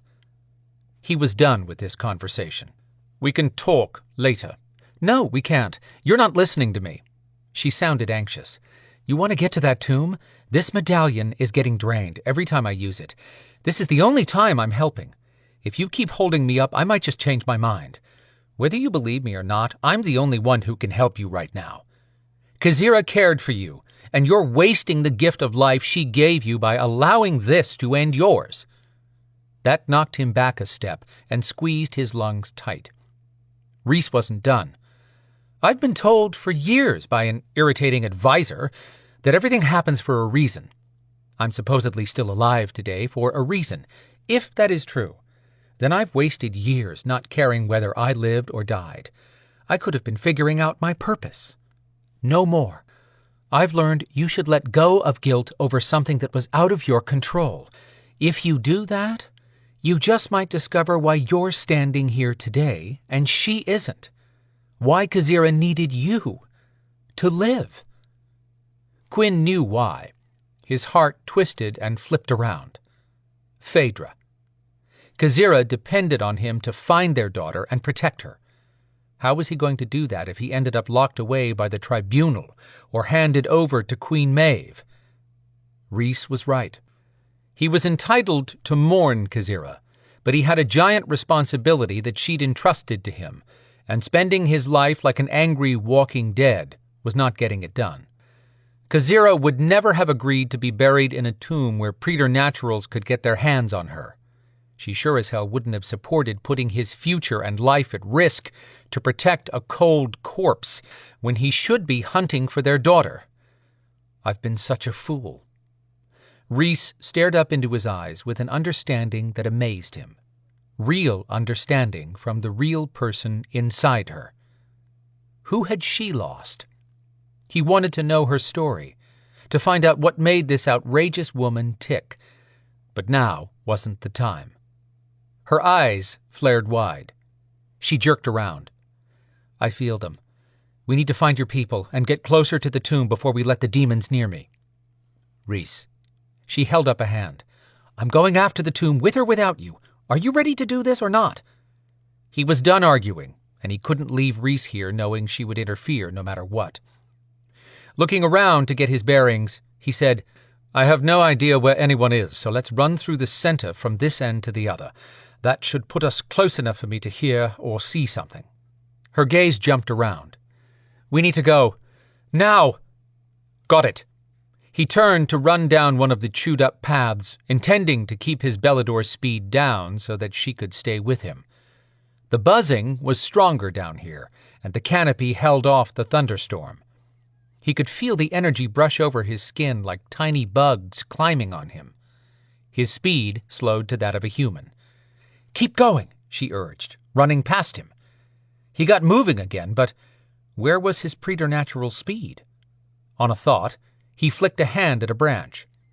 His kinetics should have slapped the branch hard. The leaves didn't even move. Shit. What's wrong? She asked, not slowing a step.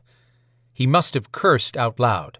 My powers aren't working in here. That's why no one has been able to raise Evol and Tristan via telepathy. That also means I'm going to be limited in my ability to keep demons away from you. She nodded. This was going to end badly, but he'd failed to shove her away. That left figuring out how to keep Rhys alive. He now sensed the demonic energy rushing toward them. The buzzing canopy changed vibration, going from loud to quieter, then back to loud again. Between breaths, Rhys called out, It's working. What is? The demons powering this energy shield are being distracted like I thought they would if they sensed me. Coming after me is dividing their attention. Any sign of your people yet? No, we can't be that far from the other end of this ravine. If they aren't there, you and I will have to get out of here. I doubt we can just run off. Why not? She heaved a couple of deep breaths, still pumping her arms and diving over fallen trees. Because this is a trap. The demons, and whoever controls them, let us in. They won't let us escape. The person behind these demons has to be waiting for something to have set up this energy field like a spider web. But for what? If your people are here and the tomb is here, what else could they want? The thieves can't open the tomb without triggering security devices built into the tomb's magic that will kill them. She stumbled, caught her balance, and kept running. Then they're waiting on someone who can open it. She glanced over as he kept step with her. Who's that? Me. Rhys was so shocked by Quinn's admission about being the only one who could open the tomb, she said nothing. All this time, she'd been chasing a body that only one person actually possessed. She finally pulled her thoughts together. Why have these people stolen the tomb if they can't open it? Because in a little over an hour, I'm due to face the tribunal with Kazira's body to hand over to Queen Maeve. These people who stole the tomb believe I'll come looking for it. My guess is they think I'll unseal it because they rightly assume I have no choice. At which time they probably plan to trade me, along with the body, to Queen Maeve for something like a Noire spell. Or the Viper Liaison will show up about the time I find the tomb. Then he'll teleport me to the tribunal meeting, where I'll be forced to open the tomb and give Queen Maeve the body. Or the tribunal will gift me to the Queen, along with the tomb. Either way, Queen Maeve will be smiling like the Cheshire Cat in the end. Rhys got it. She'll take you to her realm, where where your powers won't hold up against hers. Right. Her head spun at how messed up all this had become. Not to mention having her ass tossed into the middle of it with no rule book. Thanks, y'all. Quinn said, "The good news about no one being able to open the tomb might mean Evol and Tristan are still here, and this bunch is waiting for me to show up, since they have to know I'm coming to get my friends back. The bad news is that if Evol and Tristan haven't fought their way out because of not using their powers, then it might not be possible for anyone to get out. We need a plan." She had one, but he probably wouldn't like it.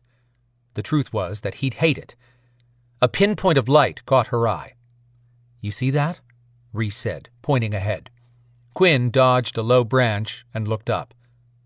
Light that she hadn't seen from the cliff began to show up through breaks in the trees. He warned, "Let's not run straight in there." "We won't. I've got a plan of what to do before we reach that point." "Want to share it?" "No." He gave her an incredulous look. "This is the time to work together." Oh, he had this coming. She said, "We will. You do what I say, when I say, and it will go easier for everyone." When he didn't reply, she pointed out, "I'm guessing that probably sounded a lot better in your head when you said it to me in the cemetery." She'd called him a dickhead. He must have finally seen himself through her eyes, because he sighed, "You have a point, but no plan works without everyone knowing what—" "There!" Rhys shouted, and pointed at a tree, because she could feel the demons coming toward them. She peeled off to the left. He stayed on her heels until she skidded to a stop and swung to face him. Now she could hear footsteps pounding. The demons weren't far away. They were coming in from behind and each side. Maybe they should have run toward the light, since she felt nothing from that direction. No, she had to get as close as possible to the energy field above them for her idea to work. The medallion's energy had felt diminished when she'd taken it back. That meant her power would be weaker. Jarl had told her the medallion would only function as long as she had a chance at gaining the body. How could it be acting as if she was running out of time herself? "Give me a boost," Rhys demanded from where she'd stopped by a substantial pine tree. Quinn opened his mouth as if to ask what she intended to do. She said, "This is where we work together. I have a plan. Every microsecond we squander lowers our potential for success." Closing his mouth, he stepped over and cupped his hands. She stepped up, and he shoved her into the air. She caught a branch and used her athletic ability to swing her feet up and over the branch, landing on her stomach. "Thank you, Wiley, for making me practice chin-ups, tumbles, and rolls, along with kickboxing." She started climbing and noticed Quinn still on the ground. "Get your ass up here, Quinn, or you're going to be demon dinner in about 20 seconds. Chapter 33. Quinn trusted Rhys's assessment about demons closing in on them, and hooked his hands around the tree to start climbing. He'd reached the second set of branches when 3 men came out of the trees around them. All 3 looked up. Not men. Black eyes flipped to red. They were all dressed in the same black coveralls as the one Rhys had killed in Midtown. If they hid their eyes, they could move through human areas undetected until they attacked some innocent person. He scurried up 2 more levels, which was as far as he could go. Anything higher wouldn't hold his weight. He checked on Rhys. She'd made it 6 feet above his position. He paused at the image of wild hair flying all around her face, bright blue eyes full of intelligence and determination. But they had no backup. More demons were coming in by the minute, and the first 3 were climbing up. Quinn's powers were non-existent. Still, Rhys moved with a confidence and excitement that spoke to her experience in this. Whatever demons she carried inside her were of the human variety. She claimed she'd made a decision to no longer live on a knife's edge between life and death, but Quinn wasn't convinced. Growling and scratching pulled his attention back down to the threat that had now climbed halfway to where he was. The demons would have reached him if a fight hadn't broken out, knocking them back to the ground. He didn't even have Mind Lock to use on them, but that was just as well. He wouldn't survive entering that many demon minds at once. That left him with just 8 triquetras hooked to his belt, the minimum that he carried into any fight. He might stop 4 demons with those, maybe 5 or 6 if he got a couple of damn good shots. Quinn called up, "Rhys, what do you need me to do?" "Keep them busy for about a minute." Another 8, no, make that 12, filled in the space at the bottom of the tree. One started climbing over the top of the 2 that were making their way up again. They snarled and fought, but the first one paused to lift his head. His red eyes stared at Quinn, as if judging the distance. Quinn eased 2 triquetras free. His pulse throbbed in his head. He heard Rhys climbing even higher. When the demon reached for Quinn's foot, the thing's gaze was focused on one spot. Holding onto a branch, Quinn swung down and sliced across the demon's neck.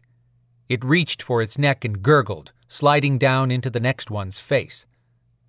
The second demon yanked the first one out of the way, tossing him to the ground, but the dead demon burst into gray dust even before his body hit. Quinn threw the 2 triquetras, taking out the next demon, which also turned into dust. He chanced a look up. "Rhys, I'm only going to be able to stop about 4 to 6. We can't stop all of them. This isn't going to work." She leaned over and lifted the medallion with her free hand. "See this? I'm the baddest bitch on the planet right now. Just keep them back for a few more seconds. That's all I need. Be ready when I shout at you." He didn't know what she thought would happen in so little time, but he nodded and turned back as the second demon lurched up. Quinn threw another triquetra. The 3-sided blade struck between the demon's eyes, burying deep into his head. He howled and kept coming. Damn it. Quinn threw another triangular blade that hit the same demon in his neck. He fell. That left 4 throwing blades. But even more demons showed up below. Who controlled these things? The buzzing fog surrounding Quinn got louder. He'd thought drawing in the demons was supposed to weaken that field. Even if Rhys managed to rip a hole in the energy field, they still had over 40 demons to go through to get off this tree. Quinn threw his last 4 triquetras. They hit true, but now what? One of the faster demons scrambled over the others and leaped up. Quinn braced for the hit, but the demon looked up at Rhys with a feral hunger. Then it swung under Quinn and did a crazy flip to shove his booted feet into Quinn's chest. Shit, that hurt. It knocked Quinn's footing loose. He dangled from one hand. The only good news was that the demon's momentum sent it sliding backwards. Then it clawed a hold and kicked off the next demon heading up. During the split second that Quinn dangled, he saw Rhys above him with the medallion sandwiched between her hands. She called out words that sounded tribal, like something Storm would chant. Power burst from her fingers. 100 lightning bolts shot up, then split out into a fiery flower of electricity. The energy field rocked and rolled like waves on an ocean. Rhys's skin glowed white-hot. A claw slashed at Quinn's leg. He hissed and yanked himself back up to a standing position before the demon had a chance to climb over him for Rhys. The demon's unholy eyes were locked on Rhys. He wanted only her. Quinn shook his head. "Not while I'm alive, you bloody son of a bitch." That jerked the demon back to him. Buzzing turned into the screeching sound of something being ripped apart. Rain poured down on Quinn suddenly, as though someone had dumped a giant bucket. The demon hissed, furious about something. Quinn blinked away the water in his eyes and risked another look at Rhys. She was shaking so hard he feared she would fall. Her arms dropped to her sides. She yelled, "Now, Quinn!" That's when he realized he could feel his power again. He lashed out at the demons on the tree, knocking each off with a kinetic hit. He could do this all day. The tree swayed hard. Quinn grabbed the trunk to hang on, looking up for Rhys, who had started down. She lost her grip. She fell, yelling as she hit branches. He shot an arm out and grabbed her wrist as she came by. Her weight yanked them both to the side because the freaking demons were pushing the small tree over. Some were starting the climb back up. Quinn couldn't use his kinetics with both hands tied up. After entering the demon's head in the cemetery, he'd rather not dive into another one's mind unless it was a last resort. Jumping in a nuclear sewage dump full of razors would feel better. His mind was still raw, even all these hours later. Rhys looked at him with an expression he'd not seen in her face before. Terror. Demons were drawn to her energy like piranhas to fresh meat. They wanted her energy. To get it, they'd have to kill her. She whispered, "It's okay, Quinn. Let me go. You can get to the others while I distract them." His heart tried to crawl out of his chest. She thought he'd hand her over to them?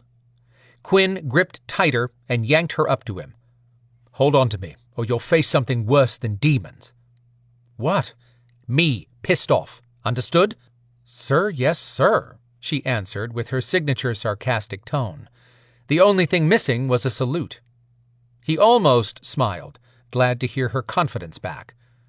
The tree creaked and leaned further over, but it was heading for another tree. Quinn pulled Rhys around to his back. "Hold on tight. We're going flying. Ready?" "I guess." "Ready?" he shouted louder. "Yes, just do something, damn it!" He pushed off, and throwing his kinetics downward, he maneuvered them over to a bigger tree. When he reached it, he grabbed a branch, twisting to put his back to the trunk, sandwiching her in. "Hold my side so I don't slide off. I need both hands." She said something that might have been yes, if he could have dug that word out of the curses.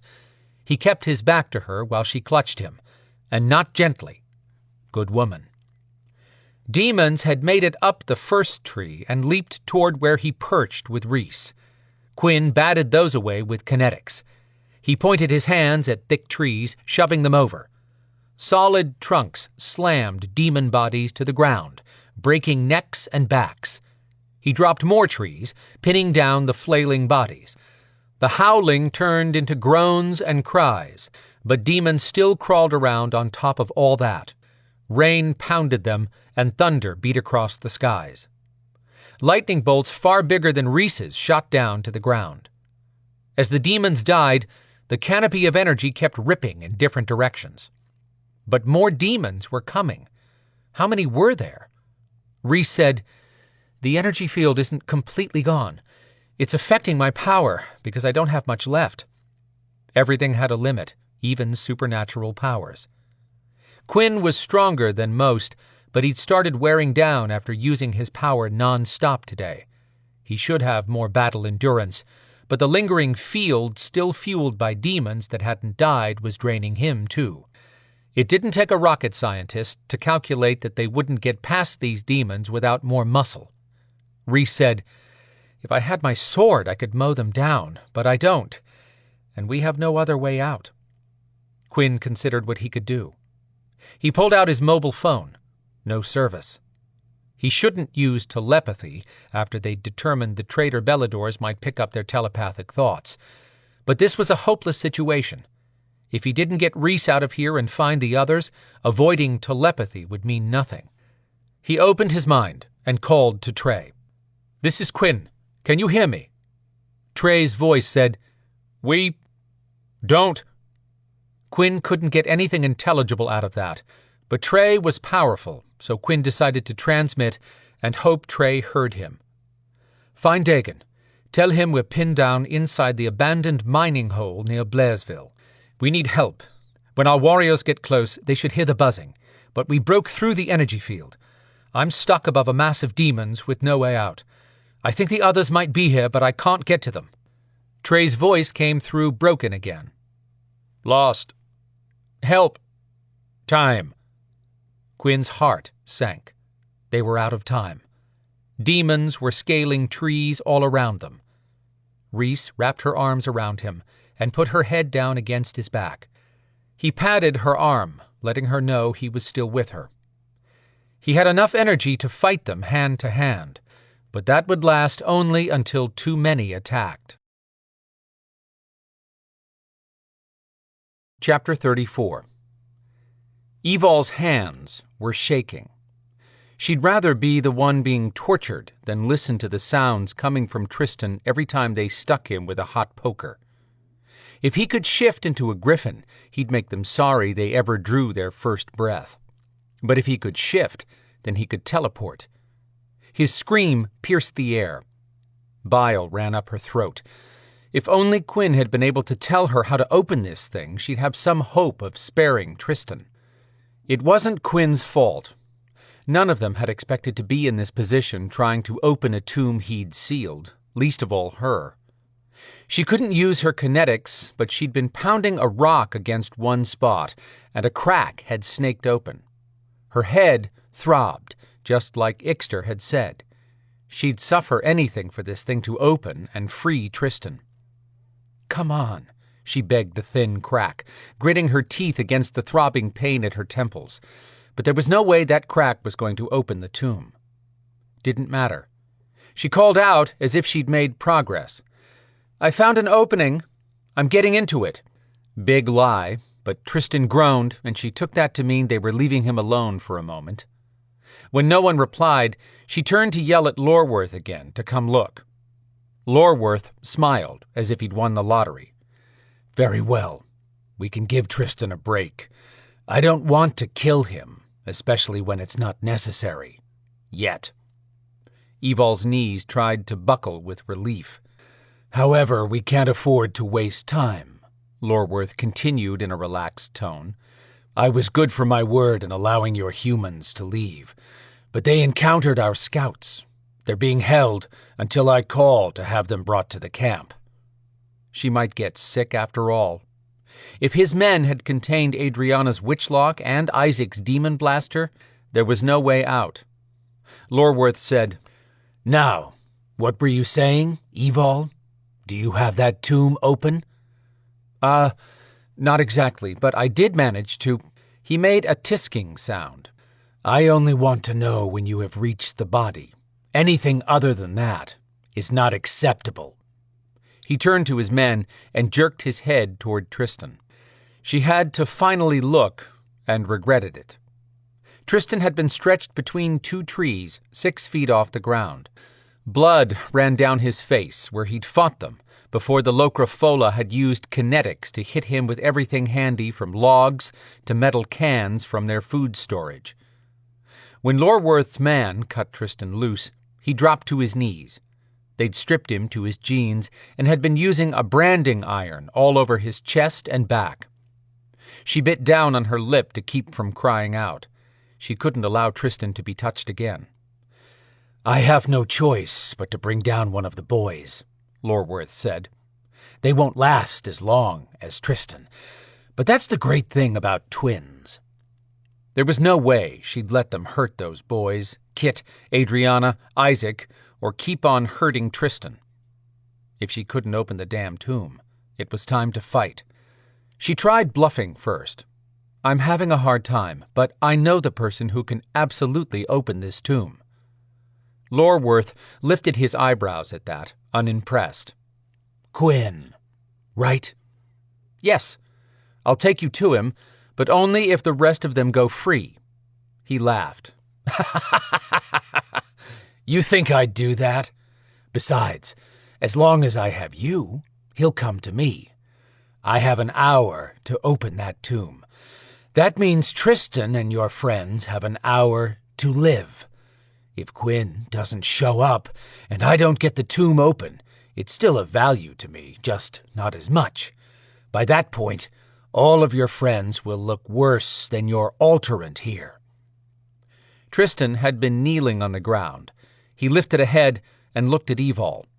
They had no telepathy, but his eyes echoed her thoughts. They would die no matter what, so they would fight. She gave a tiny nod the others would take to mean she was just lowering her chin to see him. Clapping his hands once, Lorworth said, "Okay, who will be next?" Evol said, "Me." "What? You're the one who's going to open it." "I tried. I can't. If you'll let me use telepathy, I can find the person who can. If not, I'm next." Tristan growled. "No." She ignored him. Evol walked over to where they'd stretched Tristan between the trees and lifted her arms. Tristan gritted his teeth. "Evol, don't. You can't go again. It's my duty." Dagon had really gotten through to Tristan, but she wasn't standing by while they turned him into charred hamburger. A change in the buzzing sound pulled her gaze up. Lorworth chuckled, a sleazy sound. "I'll grant your wish, Evol, if for no other reason than to entertain us while we wait. Based on the intel I've been given, Quinn and your Belador friends will come for you. If they don't arrive in time, then I'll keep Tristan and trade you with the tomb to Queen Maeve. Either way, I get what I want." The energy field began undulating. Lorworth hadn't noticed yet, and said to Tristan, "Well, looks like you get a chance to open the tomb, Alterant." 2 of his men walked over, and each took an arm from Tristan. As Tristan got to his feet, he pushed out of their hands and turned to Evol. She looked at him and looked up. His gaze followed hers. Lorworth must have noticed their silent exchange. He tipped his head back. "What the fuck?" A crackling sound preceded rips tearing through the energy field, running in all directions like a cracked window. Water poured in streams from the thunderstorm raging outside the buzzing canopy. Evol felt a tiny hum of energy spike in her body. She called telepathically to Tristan. "Do you feel it?" Tristan jerked his attention to her. "Yes, I don't think I'm strong enough to teleport." She warned, "I don't know what powers we have, but—" He finished her sentence. "We have the power of surprise if we do it now." Then he turned and whipped a kinetic strike at the 2 closest soldiers. Their heads snapped to the side, but that hadn't been enough kinetic power to take this group down. Evol tried to link with him. Nothing happened. She dashed over next to Tristan as Lorworth realized he was losing control of his little party. He had only 6 men in the camp, and the rest spread around the perimeter outside. He snarled, "Everyone in here! Now!" If only that power grid waving wildly above them would just explode. Evol zapped kinetic hits, popping Lorworth's men all around their faces. Tristan shouted, "Lower!" He was hitting them in the groin. She changed her hits. Lorworth's men yanked their hands down and turned away, trying to protect their family jewels. She told Tristan telepathically, "Lorworth's back is exposed." "Let's get him," Tristan agreed. They rushed around behind Lorworth, but he yanked one of his men in front of him at the last second, then turned and backed away. Evol and Tristan ran up against the first kinetic field, hitting it with what power they had, but another had joined the first to shield Lorworth. Now they had 2 men with linked powers to face. Evol and Tristan deflected the return hits, slapping as hard as possible, but they were being knocked back. More men were pouring into the camp. To lose now would be death. There were no more second chances. Evol had a quarter of her energy level, and Tristan was still injured. Any minute now, Lorworth would regain control, and the fallout would be hideous.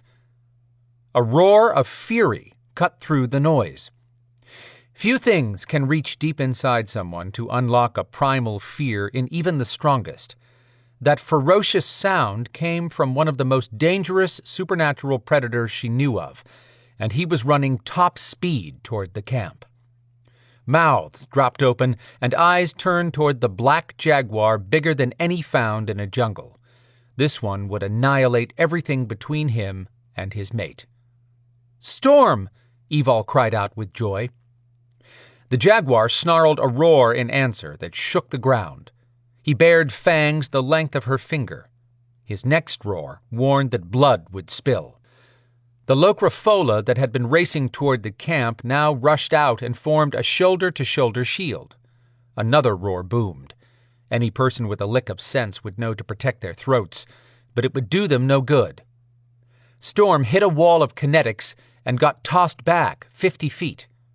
Tristan said, "Shit, for once I was glad to see him." Evol thought about warning him to keep his distance from Storm until she could calm down her mate. She'd have her hands full as it was, keeping Storm from going after Tristan, because Storm would blame this mess on him.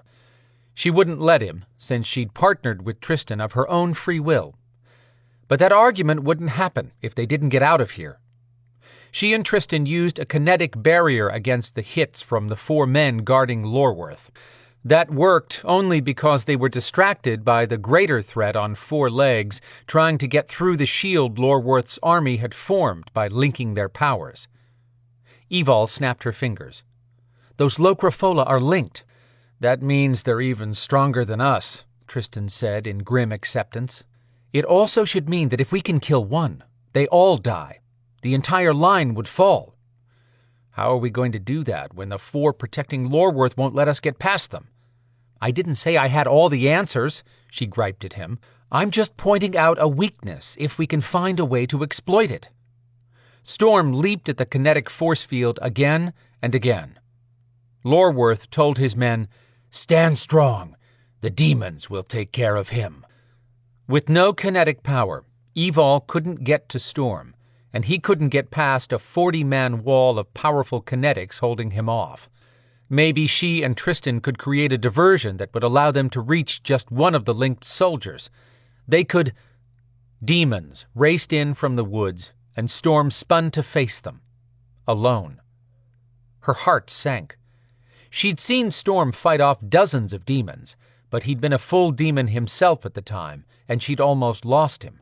She couldn't watch him give up the humanity he'd battled for and won. They were all going to die. Chapter 35. Quinn had never faced worse odds. Uprooted trees were now connected like a pile of scattered logs propped up against one another. Demons, new arrivals, were climbing toward them from all directions, foaming at the mouth to reach the prize. Rhys. Her weight shifted behind him where she still hugged his body. He felt her stretch to look past him. She said, "You need to help me move in front. I have what they want. There's no point in both of us dying when they'll ignore you as long as the energy inside me is available." Translation, until they drained her and left an empty shell. That made him so angry he couldn't come up with a civil reply. "What the fuck, Rhys? Do you really think I'm going to step aside and let them turn you into a demon buffet?" She sniffled, and his heart twisted at the sound. She was afraid and offering herself as a sacrifice. No, no, and hell fucking no. Gripping his sides tighter, she said, "Why can't you be logical about this?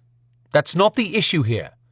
He kept his eyes on the demons, who thankfully were fighting among themselves below, but that wouldn't last long.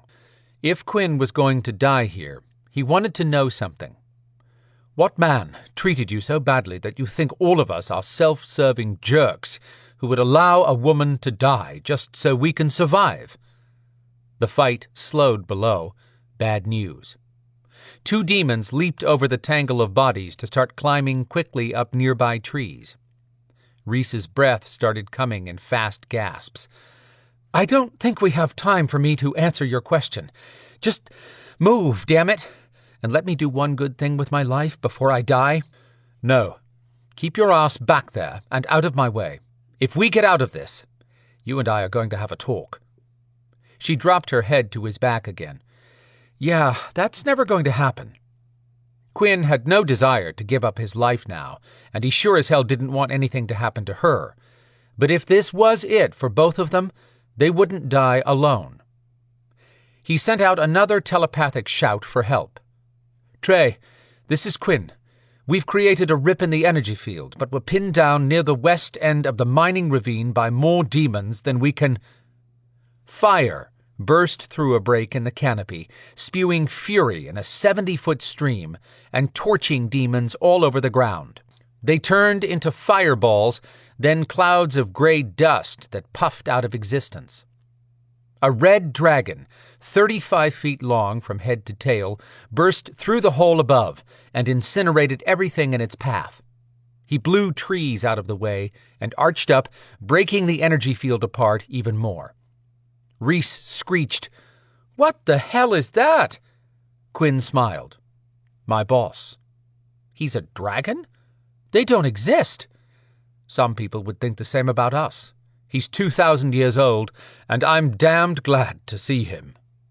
In less than a minute, Dagon had swooped in and out, killing enough demons that Quinn could feel himself powering up as the energy field weakened and sputtered. Bodies of half-dead demons flopped around below, but they were no longer a force. Dagon's voice boomed in Quinn's head. "Can you get down from that tree?" "Absolutely." "Good. Let's go get our people. We're up against an army of those warriors with Belador-like powers, which is probably why Evil and Tristan haven't made it out." "Yeah, well, the enemy doesn't have a dragon. Let's go." Quinn rolled his eyes at the arrogant shifter, but the saying went that it wasn't bragging if you could back it up. He hoped like hell Dagon's power was half as strong as his ego. Patting Rhys's hand, he said, "Jump on my back, and hold on." "What are you going to do?" "It'll be easier to show you." Chapter 36. Evil couldn't stand there and watch Storm face a swarm of attacking demons by himself. She took a step, and Tristan grabbed her. "You can't get to him. Let go so I can help my mate, or I will hurt you." "Oh, shit. Let's go." He released her. There was no time for convincing him not to join her, so they raced forward, slapping kinetic hits at Lorworth's few men in the camp. But Evol's strikes were falling as short as Tristan's. Lorworth shouted at his 4 guards, "Give me an alley." Evol swiveled her head at the same moment Tristan looked at the threat. Lorworth sent a ball of flame at them. Tristan slapped at it with his kinetics, and Evol stepped in front of him to take the hit. Tristan couldn't stand much more at this point.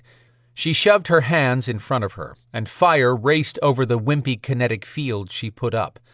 The flash of heat seared her arms and burned half her shirt away.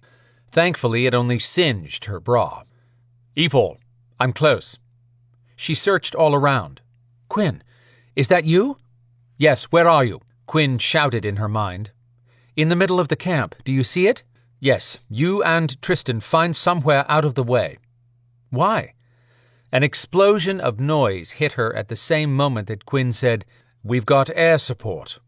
She grabbed her head to cover her ears. Tristan did the same. It was as if the sound barrier had been broken.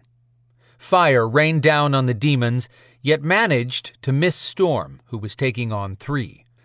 Evol had her first taste of hope at the sight of a giant red dragon dive-bombing the camp. She called out telepathically, "Good to see you, Dagon." "You as well, Evol. Have you got your powers back?" She murmured, "My powers are getting stronger, Tristan. What about yours?" Tristan nodded and answered Dagon. "Yes, we could help if we have permission to shift." "Granted. Get your asses up here." Tristan turned to her. "You first. I'll cover you." Rather than argue that they were breaking a Viper rule, Evol backed up and forced the shift into her griffin form as fast as she could. It hurt like hell. But the quicker she did this, the sooner Tristan could shift and give his healing a huge boost.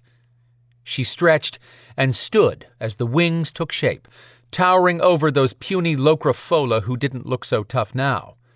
She stretched her wings, showing off her aqua feathers. She raised her golden head and screeched out a war cry. When Lorworth and his personal guards turned to her, the shock riding their faces made her day.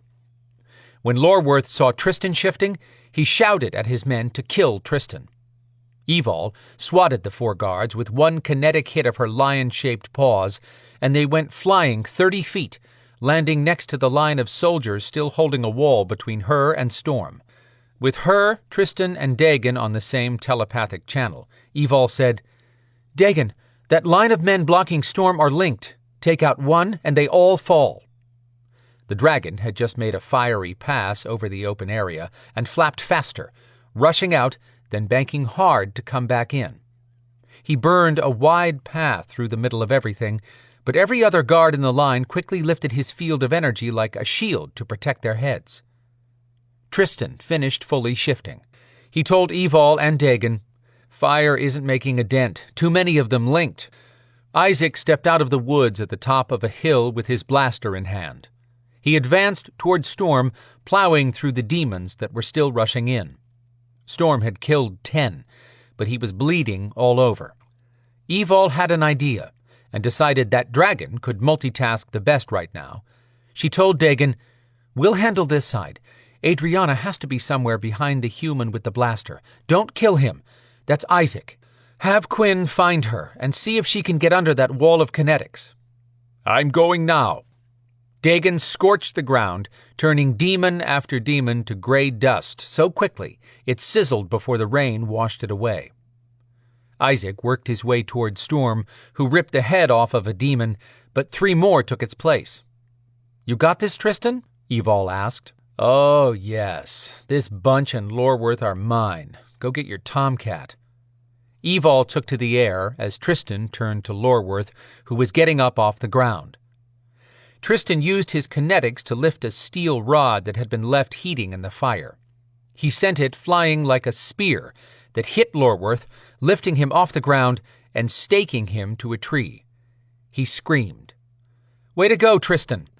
Evol flapped her wings, gaining air. Isaac had never seen any of them fly, but she hoped he'd seen her and Tristan shifting into griffins just now.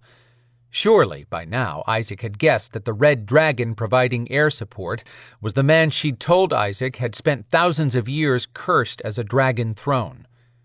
She circled once and swept down, knocking demons every which way with her kinetics. With no immediate demons to fight, her jaguar turned right and left, looking for a target. Then he lifted his head.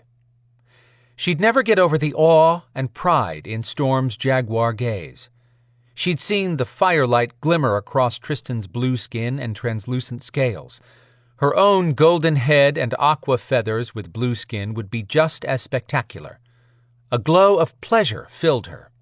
Storm was finally seeing her griffin form. He roared a sound of possession.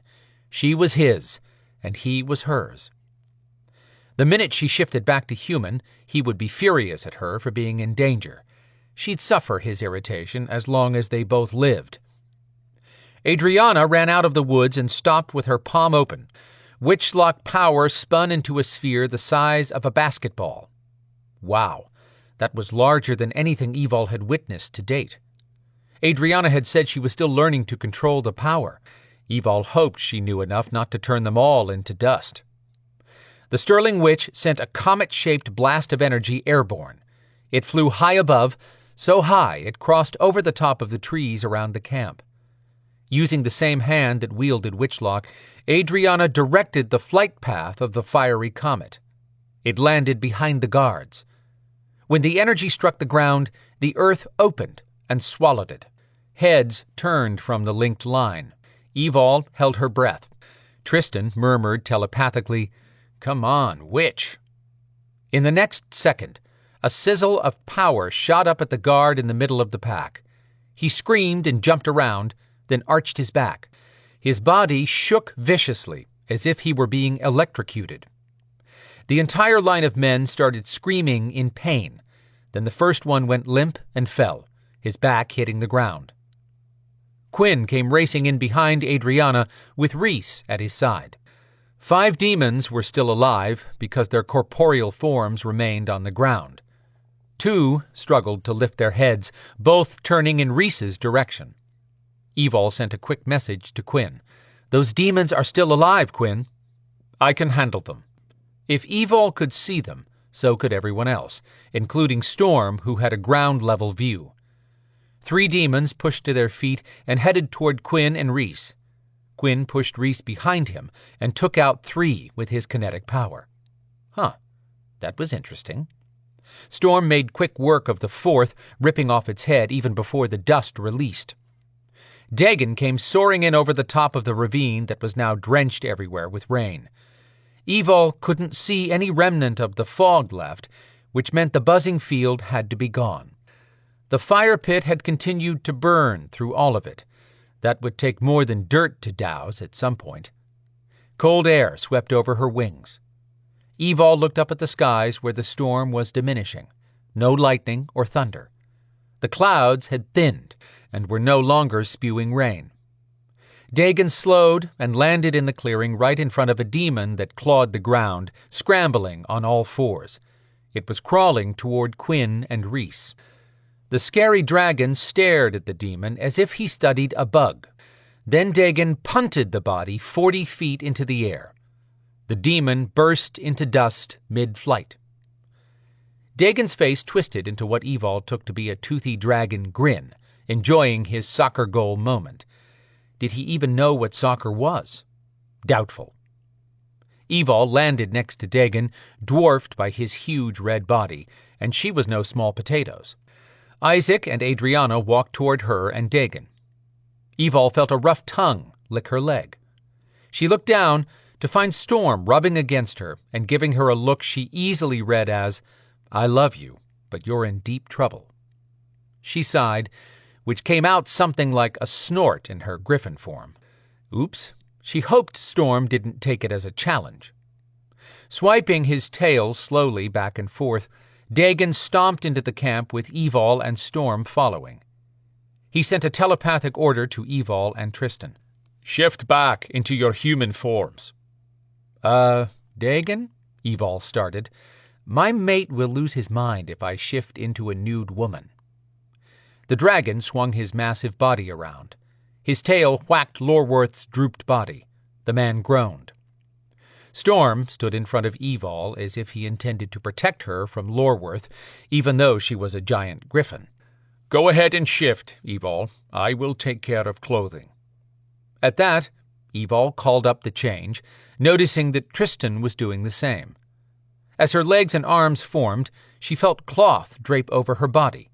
He'd put her in a shift-type dress.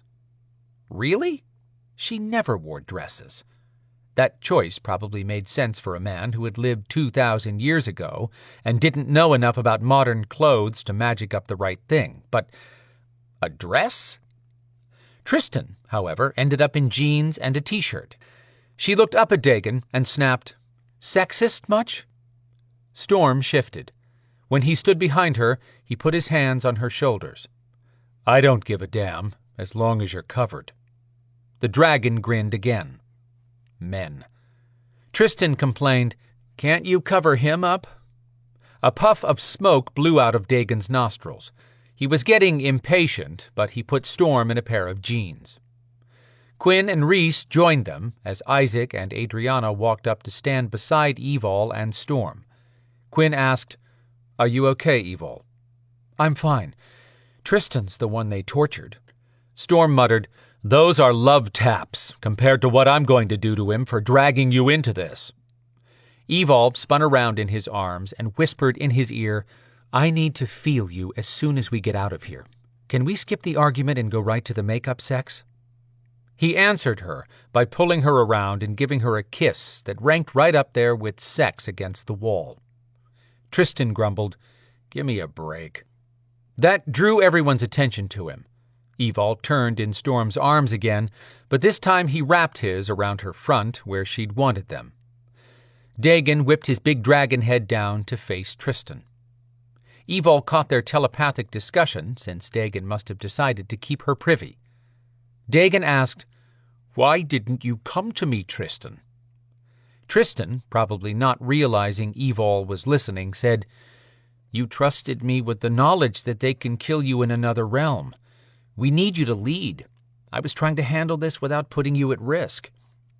When Dagon replied, his tone was soft. "I do trust you without question, but that does not mean I expect you to battle our enemies without me. I will continue to share things with you, but you cannot decide to protect me without my knowledge. We must always show a strong front by joining together against any enemy. Understood?" "Yes. I'm sorry." "No. Never be sorry for doing your duty. Be proud. Because I am. I couldn't ask for a better second." Tristan nodded, clearly humbled. Dagon shifted to his human form in the next instant. He must have had a reason for choosing leather boots this time, along with clothing that came right out of medieval times. He wore a huge sword strapped across his back in a sheath. She had no doubt a body that size could swing that sword with one hand. He was one magnificent warrior, someone Evil could follow into battle. Evil heard a low curse from her left. It was Isaac. Evil looked over her shoulder. "Thanks for the backup." "You're welcome," Isaac said, but he never took his eyes off Dagon. Isaac didn't sound happy at all. Adriana gave Evil a half smile. "Your turn to pick up lunch." "You got it." When Evil turned back, Dagon was heading for Lorworth. She wanted to be there for that conversation, to find out who had been behind all of this, and just who was Lorworth. Dagon called out to Quinn, "I may need your mind lock ability." Quinn walked past Evil. She caught his arm, and when he turned, she said, "Dagon may not have understood that it's actually against your moral code to enter a mind without permission. That's not an issue this time. I would open up this enemy's mind with a sword and dip out what I needed if I thought that would work." Whoa. That was more fire in Quinn's eyes than she'd seen since Kazira had died. Evil glanced at Rhys, who had nothing to say to anyone. She wore her medallion again. Why hadn't she left once she realized they'd found the tomb? The small building was pretty damn obvious, standing in the middle of the camp, still unopened. Chapter 37. Quinn strode past the burned tents and into the center of the camp, sparing a brief glance for the silent tomb. "I'm sorry, Kazira. I will find a way to keep you and our secret safe from our enemies." When Rhys left his side, wandering over to look at the tomb, he held his breath. What powers, yet unseen, did she possess with that medallion? She must have felt his eyes on her, because she turned around. She said, "Go. This is safe. From everyone." He had to trust her. If she could spirit it away, she would have, right? "Quinn!" Dagon called sharply. Quinn stepped over to where Tristan and Dagon hovered near the person Tristan had identified as Lorworth, who was no longer stuck to the tree. Quinn stopped short at the sight of a steel rod sticking out his back. The tip jutted from his chest. "Can he be saved?" Dagon shook his head. "I tried once, and the wound ripped open. That is his doing." Rain faded to a light drizzle as Dagon asked, "Where have you been since I last saw you, Lorworth?" Tristan looked as surprised as Quinn. Dagon knew Lorworth? The dying man snickered in a nasty way. I can't believe you're still alive. I get sent to Anwin, and you end up living like a king. Literally. Again. He coughed, and blood ran from the corner of his mouth. You don't deserve any life. Not after what you did to help Maeve capture me. My sisters died because of you and Maeve. Did you kill my father, too? Again, Quinn exchanged a look with Tristan at this new information on Dagon's past. Lorworth twisted up his face in disgust.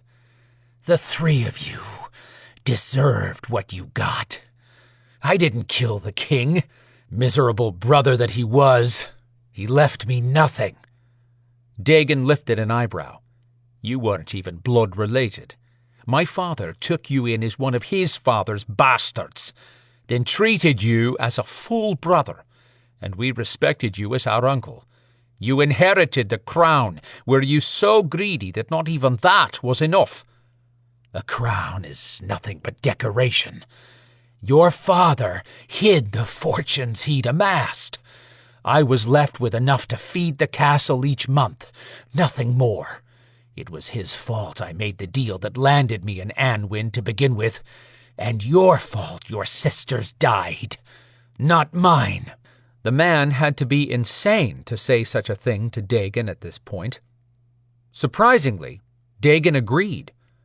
Aye, it was as much my fault. My arrogance as much as your betrayal. But you acted in hate, and I acted in love. I don't care why you ended up in Anwin, but who pulled you from that place, and for what reason? Was it Maka? That goddess still around? I have nothing to do with her. Storm had joined them and announced, "Truth." Dagon nodded his thanks and asked, "What about Queen Maeve?" I was to deliver the body to her. "Truth," Storm confirmed, then added, "But he's holding something back." Who else is involved? Dagon pressed. Lorworth stared at him with bold defiance. Dagon told the dying man, "This ends here and now. You tell me who is behind this." Lorworth laughed hysterically, which turned into racking coughs. Everyone looked to Dagon, who stared at Lorworth with hate that was palpable. Quinn asked, "Is he so far gone that he doesn't realize he's about to die?" Lorworth breathed in and out, his lungs gurgling. The smell of his blood-tinged air left fresh by the rain. I know exactly what will happen, but you don't, Dagon. This is not the end. This is the tip of what's coming. I've wanted to die for thousands of years. I'm getting the best of the deal. I finally get to rest. Dagon turned a dark face on Quinn. Quinn warned, "If the same person who shielded the minds of these gods protected his as well, his mind may disintegrate as soon as I break through that layer. I can try, but I'll very likely just kill him when the shield implodes." You can't get through, Lorworth rasped with smug authority. My mind is more secure than any of the guards. I can control my own protective layer. Quinn checked Storm, who nodded. Standing up, Quinn said, "Well, that answers that. But I can try, if you wish for me to finish this." Evol said, "Quinn?" He lifted a hand to silence her. If Lorworth died because of refusing to allow Quinn to enter when the man knew who was killing innocent people at will, then so be it. Dagon shook his head. "I will never ask you to do a task that is mine alone." Lorworth looked confused. What are you saying? Dagon reached over his head and withdrew a sword from the sheath on his back. "As the last of the Dragon Kings, I declare you guilty. You shall die by the sword, as that is the punishment as decreed during the time of dragons." Dagon lifted the sword. Fear flushed color into Lorworth's pale face. Then a thought lit his eyes with mean amusement. You don't know, do you? The sword hesitated in midair. What are you talking about, Lorworth? The crazy guy cackled a dead man's laugh. He coughed up more blood and spoke in a ragged voice. I love it. You don't even know about the others. Quinn watched Dagon's face lose its calm determination and turn into the face of one who looked like he'd been given unexpected hope. Dagon ordered, "Who are you talking about?" The sickening sounds coming from Lorworth were getting softer. Blood, kin, she... Dagon lowered the sword and dropped to a knee. Tell me, of whom do you speak? Lorworth's eyes rolled up. Cursing the man, Dagon stood and shoved the sword into its scabbard. Quinn would have liked to find out more about that exchange, but he had to make sure no one tampered with the tomb.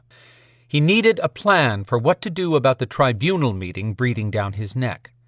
So little time left to make such a big decision. He told Dagon, "Give me a minute to check the tomb." Dagon waved him off. Then the Dragon King turned to Evol and Storm, talking about cleanup. Quinn's gaze went straight to where he'd last seen Rhys. Where was she? Chapter 38. After a last check to see that Storm and Dagon could handle cleanup, Adrianna returned to where Isaac had his mother in a bear hug. The woman was rock solid and hadn't whimpered or complained, even for a second. Adrianna respected Kit for the front she'd shown, but tonight Kit had faced real monsters that were a whole different level of terrifying. The sooner Isaac got her out of here, the better for Kit, who would not want to break down around the boys. Adrianna checked on the twins, since Evil would expect her to do that. She had to be careful not to wound their young manly pride. She asked Kelman, the always calm and level-headed of the two, "You guys going to be okay?" "We're good." His wary gaze drifted to Isaac. "I don't think he's ever going to let us near Kit again." Talk about a heart-wrenching sound in Kelman's sad voice.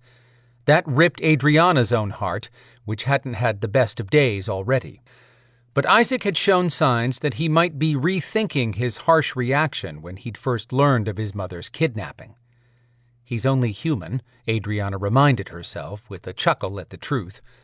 She told the boys, "Give me a minute to find out the travel arrangements since I came here with Isaac.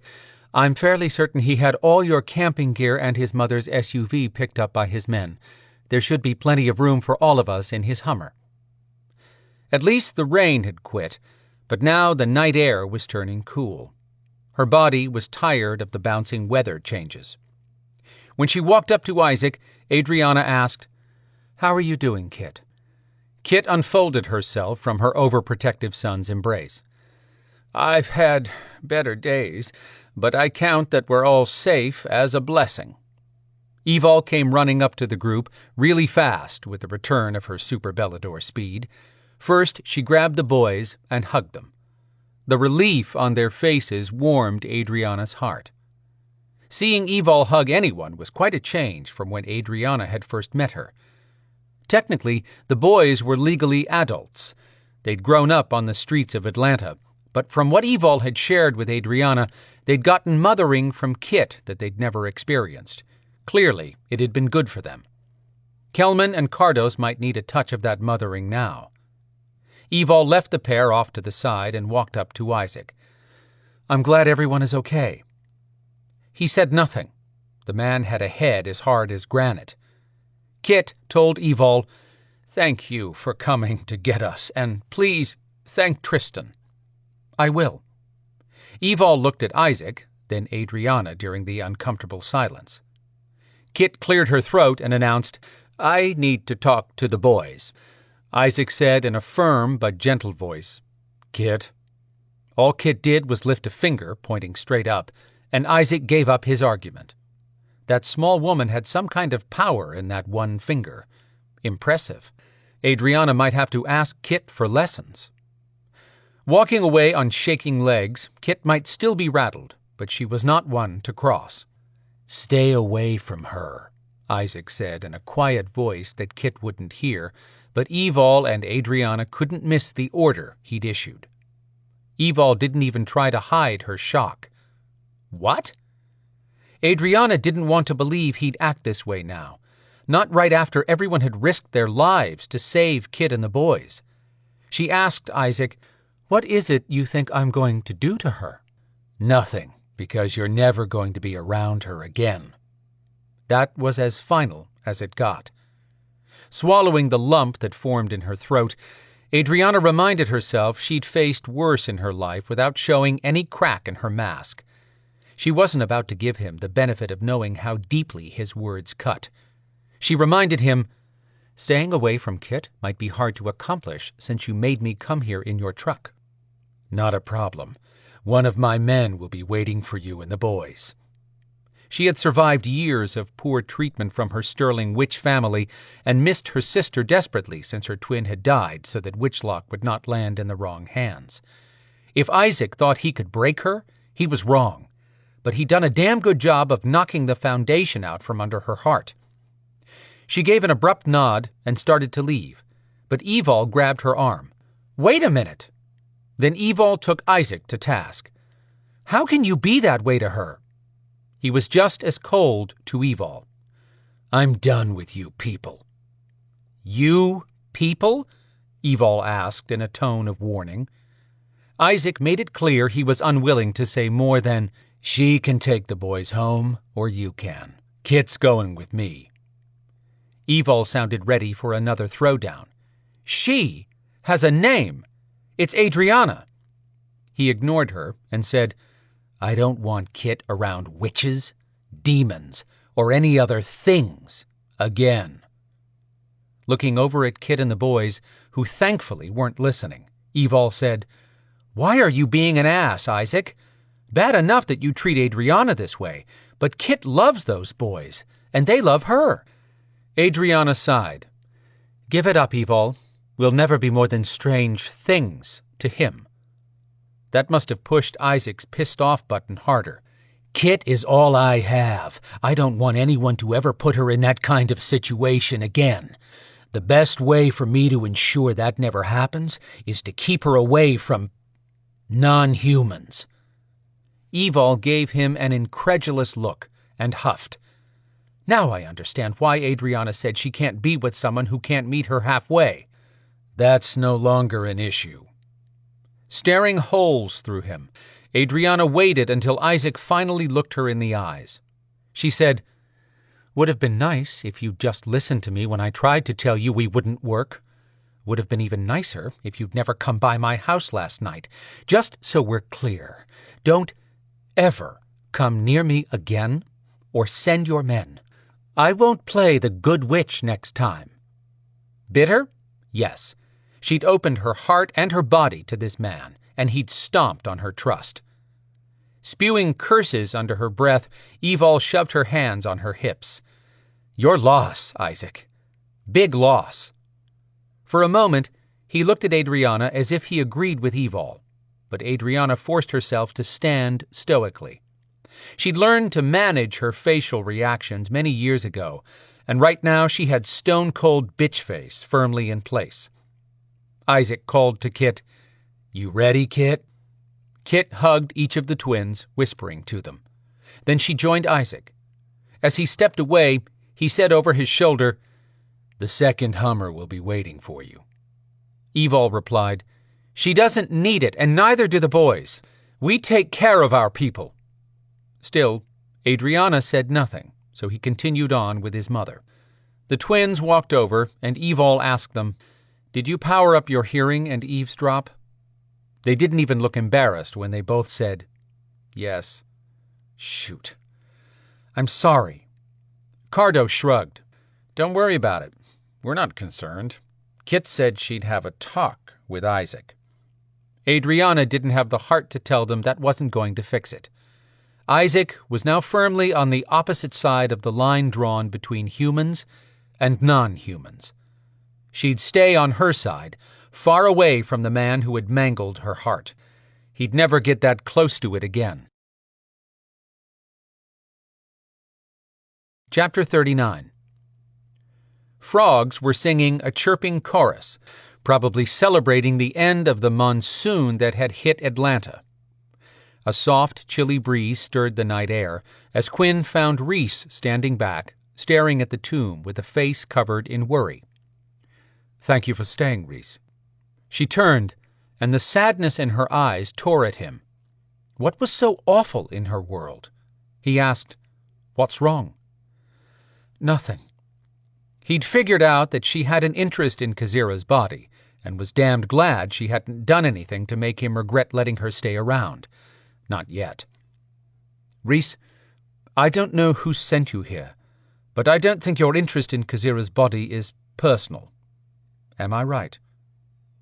"Yes." He waited, hoping she'd give him more, but Rhys was not someone who gave up anything without a fight. He actually admired that about her. "What did you want with Kazira's body?" "Nothing, really. Coming here was a means to an end. I was offered something significant for delivering her to another interested party," she explained, stepping carefully with her words. "But I now realize the only place Kazira belongs is wherever you place her." After battling for this tomb, Quinn was humbled that this person who had no investment in him or his life would understand what this meant to him. He'd told Rhys nothing about how he had to protect his daughter, and that Kazira held the key to finding her. But this woman understood the emotional connection that he had anyhow. She'd also seen what he hadn't been able to admit, that he'd have to let the body go at some point. He'd come to terms with that today. His friends were just as understanding, but this little pistol of a female had been the only one to force him out of the dark place where he'd been living for too long. She'd made him take stock of what really mattered, his daughter. Now that he thought about it, maybe he could make good on what she was doing for him. He could replace Rhys's loss by offering her a better deal. No matter what someone else had offered, Quinn would top that as a thank you and offer her more if she could help him find his daughter. "It was nice meeting you, Quinn, and I wish you luck with all this." She was holding her medallion in a white-knuckled grip. That sounded like goodbye. "I'm glad I met you too, Rhys, and I'll have someone give you a ride wherever you want to go. But first, I have an idea." Evol shouted, "Quinn!"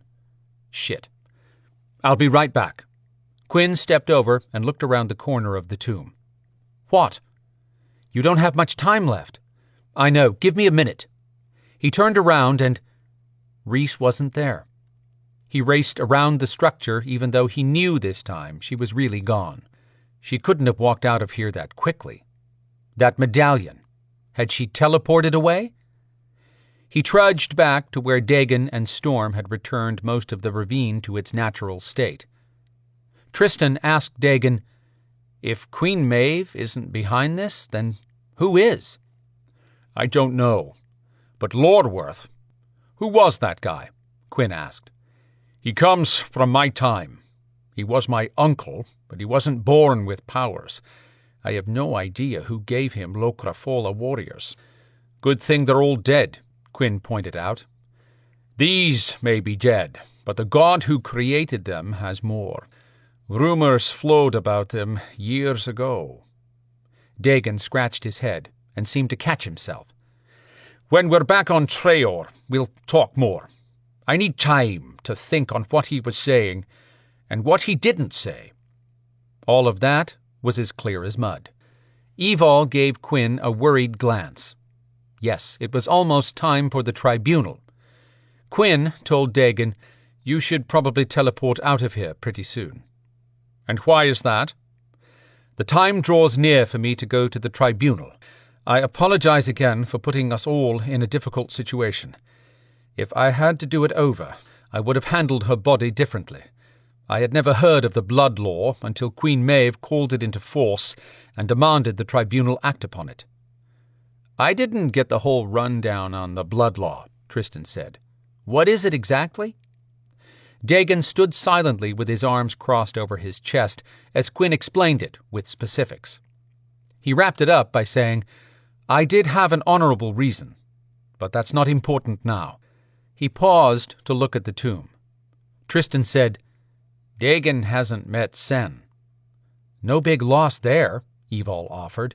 "Sen's a boil on the ass of humanity." Dagon tossed an eyebrow up at that. "Friendly, are you?" "No, he hates me. He's tried every way possible to have me locked away forever. He came close more than once. That I'm still walking around free is something he probably considers a personal failure." Quinn noted that Dagon was taking it all in. Tristan said, "Basically, Sen is Viper's and the tribunal's messenger boy and enforcer." "True," Quinn confirmed. "That's why he can find me anywhere in this realm. The minute they realize we are no longer loyal to Maka, they'll expect you to come and meet the tribunal. The only reason it hasn't happened yet is because none of us have said a word about you taking over Treoir, but no point in putting you in that situation today. If being in the human realm is not a safe place for you, then I seriously doubt going to a realm with 3 non-ally entities would be any better an idea." Dagon asked, "What will happen at this tribunal?" "They'll demand Kazira's body, and for me to hand it over to Queen Maeve. I can open the tomb, but it's a slow process. I had wanted you to teleport it away, But at this point the only safe place for me, or the tomb, would be Treoir. Sending me there would put the Beladors in conflict with Viper. The tribunal would lash out. Our people would die. Dagon listened, as if he weighed every word Quinn spoke. The Dragon King said, "What other options are there?" "Not many. I will not open the tomb, so they'll want to hand me over to Queen Maeve as compensation. If I create a disturbance first, they may decide to lock me up instead. That's my best option right now." "What kind of disturbance?" Quinn rubbed his chin. "I might try to dive into Sen's head to see if there's anything in there besides hate." Evol said, "Quinn, you're kidding, right? Sen would kill you on the spot." Exactly what he was thinking. "Of course I'm joking." Storm had walked up at that moment, and his mouth dropped open with shock. He knew Quinn was lying. Quinn held his gaze, hoping Storm understood what Quinn was doing. Storm's face darkened with anger, but he held Quinn's confidence. Good man. "I see," Dagon announced. "And you think to rush me off so I'm not harmed when this Sen shows up?" Dagon's word held a touch of amusement. "To be honest, yes. The Beladors need you. They need your leadership, and in particular, they need you because you care about them as more than an army to feed your power. We can't afford for anything to happen to you." Tristan let out a long sigh. "Trust me when I say Dagon's not going to listen to you." Evol put in her 2 cents worth. "What's the deal, Dagon? If you have a vulnerability, you should let us know so we can watch your back." Dagon bristled. "You expect me to admit a weakness? We already went over that." "Good grief, you men just kill me." She crossed her arms, looking just as deadly as the Dragon King. "We have to build a cohesive army.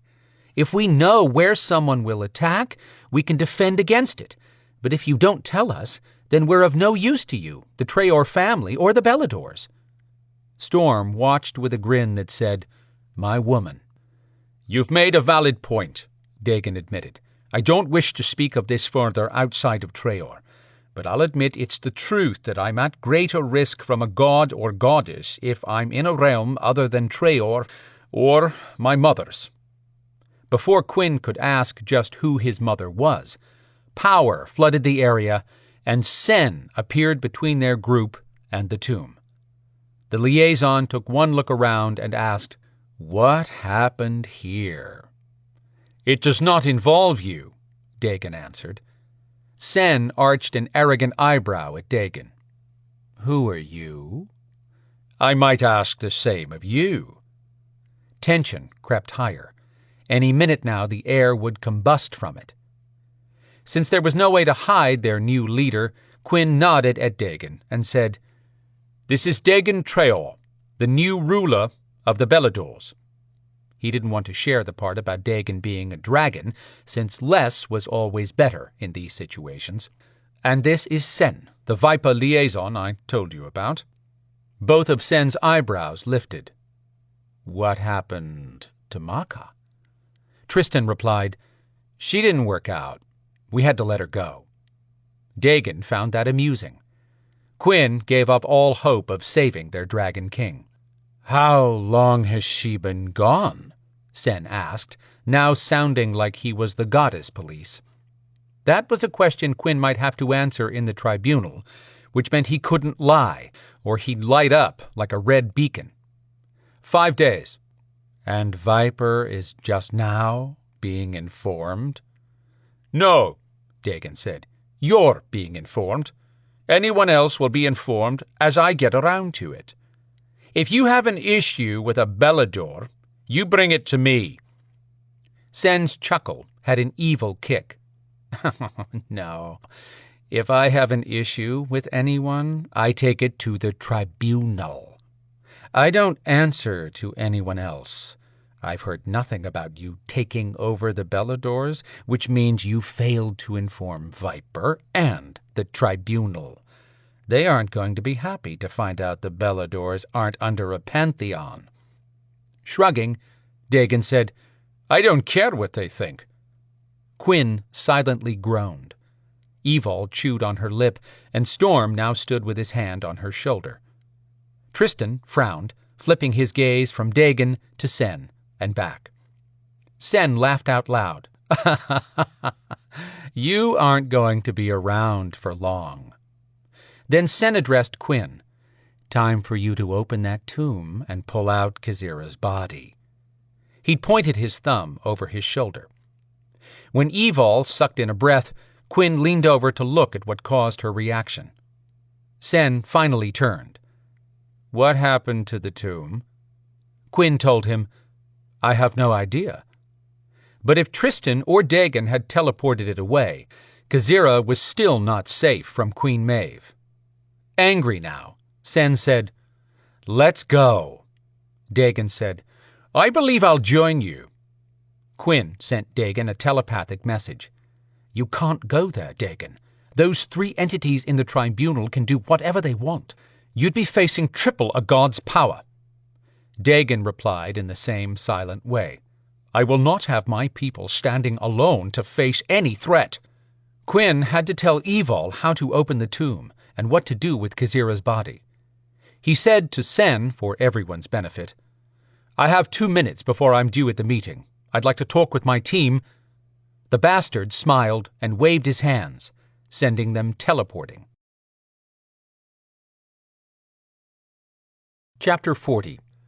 Tuatha De Danann. Dakar found Macha stretched out on a lounger covered in white and gold fur. She stared out into an endless dimension that appeared to be an infinite sky. In reality, the view was whatever she dreamed up in her home realm of Tuatha De Danann.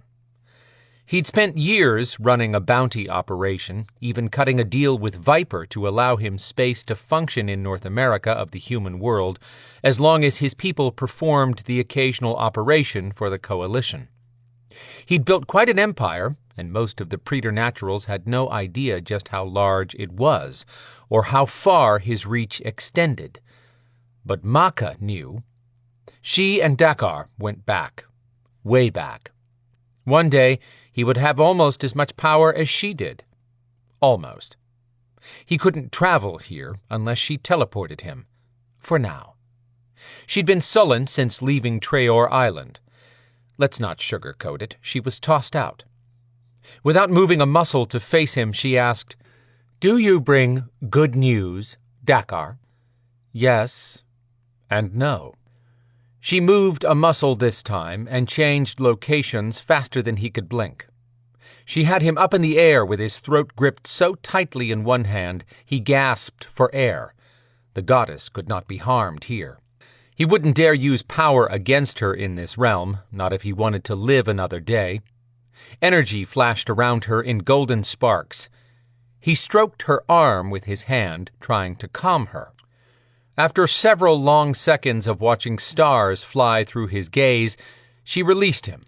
His feet hit the ground, but he had preternatural agility that he'd been born with, just another perk for a mage of his power.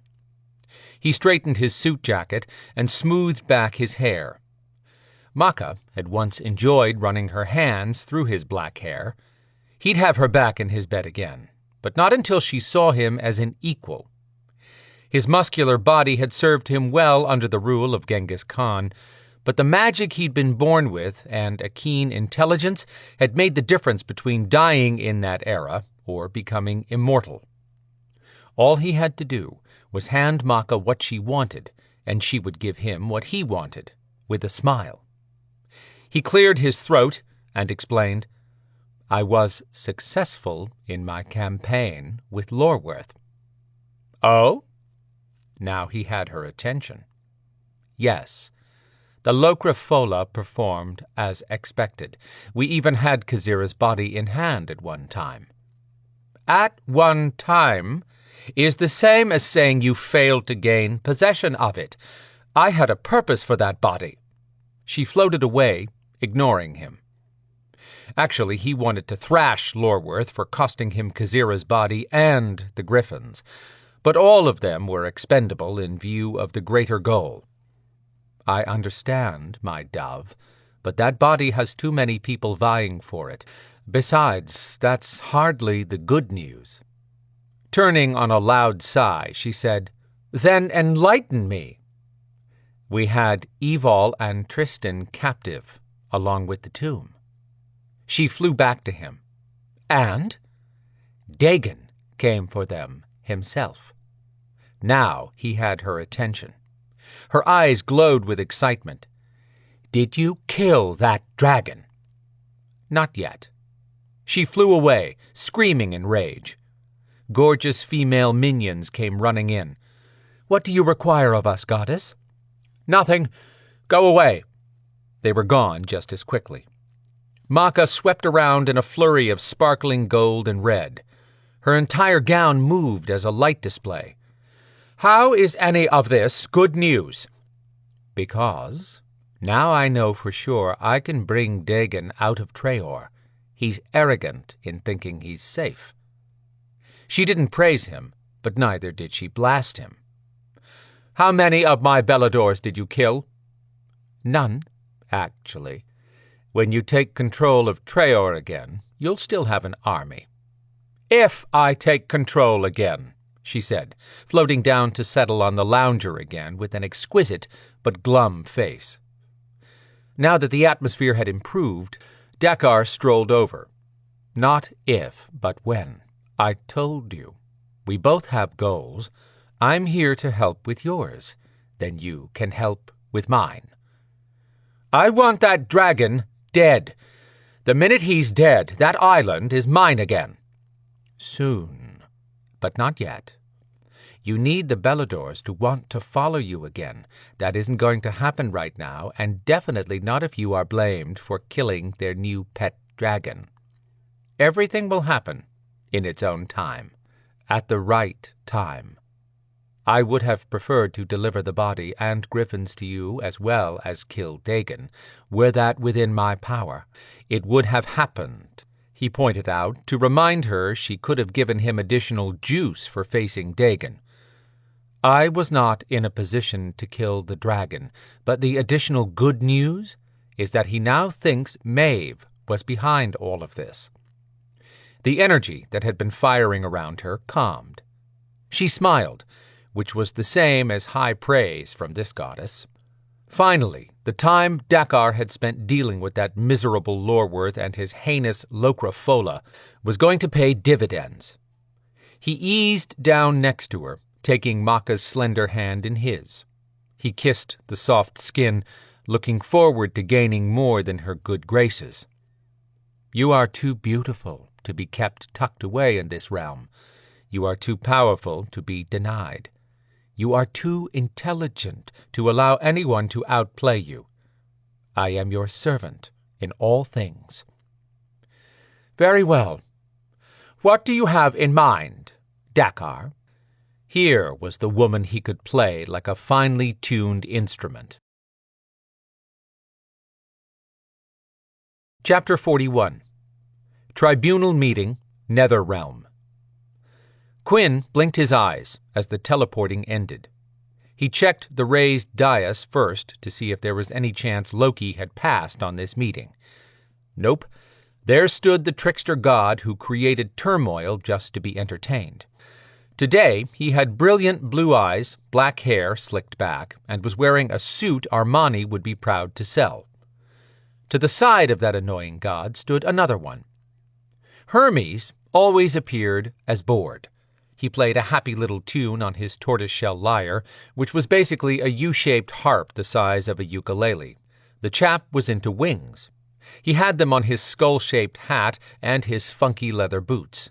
He had the usual beyond perfect face of a deity, but with a long, narrow nose and thin eyes. His scraggly golden-brown curls poking out from his hat needed a trim, as did his beard. Dagon leaned over. "Anything I need to know?" Quinn was glad his Dragon King hadn't used telepathy here, since nothing was private in this place. "No matter which 3 gods and or goddesses rule a tribunal, their word is final. All deities with Viper take a turn, but Loki must enjoy other people's misery. He's here often. Lying will make your body glow red, and the tribunal is judge, jury, and executioner. Actually, Sen is their executioner and enforcer.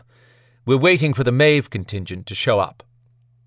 I know who Loki and Hermes are, but not the woman. Quinn eyed her golden hair, shapely body, and creamy skin. He shuddered. Based on the white dress and black lips, I'm thinking that must be Lima, one of the Baltic goddesses of destiny. It's said that if she kisses you, that's your last one, ever. She's like a Black Widow spider, but with more of a punch. Dagon drew back in disgust. Cathbad appeared to the side of the dais where the accusers generally stood. Little had changed with him from the last time Quinn had been forced to look at his cocky expression. Loki nodded to each of his partners in judgment, then made a show of looking around as though there were more than 7 beings present. He asked, "Where is Maka?" Quinn whispered, "He knows the answer. Sen would have informed him while we teleported." The subtle movement of Quinn's head indicated the Dragon King should speak now. Quinn hoped his leader understood the dynamics. Dagon replied, "Maka is gone. I am the rightful ruler of Treoir." Loki's eyebrows lifted. "How do you intend to rule a force as large as the Beladors, plus the Alterant Griffins, without a pantheon to back you up?" Cathbad interrupted.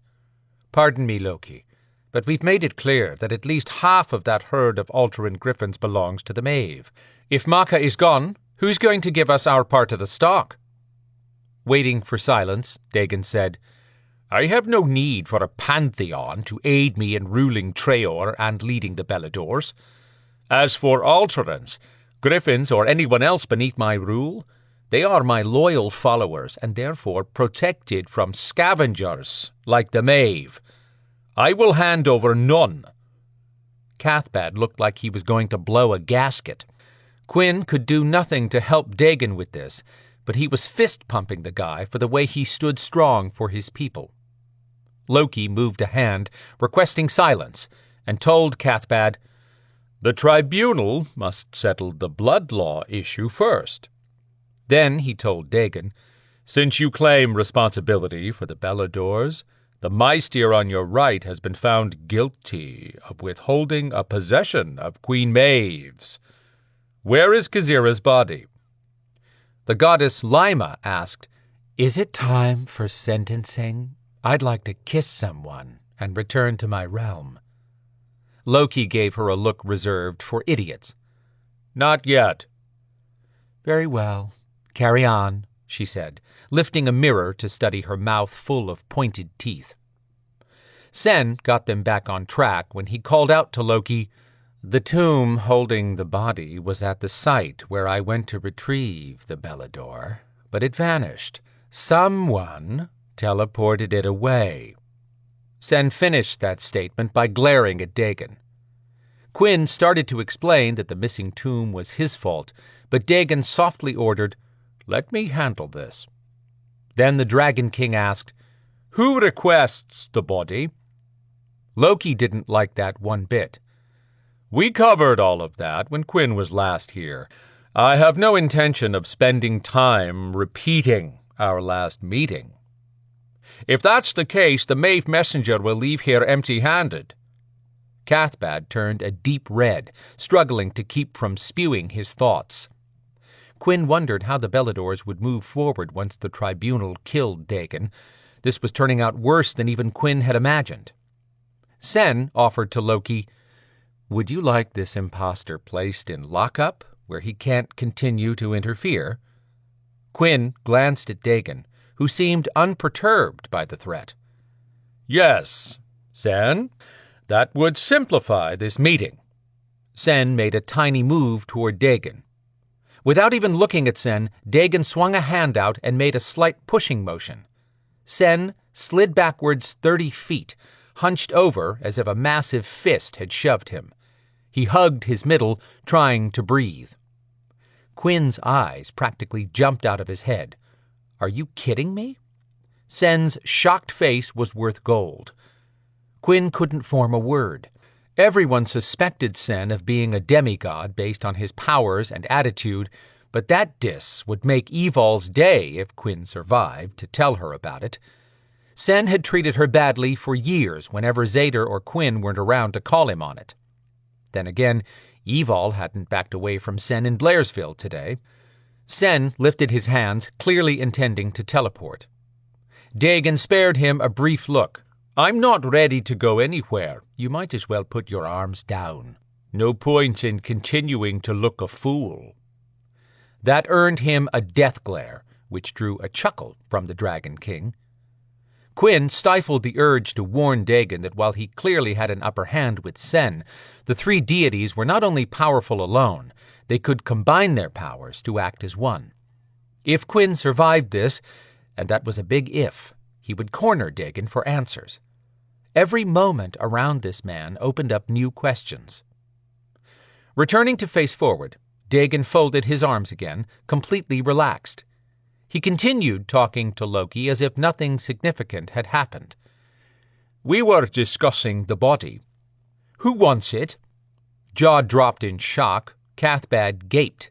Then he snapped his mouth closed and replied in a sharp voice, "'Tis very simple. Queen Maeve demands the return of Kazira's body, a former Maeve priestess.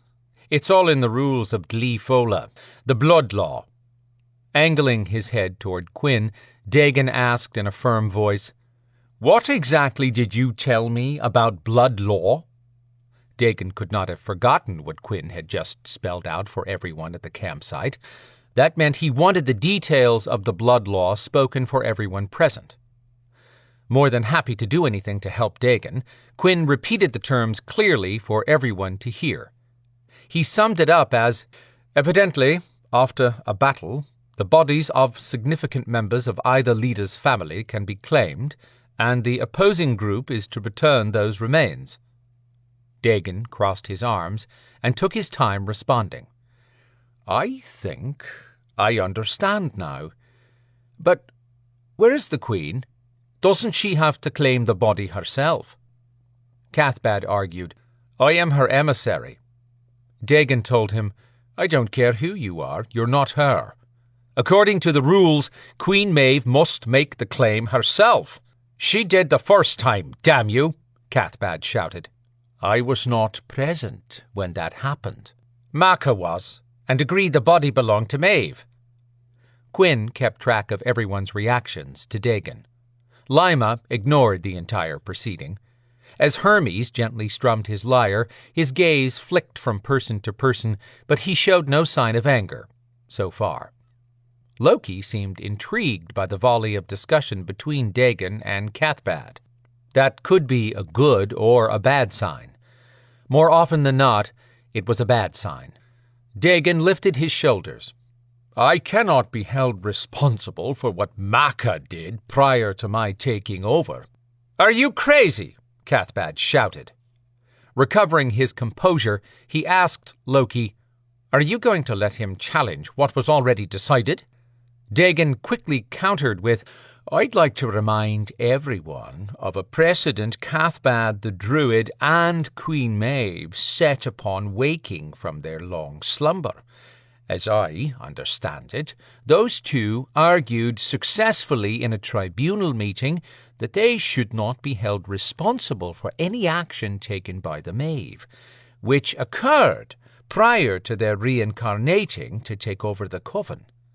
If that ruling no longer holds true, then those two should be held responsible for every wrong committed by the Maeve at any time in history." Hermes stopped playing to ask Cathbad, "What say you?" Cathbad spoke through clenched teeth. "We will not hold him to Maka's agreement." Quinn wanted to applaud Dagon on that maneuver. No deity would support the use of Noire magic, which the Maeve had used to commit crimes many times. Dagon calmly nodded and addressed the deities. "In that case, the only issue left to settle before we move forward is whether you intend to set yet another precedent by allowing a second-in-command to call the blood law on another house." All three deities sent blatant looks of contempt to Cathbad. Loki didn't hesitate when he said, "Nay, we will set no such precedent." Cathbad conceded, "I will call Queen Maeve to join us." Queen Maeve had just had the game board spun around on her. Quinn let out the breath he'd been holding while Dagon negotiated that position, but he realized bringing in Queen Maeve added one more powerful being who could harm Dagon. The Dragon King had made no political allies here. He was beginning to question whether this Dragon King had any sense of self-preservation. Chapter 42. Quinn would kill for this to be a human court, where he could request a 5-minute recess to talk to Dagon, but tribunals were meant to be efficient for the deities and without possibility of appeal. Queen Maeve appeared in a flurry of flashing black. Hard to imagine black actually flashing, but it did. Her hair was wrapped up in a black and blue weave of jewels, her gown molded to her shapely body. She leaned toward Cathbad, who whispered to her. Then she nodded, pulling her shoulders back, ready to do battle. One look at Dagon told Quinn all he needed to know about the Dragon King's relationship with that queen. Dagon wanted her dead. His face was chiseled from cold fury. The queen watched him the way a person would observe a rabid T-Rex. That might not be far off the mark if Dagon lost his iron control. Loki asked Cathbad, "Have you explained what has transpired?" "Yes." "What do you have to say, Queen Maeve?" She lifted her nose in Dagon's direction and demanded, "Give me Khazira's body. Where is it?" Dagon said nothing at first, staring at Maeve for a long moment. Then he said, "Are you claiming something you feel belongs to you?" "Of course it belongs to me." Addressing Loki and company, Dagon asked, "How old is this blood law?" Quinn watched Cathbad for a sign of how things were going. That druid might bust an artery if this went on very long, but he currently seemed confident. Loki smiled. "It's as old as any god or goddess who attends tribunals." "I see," Dagon said, giving a casual nod. "Would claiming something you lost, Maeve, be similar to holding me as a prisoner for thousands of years? If so, that means I would be due compensation." She ignored most of his comment. "I was told the blood law was explained to you. Don't waste my time with drivel." All the entities had taken an interest at Dagon exposing what the queen had done to him. "Do you deny having captured me 2,000 years ago?" Dagon repeated slowly, daring her to lie to the tribunal. She lifted her chin to Loki. "That is not what we are here to discuss. I have a grievance on the table. I'm not addressing anything else but that grievance at this moment." Loki said, "She has a point. We can't have multiple issues popping up, or these meetings would never end. You've brought no formal grievances to the tribunal, Dagon Treoir. In fact, we didn't know you existed until now. We see this issue between the two of you as something that we are not in a position to rule on, since you are, as yet, not part of the coalition. Due to that, and the fact that you are now free from any imprisonment, we will not open this for discussion." Quinn growled low. Damn gods and goddesses played with words and situations. No one ever knew which way they would lean. "I understand," Dagon replied in a nonchalant voice. Queen Maeve looked ready to chew rocks. "The body. Where is it?" "You can't have Khazira's body." Pointing at Dagon, Queen Maeve ordered Loki, "He defies the court, and he is not even a member of the coalition. Strike him down, now!" Loki scratched his nose, thinking. Then he informed Dagon, "We do not allow anyone to refuse the tribunal decisions. There are only two options for those with supernatural powers. You either join the coalition, or you and all who follow you become our enemy. Dagon's mouth twitched with a smile. "You just said you would not allow multiple issues to be brought up. I haven't decided whether the coalition deserves Belador's support." That drew a gasp from Lima and Hermes. Unbothered by the reaction, Dagon said, "If I decide in favor, then my warriors will join the coalition. I will let you know." At this rate, the tribunal would make an example of Quinn and Dagon before ordering their deaths. Yeah, this was going south fast, but Quinn had no way to guide them out of trouble. Cathbad accused Dagon. "You're not powerful enough to rule a force the size of the Beladors. One of our tribunal deities should lead them." Loki's face took on a happy expression, as if that idea intrigued him. Dagon chuckled, clearly not recognizing the threat hanging in the air. "You think to take what is mine, Maeve? Have you and Cathbad not learned anything yet?" The queen sneered, "You are nothing more than the son of King Gruffin. When he died, he left you nothing." Loki lost his enthusiasm over leading the Beladors upon hearing that. "King Gruffin of Treoir? The Dragon King? You have dragon blood?" "Yes." That one word echoed around the realm. Quinn finally identified the look in Queen Maeve's eyes. Fear. Whatever she knew about Dagon frightened her, and from a being as powerful as she was, fear was saying something. Flapping her arms and hands wildly, Queen Maeve warned the tribunal, "You do know what happens when two dragons mate, or have you forgotten history?" "I remember," Loki acknowledged. "I recall King Gruffin and the destruction that followed his death. There were rumors about his children's deaths after that, but those faded with time. I do recall that two mated dragons could possibly kill a god. Possibly," he stressed. "But one, alone, in an unfamiliar realm would be at the mercy of those same gods and goddesses." Maeve broke out the smile of a conquering queen. Quinn would die here the minute he used his powers, but he would not stand by and allow them to kill Dagon, who had wronged no one. He whispered, "Say when.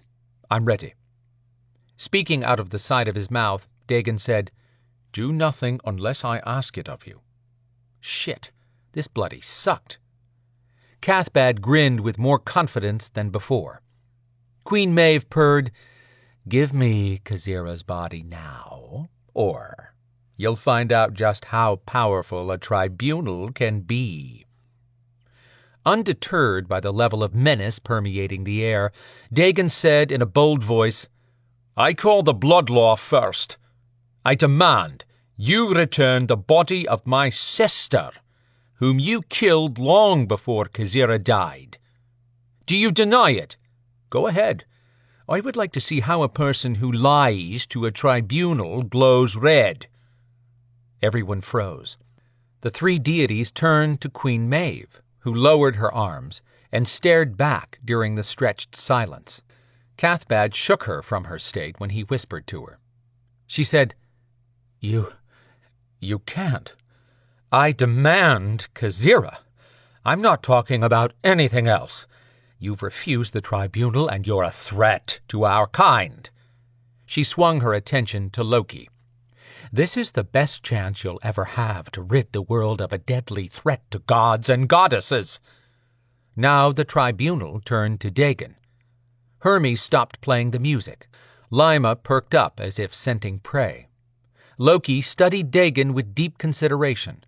Quinn said under his breath, "We may have to give up the body." "No." Dagon spoke with the measured sounds of someone instructing a jury.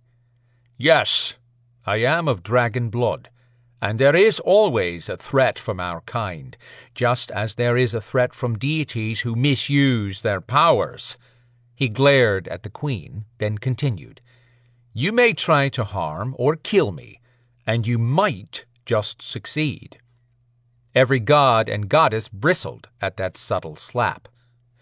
Dagon said, "Then again you might not survive the battle. If, however, you did survive, keep in mind that you all know who my father was. But what do you know of my mother?" Questions popped up in every face Quinn searched, including Sen's. Dagon told Maeve, "You don't even know how I was created, do you?" She hissed at him. "I'll explain. Until I was born, dragons were the product of mating two descendants of dragon blood, but my father's wife died, birthing my sisters. He asked the gods for a son, and he got me. To breed a dragon shifter with no female of dragon blood required intervention from higher powers." Quinn had to lock his jaws to keep his lips closed. Holy gods! Dagon was a demigod? No wonder he'd blown off Sen. Dagon wasn't through holding court. "If any of you feels confident you can survive my mother, then by all means, come for me. But I doubt you have lived this long by attacking the children of an unknown deity. As we all know, mothers can be deadly when crossed, and I am my mother's favorite." He smiled. "We can finish our business here by exchanging bodies, or we can battle. Which will it be?" Loki's eyebrows bounced up, and it didn't take long to figure out why. Dagon had given him an out. The trickster said, "If Queen Maeve delivers the body of your sister, then will you agree to produce Khazira's? If we can do this immediately, then yes," Dagon agreed. Disappointment registered in Quinn's chest for just a moment before he scolded himself. He and Dagon had to get out of here to live to fight another day, but his skin had turned cold at the thought of Queen Maeve using Khazira's body. He cursed himself 1,000 times over for not cremating the remains. The queen yelled, "You miserable dragon!" She looked up at Loki. "Don't you realize that if you fail to kill him now, while you can, you may never get another chance?" "I realize what you are saying," Loki told her. "But I find this situation too amusing to take sides. Is his claim that you killed his sister true? If so, you must hand over her body. Now." Queen Maeve began growing in size, something Quinn was fairly certain would get a deity banned from the coalition. Loki warned her, "This is unacceptable behavior, Maeve."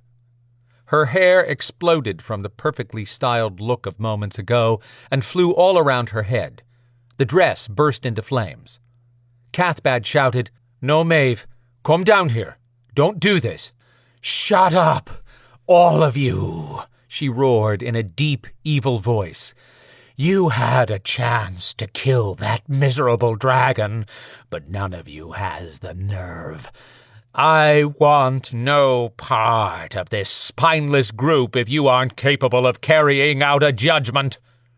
Loki snarled, "We have always dealt out our judgments, and at this moment you are in contempt of our court."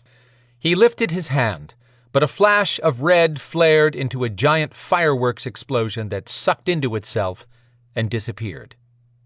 Cathbad vanished a second later. Well, hell, Quinn would never have bet on that happening. Loki conferred with the other two deities, then turned to Dagon. "We have no argument with you, Dragon King, but where do you stand regarding the coalition?" No longer adversarial, Dagon said, "I believe there is a need for a form of government among the preternaturals. I have no desire to govern any except those who follow me. I'll support Viper as long as all of my people, including Beladors, Alterants, Griffins, or any other beings who have sworn or in future swear allegiance to me, are treated fairly." He paused to address Sen when he added, "No one is to touch any of my people without coming to me first." Returning to face the dais, Dagon continued, "Am I correct in assuming that after the Queen's exit, that the Maeve are no longer members of the coalition?" Loki studied on that a moment and said, "Yes, her action is unacceptable. Henceforth the Maeve are no longer members of the coalition." "I want to make one more thing clear," Dagon added. "Quinn, who stands with me now, Evol Kincaid, her mate Storm, Zader Burke, Brina Treoir, Adriana LaFontaine, and Tristan the Griffin are my High Council. In fact, Tristan is my second in command." Quinn caught a noise of surprise from Sen, but didn't want to move and distract anyone from Dagon while he held the floor. "My Beladors will continue to protect humanity and not engage in conflict with any other preternaturals unless given reason. If we don't do this, chaos will rule the human world. Deities will form alliances. Then we'll be spending our time battling each other. I possess the largest army, but they have families who are human. Their families are under my protection as well. Are we agreed?" The deities exchanged a silent communication. Then Loki nodded. "Agreed." Then the smart mouth added, "I look forward to discovering who your mother is. Or was." Dagon said, "You do that." Then Quinn's body spun out of shape as Dagon teleported them away. Chapter 43. Treoir Island. The fire caught quickly, and flames engulfed the body. An hour after the tribunal meeting, Quinn stood straight, hands at his sides, thinking of the last time he'd held Kazira. What would he give to touch her one more time and part on better terms than they had? But that was never going to happen. Tears pooled in his eyes, but he held them back. He'd shed enough over losing her. He'd never really possessed her. She'd come into his life for 2 weeks when he was a very young man, just long enough to discover that the warm young woman with too much heart was a Maeve priestess. But some things in life couldn't be avoided, like an unwanted Maeve birthright. Kazira had hated being a Maeve, but when they went their separate ways more than 13 years ago, she'd accepted her duty as he had his. He forgave her for not telling him sooner about their child, but he'd missed a child's lifetime with Phaedra. He and Kazira had met a few times over the years since parting ways. They'd been sometimes lovers and always enemies, but the last time he'd looked into her eyes was the one he'd carry with him for the rest of his life. "How are you doing?" Evol asked, stepping up beside him. That broke his focus from the funeral pyre. "I'm fine." Storm stepped up and said, "Lie." When Quinn looked at him, he saw that Storm had been poking at him in a friendly way, and Quinn answered with a shrug. "Let's say that I'm looking forward, and the future will be fine." Truth. Dagon had teleported Quinn to Treoir from the tribunal, which probably really pissed off Sen, who now knew he wasn't so special after all. Then Dagon teleported the tomb from Evol in Storm's garage, plus both of them and Tristan to Treoir, where Quinn explained what he wanted to do. Brina stood in front of Zader with his arms wrapped around her baby bump. They whispered between them in a sad tone. Tristan had taken on the duty of creating the pyre once Quinn explained that he was going to cremate Kazira. Dagon actually suggested doing it here, which had surprised Quinn. He would never have asked to have the funeral of a Maeve priestess on Treoir Island. Things were going to be different with Dagon, for sure. It sounded as if the Beladors were heading into a war, but thanks to Dagon's intervention, Quinn would be there for everyone, including Dagon. Dagon walked over, arms crossed over his bulky chest. He was still dressed like a warrior from centuries ago, which must feel normal to him. Once everyone had joined Quinn, he said, "First, I wish I hadn't put anyone in jeopardy because of my relationship with Kazira." Evol gently argued, "If not for that, Kazira would never have teamed up with me before the big battle here to help save our people. It wasn't all bad." "No, it wasn't," he agreed. "But I want to thank all of you. This was more than I would have expected to have for her. I feel like this will be the closure I needed." Dagon observed him with sharp eyes. "You must have had a reason for wanting to do this." It was time to give Dagon the entire truth. "I did. When Kazira told me about our child, at the last second before she died, I was racked with guilt. I convinced myself that the one thing I could do was give Phaedra a body to grieve. If we were human, that wouldn't have been unusual, but we're not. I foolishly thought I could protect that body. I should have been thinking about protecting my child, first and foremost." Tristan said, "Now I understand more." Zader squeezed Quinn's shoulder, a sign of support, and Brina said, "We'll find her, Quinn." "Yes, we will," Evol confirmed, with a determination that surfaced any time someone in her close circle of friends was in need. Dagon said, "She must be found." Quinn nodded in total agreement.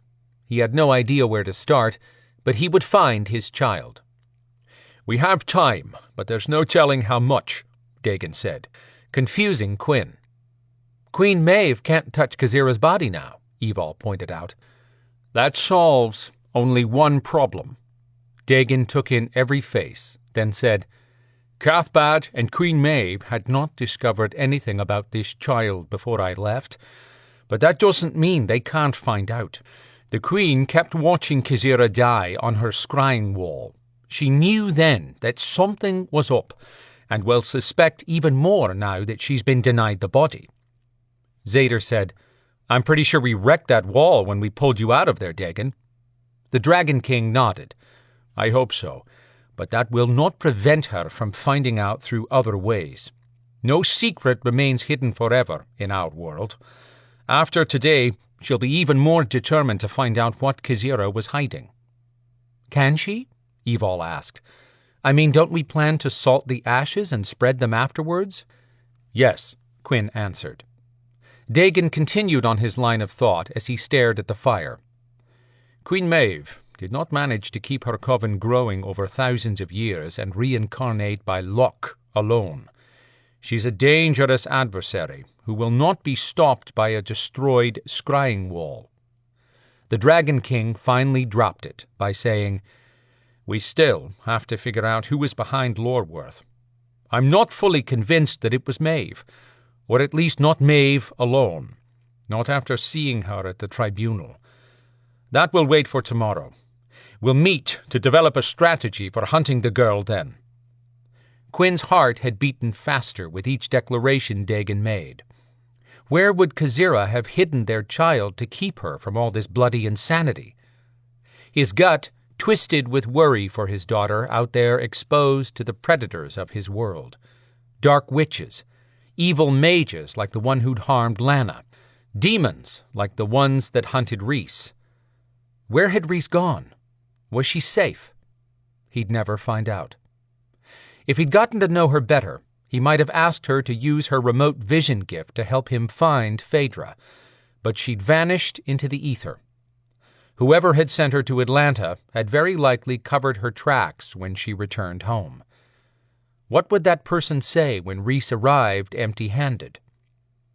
As the fire burned, he said his goodbye to Kazira and swore he'd find their daughter.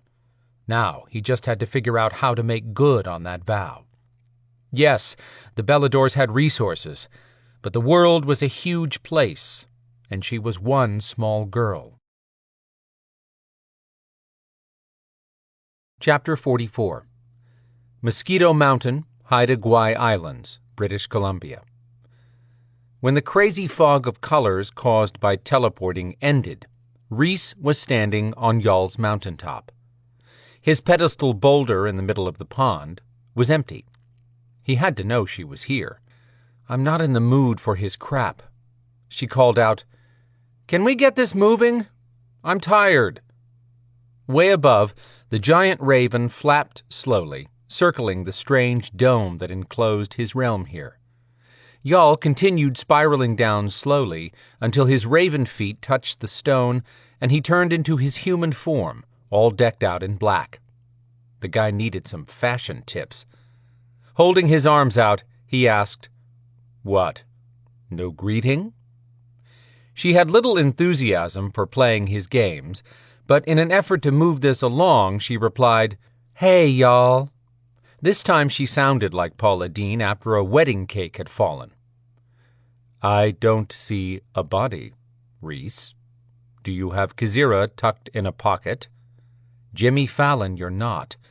This was the moment she had to face never getting her powers back. Her stomach ached, and her heart was in full depression. 10 years without her powers had been hard, but in the back of her mind she'd always had hope. Yawl was a pain in her backside, but he was good for his word, and 10 years ago he'd said that when he thought she'd earned them back, he'd untether her powers. That was all in the past now. "No, I don't have the body, Yawl." "Why not? What could possibly be more important than your powers?" She'd be asking herself that for the rest of her life, and her answer would always be the same. "It wasn't mine to give to you, and it wasn't yours to have.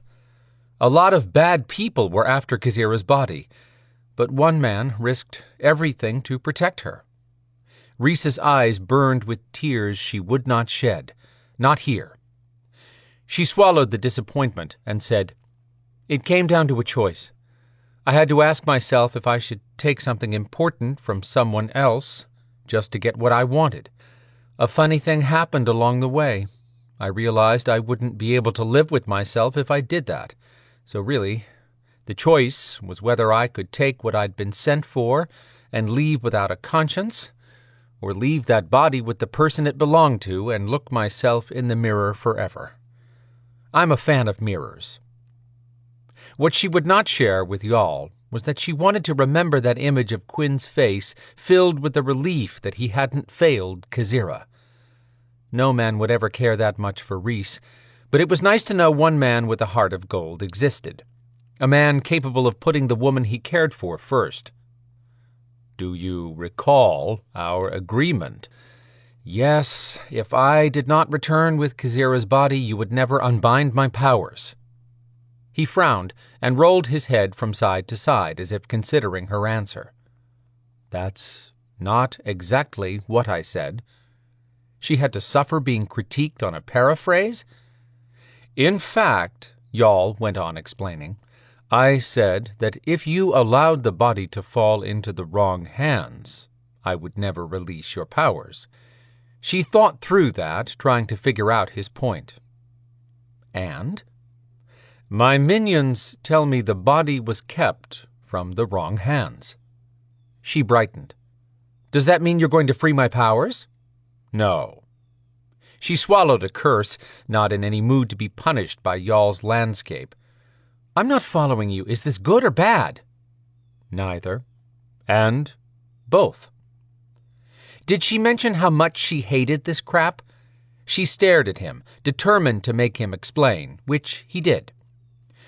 "You failed to retrieve the body, but you succeeded in keeping it from the wrong people. More importantly, you have proven you can change, and that there is hope for you. Don't smart off." She kept repeating that in her head. "For that reason, you may yet receive your powers back," Yawl explained. That was good, right? So why did she still feel such loss after all that had happened? Maybe because she'd had a taste of her powers, just enough to miss them even more. Plus, she'd never see Quinn again. That was a stupid thought. She wanted nothing to do with men. But she had liked being with Quinn. It didn't matter if she ever saw him again. She couldn't compete with a ghost. Kazira had been a Maeve priestess, and from all accounts she'd read on the dark net, a beautiful one. It didn't take much of a leap for Reese to realize Quinn had been in love with Kazira. Reese had no powers, was not a beauty, and demons would still be hunting her. Not exactly a catch. She still wondered about something, though. It was like getting to the end of a story and finding the last pages blank. "One more thing. What about Kazira's body? Is it safe?" Only an idiot would ask him about the body she'd failed to deliver, but she'd proven her lack of IQ back in Georgia when she'd gone into that demon-infested energy field. She'd do it again if she had Quinn at her side. Kazira's body is finally at rest and no longer under threat from her family. That is enough for me. That was that. Now, to get back to her life. But that wasn't going to happen, not in the same place she'd lived. She stated, "I'll go somewhere far from my place in San Diego, but please don't lift your protection from my neighborhood. It isn't their fault I moved there, or that she'd made friends and found a dog." Gibbon's happy fur face popped into her mind. She struggled against tears again. Would she have to give up her dog? Of course she would, or some demon would kill him. Her friends would forget about her, but how could her sweet mutt understand why she'd abandoned him? Jarl said, "I will agree to that, but I have no wish to spend my energy watching over your friends and that beast. You can do that yourself." Her head snapped up. Had she heard correctly? "What are you saying?" "I'm sending you home, and the area you consider your neighborhood will be repellent to demons. Step outside of that, and you're on your own. Understood?" "I get it. Thank you." She was thoroughly confused on what he was up to, because Jarl made no decision lightly. But if that made him happy right now, then going home to a demon-free zone worked for her. She lifted the medallion cord over her head and held it in her hand. A crow flew down, picked it up, and flew away. "Okay, then." "You're definitely different," Jarl mused. Rhys considered his words, but had learned less was more with him. She gave him a non-committal, "Uh-huh." "I think you met someone who made an impression on you." "You think? Didn't your minions report everything I did?" "They observe and return with specific details, but they could not observe you late in your visit." He'd sent her into the middle of a bloody battle and called it a visit. What was he saying? Ah, the crows couldn't keep track of her while she'd been inside the buzzing energy field. Not surprising, since other powers hadn't worked while the energy field was active, but still interesting. He suggested, "It's not a weakness to care for someone again, Rhys." "Doesn't matter. I don't care for anyone."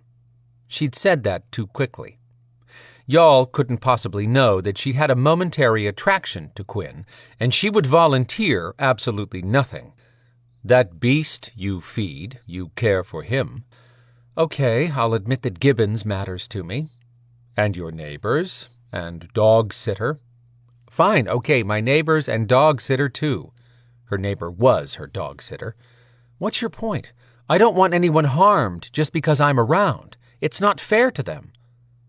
He moved around on the boulder platform, and even in human form he reminded her of a giant bird, stalking around as he thought. "Remember one thing, Rhys. It is always easier to lie to others than it is to yourself.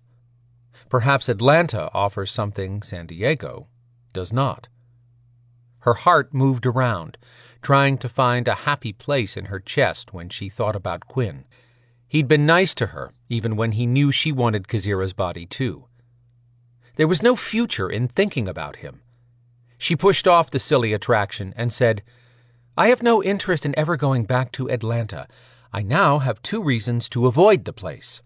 That city was bad luck for her heart. The first man she'd met there had gotten her pregnant, then tossed her and her baby aside. The second one would never be hers to consider. "Then you have no desire to go back, or to have anyone from there find you?" "Correct, on both accounts. I want to return to my safe little corner of the world. Besides, Quinn was never going to look for her. Can I go home now? Are we done?" "You may go home. However, we are not done. You did not satisfy my request, but I'm generous in heart, so I will allow you another opportunity to make good on your debt." Rhys rolled her eyes, not even caring at this point if she got swatted. She laughed to herself. If she had to deal with him again to get her powers, it couldn't be as bad as this last trip, right? The lights dimmed in the dome. Her eyelids grew heavy and dropped. She tried to shake off the sluggish feeling, but she slept deeply until a honking horn woke her. Her eyes popped open. She was standing inside her apartment in San Diego. At least y'all hadn't dumped her in the yard or the middle of the street. Gibbons! She couldn't wait to get a big sloppy hug from her dog, but she was filthy and starving. After racing through a shower and throwing on a pair of shorts and a t-shirt, she was making a sandwich when the door opened and Gibbons came barreling in. She turned just in time to catch his paws when he jumped on her, whining and licking. Dogs were a gift to humans. They loved unconditionally and missed you when you were gone. Gibbons always knew when she needed a hug. Right behind him, a sweet girl with pink hair this week and a dazzling smile walked in carrying his leash and laughing. A tiny diamond in her nose winked. I saw your Jeep outside and figured you'd be ready for company. Y'all had returned her Jeep? Without thinking, she glanced toward the corner by the sofa, where she normally kept her shotgun and short sword stashed. There sat the innocuous-looking backpack made of heavy, rip-proof canvas, with the lock fastened on the zipper. Well, well. Reese might just have to thank him next time they met if it wasn't another 10 years down the road. She said, Yeah, just got back. How's it going with your boyfriend, Snook? He's an idiot. I'm on to the next one. Snook made herself at home and fixed a half sandwich, then started chomping on it. Gibbons finally dropped down to stand shoved up against Reese's leg. She buried her fingers in his thick, curly hair, so damn happy to be home, even if she didn't have her powers back. Snook asked, How was your trip? We missed you. Reese smiled at the fact that people did care for her. Y'all had told her when she first left his realm to live on her own that she couldn't have her powers back until she would respect them. He'd told her she was closed off from everyone and that a person didn't need powers to be alone. Last, he'd said that powers shouldn't be wasted on someone with a death wish. She'd left 10 years ago, angry and determined to hunt demons in spite of his accusation. The burning anger had subsided. She'd fight a demon if need be, but after this last trip, she had no desire to hunt them. Maybe he'd been right, and she'd had a death wish at one time. But now? Things did feel different. She felt different. She wanted more out of life than just existing. It had taken meeting Quinn and seeing herself in him for that to happen. He had so much life to live, but he was burying it under guilt. So had she. No more. Don't think about Quinn. It hurt to put him behind her, but he was not part of her world now. Reese answered, My trip turned out better than I would have expected. I missed both of you, too. She was so damn glad to have her home and this neighborhood. Want to have popcorn and a movie here tonight to celebrate my being home? Yes! Let me tell Dianna you're home so she'll know where I am. Be right back. Dianna was her foster mother. The woman could be a bit stern at times, but Reese liked her, recognizing her maternal instinct and that she cared deeply for the girl. Gibbons barked at Snook. Reese said, Now he misses you more than me. That's only because I spoiled him at lunch. Then she was gone. Reese and Gibbons went into the living room, where she found a houseplant in a painted clay pot, one of Snook's signature creations. It had a small card sitting in front of it. Reese smiled. She'd been telling Snook that people spend too much time online and don't appreciate the value of a written note until they get one. For the 2 years Reese had lived here, she'd been writing Snook notes. She always wrote a thank you note for watching Gibbons, and sometimes included a gift card to Snook's favorite clothing store. Opening the envelope, Reese warmed at the message from a young girl who was on her way to charming the world. Reese, thanks for working so much this summer on my self-defense skills. My ex-boyfriend wasn't thrilled when I made him sorry for trying to stick his hand down my pants. You'd have been proud of me. My new boyfriend saw what happened and was very impressed with me, so he's showing me a few more moves I'm practicing. Can't wait to show you. Anyhow, please don't kill this plant. It just needs a little love. Phaedra, a.k.a. Snook.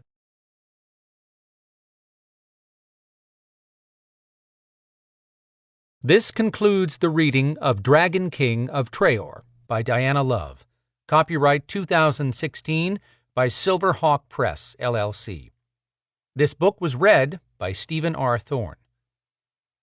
This unabridged recording was produced in 2016 by Silverhawk Press, which holds the copyright.